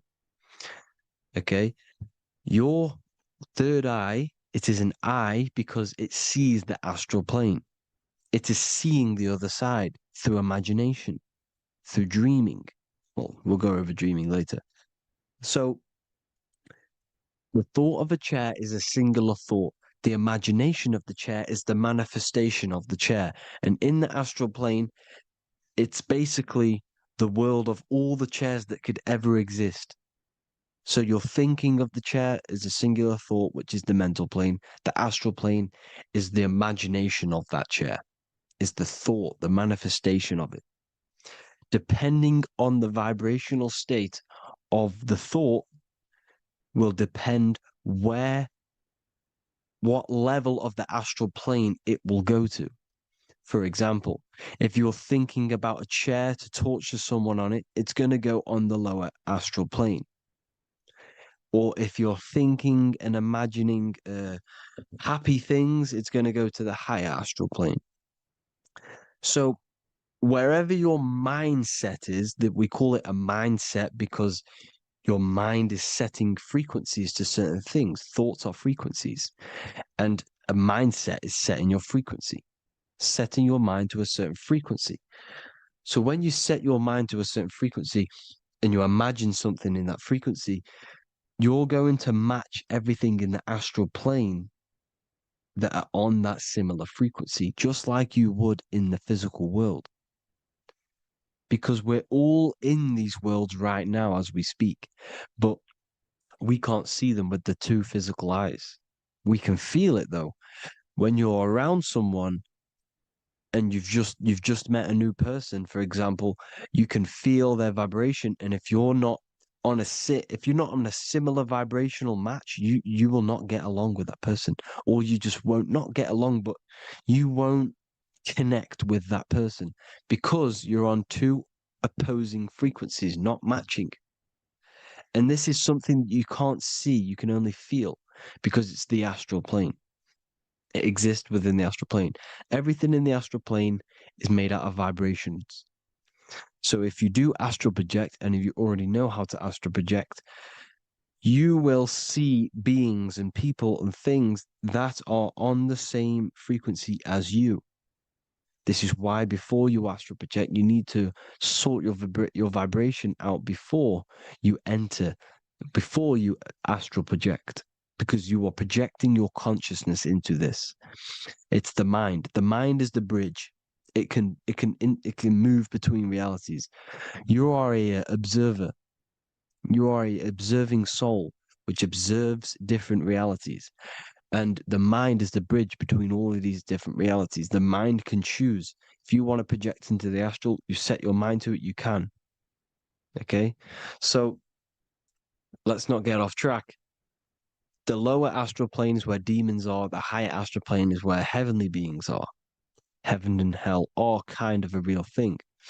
The etheric plane is a powerful substance, the ether, the fifth element that they don't tell us about. If you type in on Google the 5 elements, they will try to remove it with wood or metal because they don't want you knowing about the ether. Ether is the energy double behind all physical objects. So the ether is very important. It is the 5th element. It is part of the physical world, but it's also part of the astral world. It is on either side. You see how they're showing you the truth in the language. Ether and either are the same word. The ether has 1 foot in the astral and 1 foot in the physical world. It's a substance that connects the physical to the astral world. It is the either. It's on either side of reality. It's on the other side. Other, either, same word. Ether is connecting the physical to the astral plane. It's the world of frequency. Frequencies, EMFs, torus fields are in the etheric plane.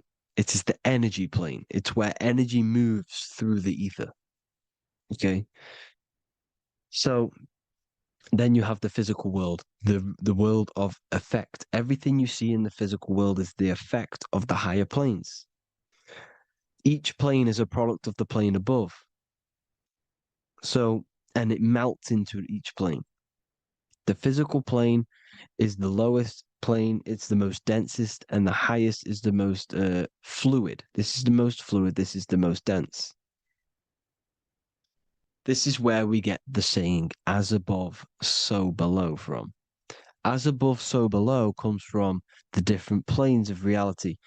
And magicians understand this. This is why magicians always say as above, so below. Because they understand if you manipulate the higher planes of reality, you manipulate the lower planes. Because the astral plane is a direct copy of the physical world, but in the astral plane. It is mirrored. The physical world is mirrored in the astral plane. They are both the same world, but just different vibrational states of the world. Kind of. It's hard to put this in words, people. So just try and understand. The astral plane is the double.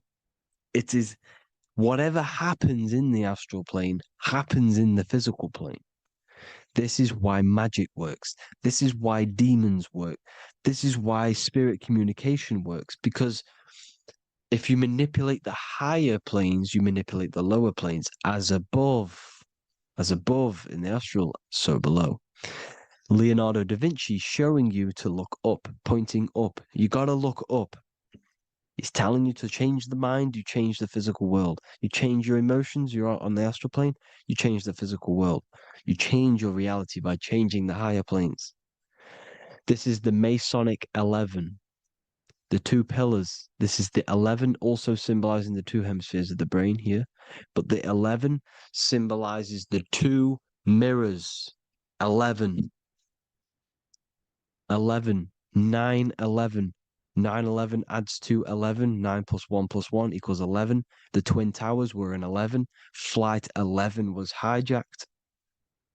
Because it's a mass ritual within the astral plane. Now, we're going to go deep into that later, and I'll show you these rituals they do in order to manipulate the astral plane. So, this is what the 11 is. It's the mirroring of reality. If you contact spirits and conjure spirits, you can either summon or attract demons and spirits. Summoning is creating a spirit. You create demons. Okay? like I said here, the mind is the root cause of reality.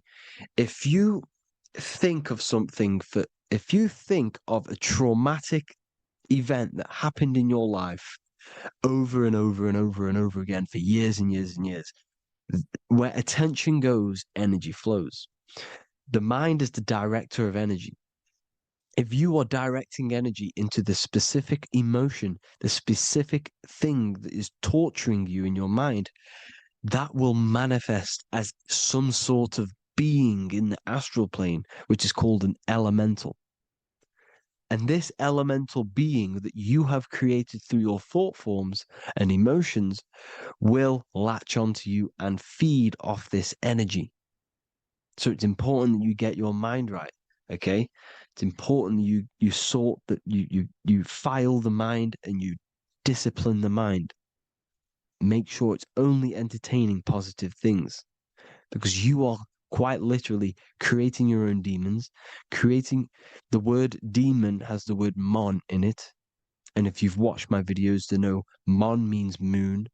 The moon is your mind, the sun is your soul, the earth is your physical body. Demon is mon means mind, moon is mind. You create demons with your mind, summoning. Now, this is where the rituals come in. 9/11 was a ritual because everyone was thinking about this big fearing, the death of 9/11. Everyone was thinking about it. And all of their minds thinking about this horrific thing will manifest and summon a negative energy spirit elemental within the astral plane. That's how all of this works. This is why it was a mass ritual. Okay, Chris Brown, new album name 11/11, release date on the 11/11. This will be my 11th album and contain 11 songs. All of these people know the occult. This is Hermes Trismegistus with the star of Saturn, the six-pointed star, as above, so below. The mirroring of reality, physical and astral, the two Masonic pillars. So as above, so below. What's above us? The stars. The stars are connected to the astral plane. This is why we call them stargates. When we dream, we are experiencing these different realities. And what are stars? They tell in the Bible, it says Genesis 1:14.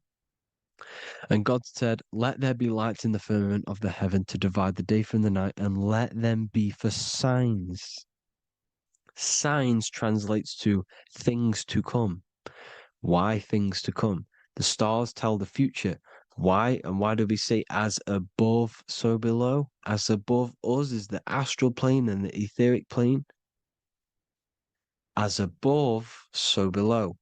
Whatever happens in the stars happens on Earth. The stars are connected to the astral plane. Above us is the astral plane. We are a star in a physical body. This is why we say Mr., sister, stir equals star.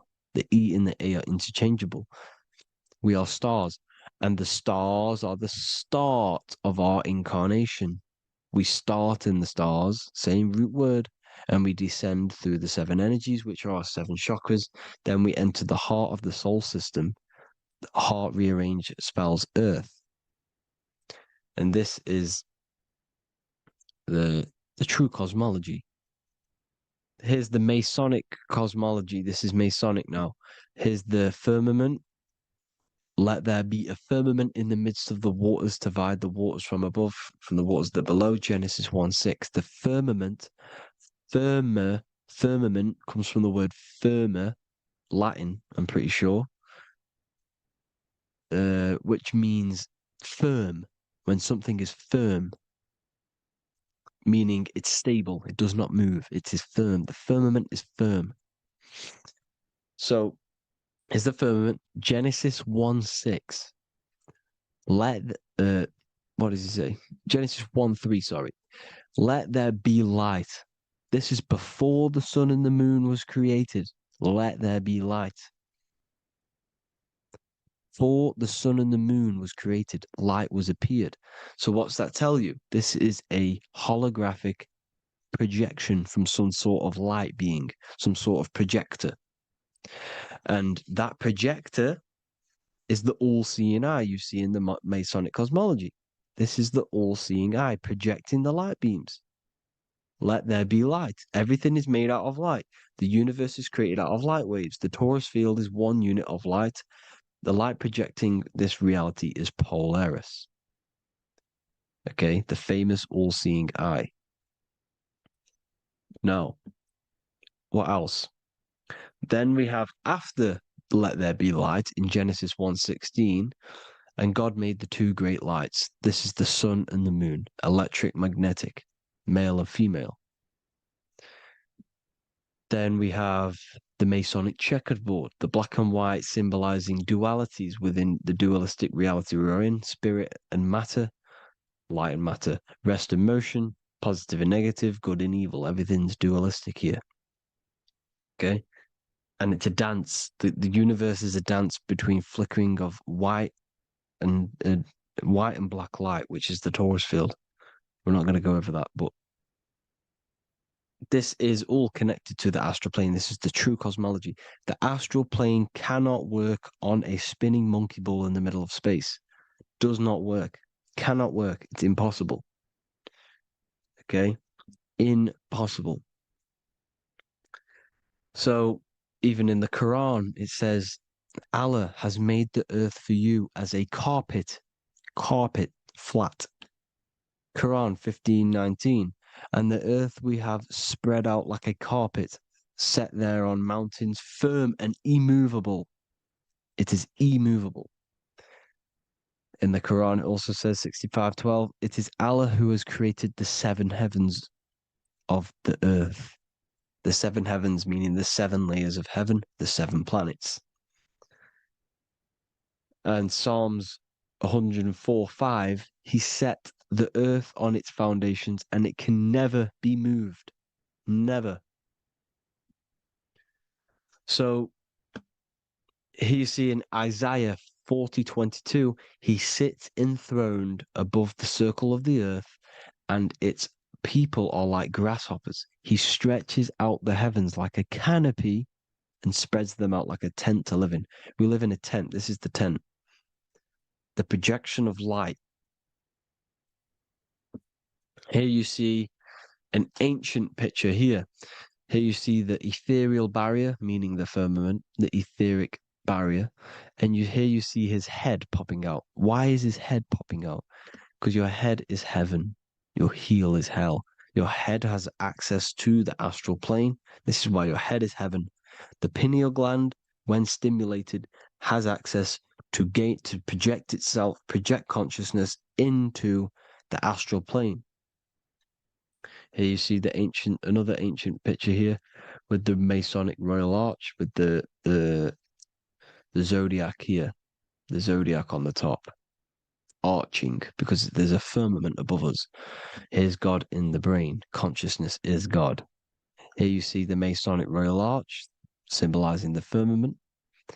George Washington above the Masonic Royal Arch. These are the stars. This is Polaris projecting reality. Here's ancient churches with the dome, Polaris projecting reality with Jesus. Disney World is under the dome. The seven layers of heaven, ancient paintings, all depict if you go and look at the ancient paintings, they'll all depict the firmament, the arch above us. This is where we get interesting. The Masonic Royal Arch has the 6-9, which is Cancer. The constellation Cancer, which is 6-9 is associated with portals because CERN is the 6-9. Okay, CERN is opening portals. They're trying to create a portal to the other side. Cancer has the word CERN within it, so there is a link between Cancer and the opening, the firmament opening above us to ascension. Here you see the Masonic Arch with the Royal Arch and the light and the opening. Here you see the light and the opening. This is the opening of the firmament. Here's the Hebrew cosmology with Sheol, the underworld, and the opening. So Cancer is definitely some sort of portal in and out of this reality. I'm just connecting dots here. Now, we're going to go change a bit now. These celebrities that you are seeing they have not sold their soul to Satan, okay? They have not sold their soul to Satan. Satan is a demonic, low vibrational energy that has been summoned over the thousands and thousands and thousands of years of evil occult arts. So since Babylon was summoning this demonic energy, and this demonic energy in the astral plane will grow and grow and grow. It has no form. It has no physical form. Okay? But you can see it in the rappers. If your third eye is open, you can see clearly that these people are demonic. You can sense the energy that they're manifesting. Selling your soul is not what you've been told. It is gaining, because your soul is pure love, okay? Your soul does not want to do anything bad. So when you sell your soul, you're gaining physical gain, you're gaining physical wealth, for example, like for these rappers, they will be given millions of pounds because the people in control of the music industry, which is the dark occultists trying to brainwash the masses, the people in charge, they're dark occultists. They understand Satan and the energy. They are satanic energy, which has been summoned in the astral plane. They see that they have influence over the masses, so they will go to them and say, "I will give you this amount of money forever if you manifest this satanic, demonic energy through the music and through social media to blind the masses, to brainwash the masses into this demonic energy." Because when you listen to music, music is frequency. Whatever you listen to, you become that frequency. So if you're listening to these people, they're throwing energy, this demonic, satanic energy that they sold out to. Sold, soul, same word. When you sold something, you've got your soul involved. They have exchanged money, physical gain, so that they manifest this satanic energy within the astral plane and through the music, through the videos, through social media to keep us in this vibrational frequency, in this low state of consciousness. This is what it actually is. It's not, you're not selling your soul to some sort of devil. This satanic energy has no physical form it is formless in the astral plane.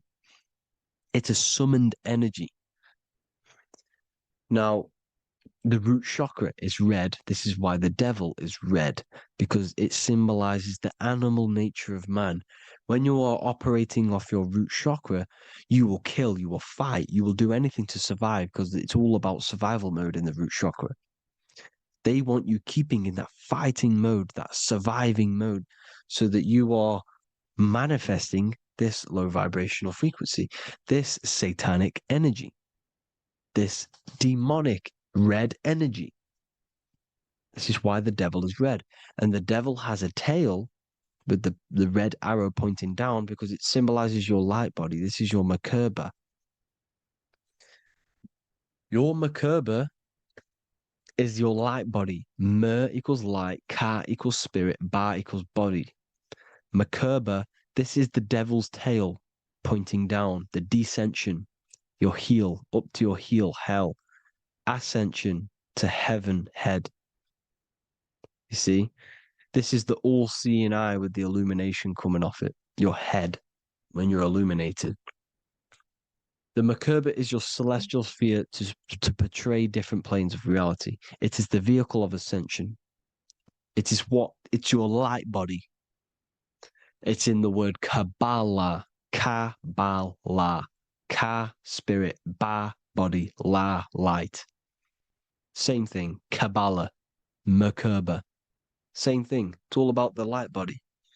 This light body sees different realities.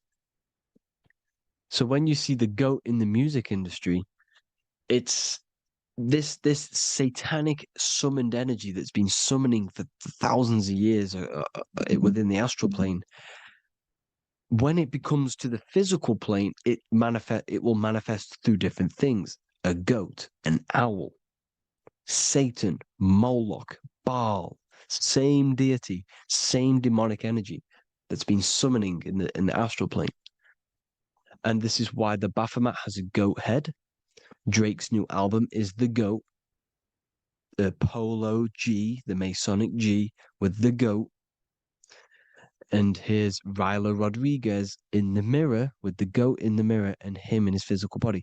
It symbolizes, the mirror symbolizes the astral plane because he's manifesting the goat, the demonic energy. He's sold out to the demonic energy, and in the physical plane, he's his physical body. The mirroring, the Masonic 11, the mirroring of reality, the astral and the physical. And what do you call them when they're an amazing rapper, the best rapper? You call them the GOAT. Because the GOAT, you're the GOAT because you're manifesting the GOAT energy, this satanic, demonic energy within the astral plane. So Baal, Moloch, all the same thing. Because in the astral plane, if you want to gain spirits to come to you and communicate you in the physical world, if you want to communicate with spirits, you have to gain their attention. You can either gain their attention or come together and agree to create some sort of being, which is Satan. Okay. You can, like I said earlier, you can create these beings, you can summon them or attract them. One way to attract them is sacrificing. In order for you to become God, man, to turn to God, you have to sacrifice your life. You have to sacrifice, not drinking, not doing things, not doing anything demonic, not doing anything bad, not eating meat. You have to sacrifice yourself to become the light. However, if you want quick, instant gains in the physical world, you can sacrifice something else to communicate with these spirits, because these demonic energies feed off demonic energy, your demonic energy. So these dark occultists will give away babies, they'll sacrifice, torture babies so that they gain, so that they can communicate with these spirits for physical exchange. Yes, you can do this. These powerful spirits, these powerful demons can give you powers. They can give you certain things. And this is what they are doing. They're summoning and attracting these demonic energy. This is why, trafficking is one of the most, Balenciaga. Baal is the demonic energy in the astral plane, which requires child sacrifice for his presence. Balenciaga, and they were trafficking children. They were trafficking, killing them, and offering them to the spirits. This is what they are doing. Balenciaga. It's in the name. Here you see, you can see here a stick man with two horns. The goat, obviously, it's all the same deity. Baal, the goat, Moloch, here's Moloch, the owl, the Egyptian owl, because it comes from the owl of Moloch, which is Baal, which is Satan, all the same demonic energy. And it's on the dollar bill, a tiny dollar bill, tiny, on the $1 bill. All the same thing. Bohemian Grove, they worship the big owl, Moloch. It's all the same thing. It's all one big demonic energy which has been summoning in the astral plane. And it's trying to take over Earth, the physical plane. That's what it's doing. So I hope you all gained a deeper understanding of the astral plane and what's actually going on in the world. Please leave a comment if you can to help the algorithm. Drop a like if you like this content. And hope you all learned something today. And God bless you all. Thank you all.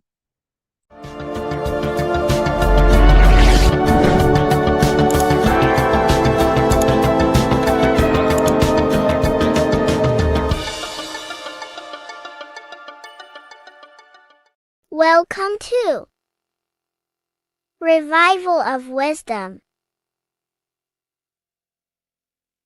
Welcome people, we're back with another video, and this video is about Freemasonry and their connection to the Illuminati.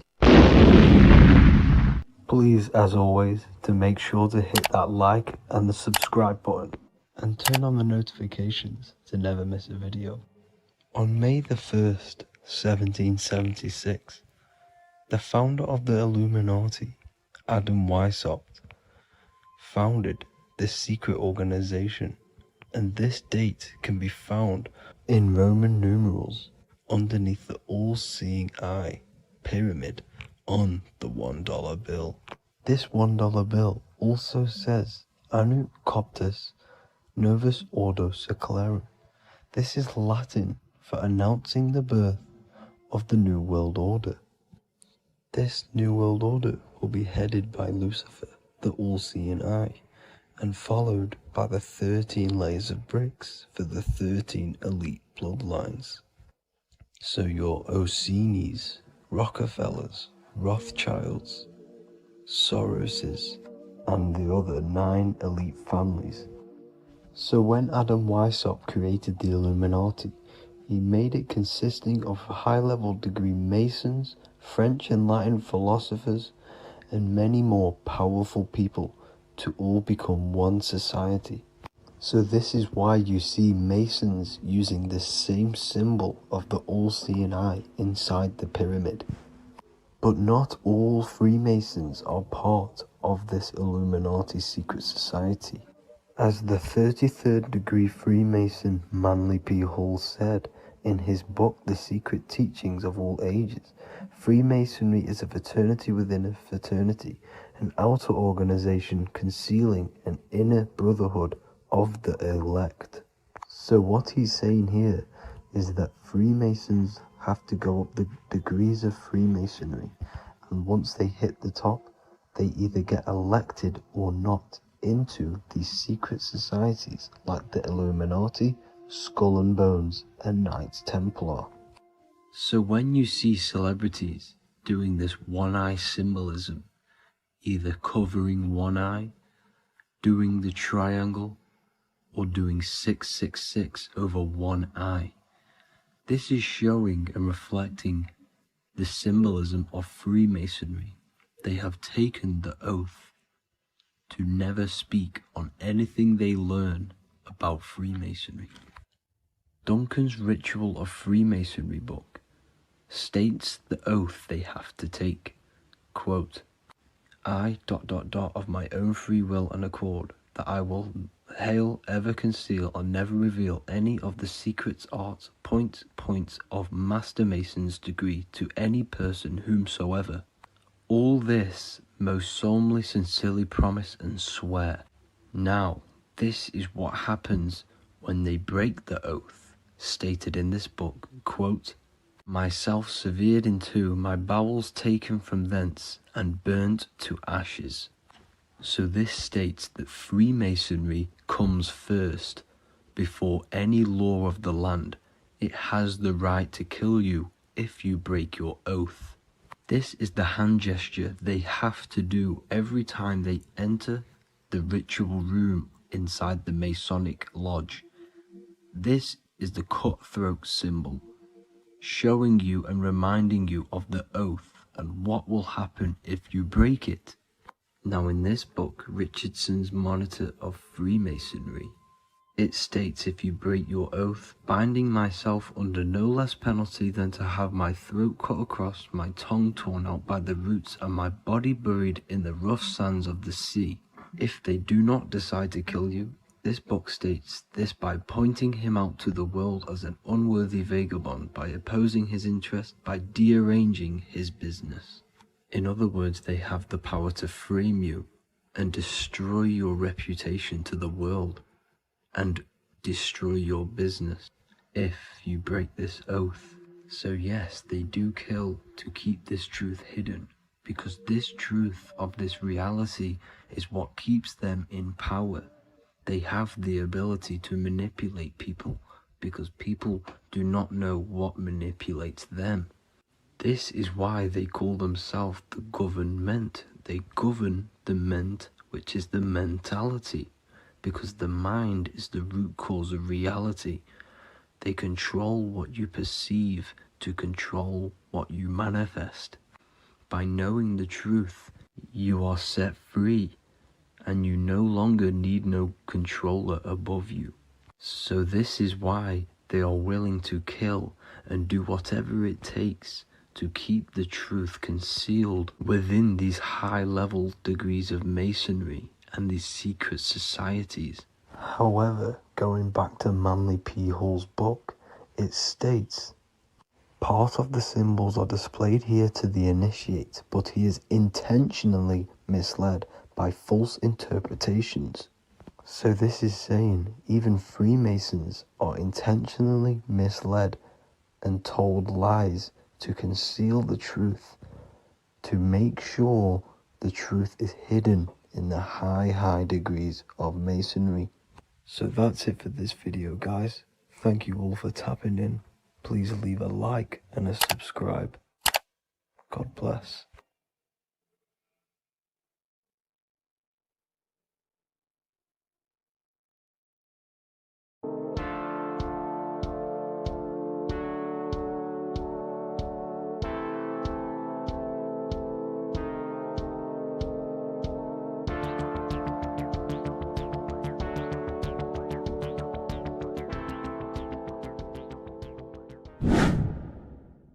Welcome back, people, to another occult lecture by Revival of Wisdom.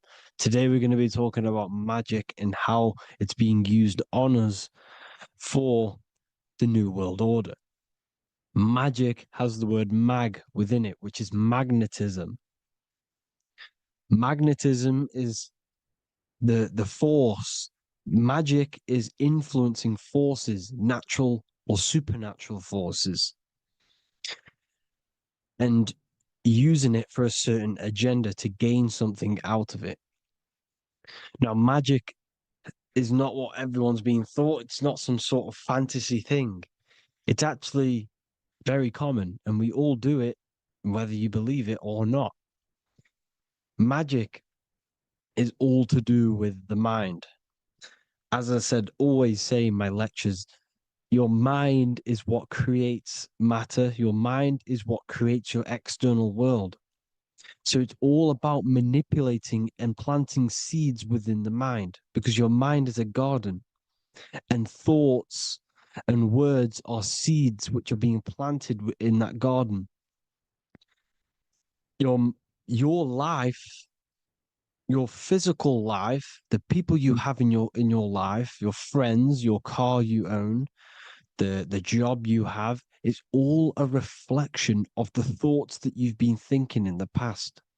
You are where you are in life because of the thoughts that you've been thinking. Therefore, your life is a direct reflection and manifestation of your mind, the Garden of Eden. Okay? The mind is what they are targeting. What you see, say, and hear has a direct effect on your mind. Me talking to you is influencing you. The words I'm saying is planting seeds within your mind. Now it's up to you to consciously act on these thoughts or these words, or to maintain these words. As above, so below. As within, so without. What's inside of me is outside of me. What comes into the storehouse comes out of the storehouse. You have the left, you have the right, you have the up, and you have the down. As above, so below. Whatever is in your mind will be expressed in some sort of way, consciously or subconsciously, spiritually or physically. The mind is what manifests everything. And this is what we need to understand. We need to understand is that the mind is not physical. All things spiritual manifest physical. All things seen come from the unseen. The words you're thinking, that everything you have is coming from the unseen. The actions that you do come from the unseen mind. Another expression for as above, so below is you are the universe itself. You are a universe, a mini universe. But just because you are mini does not mean you are the whole thing. If I take a little piece of infinite, let's say there's an infinite light source. Let's say I take a little chunk of that infinite light source. That little chunk I took is still infinite because it's been taken from infinite. You are the universe. Your awareness, your mind is the universe. It's information. You are the universe experiencing itself. This is why we say we are all God. As above, so below. What is in me is outside of me. The sun, the physical manifestation of the sun is your soul. The 12 constellations are manifested in the physical body. The 5 elements are manifested in the physical body. They're manifested in the 5 fingers you have. As above, so below. This is manifested, well, this is a symbolized in Freemasonry and secret societies as the 2 pillars. The mirroring reflection, the reflection of reality, the mirror, as above, so below. What happens in the mind, what happens in the astral, happens in the physical. This is Aleister Crowley. This is all symbolism. This is the 2 pillars with the all-seeing eye and the triangle at the top. Aleister Crowley was a master magician, very powerful dark magician, black magician. There's 2 types of magic. You have white and black, just like the checkered board, the Masonic checkered board. You have white and black. You have good and evil. White magic is influencing natural forces to gain something that will help the collective consciousness, help the collective, help the earth, help other people. Black magic is something you manipulate something so you can get something personal out of it. Doesn't matter if it's good or bad. It's still considered as black magic because you're being selfish. Everything you do should be contributing towards the collective consciousness and helping others. And this is why the ancients lived in a system where everything was in unity. We understood that I am you and you are me. What I do to you happens to me because I am you and you are me. We are the same mind substance on the inside. We're all the same mind substance being expressed in different bodies. So what I do to your mind will have a ripple effect on my mind because all of our minds are connected within the mental plane. So this is why they know all this knowledge. They know all this knowledge. So yeah, this is the mirroring effect of reality, the 2 pillars, or symbolizes the number 11. The number 11. We'll go deeper into that. The technology we're using is magic. It's a form of magic. Television is tell a vision. They're telling a vision into your subconscious mind, into your memory. And when you turn on the television, you get a program because they're telling a vision to create a program within your subconscious mind. You see, the conscious mind is only 10% of your mind, which is to do with your, what you're aware of, your 5 senses. What are you consciously aware of? Well, I'm aware I'm here, I'm talking. I'm aware of what I'm wearing, the 5 senses, what I can hear, taste, smell, hear. What I'm wearing, I'm aware of what I think of. But the subconscious mind is the 90% of your mind. It's the hidden part of the mind, which is telling your heart to beat, telling your body to breathe. It's storing all of your emotions. It's storing everything you see, storing all the belief systems that you have. It has everything. It stores all of the habits you have, the values. It stores everyone's name that you know. All the words that I'm speaking right now is all coming out of the subconscious. Everything is subconscious. And it literally manipulates 90% of your daily basis behavior. Most people don't know this. What you did yesterday is what you will do today because of these beliefs and mental programs within the subconscious, stored within the subconscious. So the subconscious is what they're aiming at. They're trying to create programs within the subconscious because the subconscious manifests 90% of your thought patterns, 90% of your actions and words. They know all this stuff. So the subconscious mind is the most powerful part of the mind. Another way the subconscious manifests and influences your life is, let's say you were in a car crash years and years ago, 10 years ago. Let's say you're in this car crash, right? And you really hurt yourself. The emotion you felt in that time when you were injured in that car crash had a great impression on your subconscious mind. You see, the stronger you feel something emotionally, the stronger impact it has on the subconscious. You can remember and recall that moment and very vividly because of the impact it had on the subconscious. Another, for example, you become that terrified of cars that it manifests into your life today, that you are wary to go in certain cars. You don't want to go into cars at all, maybe, because of that moment that stood within the subconscious.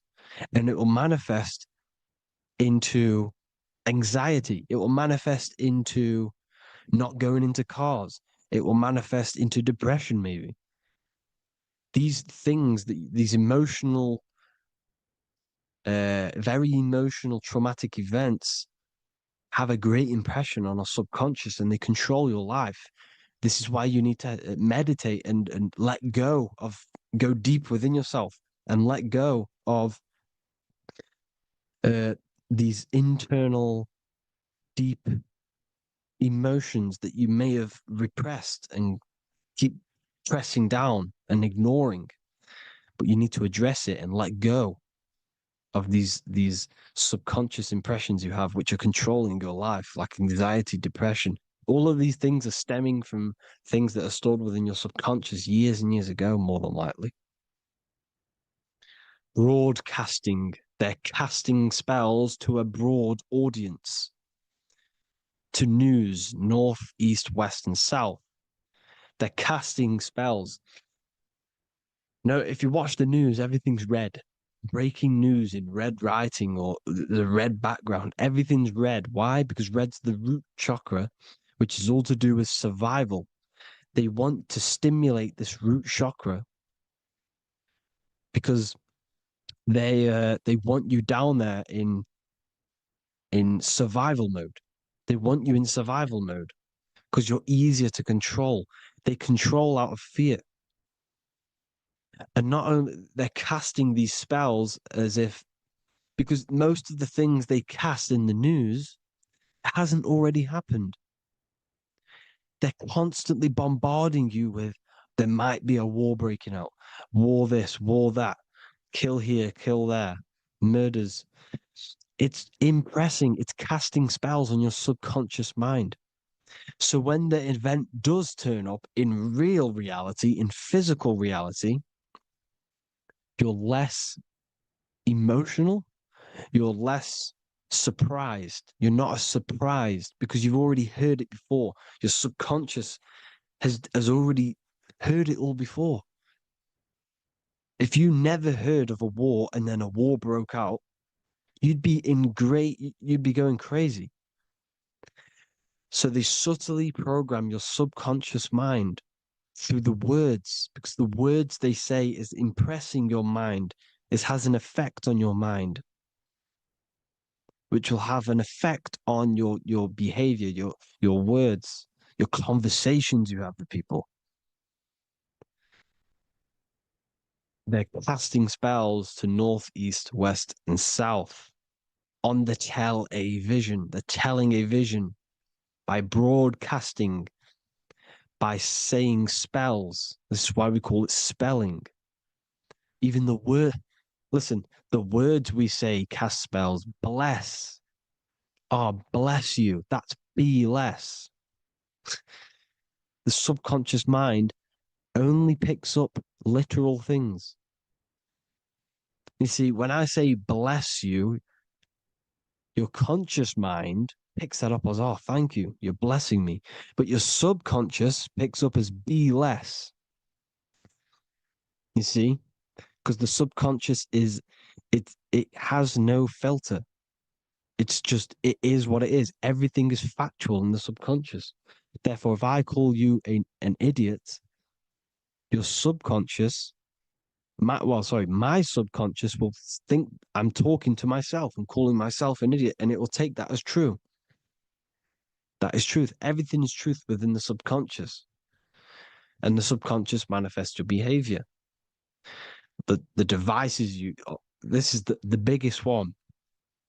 Black scrying mirrors, device, the devil's vice, the device. Okay? Black scrying mirrors, black screen is scrying. Black scrying mirrors were used to communicate with spirits within the astral plane in the medieval times. They're still being used now by black obsidian mirrors. And look at your phone, it's a black mirror. And there's some sort of, I'm not saying this is fact, but personally, I believe these are portals for spirits and ethereal entities to come into your life, to come into your surroundings. So this is the next big thing: the TVs, your iPhone, your iPod, all black mirrors. And mirrors are very, very powerful. Even just a normal mirror. Mirrors have an effect. Whatever you say into a mirror, what you say is energy. And when you say something into a mirror, you're saying it into yourself. It's an infinite cycle of words of energy because it's being reflected infinite times. When you say something into a mirror, it has a massive effect. You're saying it directly into your eyes, into your mind. So what you say in a mirror should be said with precaution. Never say anything negative into a mirror, because mirrors are very, very powerful ways for you to reprogram your subconscious mind for the good. You can say very positive things into mirrors and it will reprogram your subconscious mind. Okay? Manifesting is all magic. It's all magic. Everything is magic. But consciously doing it is what they're doing. They hid this knowledge. Your phone is magic. It manipulates your mind. The iPhone. Okay? See, magic isn't all of this with wands. See, Harry Potter, okay, that was created to give you this perception of a mystical and amazing form of magic with magic wands and all sorts of stuff like that. Yes, that stuff was true when the collective conscious minds were on a higher level and our belief systems believed in these things, because the universal mind, all of our minds contribute to reality. If the masses don't believe in magic, if the masses don't believe in a certain thing, it's going to have an effect on physical reality. So when the collective minds are higher and have more open minds, things like Harry Potter can come true. See, it's all in the mind. The iPhone, the eye is the symbol for the mind, the invisible intelligence. The triangle is the ethereal plane. Okay, so the eye in the triangle is the eye that sees into beyond the ethereal planes. The square is the physical plane. So the iPhone, your phone, is a black box, just like the Saturn black cube. It's a black mirror. It's taking photos of you every 2 seconds, and it's your mind. Your mind is in that phone. Everything you like, everything you text, everything you type in Google, everything you say to someone, every conversation, is all recorded on the phone. Therefore, it is a direct reflection of your mind. Your mind is imprinted into your phone because your mind, everything you think in your mind, you're manifesting into typing, saying, taking pictures into the phone, and it's collecting it and storing it. And what they're doing, and this is for all forms of magic, it's manipulating the mind. It's all manipulating the mind. Reels, Instagram, TikTok, this is all dopamine. It's all controlling the mind. Every like you get, every follow you get, every share that you get is dopamine within your brain. They're literally targeting your brain and mind. It's all manipulating, because what they're pushing through the phones, through the media, through the news, through the televisions is visions and programs. You are the one manifesting the New World Order. They're not manifesting the New World Order. They're giving you the information so you can manifest the New World Order. Everything they say is contributing to your mind. For example, digital money and all the information they put out for you to see is contributing to your enslavement. Your mind is manifesting the New World Order. They know this. They don't manifest it. There's billions of us. We could easily run over them physically. But on a mental level, these people have the knowledge and they hide it from us, and they let us manifest reality because we are the collective. They give us the information which manifests their agenda. It's all magic through the phones, the media, the television. So your phone is a manifestation of your mind. It's a record of your mind. Hollywood, holly tree, holy tree. They used to make wands out of holy trees, because it was the most holiest wood, the best for casting and transmitting energy. So they used holly trees to cast spells.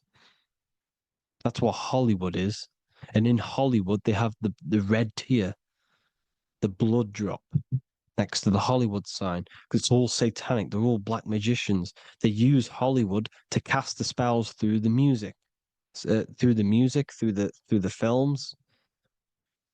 You see, music is a form of magic. All of this is magic. Everything they do is a form of magic because they want an agenda behind it. But it's not black magic. They're letting us create our prison. This is what you have to see. Yes, they're evil, but they're not doing anything evil, or else they would face the karma. They let us manifest this agenda through giving in the information, by telling you what's going to happen in the movies. Everything that happens in a movie, it's all there on purpose to program your subconscious, to plant a seed within your garden, your subconscious, your mind. Because when the mind has already seen something, when it comes up and turns up in physical reality, you will be less shocked and you won't rebel. So they lure you slowly. They make you aware of these things over time. They make you gradually think it's okay. Like the technology, we never used to use these phones. How did we become so addicted and reliant on them? Well, because first they gave you a little flick phone. Well, no, sorry, they gave you a phone in your house. And then once you got used to that, they say, oh, here's the newest version of a little flick phone. You started texting your friends. Everyone was loving it in high school. They could now meet up without saying, let's meet on the weekend at this point at this time, like your parents probably did. Or maybe some of you watching this, you probably had to tell your friend to meet on the weekend at a certain time because you had no way of communicating. So everyone got these phones and got addicted to them. Then they slowly got addicted to the new iPod with the touch screen. Now they invented touchscreen. Then everyone got addicted to touchscreens. Then because all of this is producing dopamine in the brain, which creates you to become mentally addicted to things and physically addicted, chemically addicted. Because dopamine's a chemical. Your subconscious becomes a program within your subconscious, and your body becomes chemically addicted to these phones. And these phones are the enslavement of humanity, technology. Without this, we wouldn't be in this mess without technology. Because they're creating a hive mind. We're creating a hive mind. So back on track anyways, they program you. Look at the films, 9/11, 9/11, all produced by Hollywood. Here's the 11, like I said at the beginning, the two pillars which reflect reality. What happens in the mind happens in the physical. What happens in the astral happens in the physical. Okay, what happens in the physical happens in the mind. It's the two pillars, the mirrors. 9/11. 9 plus 1 plus 1 is 11. Flight 11 was hijacked. New York is the 11th state. New York adds up to 111. This is not a coincidence. It's all a form of magic. It's a ritual, energy harvesting ritual, because your mind produces energy. Your mental attention produces energy. And they're feeding off this energy in the astral plane, these demons. Music is the most powerful. Personally, I think the music is one of the most powerful forms of magic they're using. Okay? Music is hypnosis. It puts your brain in a hypnotic state. It influences your electromagnetic field through vibrational energy. It reprograms your subconscious mind. Why do you think you remember the lyrics? You see, your subconscious stores all of the memories. Remember, the subconscious manifests 90% of your behavior. So therefore, the music you're listening to is manifesting your behavior.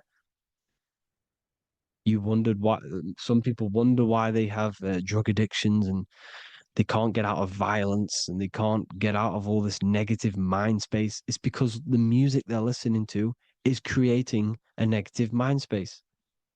The words you listen to have plant seeds within your mind. So the reason you remember the lyrics is because that song created a program within your subconscious. Yes, that is what happens. You can use magic to reprogram your mind, but you can use music to reprogram your mind because it's all forms of magic. It's using natural mental energy forces to manipulate the physical reality. You manipulate your mind, you manipulate reality, physical reality. Okay? So the music, another very, very big one. When you turn on the radio, it's just all talks about alcohol, drugs, and sex because they want you down in the lower three chakras. They want your mind attached to matter when it's mind over matter. Your mind's not physical. You see, the word spirituality is the new trend. It's not about your spirit. It's not about your spirit. It's about your mind. It's not about, uh, spirituality and looking after your spirit. And they've got you focused on your spirit. Why? Because they hide your mind from you. You see, a lot of people think their mind is their brain, but the mind is everything. There is no physical reality without mind. You can have a brain. Imagine if you had no mind but a brain. It wouldn't work. The mind is everything. The mind controls your avatar. It begins in the mind before it happens in the brain. Then the brain manifests through the body. The brain's just an electrical computer. So that they've got people scared. Oh, do I have a soul or not? And all this stuff. Listen, if you have a mind, you have a soul, because you are not the mind. This is why everything is sort of an illusion, because beyond the mind is your soul. But what is the soul without a mind? You can't have a soul without the mind. But if the mind didn't exist, the soul doesn't exist. You are the person listening to your mind. I shouldn't say person because you're not the body. You're the entity behind the mind. But if you didn't have that mind, you couldn't understand what you even were. You would just be an observer who couldn't think. So yes, we all have a soul. If you have a mind, you have a soul. Everything is mind. Everything has mind. Mind creates everything. God is mind. And then manipulating your mind through TV, your phone, every little thing, the school, it's all about the mind, people. Control your mind, you control your reality. Just the last thing, here you go. Aleister Crowley, the dark magician, Kanye West doing the exact same thing because they're implementing magic in the music. Here's the Beatles with Aleister Crowley in the background. Bet you never noticed that. Aleister Crowley was influencing music and placing magic within the music to influence the subconscious. This is what Baal worship was. This is why they kill children. They sacrifice these children. Why? Well, because in order to ascend, in order to raise your consciousness internally, godly, by being good, God, or being in order to be good and raise your consciousness and to get something in the physical world, you have to sacrifice yourself. And what do I mean by that? In order to raise your consciousness and ascend, you have to sacrifice the lower nature of yourself. You know, you got to abstain from having sex to retain your sexual energy, to transmute it, or staying away from negative, some poisonous foods like meat. So, staying away from blood. We shouldn't be consuming other animals' blood. We should be keeping our blood pure. We are humans. We shouldn't consume chicken blood, chicken germs. We are the most divine creatures on this creation.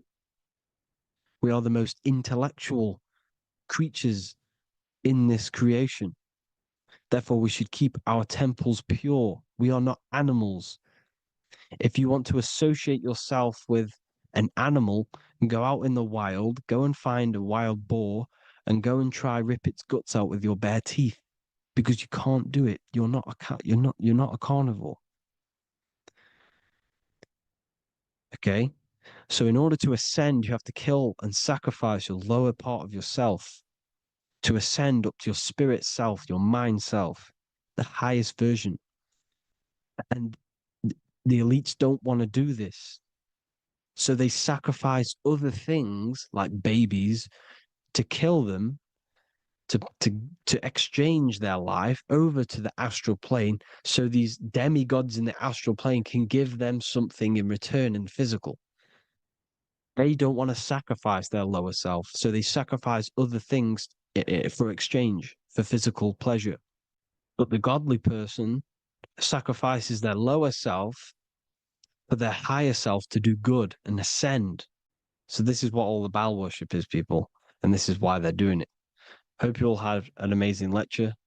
If you haven't already, go and get the Book of Wisdom for more information.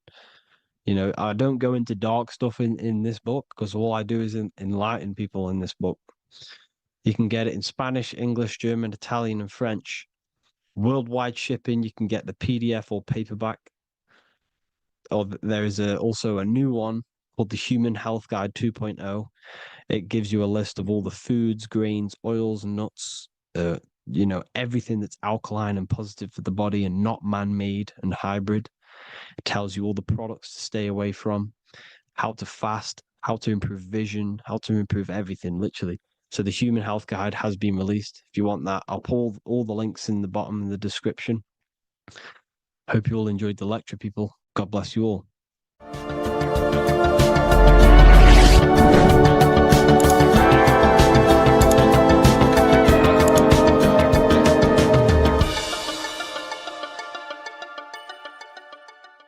Welcome to Revival of Wisdom.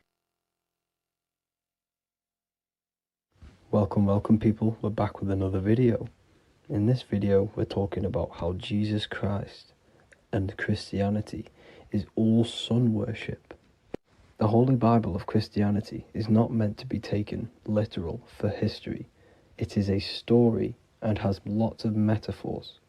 Starting with the symbol of the cross of Jesus. This cross originates from this ancient cross of the sun.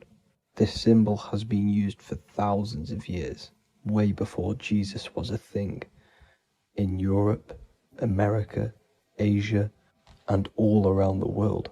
In fact, this symbol is still being used by Christians today, not knowing it represents the sun. This is a 4,500-year-old artifact, a golden plate with an equal-armed cross found in England. The gold to symbolize the sun, and the equal-armed cross for the 4 equal seasons of the year. So this is why in the Bible you have Matthew, Mark, Luke, and John, symbolizing the yearly cycle of the sun and the 4 equal seasons. Also in the Bible, Jesus is referred to as the light of the world. So yes, Jesus represents the sun. He is a metaphor for the sun.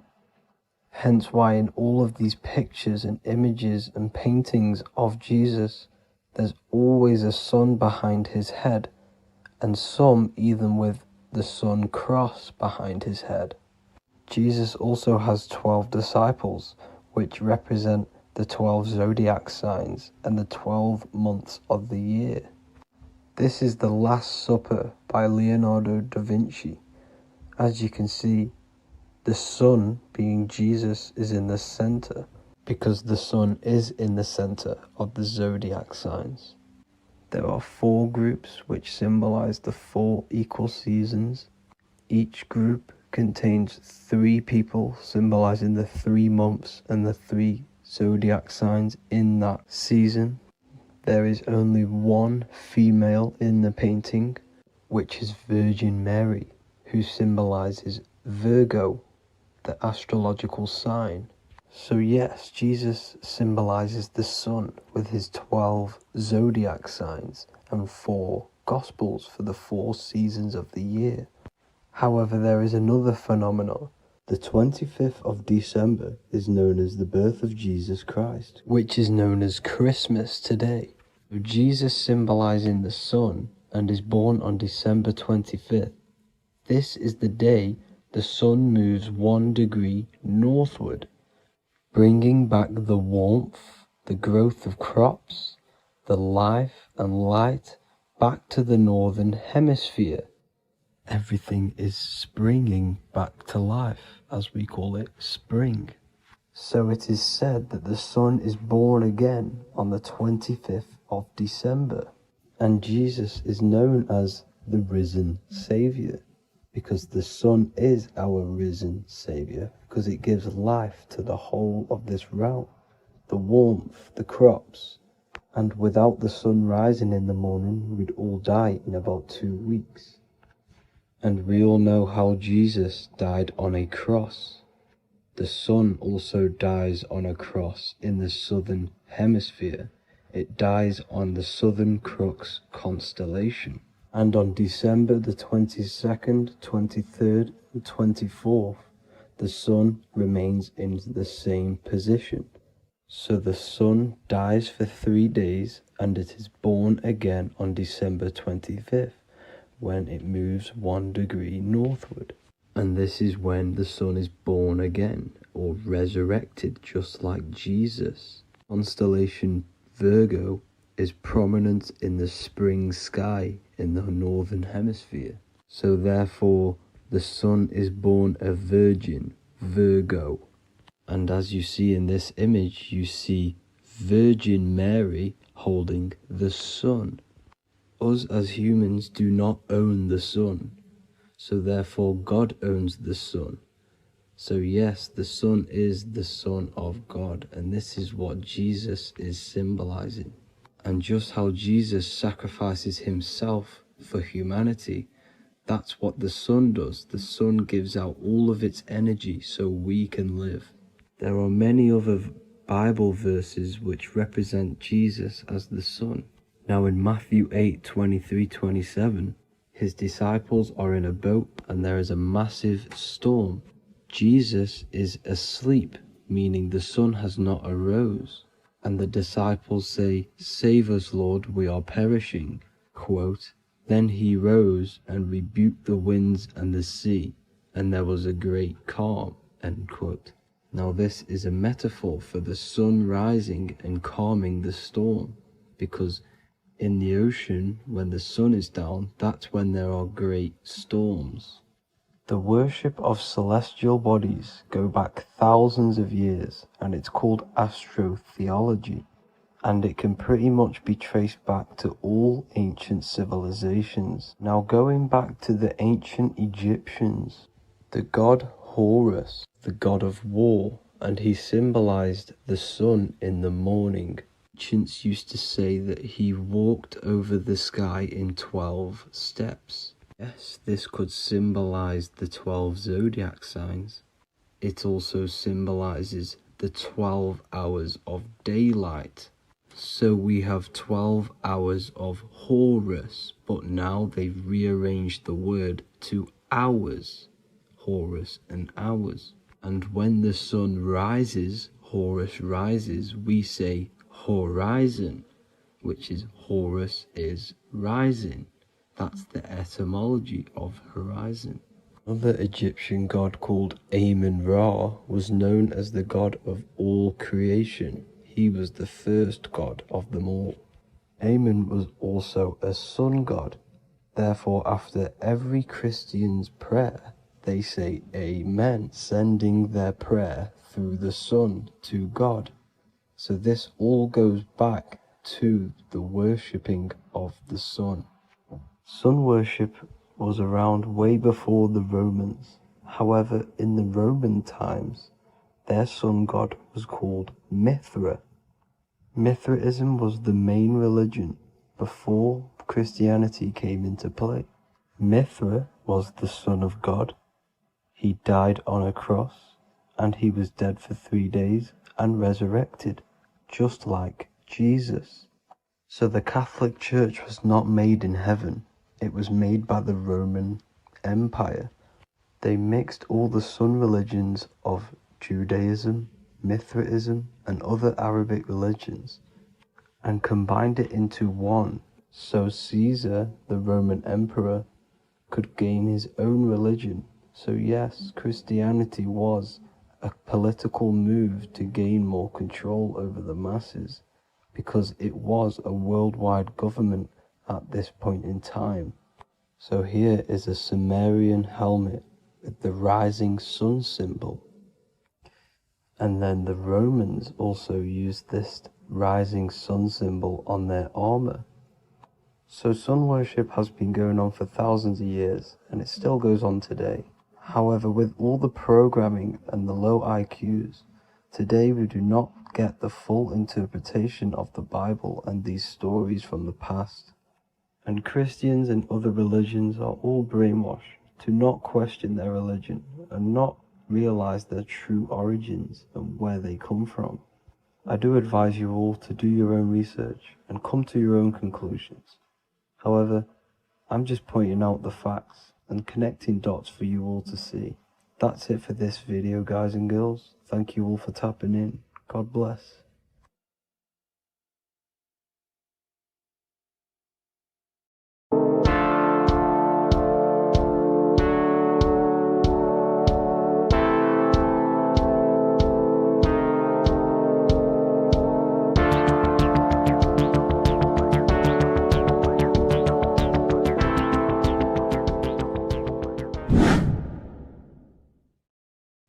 What's good, people? We're back with another video. This is going to just be a quick video. Manifestation, magic, bending reality. So let's jump straight into this. So you have a conscious and a subconscious part of your mind. The conscious is what you're conscious of, what you're actually doing, where you can choose or not. However, the subconscious is the part of your brain which is automatic. So all of the systems in your body, like the digestive system, your heartbeat, these are automatically being ran. And you do not have to tell these systems to do anything. You do not have to consciously tell your heart to beat. It's automatically doing it. And this is what the subconscious mind is controlling. It's like the dark aspect of your brain or your mind. It is the way bigger aspect of your mind. Okay, it controls all the systems in your body. Okay, and this is where all of your programs are. So when you're in it from your childhood, what you've learned in school, all of these things are being kept in your subconscious, maybe traumas and stuff like that. So the subconscious is the female aspect, and the conscious is the male aspect, because the male is all about action and doing, and the female is more about creation, creativity, intuition. So you have a right and a left hemisphere of your brain, and these are obviously male and female. The right side of your brain is your female. It's to do with creativity, imagination, intuition, insight. Okay. And this is one of the most important sides of the brain. This side of the brain is the most attacked by the elites, whatever you want to call them. This side is one of the most important, because obviously your intuition is a massive part of reality.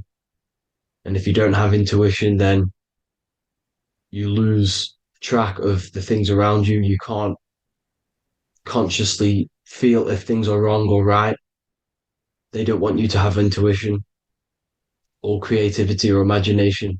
They want you in the left side of your brain, which is just reasoning, logic, and basic things. So they just want you to tell you what you want, tell you what to learn, and then that's it. They don't want you thinking for yourself, which is the right side of the brain. So whatever the conscious side of your mind impresses the subconscious side of your mind. So if you do affirmations, for example, if you consciously do affirmations every day, you're reprogramming your subconscious mind. You're impressing a vibration and a word into your subconscious mind, and therefore it will reprogram it. So the male and female aspect are symbolized by the Star of David as well. The male being the upside triangle, the female being the downside, connected all in one, because we both have male and female energy. So every thoughts are electric, which is the male aspect. Emotions are magnetic, which is the female. Each thought creates a wave of vibration in all directions. So think of it like a water drop in a pool, but it going out in every single direction. It's not just flat. And these thoughts have a certain frequency, has a certain vibration. That vibration has a certain frequency. And this affects your aura. Every thought, every emotion directly impacts your aura and the strength of your aura. So if you're angry all the time, your aura in the astral plane will look red. However, if you're happy, it'll be more like blue and green. So it's very important. Your electromagnetic field is created out of your emotions and thoughts. And that affects reality, because you're 60% water, and frequency and vibration create certain patterns and has a certain effect on water. We'll get into that after this slide. So each thought that people are thinking around you, you are actually subconsciously picking up these thoughts, because it's emitting this vibration in all directions. So this is why you can pick up thoughts of other people on the odd occasion. However, when you're more in tune with your intuition, your right side of your brain, You can start to pick up on vibrations, thoughts, and other people's auras. You can pick up on the energy once your third eye is open, and you know whether you should be in that environment or not. This is what we call an atmosphere. When we go into a room and you can feel the tension if someone's been arguing, for example. This is the atmosphere, this is the vibrations, these are people's auras emitting these certain frequencies and vibrations. Okay, so our aura is contained of multiple layers. Obviously, we have the physical body. This is the electromagnetic layer. However, you have the different planes of existence, the spirit, mental, astral, etheric, and then physical. The physical is the lowest plane of existence. And the physical plane is a product of all of the planes above. So the mental impresses on the astral impresses into the etheric, and then the etheric creates the physical object. So the mind is the root cause of reality.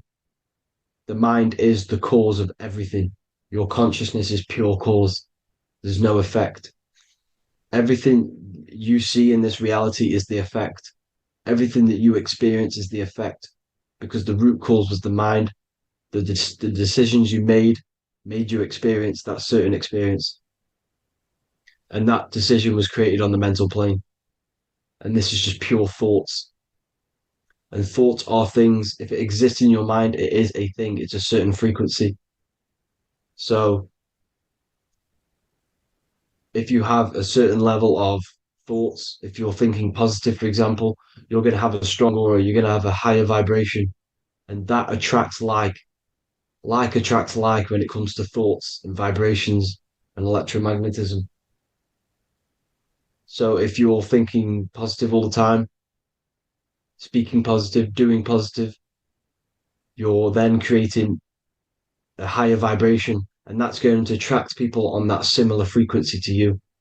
Everything is electromagnetism, frequency, and vibration. Everything. You see, so this is why, for example, if I put my hand to a TV screen, if my finger was the same vibration as the TV screen, it would go straight through it. However, the particles in my hand and the particles on the TV screen are two separate vibrations, and this is what causes the friction to stop and not my finger to go straight through it. So, like I said, when you don't feel the vibe of someone, when you don't feel right, you don't really get along with someone, this is a vibration. Your vibrations are not matching, they're not similar, they're two complete different vibrations, and they're not aligning properly. So music has a massive part on this. Music is a massive, massive tool for the elites because music is frequency. And in 1975, the musical instrument are all tuned to 440 hertz. So Spotify, Apple Music, most of the music on YouTube is all set to 440 hertz. And 440 hertz is not divisible by 3, 6, or 9.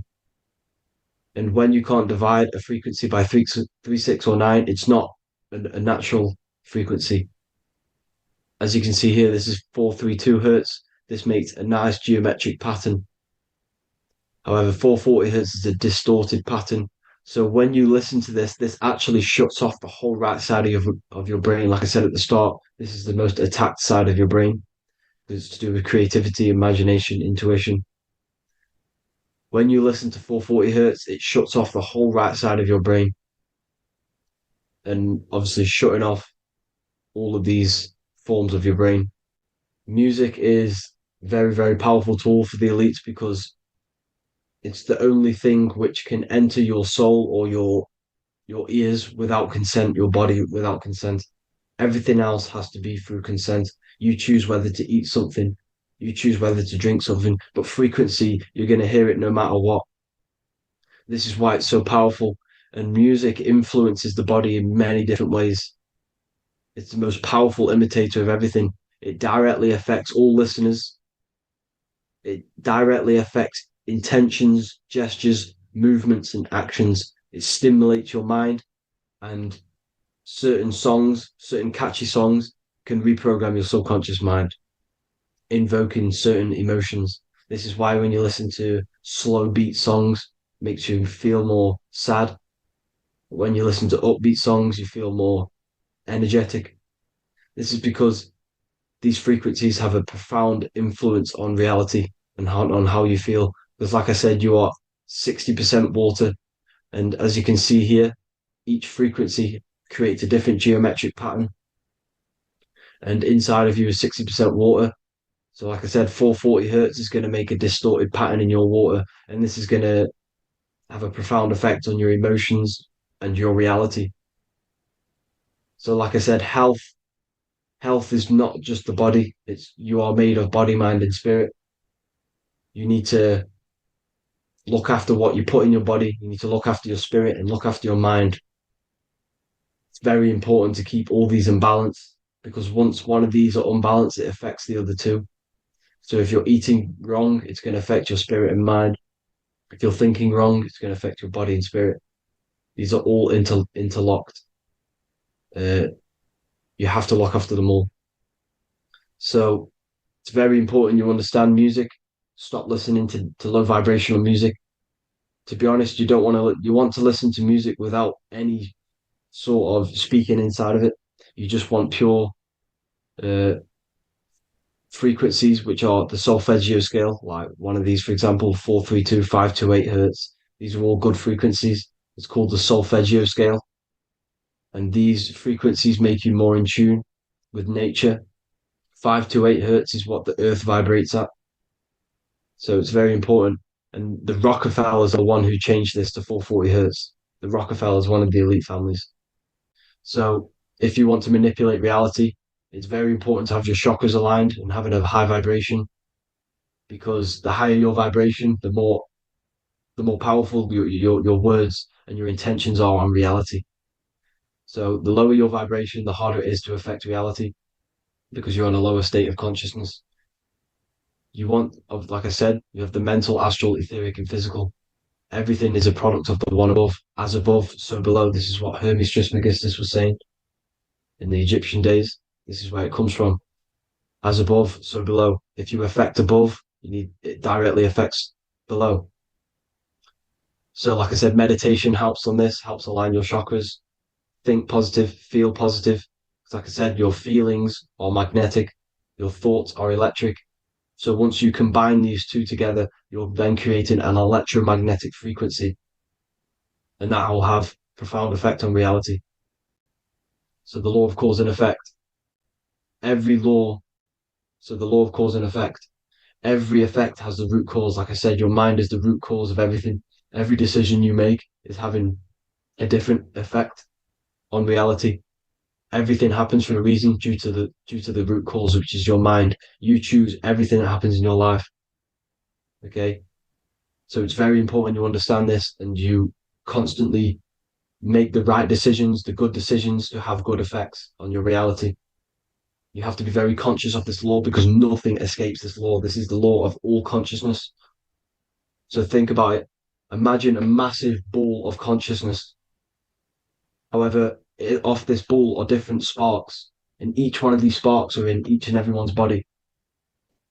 This spark is governed by these laws, the law of cause and effect, the law of correspondence, the 7 Hermetic principles. It's very important you understand this because this mass ball of consciousness is what is obeying these laws, and everyone has this spark of consciousness inside their third eye. And like I said, everyone is the same consciousness. This is why if you do bad unto someone else, that will directly affect your reality. So if you hurt someone, it's going to come back to you in one way or another because you are that same consciousness. This is like a mirror reality. As within, so without. Whatever you feel on the inside, you're gonna see that on the outside. You're gonna experience that reality, whatever you've impressed. So there's different ways to bend reality to your will. This is kind of a sort of magic. So obviously you have black magic, which is manipulating reality to harm and influence others or to be very selfish. And then you have white magic, which is manipulating reality for the good of humanity. So you do have to be very careful with your intentions, people, when you're trying to manipulate reality, because this is nothing to be played with. If you are manipulating reality for the wrong reason, it's going to come and bite you in the ass in some way or another. because everything is balanced. Everything balances out in this reality. Nothing escapes the laws. Not one thing escapes the laws. So if you're stealing from yourself because it's just going to come back in one way or another. Inside of everyone's heart, you know whether you're doing good or wrong. You can feel it when you do something wrong. You can feel it when you do something good. The heart is the center of the torus field. It's balance. And this is why you say follow your heart, because it's the center of the torus field. It's very important to listen to this inner voice inside of you, because that is telling you the right things to do, the good decisions to make. And when you keep following that voice, that good voice inside of you, it takes you to your life path. Very important to follow that voice. However, don't let the ego get in the way of it. Don't care what your friends are going to say. It's very important to understand this. So you have different ways of manipulating reality. You have sigil magic. This is where you create your own sigil or symbol. You create your own sigil and symbol, and then you charge it. You behind that symbol, you have an intention. So, for example, if you want to manifest wealth, you create a sigil which represents what you want. You create that sigil, you draw it out, you charge it, because wherever your attention goes, energy flows. So whatever your attention is, you're sending energy that way.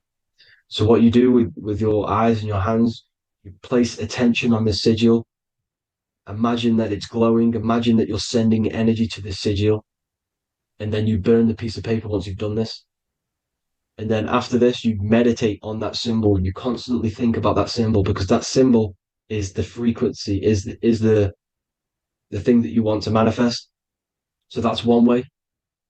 Or you can just meditate on your reality. So imagine yourself having already what you have. This is what they call a mindset. You must set your mind to the frequency what you want to manifest. Okay?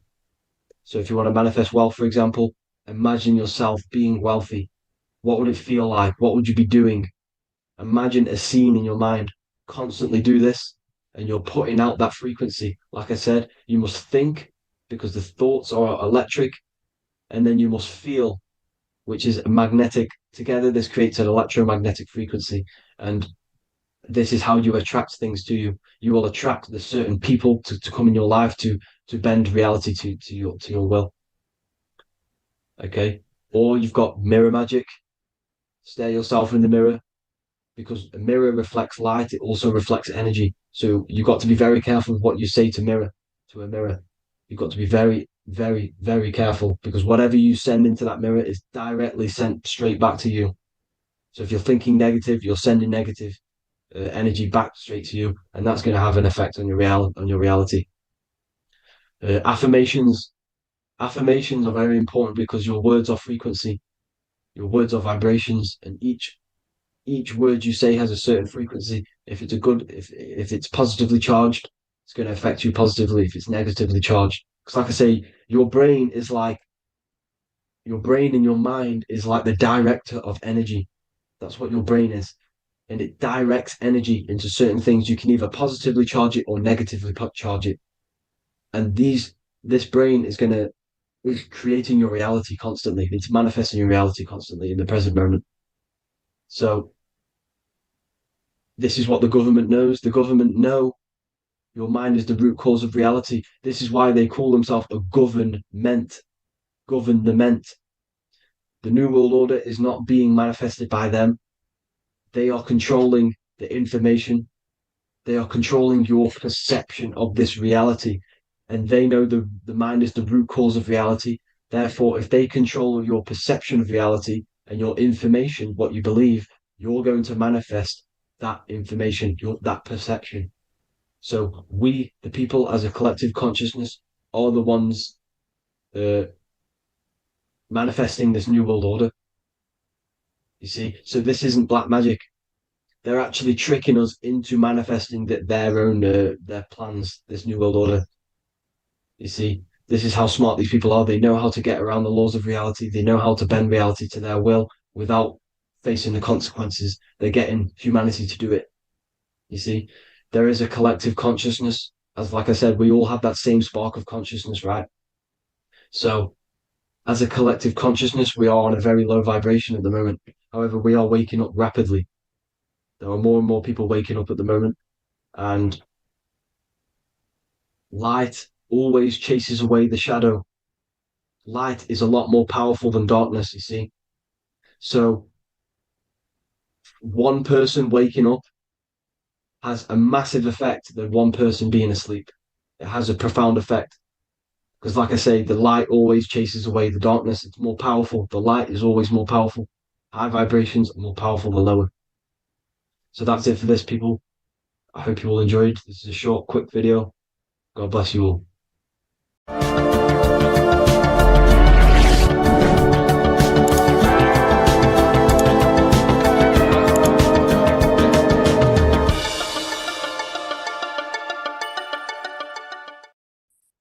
The Pope is supposedly opening 5 portals on Christmas Day. Now, I know this video is a bit late, but I'm going to be commenting on what I think this symbolism and this ritual truly means and what they are trying to do to society with this symbolic ritual. So the first thing we must understand is that everything these people do on a mass scale, all of these major events that they take place on, are all symbolic. They're all ritual. They all have purpose. Okay, so when we look at the locations of these 5 doors that are in Rome, we actually see the sigil of Lucifer when we connect the dots of all of the 5 door locations. This is the sigil of Lucifer. Lucifer is not what you think. Lucifer, sigil of Lucifer, represents the outline of the human brain and our visual perception field. Now, the human perception field is how our brain interacts with the external reality. Our external reality is not physical. The only thing that exists outside of you is pure energy, formless, vibrational energy and light. Your brain is an energy decelerator. Your brain decelerates this light, this energy, into a material reality or perception that you can interact with. You don't look into the external world. The energy, the light, enters the eye retinas, goes through the optic nerve, and travels to the back of the brain called the visual cortex. And the visual cortex is what shapes your visual screen. Now, if you are seeing the screen, this means that you are not the body, you are not the brain, you are the perception observing the screen that you are seeing. You are the eye behind that, you are the person behind that. So, what this is actually symbolizing is perception. This is a symbol of perception, of perceiving the material plane, of how spirit interacts with matter. Now, what's Lucifer? Now, the word Lucifer means the light bearer. He's known as the light bearer. The word Lucifer originates in Latin. Luci means light, and fer means to bring. It's the light bringer. The eyes, the visual perception of the light bringer to your reality. You see, everything outside of you is light. You are made of light. The word hue, man, means light. Hue means color, which is a form of light. And man means manifest. We're light manifested into material form. Every single one of us is Lucifer. When we fall for the material world, the external world, is an illusion. It is the false world. It can elude you. It can make you fall in love with the material things, material pleasures, lust, money, fame. These things make you fall. This is the fall of Lucifer. This is the mythological story. This is the symbolism behind Lucifer. It's you. Are you falling for material pleasure because you are a divine spiritual being from the higher planes, not from this plane? Now, if you let your divine being fall for this material plane and fall for the evil that can take place in this plane, then you are Lucifer. It represents the false light, the false reality. This symbol, the sigil of Lucifer, it symbolizes the interplay between light, consciousness, and the perceptual experience of the physical reality. The external world is truly internal. What we visually perceive is essentially light waves carrying information, which then gets processed by our brain, the central computer of our nervous system. Okay? So, how many doors are open? 5 doors. So 5 is the number of perception as well. 5 fingers on each hand, 5 points on the human body, 5 toes on each foot. We have 5 senses. 1, 2, 3, and 4, they're spiritual numbers. 6, 7, 8, and 9, they're material numbers. 5's the gateway. 5 is the middle bridge of how our spiritual self interacts with the physical self, how spirit interacts with matter. So this ritual is symbolic of perception. This is maybe bringing in a new perception. A new event will happen after this, a new perception of the world. Or personally, I think this ritual was to obviously shape the collective consciousness, because your reality is an externalization of your inner consciousness. It's simply just a mirror. Your material life, your material world outside of you is simply a mirror reflecting with mathematical and geometric precision of your internal consciousness. Your consciousness is creating and causing the effect called reality, physical reality. Your life is a result of every thought you thought in the past. Therefore, with that being said, everyone who perceives this ritual of, the Pope's opening 5 spiritual portals, who's letting in demonic energy into the world, they're going to let demonic energies and demonic spirits all in the world. Well, what if I told you the only portal they're opening is a portal in your own mind for negativity? By you believing in negative forces coming into the world and going to possess everyone, that's opening up your own mind. The collective spiritual community has been brainwashed in thinking there's going to be demonic energy. Therefore, what will happen? There will be demonic energy. Not because the Pope opened up a portal to the demonic energy, it's because everyone opened up their own minds to the demonic energy. Therefore, we as a collective consciousness shape the external world on a macrocosm scale. For example, the microcosm is your personal life. Your personal life. You have created it through consciousness. Your belief system is just externalized in your world. But on a collective scale, we all believe in money, for example. And because we all believe in money, and we believe that this piece of paper holds value in our minds, okay, in the mental plane, this has an effect on the physical plane by shaping the physical plane by being ruled by this belief on a macrocosm scale. Yes, I know that money doesn't exist. It's just a belief in my mind.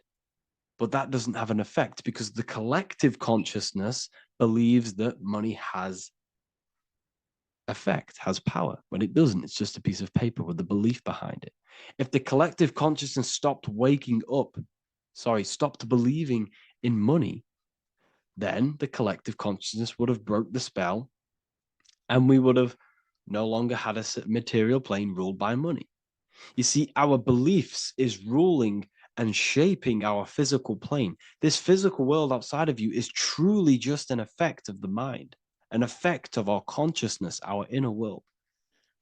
So I believe this ritual was done to change our perception, to make us think the Pope is bringing this spiritual energy and negative forces into the world. And it's just simply us creating the negativity in the world by believing in this, by thinking this. Remember, they have the power to send messages into millions of people's minds through media. And then messages are then believed, and that belief is shaping our world. What have I told you? That the New World Order is not manifested by the elite, it's manifested by you and us. We're all manifesting the New World Order. They can't manifest it. We can, because we are the ones believing it. We believe it. It is reality. It shapes our own prison. We're all shaping our own prison by believing in the prison, by believing in money. So this ritual was all to do with perception, creating a new perception, creating fear in our minds to, of course, distract us from what's really going on. This is all a ritual to implant messages in your own mind. So I hope you all understand this video, and I hope you all gain some insight, and I'll see you inside the university. You are not breathing correctly. 98% of people only use a third of their lungs capacity, which is shallow breathing, which ages you, lowers your brain capacity, and also lowers your state of consciousness. So it's essential that you breathe consciously on a day-to-day basis, because this is what truly elevates your consciousness. I am going to give you the key for you to raise your consciousness just through breathing alone. Such a simple thing, but yet the most effective way for raising your state of consciousness and becoming more spiritually and mentally advanced. So tune in for this video, and I'm going to show you exactly how to do it and the symbolism behind breathing. Air is more than just air. It carries electromagnetic energy. So now I'm going to give you the science behind this spiritual truth. This invisible force is what sustains all physical life, providing the life force energy essential for existence. Electromagnetism. Everything is fed off electromagnetism. Your body is an electromagnetic battery. Now, we can prove that air carries electromagnetism just by doing a simple test, a simple scientific experiment, by getting liquid oxygen and pouring it between a north and south magnetic pole, two polar opposite magnets. We see that the liquid does not fall straight through it.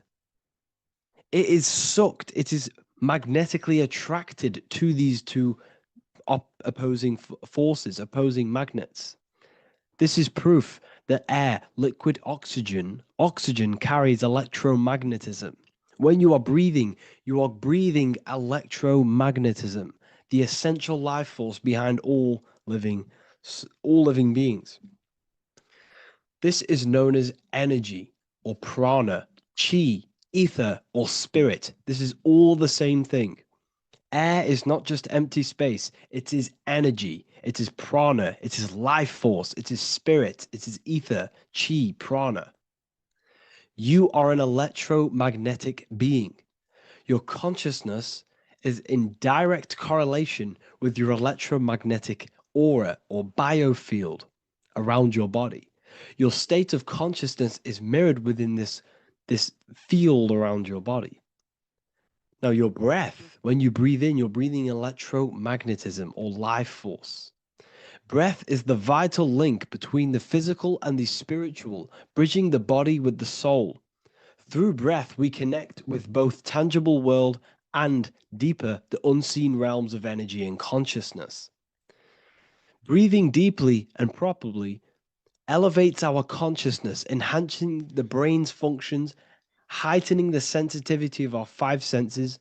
It also brings a profound calmness to the mind, creating a state of clarity and inner peace.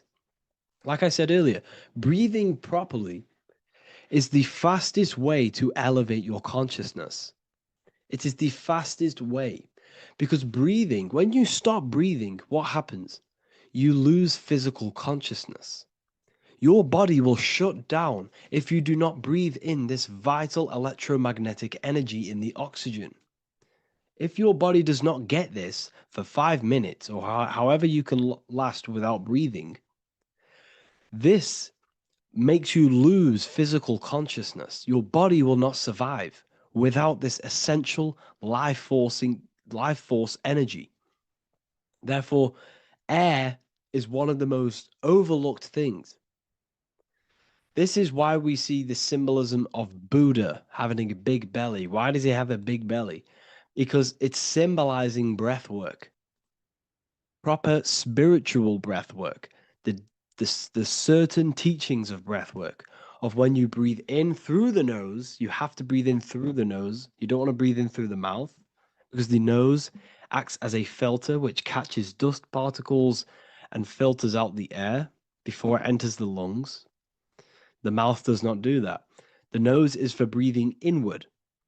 We breathe in through the nose, and when we breathe in, we breathe into our belly, not our lungs. When we breathe into our belly and our belly expands outwards, we are then moving this energy down from the nose down the spinal column. And when we breathe back out, the belly goes in, which is raising the energy up the spinal column, back out through the mouth. This is the true way of breathing, because when we breathe, we are moving energy. We are moving electromagnetic energy. When we breathe in through the nose, the energy travels down the spinal column. And when we breathe out, we are raising this energy back up the spine, some of it going out the mouth, and some of it reaching the brain, activating dormant brain cells in the brain.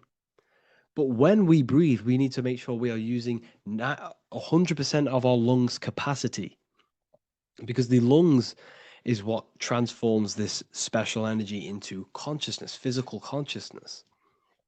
So this is why Buddha has a big belly. It's not because he was fat. It's not because he was overweight. It's symbolism. It's symbolism of breath work. So try this. Do this for 2 minutes while you watch this video. Breathe in through the mouth as hard as you can until you no longer can fill any more air into your lungs and belly. Breathe it into your belly, not your lungs. And breathe out through the mouth. Do this for 5 minutes or 2 minutes, however long. I promise you, breath affects your consciousness. You will notice the difference. If you do it quicker, the quicker it'll affect your consciousness, and you might go lightheaded. But that lightheaded is you activating your spirit, your energy body. So try this just when watching this video. When you breathe consciously, you are renewing both your energy body and astral body, aligning your consciousness with a higher state. This practice feeds new life force energy into the body, revitalizing and enhancing your overall well-being. Like I said, your brain requires the most amount of oxygen. When we have shallow breathing, this is reducing the brain's capacity. Because when we are not breathing properly, which 98% of people are only using a third of their lungs capacity, we are essentially only using a third of our consciousness, because your breath is directly correlated to your consciousness, your state of consciousness. When you breathe in through the mouth, out through the mouth, out in through the nose, out through the mouth, consciously and deeply for 5 minutes, you will notice that your senses are more powerful and sensitive. Your brain is quicker.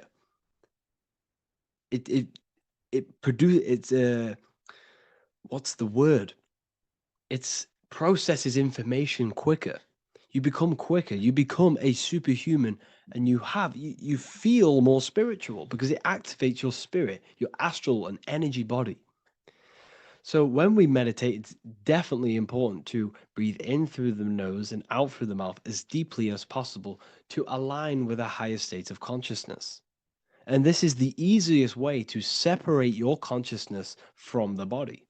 When you breathe in deeply for long periods of time, while meditating, while taking no thought, when no thought is present and you gain a rhythm of deep breathing, this is the gateway. This is the gateway to opening your consciousness. Because when you stop thinking, other aspects of your consciousness can open up. All of our lives we've been thinking, which is blocked off the higher states of consciousness. So breathing is very, very important. It affects our overall well-being. And this is Yahweh, the in and the out of breathing. When we breathe in, this is Yah. You can hear it. It sounds like Yah. And when we breathe out, that is Way. This is the name of God, apparently. But God is within you. You can connect with God. You can connect with source consciousness within you by breathing, by raising your state of consciousness through breathing and meditation. This is why the Bible tells you the Spirit of God has made me, and the breath of the Almighty gives me life. You are consciousness. You are God. You're an extension of God's consciousness. Job 27:3. As long as my breath is in me and the Spirit of God is in my nostrils. The Spirit of God is through breath. John 20:22. And when he said this, he breathed on them and said to them, receive the Holy Spirit. The word spirit means breath. In Greek, Hebrew, Latin, it all means breath or wind or air. The Holy Spirit is a certain way of breathing, a breathing technique that elevates your consciousness, that syncs you up to a holy consciousness, an elevated state. That is the Holy Spirit. That's why it tells you in the Bible, when he said this, he breathed onto them. He breathed onto them and said, receive the Holy Spirit. You must breathe to receive the Holy Spirit. When you breathe, you are renewing the body's energy. You're taking in new life force, which is regenerating your cells, regenerating your brain, nervous system, and also connecting with consciousness, pure consciousness. This is not something that we should be doing during meditation. Yes, it is. We should be doing it during meditation, but this is something that we need to apply all of the time. This is the fastest way you can raise your consciousness. I just want to say, all of this knowledge is inside of the Book of Wisdom, Volume 2. Make sure to give a like and a comment on this video to help the algorithm. And let me know what you think about the last book or this book if you have read them, to let the new people know what they're looking at with this book. This is truly life-changing, the Volume 2 and Volume 1 is truly life-changing. You can get them in a bundle also. Learn hidden knowledge inside of the Ethereal University. This is where truth seekers belong. I'm not here to try sell you this, but this is the place for truth seekers. And if you are serious about your spiritual journey and serious about gaining knowledge, which gives you the advantage over life, join Ethereal University. This will definitely help you. Thank you for watching this video. Please leave a like and comment. Make sure to give me any suggestions on videos you want me to make in the future. Thank you all.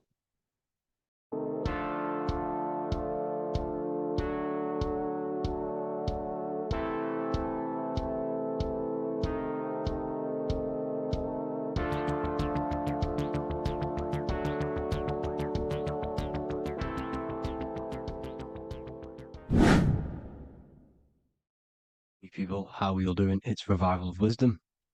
And today we're going to be talking about your birth certificates and how we are slaves to a system and how they have trapped us into this system.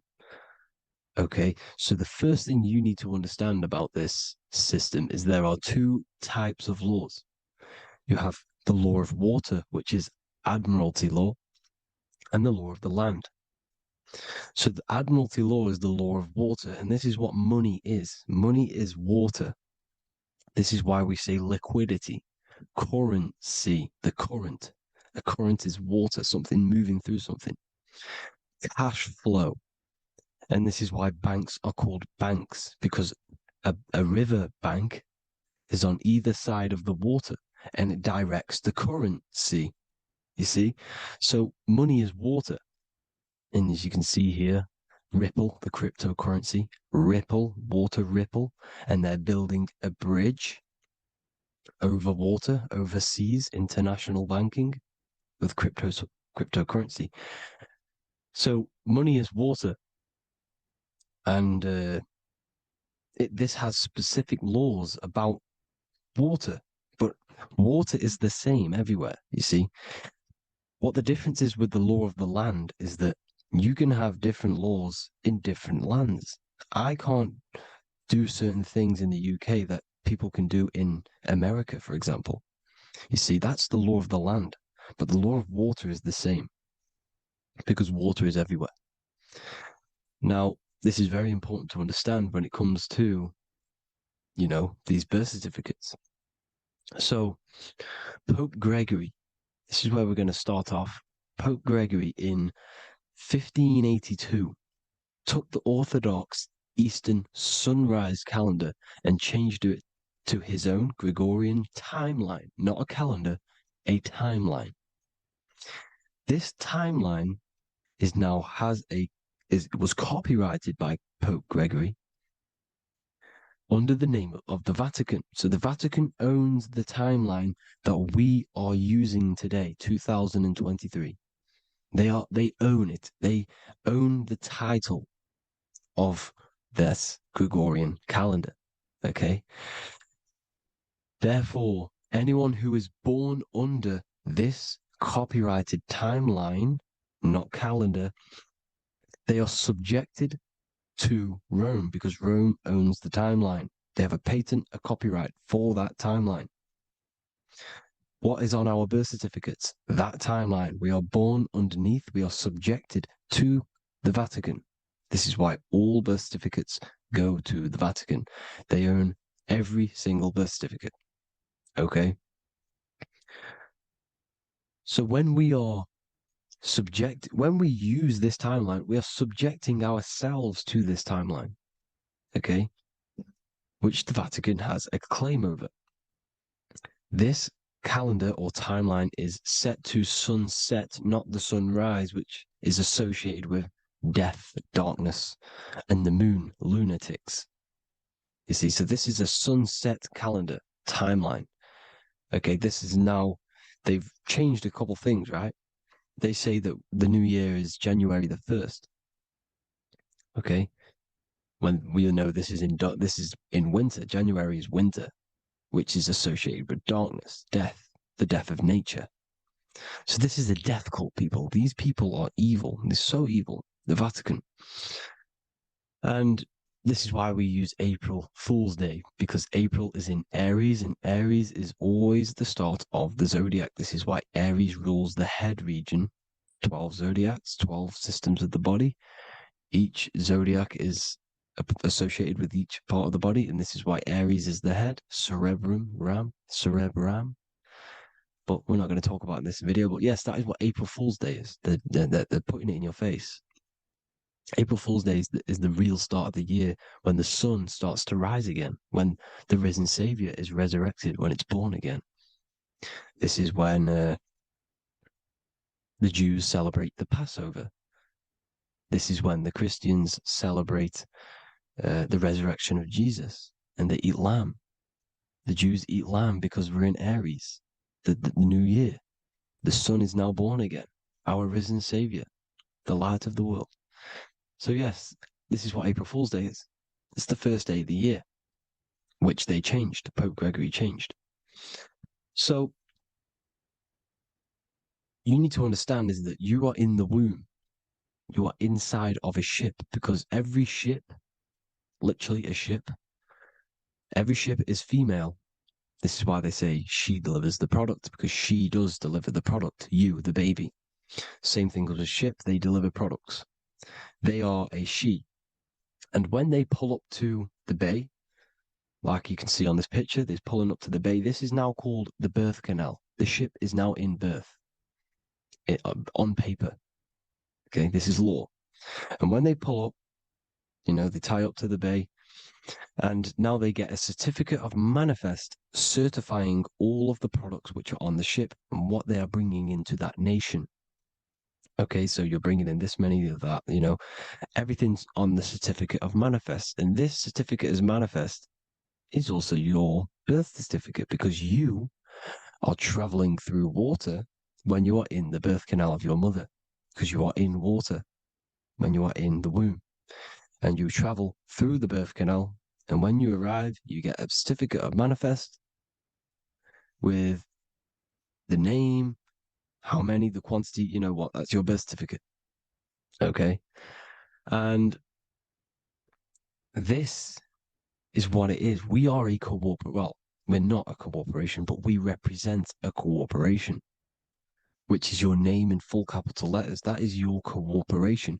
You cannot physically tax a body, but you can tax a corporation. This is why we get charged. This is why we get taxed, because it all goes down to the corporation which our name represents, which we are subjecting ourselves to.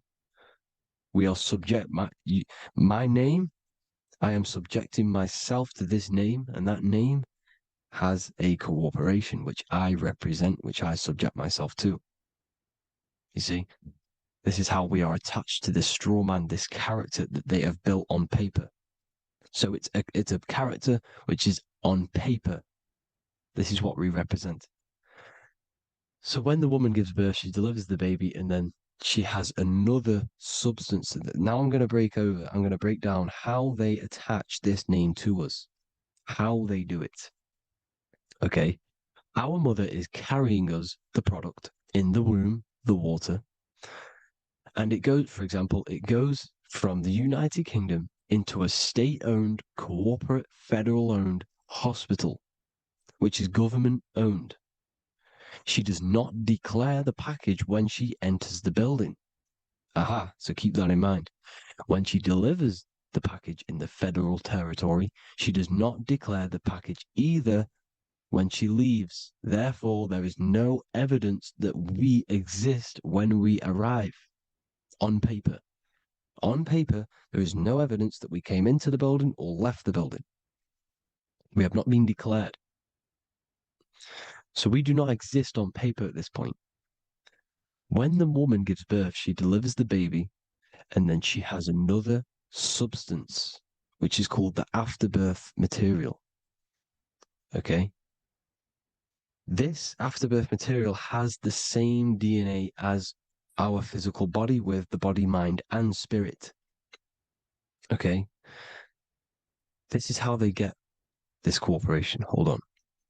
The afterbirth material does not get claimed by the mother nor anyone. Therefore, they salvage that substance because we are under the Vatican. Every state is all Catholic. Your birth certificate is Catholic. No matter what religion you think you are, every single birth certificate is Catholic because we are subjected to Rome. All roads lead to Rome. Rome runs all of this. Okay? We're still under the Roman Empire. Okay, so Rome are Catholic and they believe in salvation. This is how religion comes into this. This is how they use religion to get this. So they salvage the afterbirth material and they claim it and they salvage it and give it and charge it to Rome. And they give it a name. Here's the legal term, born alive. Here's what it says. Each product of such birth is considered live, born, and fully recognized as a human person. So each product of such birth, so that could be anything, the afterbirth, the person who actually comes out, the baby. So your afterbirth, which we do not take with us, we take the baby with us, they keep that in the hospital, they collect the afterbirth, and they salvage it, and they give it the name, which it is us. We are a representative to that afterbirth material, which they put the name on, they claimed, which is subject to Rome. So we are walking around our whole lives as a representative to that claimed salvaged afterbirth material, which the federal state have. Okay. We are under the Catholic Church, Vatican. Therefore, the afterbirth material is a child of God. See, on paper, therefore, they believe in salvation and salvage the afterbirth material. This material has no mother or father. The state pick it up. It becomes a war to the courts and gets charged to the state. So we are a representative to that character they salvaged because it is the exact same DNA as you. Subject is the name or the title, and the matter is the physical aspect left behind in the hospital, which represents us. You see? So now we're moving on to Unum Sanctum. Unum Sanctum was in 1302, a very, very important year. Very important year. Unum Sanctum says this is basically how they claim everyone in the world. So the Vatican had all this power, all this gold, all these people under them. They need to get a claim for them so then they can rule over them and make them slaves. So what they did, they created Unum Sanctum. Pope Boniface VIII did this. And it says, the spiritual man judges of all things, and he himself is judged by no man. The spiritual man, keep that in mind, unless he invent like Manichaeus, two beginnings which is false and judged by heretical, since according to the testimony of Moses, it is not in the beginnings, but in the beginning that God created heaven and earth. Furthermore, we declare, we proclaim, we define that it is absolutely necessary for salvation that every human creature to be subjected to the Roman pontiff.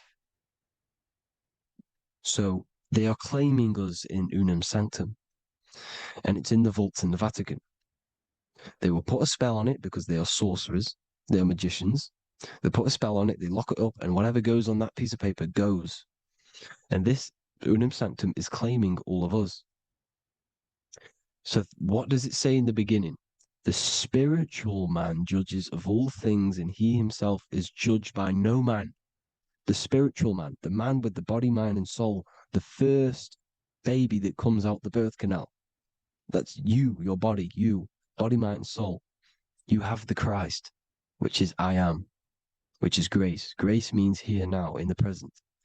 You have the Christ, which means I am. Therefore, you have a soul. If you can say I am, you have the Christ. You have a soul. But a creature can be anything with no soul.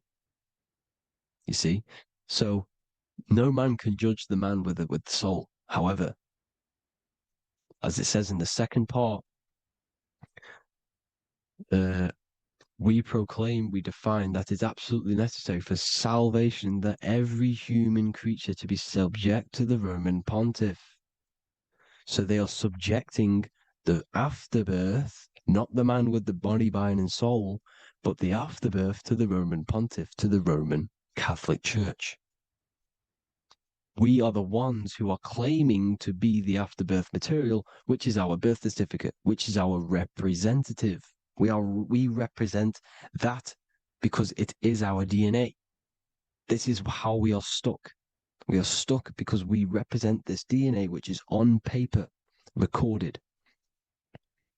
You see? So we, being untaught, uneducated in these subjects, we are subjecting ourselves to this system, to this slavery, because we just want to live. We just want to live happily, just peaceful. Think about it. Where's all this coming from? Where's all this war, all this killing, deaths coming from? We just want to live. It's coming from the Catholic Church, these evil death cult, which has subjected us, which has used us as slaves, and we are still slaves, and it's just going to get worse and worse and worse. So this is how we have subjected ourselves to be the slaves to this system. It's a lot to take in, and there's a lot more deeper stuff which goes into this. I'm just going over the surface. I'm going quite deep, but there is little details that I still need to learn myself. But this is the general how that we've been stuck to this slave system. So we are batteries, okay? This is why we get charged. When you go in a court, you get charged, okay? Because you're a biological battery. This is why cities look like motherboards, because we are feeding energy to this matrix, Okay?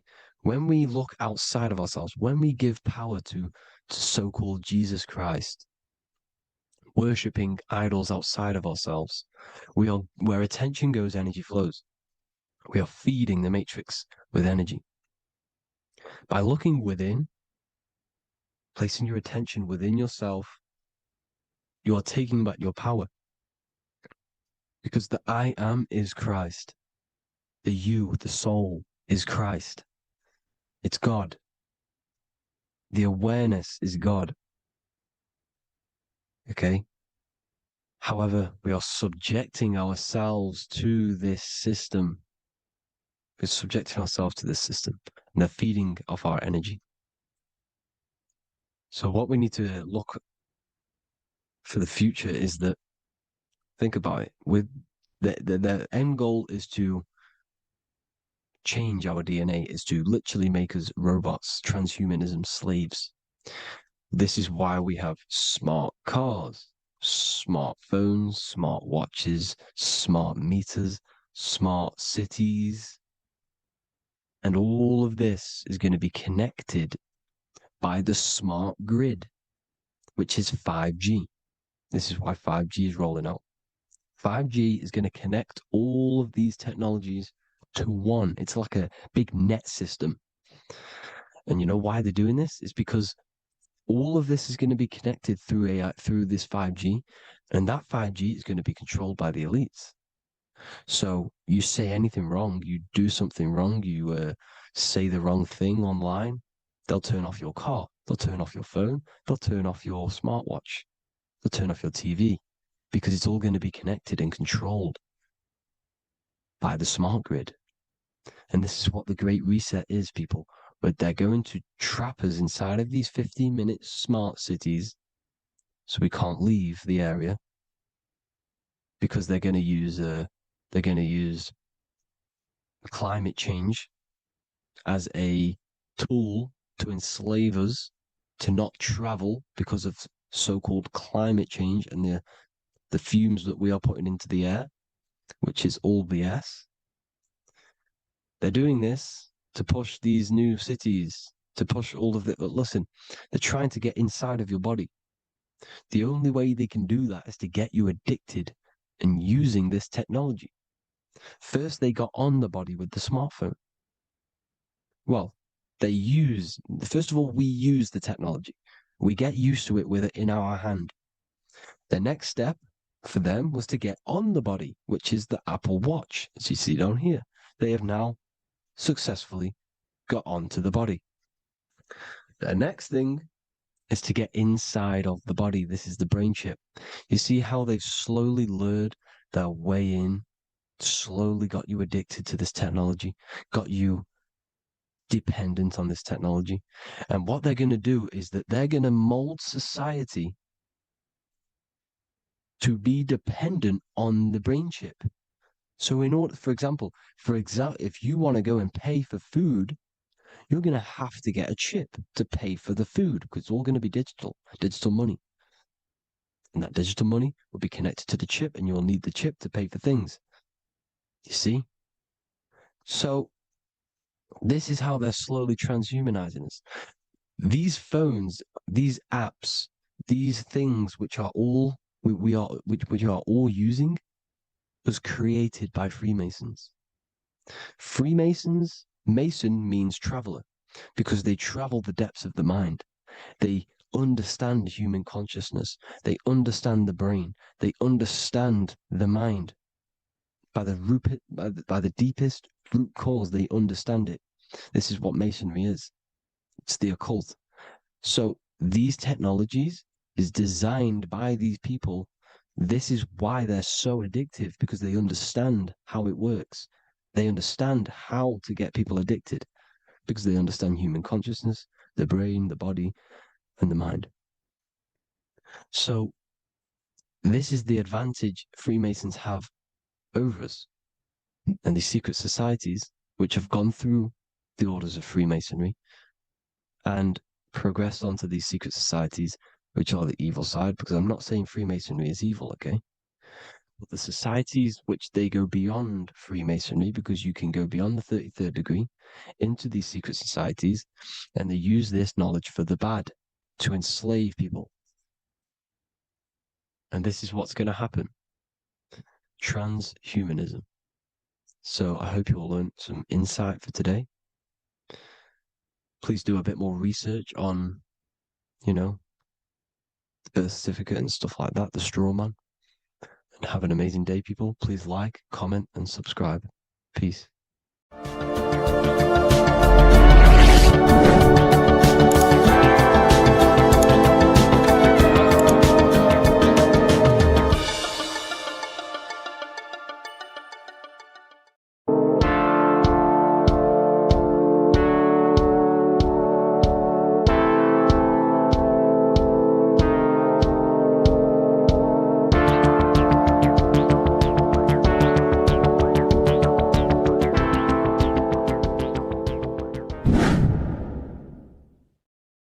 Welcome back, people. We're back with another video. Let's jump straight into this. Make sure to tune in till the end, because this has got so much information in this video. So sit back and enjoy. So everything's torus fields. The Earth's a torus field. Everything's torus, which is electromagnetic field, electric and magnetic. The center of the torus field is where the two opposing forces meet in the center. And this is what creates the plane of inertia, the dielectric plane of inertia. Okay? You got red shift, blue shift, positive, negative, south and north pole, right? This is what the ancients were showing with the tree of life. As you can see here, this is the plane of inertia, and this is the torus field. Everything consists of this. Everything is a torus field. A atom is a torus field. Okay, now the inertia is the 0 point. So this plane is a 0 point. It's the balance between two poles. Okay, now this creates matter, because matter is two opposing forces in motion equalized. So these two forces coming together is what creates matter on this physical plane. And this is why we can't see the electromagnetic field, because it consists of one of the elements, which is either electric or magnetic. But when they combine together, it's what creates this physical plane, which is physical matter, which is light in motion. Now, everything is one. Don't get confused by duality. Duality is two opposing forces, but them two opposing forces are created by the same substance. It's two aspects of the same substance. So, for example, water and ice are the same thing, you know what I'm trying to say, but it's two aspects of the same substance, because all is one. The whole universe is one. All goes back to the one, which is God, the creator, or magnetism, whatever you want to call it, because magnetism pulsates. Electricity has two poles, red shift, blue shift. Okay, so red shift, blue shift is electricity, and electricity vibrates, and all vibration always comes back to a standstill point. But magnetism is what pulsates. This is why your heart pulses. You breathe, which is a pulse. This is the breath of the universe, magnetism. Now, this is why the earth is green, okay? Earth can be spelt heart. If you just move the H to the beginning, it spells heart, okay? Because the heart is the center of the torus field, which is the heart chakra for us humans, okay? We consist of the same field, as you already know. Heart being the center, which is green, which is the center of the seven colors. The center of the seven colors. This is the most powerful chakra in your body. People think it's the crown chakra, but it's the heart chakra, because it's the center of the torus field. You must align them all and combine them all into one, which is the heart chakra. Now, earth is green. Nature's green. Okay, this is because we live on heart chakra, the plane of inertia. It's the center of the torus field. Okay, and this is what the Egyptians called Isis, which is nature. Nature is balanced, and nature is female, Mother Nature, because it looks after us with the fruit it grows with abundance, and the water. It's a female energy, Mother Nature, and this is the symbolism of an equal, balanced arms. This is the scales, it's balanced. Mother Nature is balanced. This is why the sky is blue, because what comes after the heart chakra? Blue. Sky is blue. We live in Midgard. This is what the ancients called Midgard. You don't have to take this tree literally. It's a metaphor. We live in Midgard, where both positive and negative duality here. Now, Mount Meru. Mount Meru was known as the center of the earth, okay, or known as Hyperborea. And this is the North Pole, the electromagnetic North Pole. But when I say Mount Meru, it's not an actual mountain. They weren't saying there was a real mountain in the center of the earth, a magnetic rock. No. The plane of inertia, okay, there's something called a hyperboloid. That's what it's called, a hyperboloid. And this is the center of the torus field. And this hyperboloid is what is in the shape of a mountain, you see? So if I go to this next one, they say Hyperborea on this map. Why did they call it Hyperborea? Because this is the hyperboloid in the center of the torus field. And this is the electromagnetic mountain, a metaphor. Mountain, what they're metaphorically saying, this is the electromagnetic mountain at the center, the double vortex, the center of the torus field, which is the North Pole. Pole of electromagnetic energy. So this is why they call it Hyperborea. It comes from the word hyperboloid. And the center of the earth is so sacred. And they symbolize this with, obviously, the North Star, which is Polaris. And this is where the swastika comes from, because it's the 4 seasons moving around the North Star. This is the Big Dipper constellation moving around the North Star, which is Polaris. There's that pole again. Pole. Magnetic pole of the torus field. And this is where the green, emerald green, aurora borealis comes from. It comes from this center hyperboloid at the center of the earth, where the most electromagnetic energy is stored. The center of the plane of inertia. The center of the plane of inertia. This is the all-seeing eye as well. As you can see, they got the sun, the moon, this is the Masonic cosmos, the sun, the moon, and the all-seeing eye, because the eye is Polaris, the eye of the stars. It's all a big eye. Now, the eye means a lot more as well. It's not just that. There's different ways you can interpret symbols. Now, this is the emerald tablets. Deep in Earth's heart lies the flower, the source of the spirit that binds all in its form. Okay? The flower of life is thine own place of thine spirit, and stream through the earth as thine flows through thy form, giving off life to the earth and its children, renewing the spirit from form unto form. This is the North Pole. This is what he's talking about. He's talking about the aurora borealis. Aurora borealis. It's the earth's aura. Emerald green. Heart chakra. Plane of inertia. Green. Earth. Heart. You see? All related. Now, there's many symbolism of this. So much symbolism of the ancients. The 7 layers of heaven. 7 layers of heaven, which are the 7 planets. Okay? These planets are the solar system. It's the solar system because we are the soul. We are the sun, the soul. And we're inside of a solar system, which is the 7 planets. That's why there's 7 layers of heaven. Okay? The rings of Saturn, the rings of the planets are moving around us. Okay? So, this is what the ancients were depicting in their cosmology. Now, this is the Hebrew cosmology of the earth. This is the Mayan cosmology of the earth. You see, it's all an enclosed system. We live inside of a giant torus field. All is atum. It's what the ancients said, the ancient Egyptians said. All is atum. Atoms are torus fields.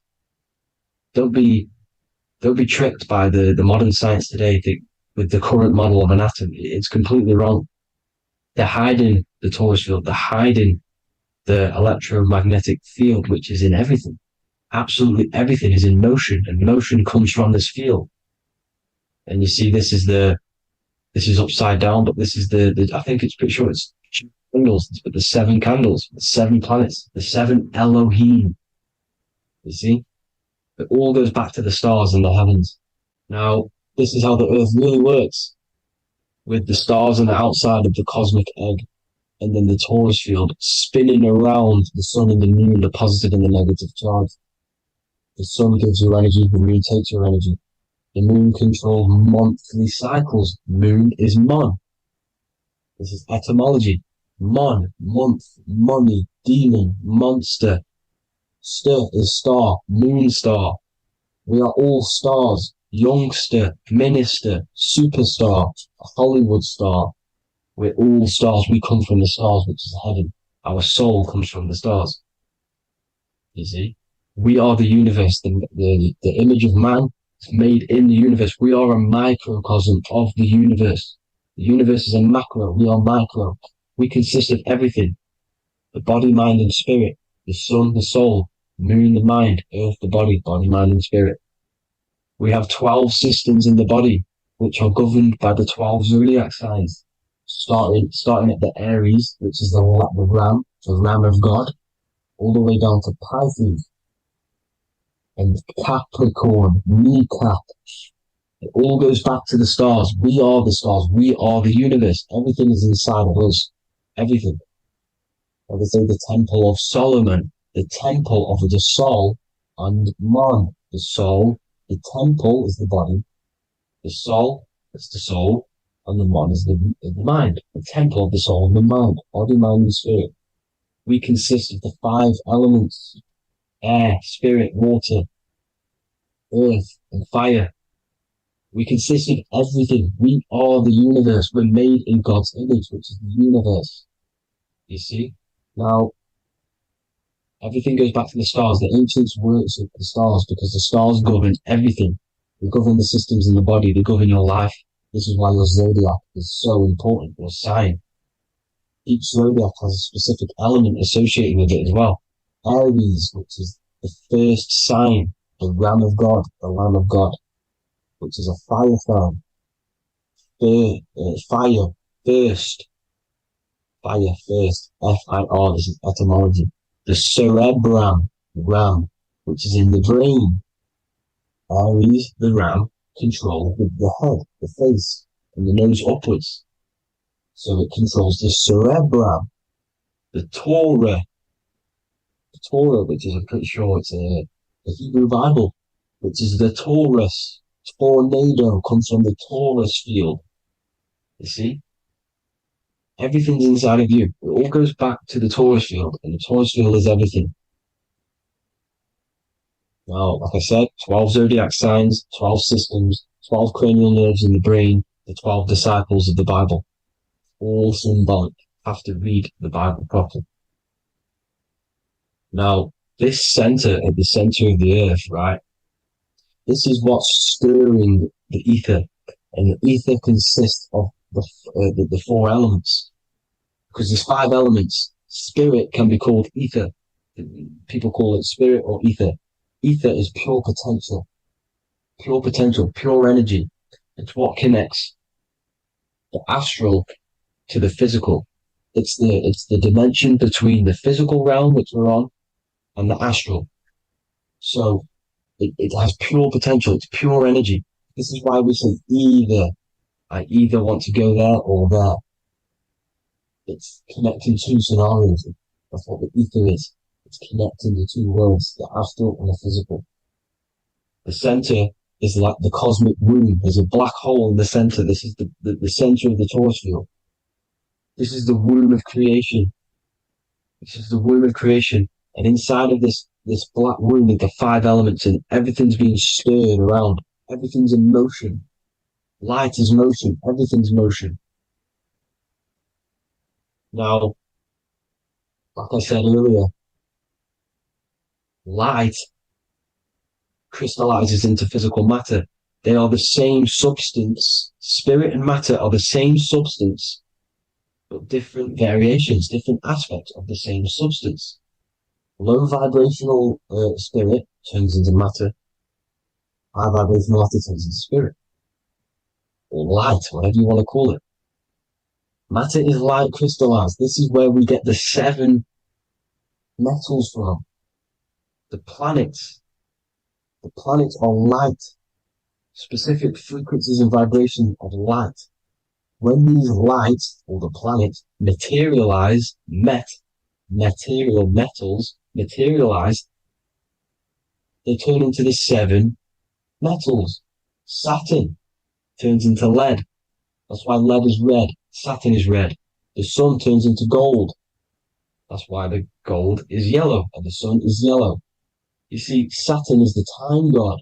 What happens in autumn? The leaves turn red and they die. This is why Satan, time god, the reaper, everything is crystallized till its death and then reborn again. You see, rust, when things rust, it turns to red because it's Saturn. Saturn crystallizes everything. He's the reaper who comes around in winter. You see, he's Satan. Jesus and Satan, the sun and Saturn. They say we live in a solar system. The solar system, I think I've already just broke this down. The 7 planets are the 7 chakras. Everyone already knows this. But I'm going through it anyway. But this is where we get the 7 planets from. And the 7 metals. You see, all the ancients knew. It was an enclosed electromagnetic system. It's not a spinning ball in the middle of space, people. They want you to believe this so you get stuck in this material world. Because if you believe everything's material, you can never affect this plane effectively. You can never create your life effectively if you don't understand the planes of existence. Because the mental plane is a higher plane. And it breaks down and it controls the planes below it. The mental plane, hold on, I've got it here for you. The mental, the astral, etheric, then physical. Etheric connects the physical to the astral, but the mental is what's above them all. You see? Now, it's important to understand this. It's important. However, the ancients always talked about the enclosed system. Only NASA, which is introduced around the Roman times, not NASA, but the globe Earth was introduced around the Roman times. Okay? By these Masons. These Masons introduced this because they wanted to take over the minds of the masses and control them. These people worship the physical realm. They know how it works. They know the ins and outs of it. They know how to do the magic. They know how to do it all. They understand it all. That's why Masonry have to take the oath. The oath of not speaking. You're not allowed to speak about anything you learn about in Masonry because they're discovering the truth about your mind and how it creates reality and stuff like that. So this is the Masonic cosmology, the 5-pointed star, the 5 elements, the checkerboard for duality, positive and negative, the 2 aspects of every substance. This is another ancient painting depicting the firmament, the stars inside the firmament, the sun. You see, the ancients worshipped the sun because it's so important for sustaining our life. It's the only reason we're alive is because of the sun. But then people think it gives you cancer today. They brainwash you to think the sun gives you cancer when it's the #1 source of all life. They want you to believe it's a big, spinning, dangerous ball and says, it's not. It's here to give us life. It's God's son. That's why Jesus is known as God's son. It is the Son of God. God created that to sustain us. You see? So it's important you understand the true cosmology of where you are, because if you don't know where you are depleted of all of your morals. You're depleted You're demoralized. You're lost. You don't know where you are. You don't know where you exist. Okay? Once you accept the globe model, the heliocentric model, you will subconsciously think that you come from nothing. This is why they implemented the evolution theory just after the globe model was introduced by Charles Darwin. Charles Darwin came in after the globe model. He's a Mason, he was another Freemason, and implemented evolution where we came from monkeys because they want you thinking less of yourself so they can manipulate your mind. You see? They want to manipulate your mind, and they have done since you got here. Since you came through that portal, you were manipulated from that day to believe this, believe that. The true cosmology, the truth will set you free. You'll understand things better. You will feel better in yourself when you know the sun is here for you. You'll feel better in yourself that you know that you didn't come from a monkey. You were created as a human, a manifester, a creator. You're so intelligent. Your mind is amazing. You can manipulate matter, mind over matter. See? Thank you all people for tuning in. Tap in with yourself. Love yourself. Find the truth. Spread the truth. Nothing dies. Nothing in this creation dies. Everything's energy. Everything's light. Light can never die. You're a light being. That's why it says Hu. Hu man. Hu is light in Hebrew. Or Latin. Either one of the two. You are light. You're a light being. You never die. Ever, ever, ever die. Ever.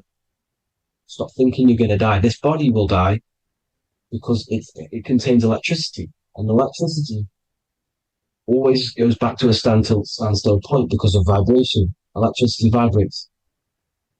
You are pure light. You will never ever die. Thank you all people. God bless. Make sure to like, subscribe and share.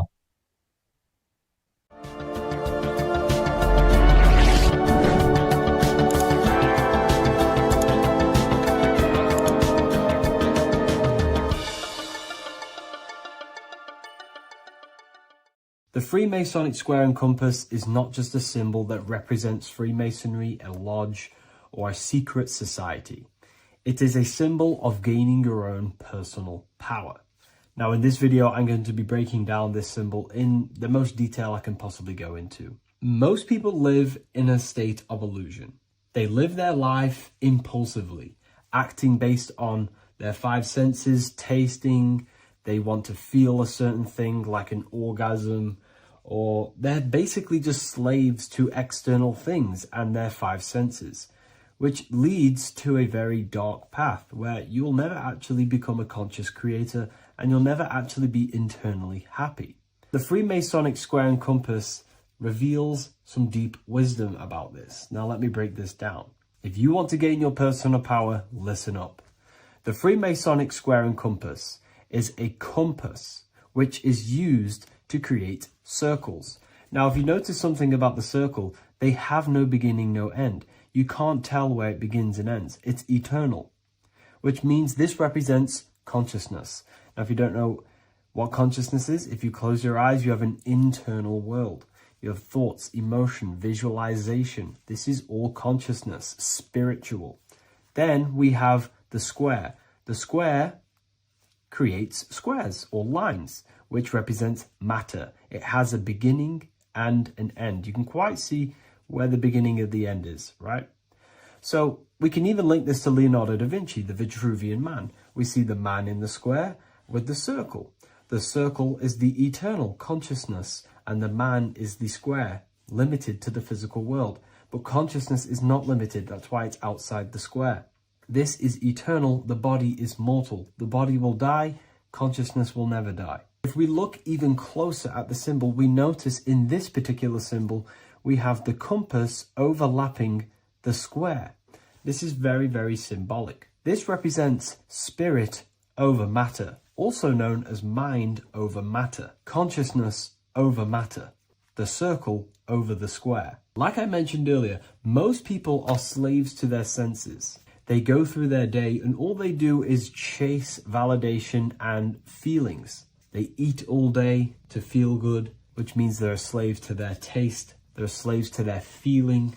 They masturbate, which means they're a slave to orgasms and external things. They're literally being governed by the external world controlling their internal world. They're literally living life on autopilot. And don't get me wrong, I was guilty of this too. We're all guilty of this when we join this world because we're not taught this sacred knowledge. Until you actually stop and recognize this, you'll be living life on autopilot, literally not even living. You'll be running off subconscious programs, seeking external validation and being ruled by these five senses. The square underneath the compass represents consciousness on top of matter, which means the internal world is controlling the external world. It is the mind controlling matter and not matter manipulating the mind. In the occult and esoteric world, it's very important that you are conscious of every action that you are taking in your day-to-day life. Never act subconsciously. Always be conscious. What are you thinking? What are you acting? What are you giving your attention? All of this is contributing towards creating because you are a creator. Consciousness is a creative force. You need to make sure that the compass is on top of the square, that your inner world is controlling the outer world and not the outer world controlling the inner. As I've mentioned in many videos before, the internal world of consciousness is what's producing the external world. Your life is just a result of every thought and emotion that you felt in the past. Everything you own, everything you possess, your friends are all reflections of your consciousness. They're all reflections of what you are thinking about. When you change your thinking, your external world starts to rearrange itself. On a basic level, this symbol represents the combination of spirit and matter. You are a spiritual being and a material being. You are heaven, the sky, and earth, the ground. You are heaven and earth, spirit and matter infused into one. You are a bridge between the divine and the earthly worlds. And you can bring down these higher realms of consciousness, thought, imagination, and emotions into a physical, tangible reality. To do this consciously, we need to make sure the external world is not manipulating the inner world.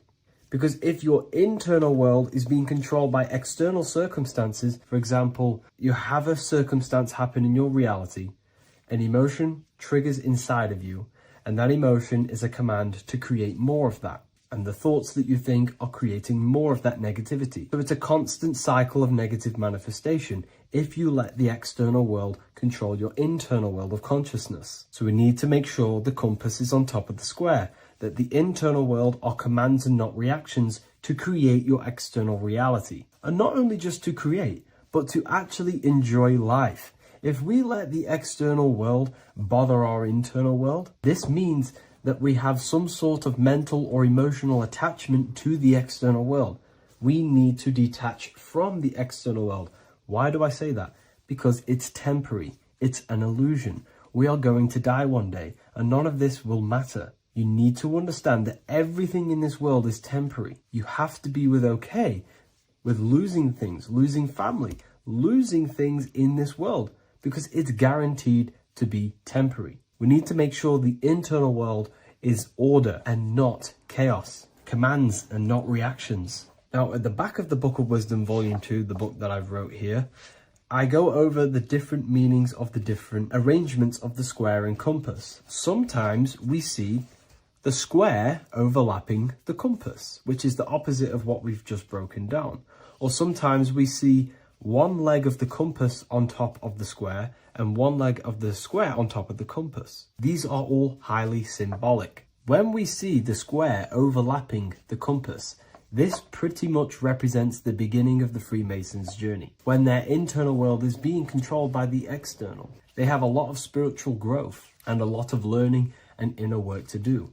Now, when we see half and half, one leg of the square on top and one leg of the compass on top, this represents the Masons' gradual emergence from the material realm into the spiritual. This interplay of symbols reflects the process of gaining greater light and knowledge as the Masons ascend from material concerns towards spiritual enlightenment. And of course, we've just broken down what this means. This represents spirit over matter.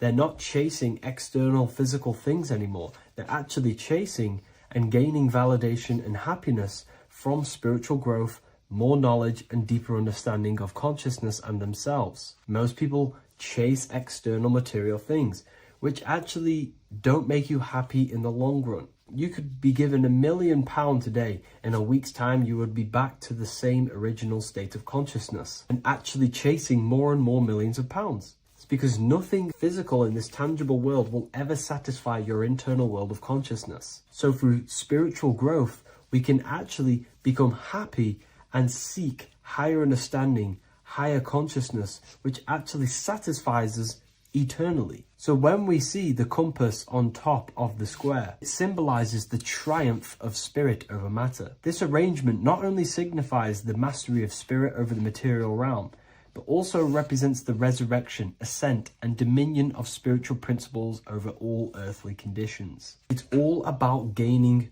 personal power and spiritual growth. It's all about spiritual evolution, going from matter to spirit. The external world controlling the internal world, to the internal world ruling over the external world, where the mind becomes a powerful tool to actually create and command reality. The mind cannot create and command reality if it's being governed and tossed all over the place by external circumstances and thoughts. Here's a quick tip on how to know if your mind is controlling you. If your phone notification goes off and you're working on something, and you instantly go to reach and pick up the phone as soon as the notification goes off, that is an indication that your mind is controlling you and you are not controlling it. The mind is the direction of consciousness. The direction, it directs the flow of your attention, your energy, your consciousness. So to practice to gain mind over matter is simply just meditation, allowing the mind to sit still and focus on one thing for long periods of time. And over time, this will gain mastery over your attention and your mind. If you are on your spiritual path, this should be your goal, your internal world becoming the master.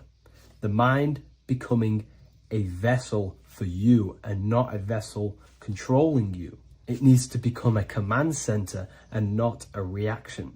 Please like, share this with a friend, and subscribe to the channel if you're new. Leave a link in the description for the Book of Wisdom Volume 2.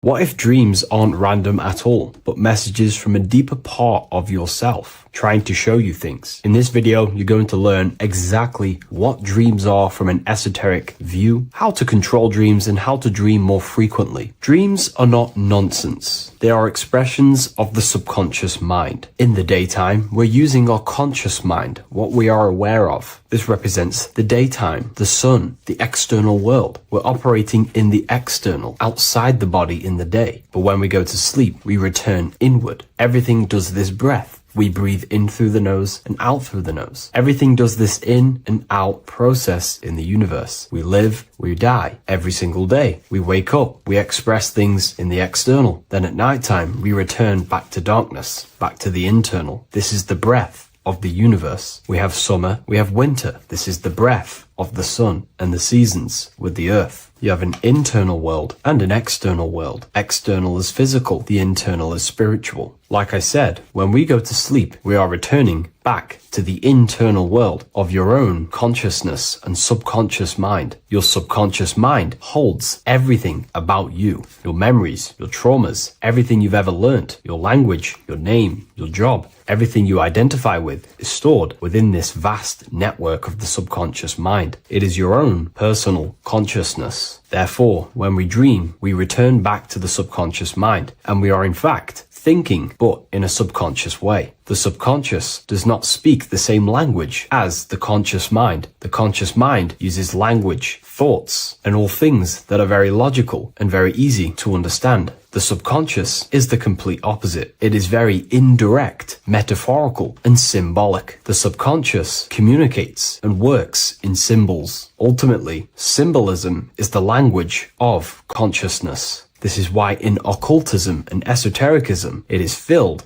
with occult symbols, because symbols are used to communicate directly with the consciousness within the subconscious mind, and the subconscious mind is ultimately connected to the collective consciousness. We are all connected and tapping into the mental plane, where we receive thoughts, ideas, depending on what we attune our mind to. That's why we call it a mindset. But getting back on topic, the subconscious mind is your own personal network. It is like a net, an interconnected web of your thoughts, memories, traumas, emotional blockages, and all the things you identify with and have experienced in your life is stored within this network. It can be seen as a web. One example of the subconscious mind using symbolism is this next story I can tell you. Let's say I was in a very traumatic car crash as a young child. I experienced a lot of emotional trauma in that car, and that deeply impressed my subconscious mind with that trauma of emotion that I felt. Therefore, every time I see a car in my external world, that car is now a symbol that represents the state of consciousness I was feeling in that particular time of the traumatic car crash. The car is a symbol for a state of consciousness within my subconscious mind. Just like when you see a word, that word triggers what you believe that word to be in your subconscious mind. Symbols are the language of the subconsciousness. Therefore, when we dream, we are basically seeing symbols of our own personal subconscious mind. Our higher mind, which is basically our subconscious, the higher version of you that exists beyond your human thinking mind, communicates using symbolism. The higher mind does not speak human thoughts, human language. It speaks the language of symbolism. Therefore, when we dream, every event, every person, everything that happens, and everything you see is your own personal subconscious mind materializing within the plane of the astral plane. This is a dimension that sits just above the physical world that everything is pulled out of. For example, look around you. Everything you see around you was thought, then imagined. Imagination is the astral plane, and this astral plane sits above the physical world. As above, so below. These objects were thought, imagined within someone's mind, and then pulled into a physical reality. Therefore, the imagination is what you're experiencing within a dream. It is your subconscious mind thinking and materializing within the imaginative plane. For example, let's say you are a Christian, you believe in Jesus your whole life, you have lots of emotion towards Jesus. This deeply impresses your subconscious mind. You believe in him so much, you go to sleep, you have a dream that you meet Jesus. You did not meet directly with Jesus. You met with your own belief. It was your own belief materializing within the imaginative plane and revealing itself to you. Dreams are materialization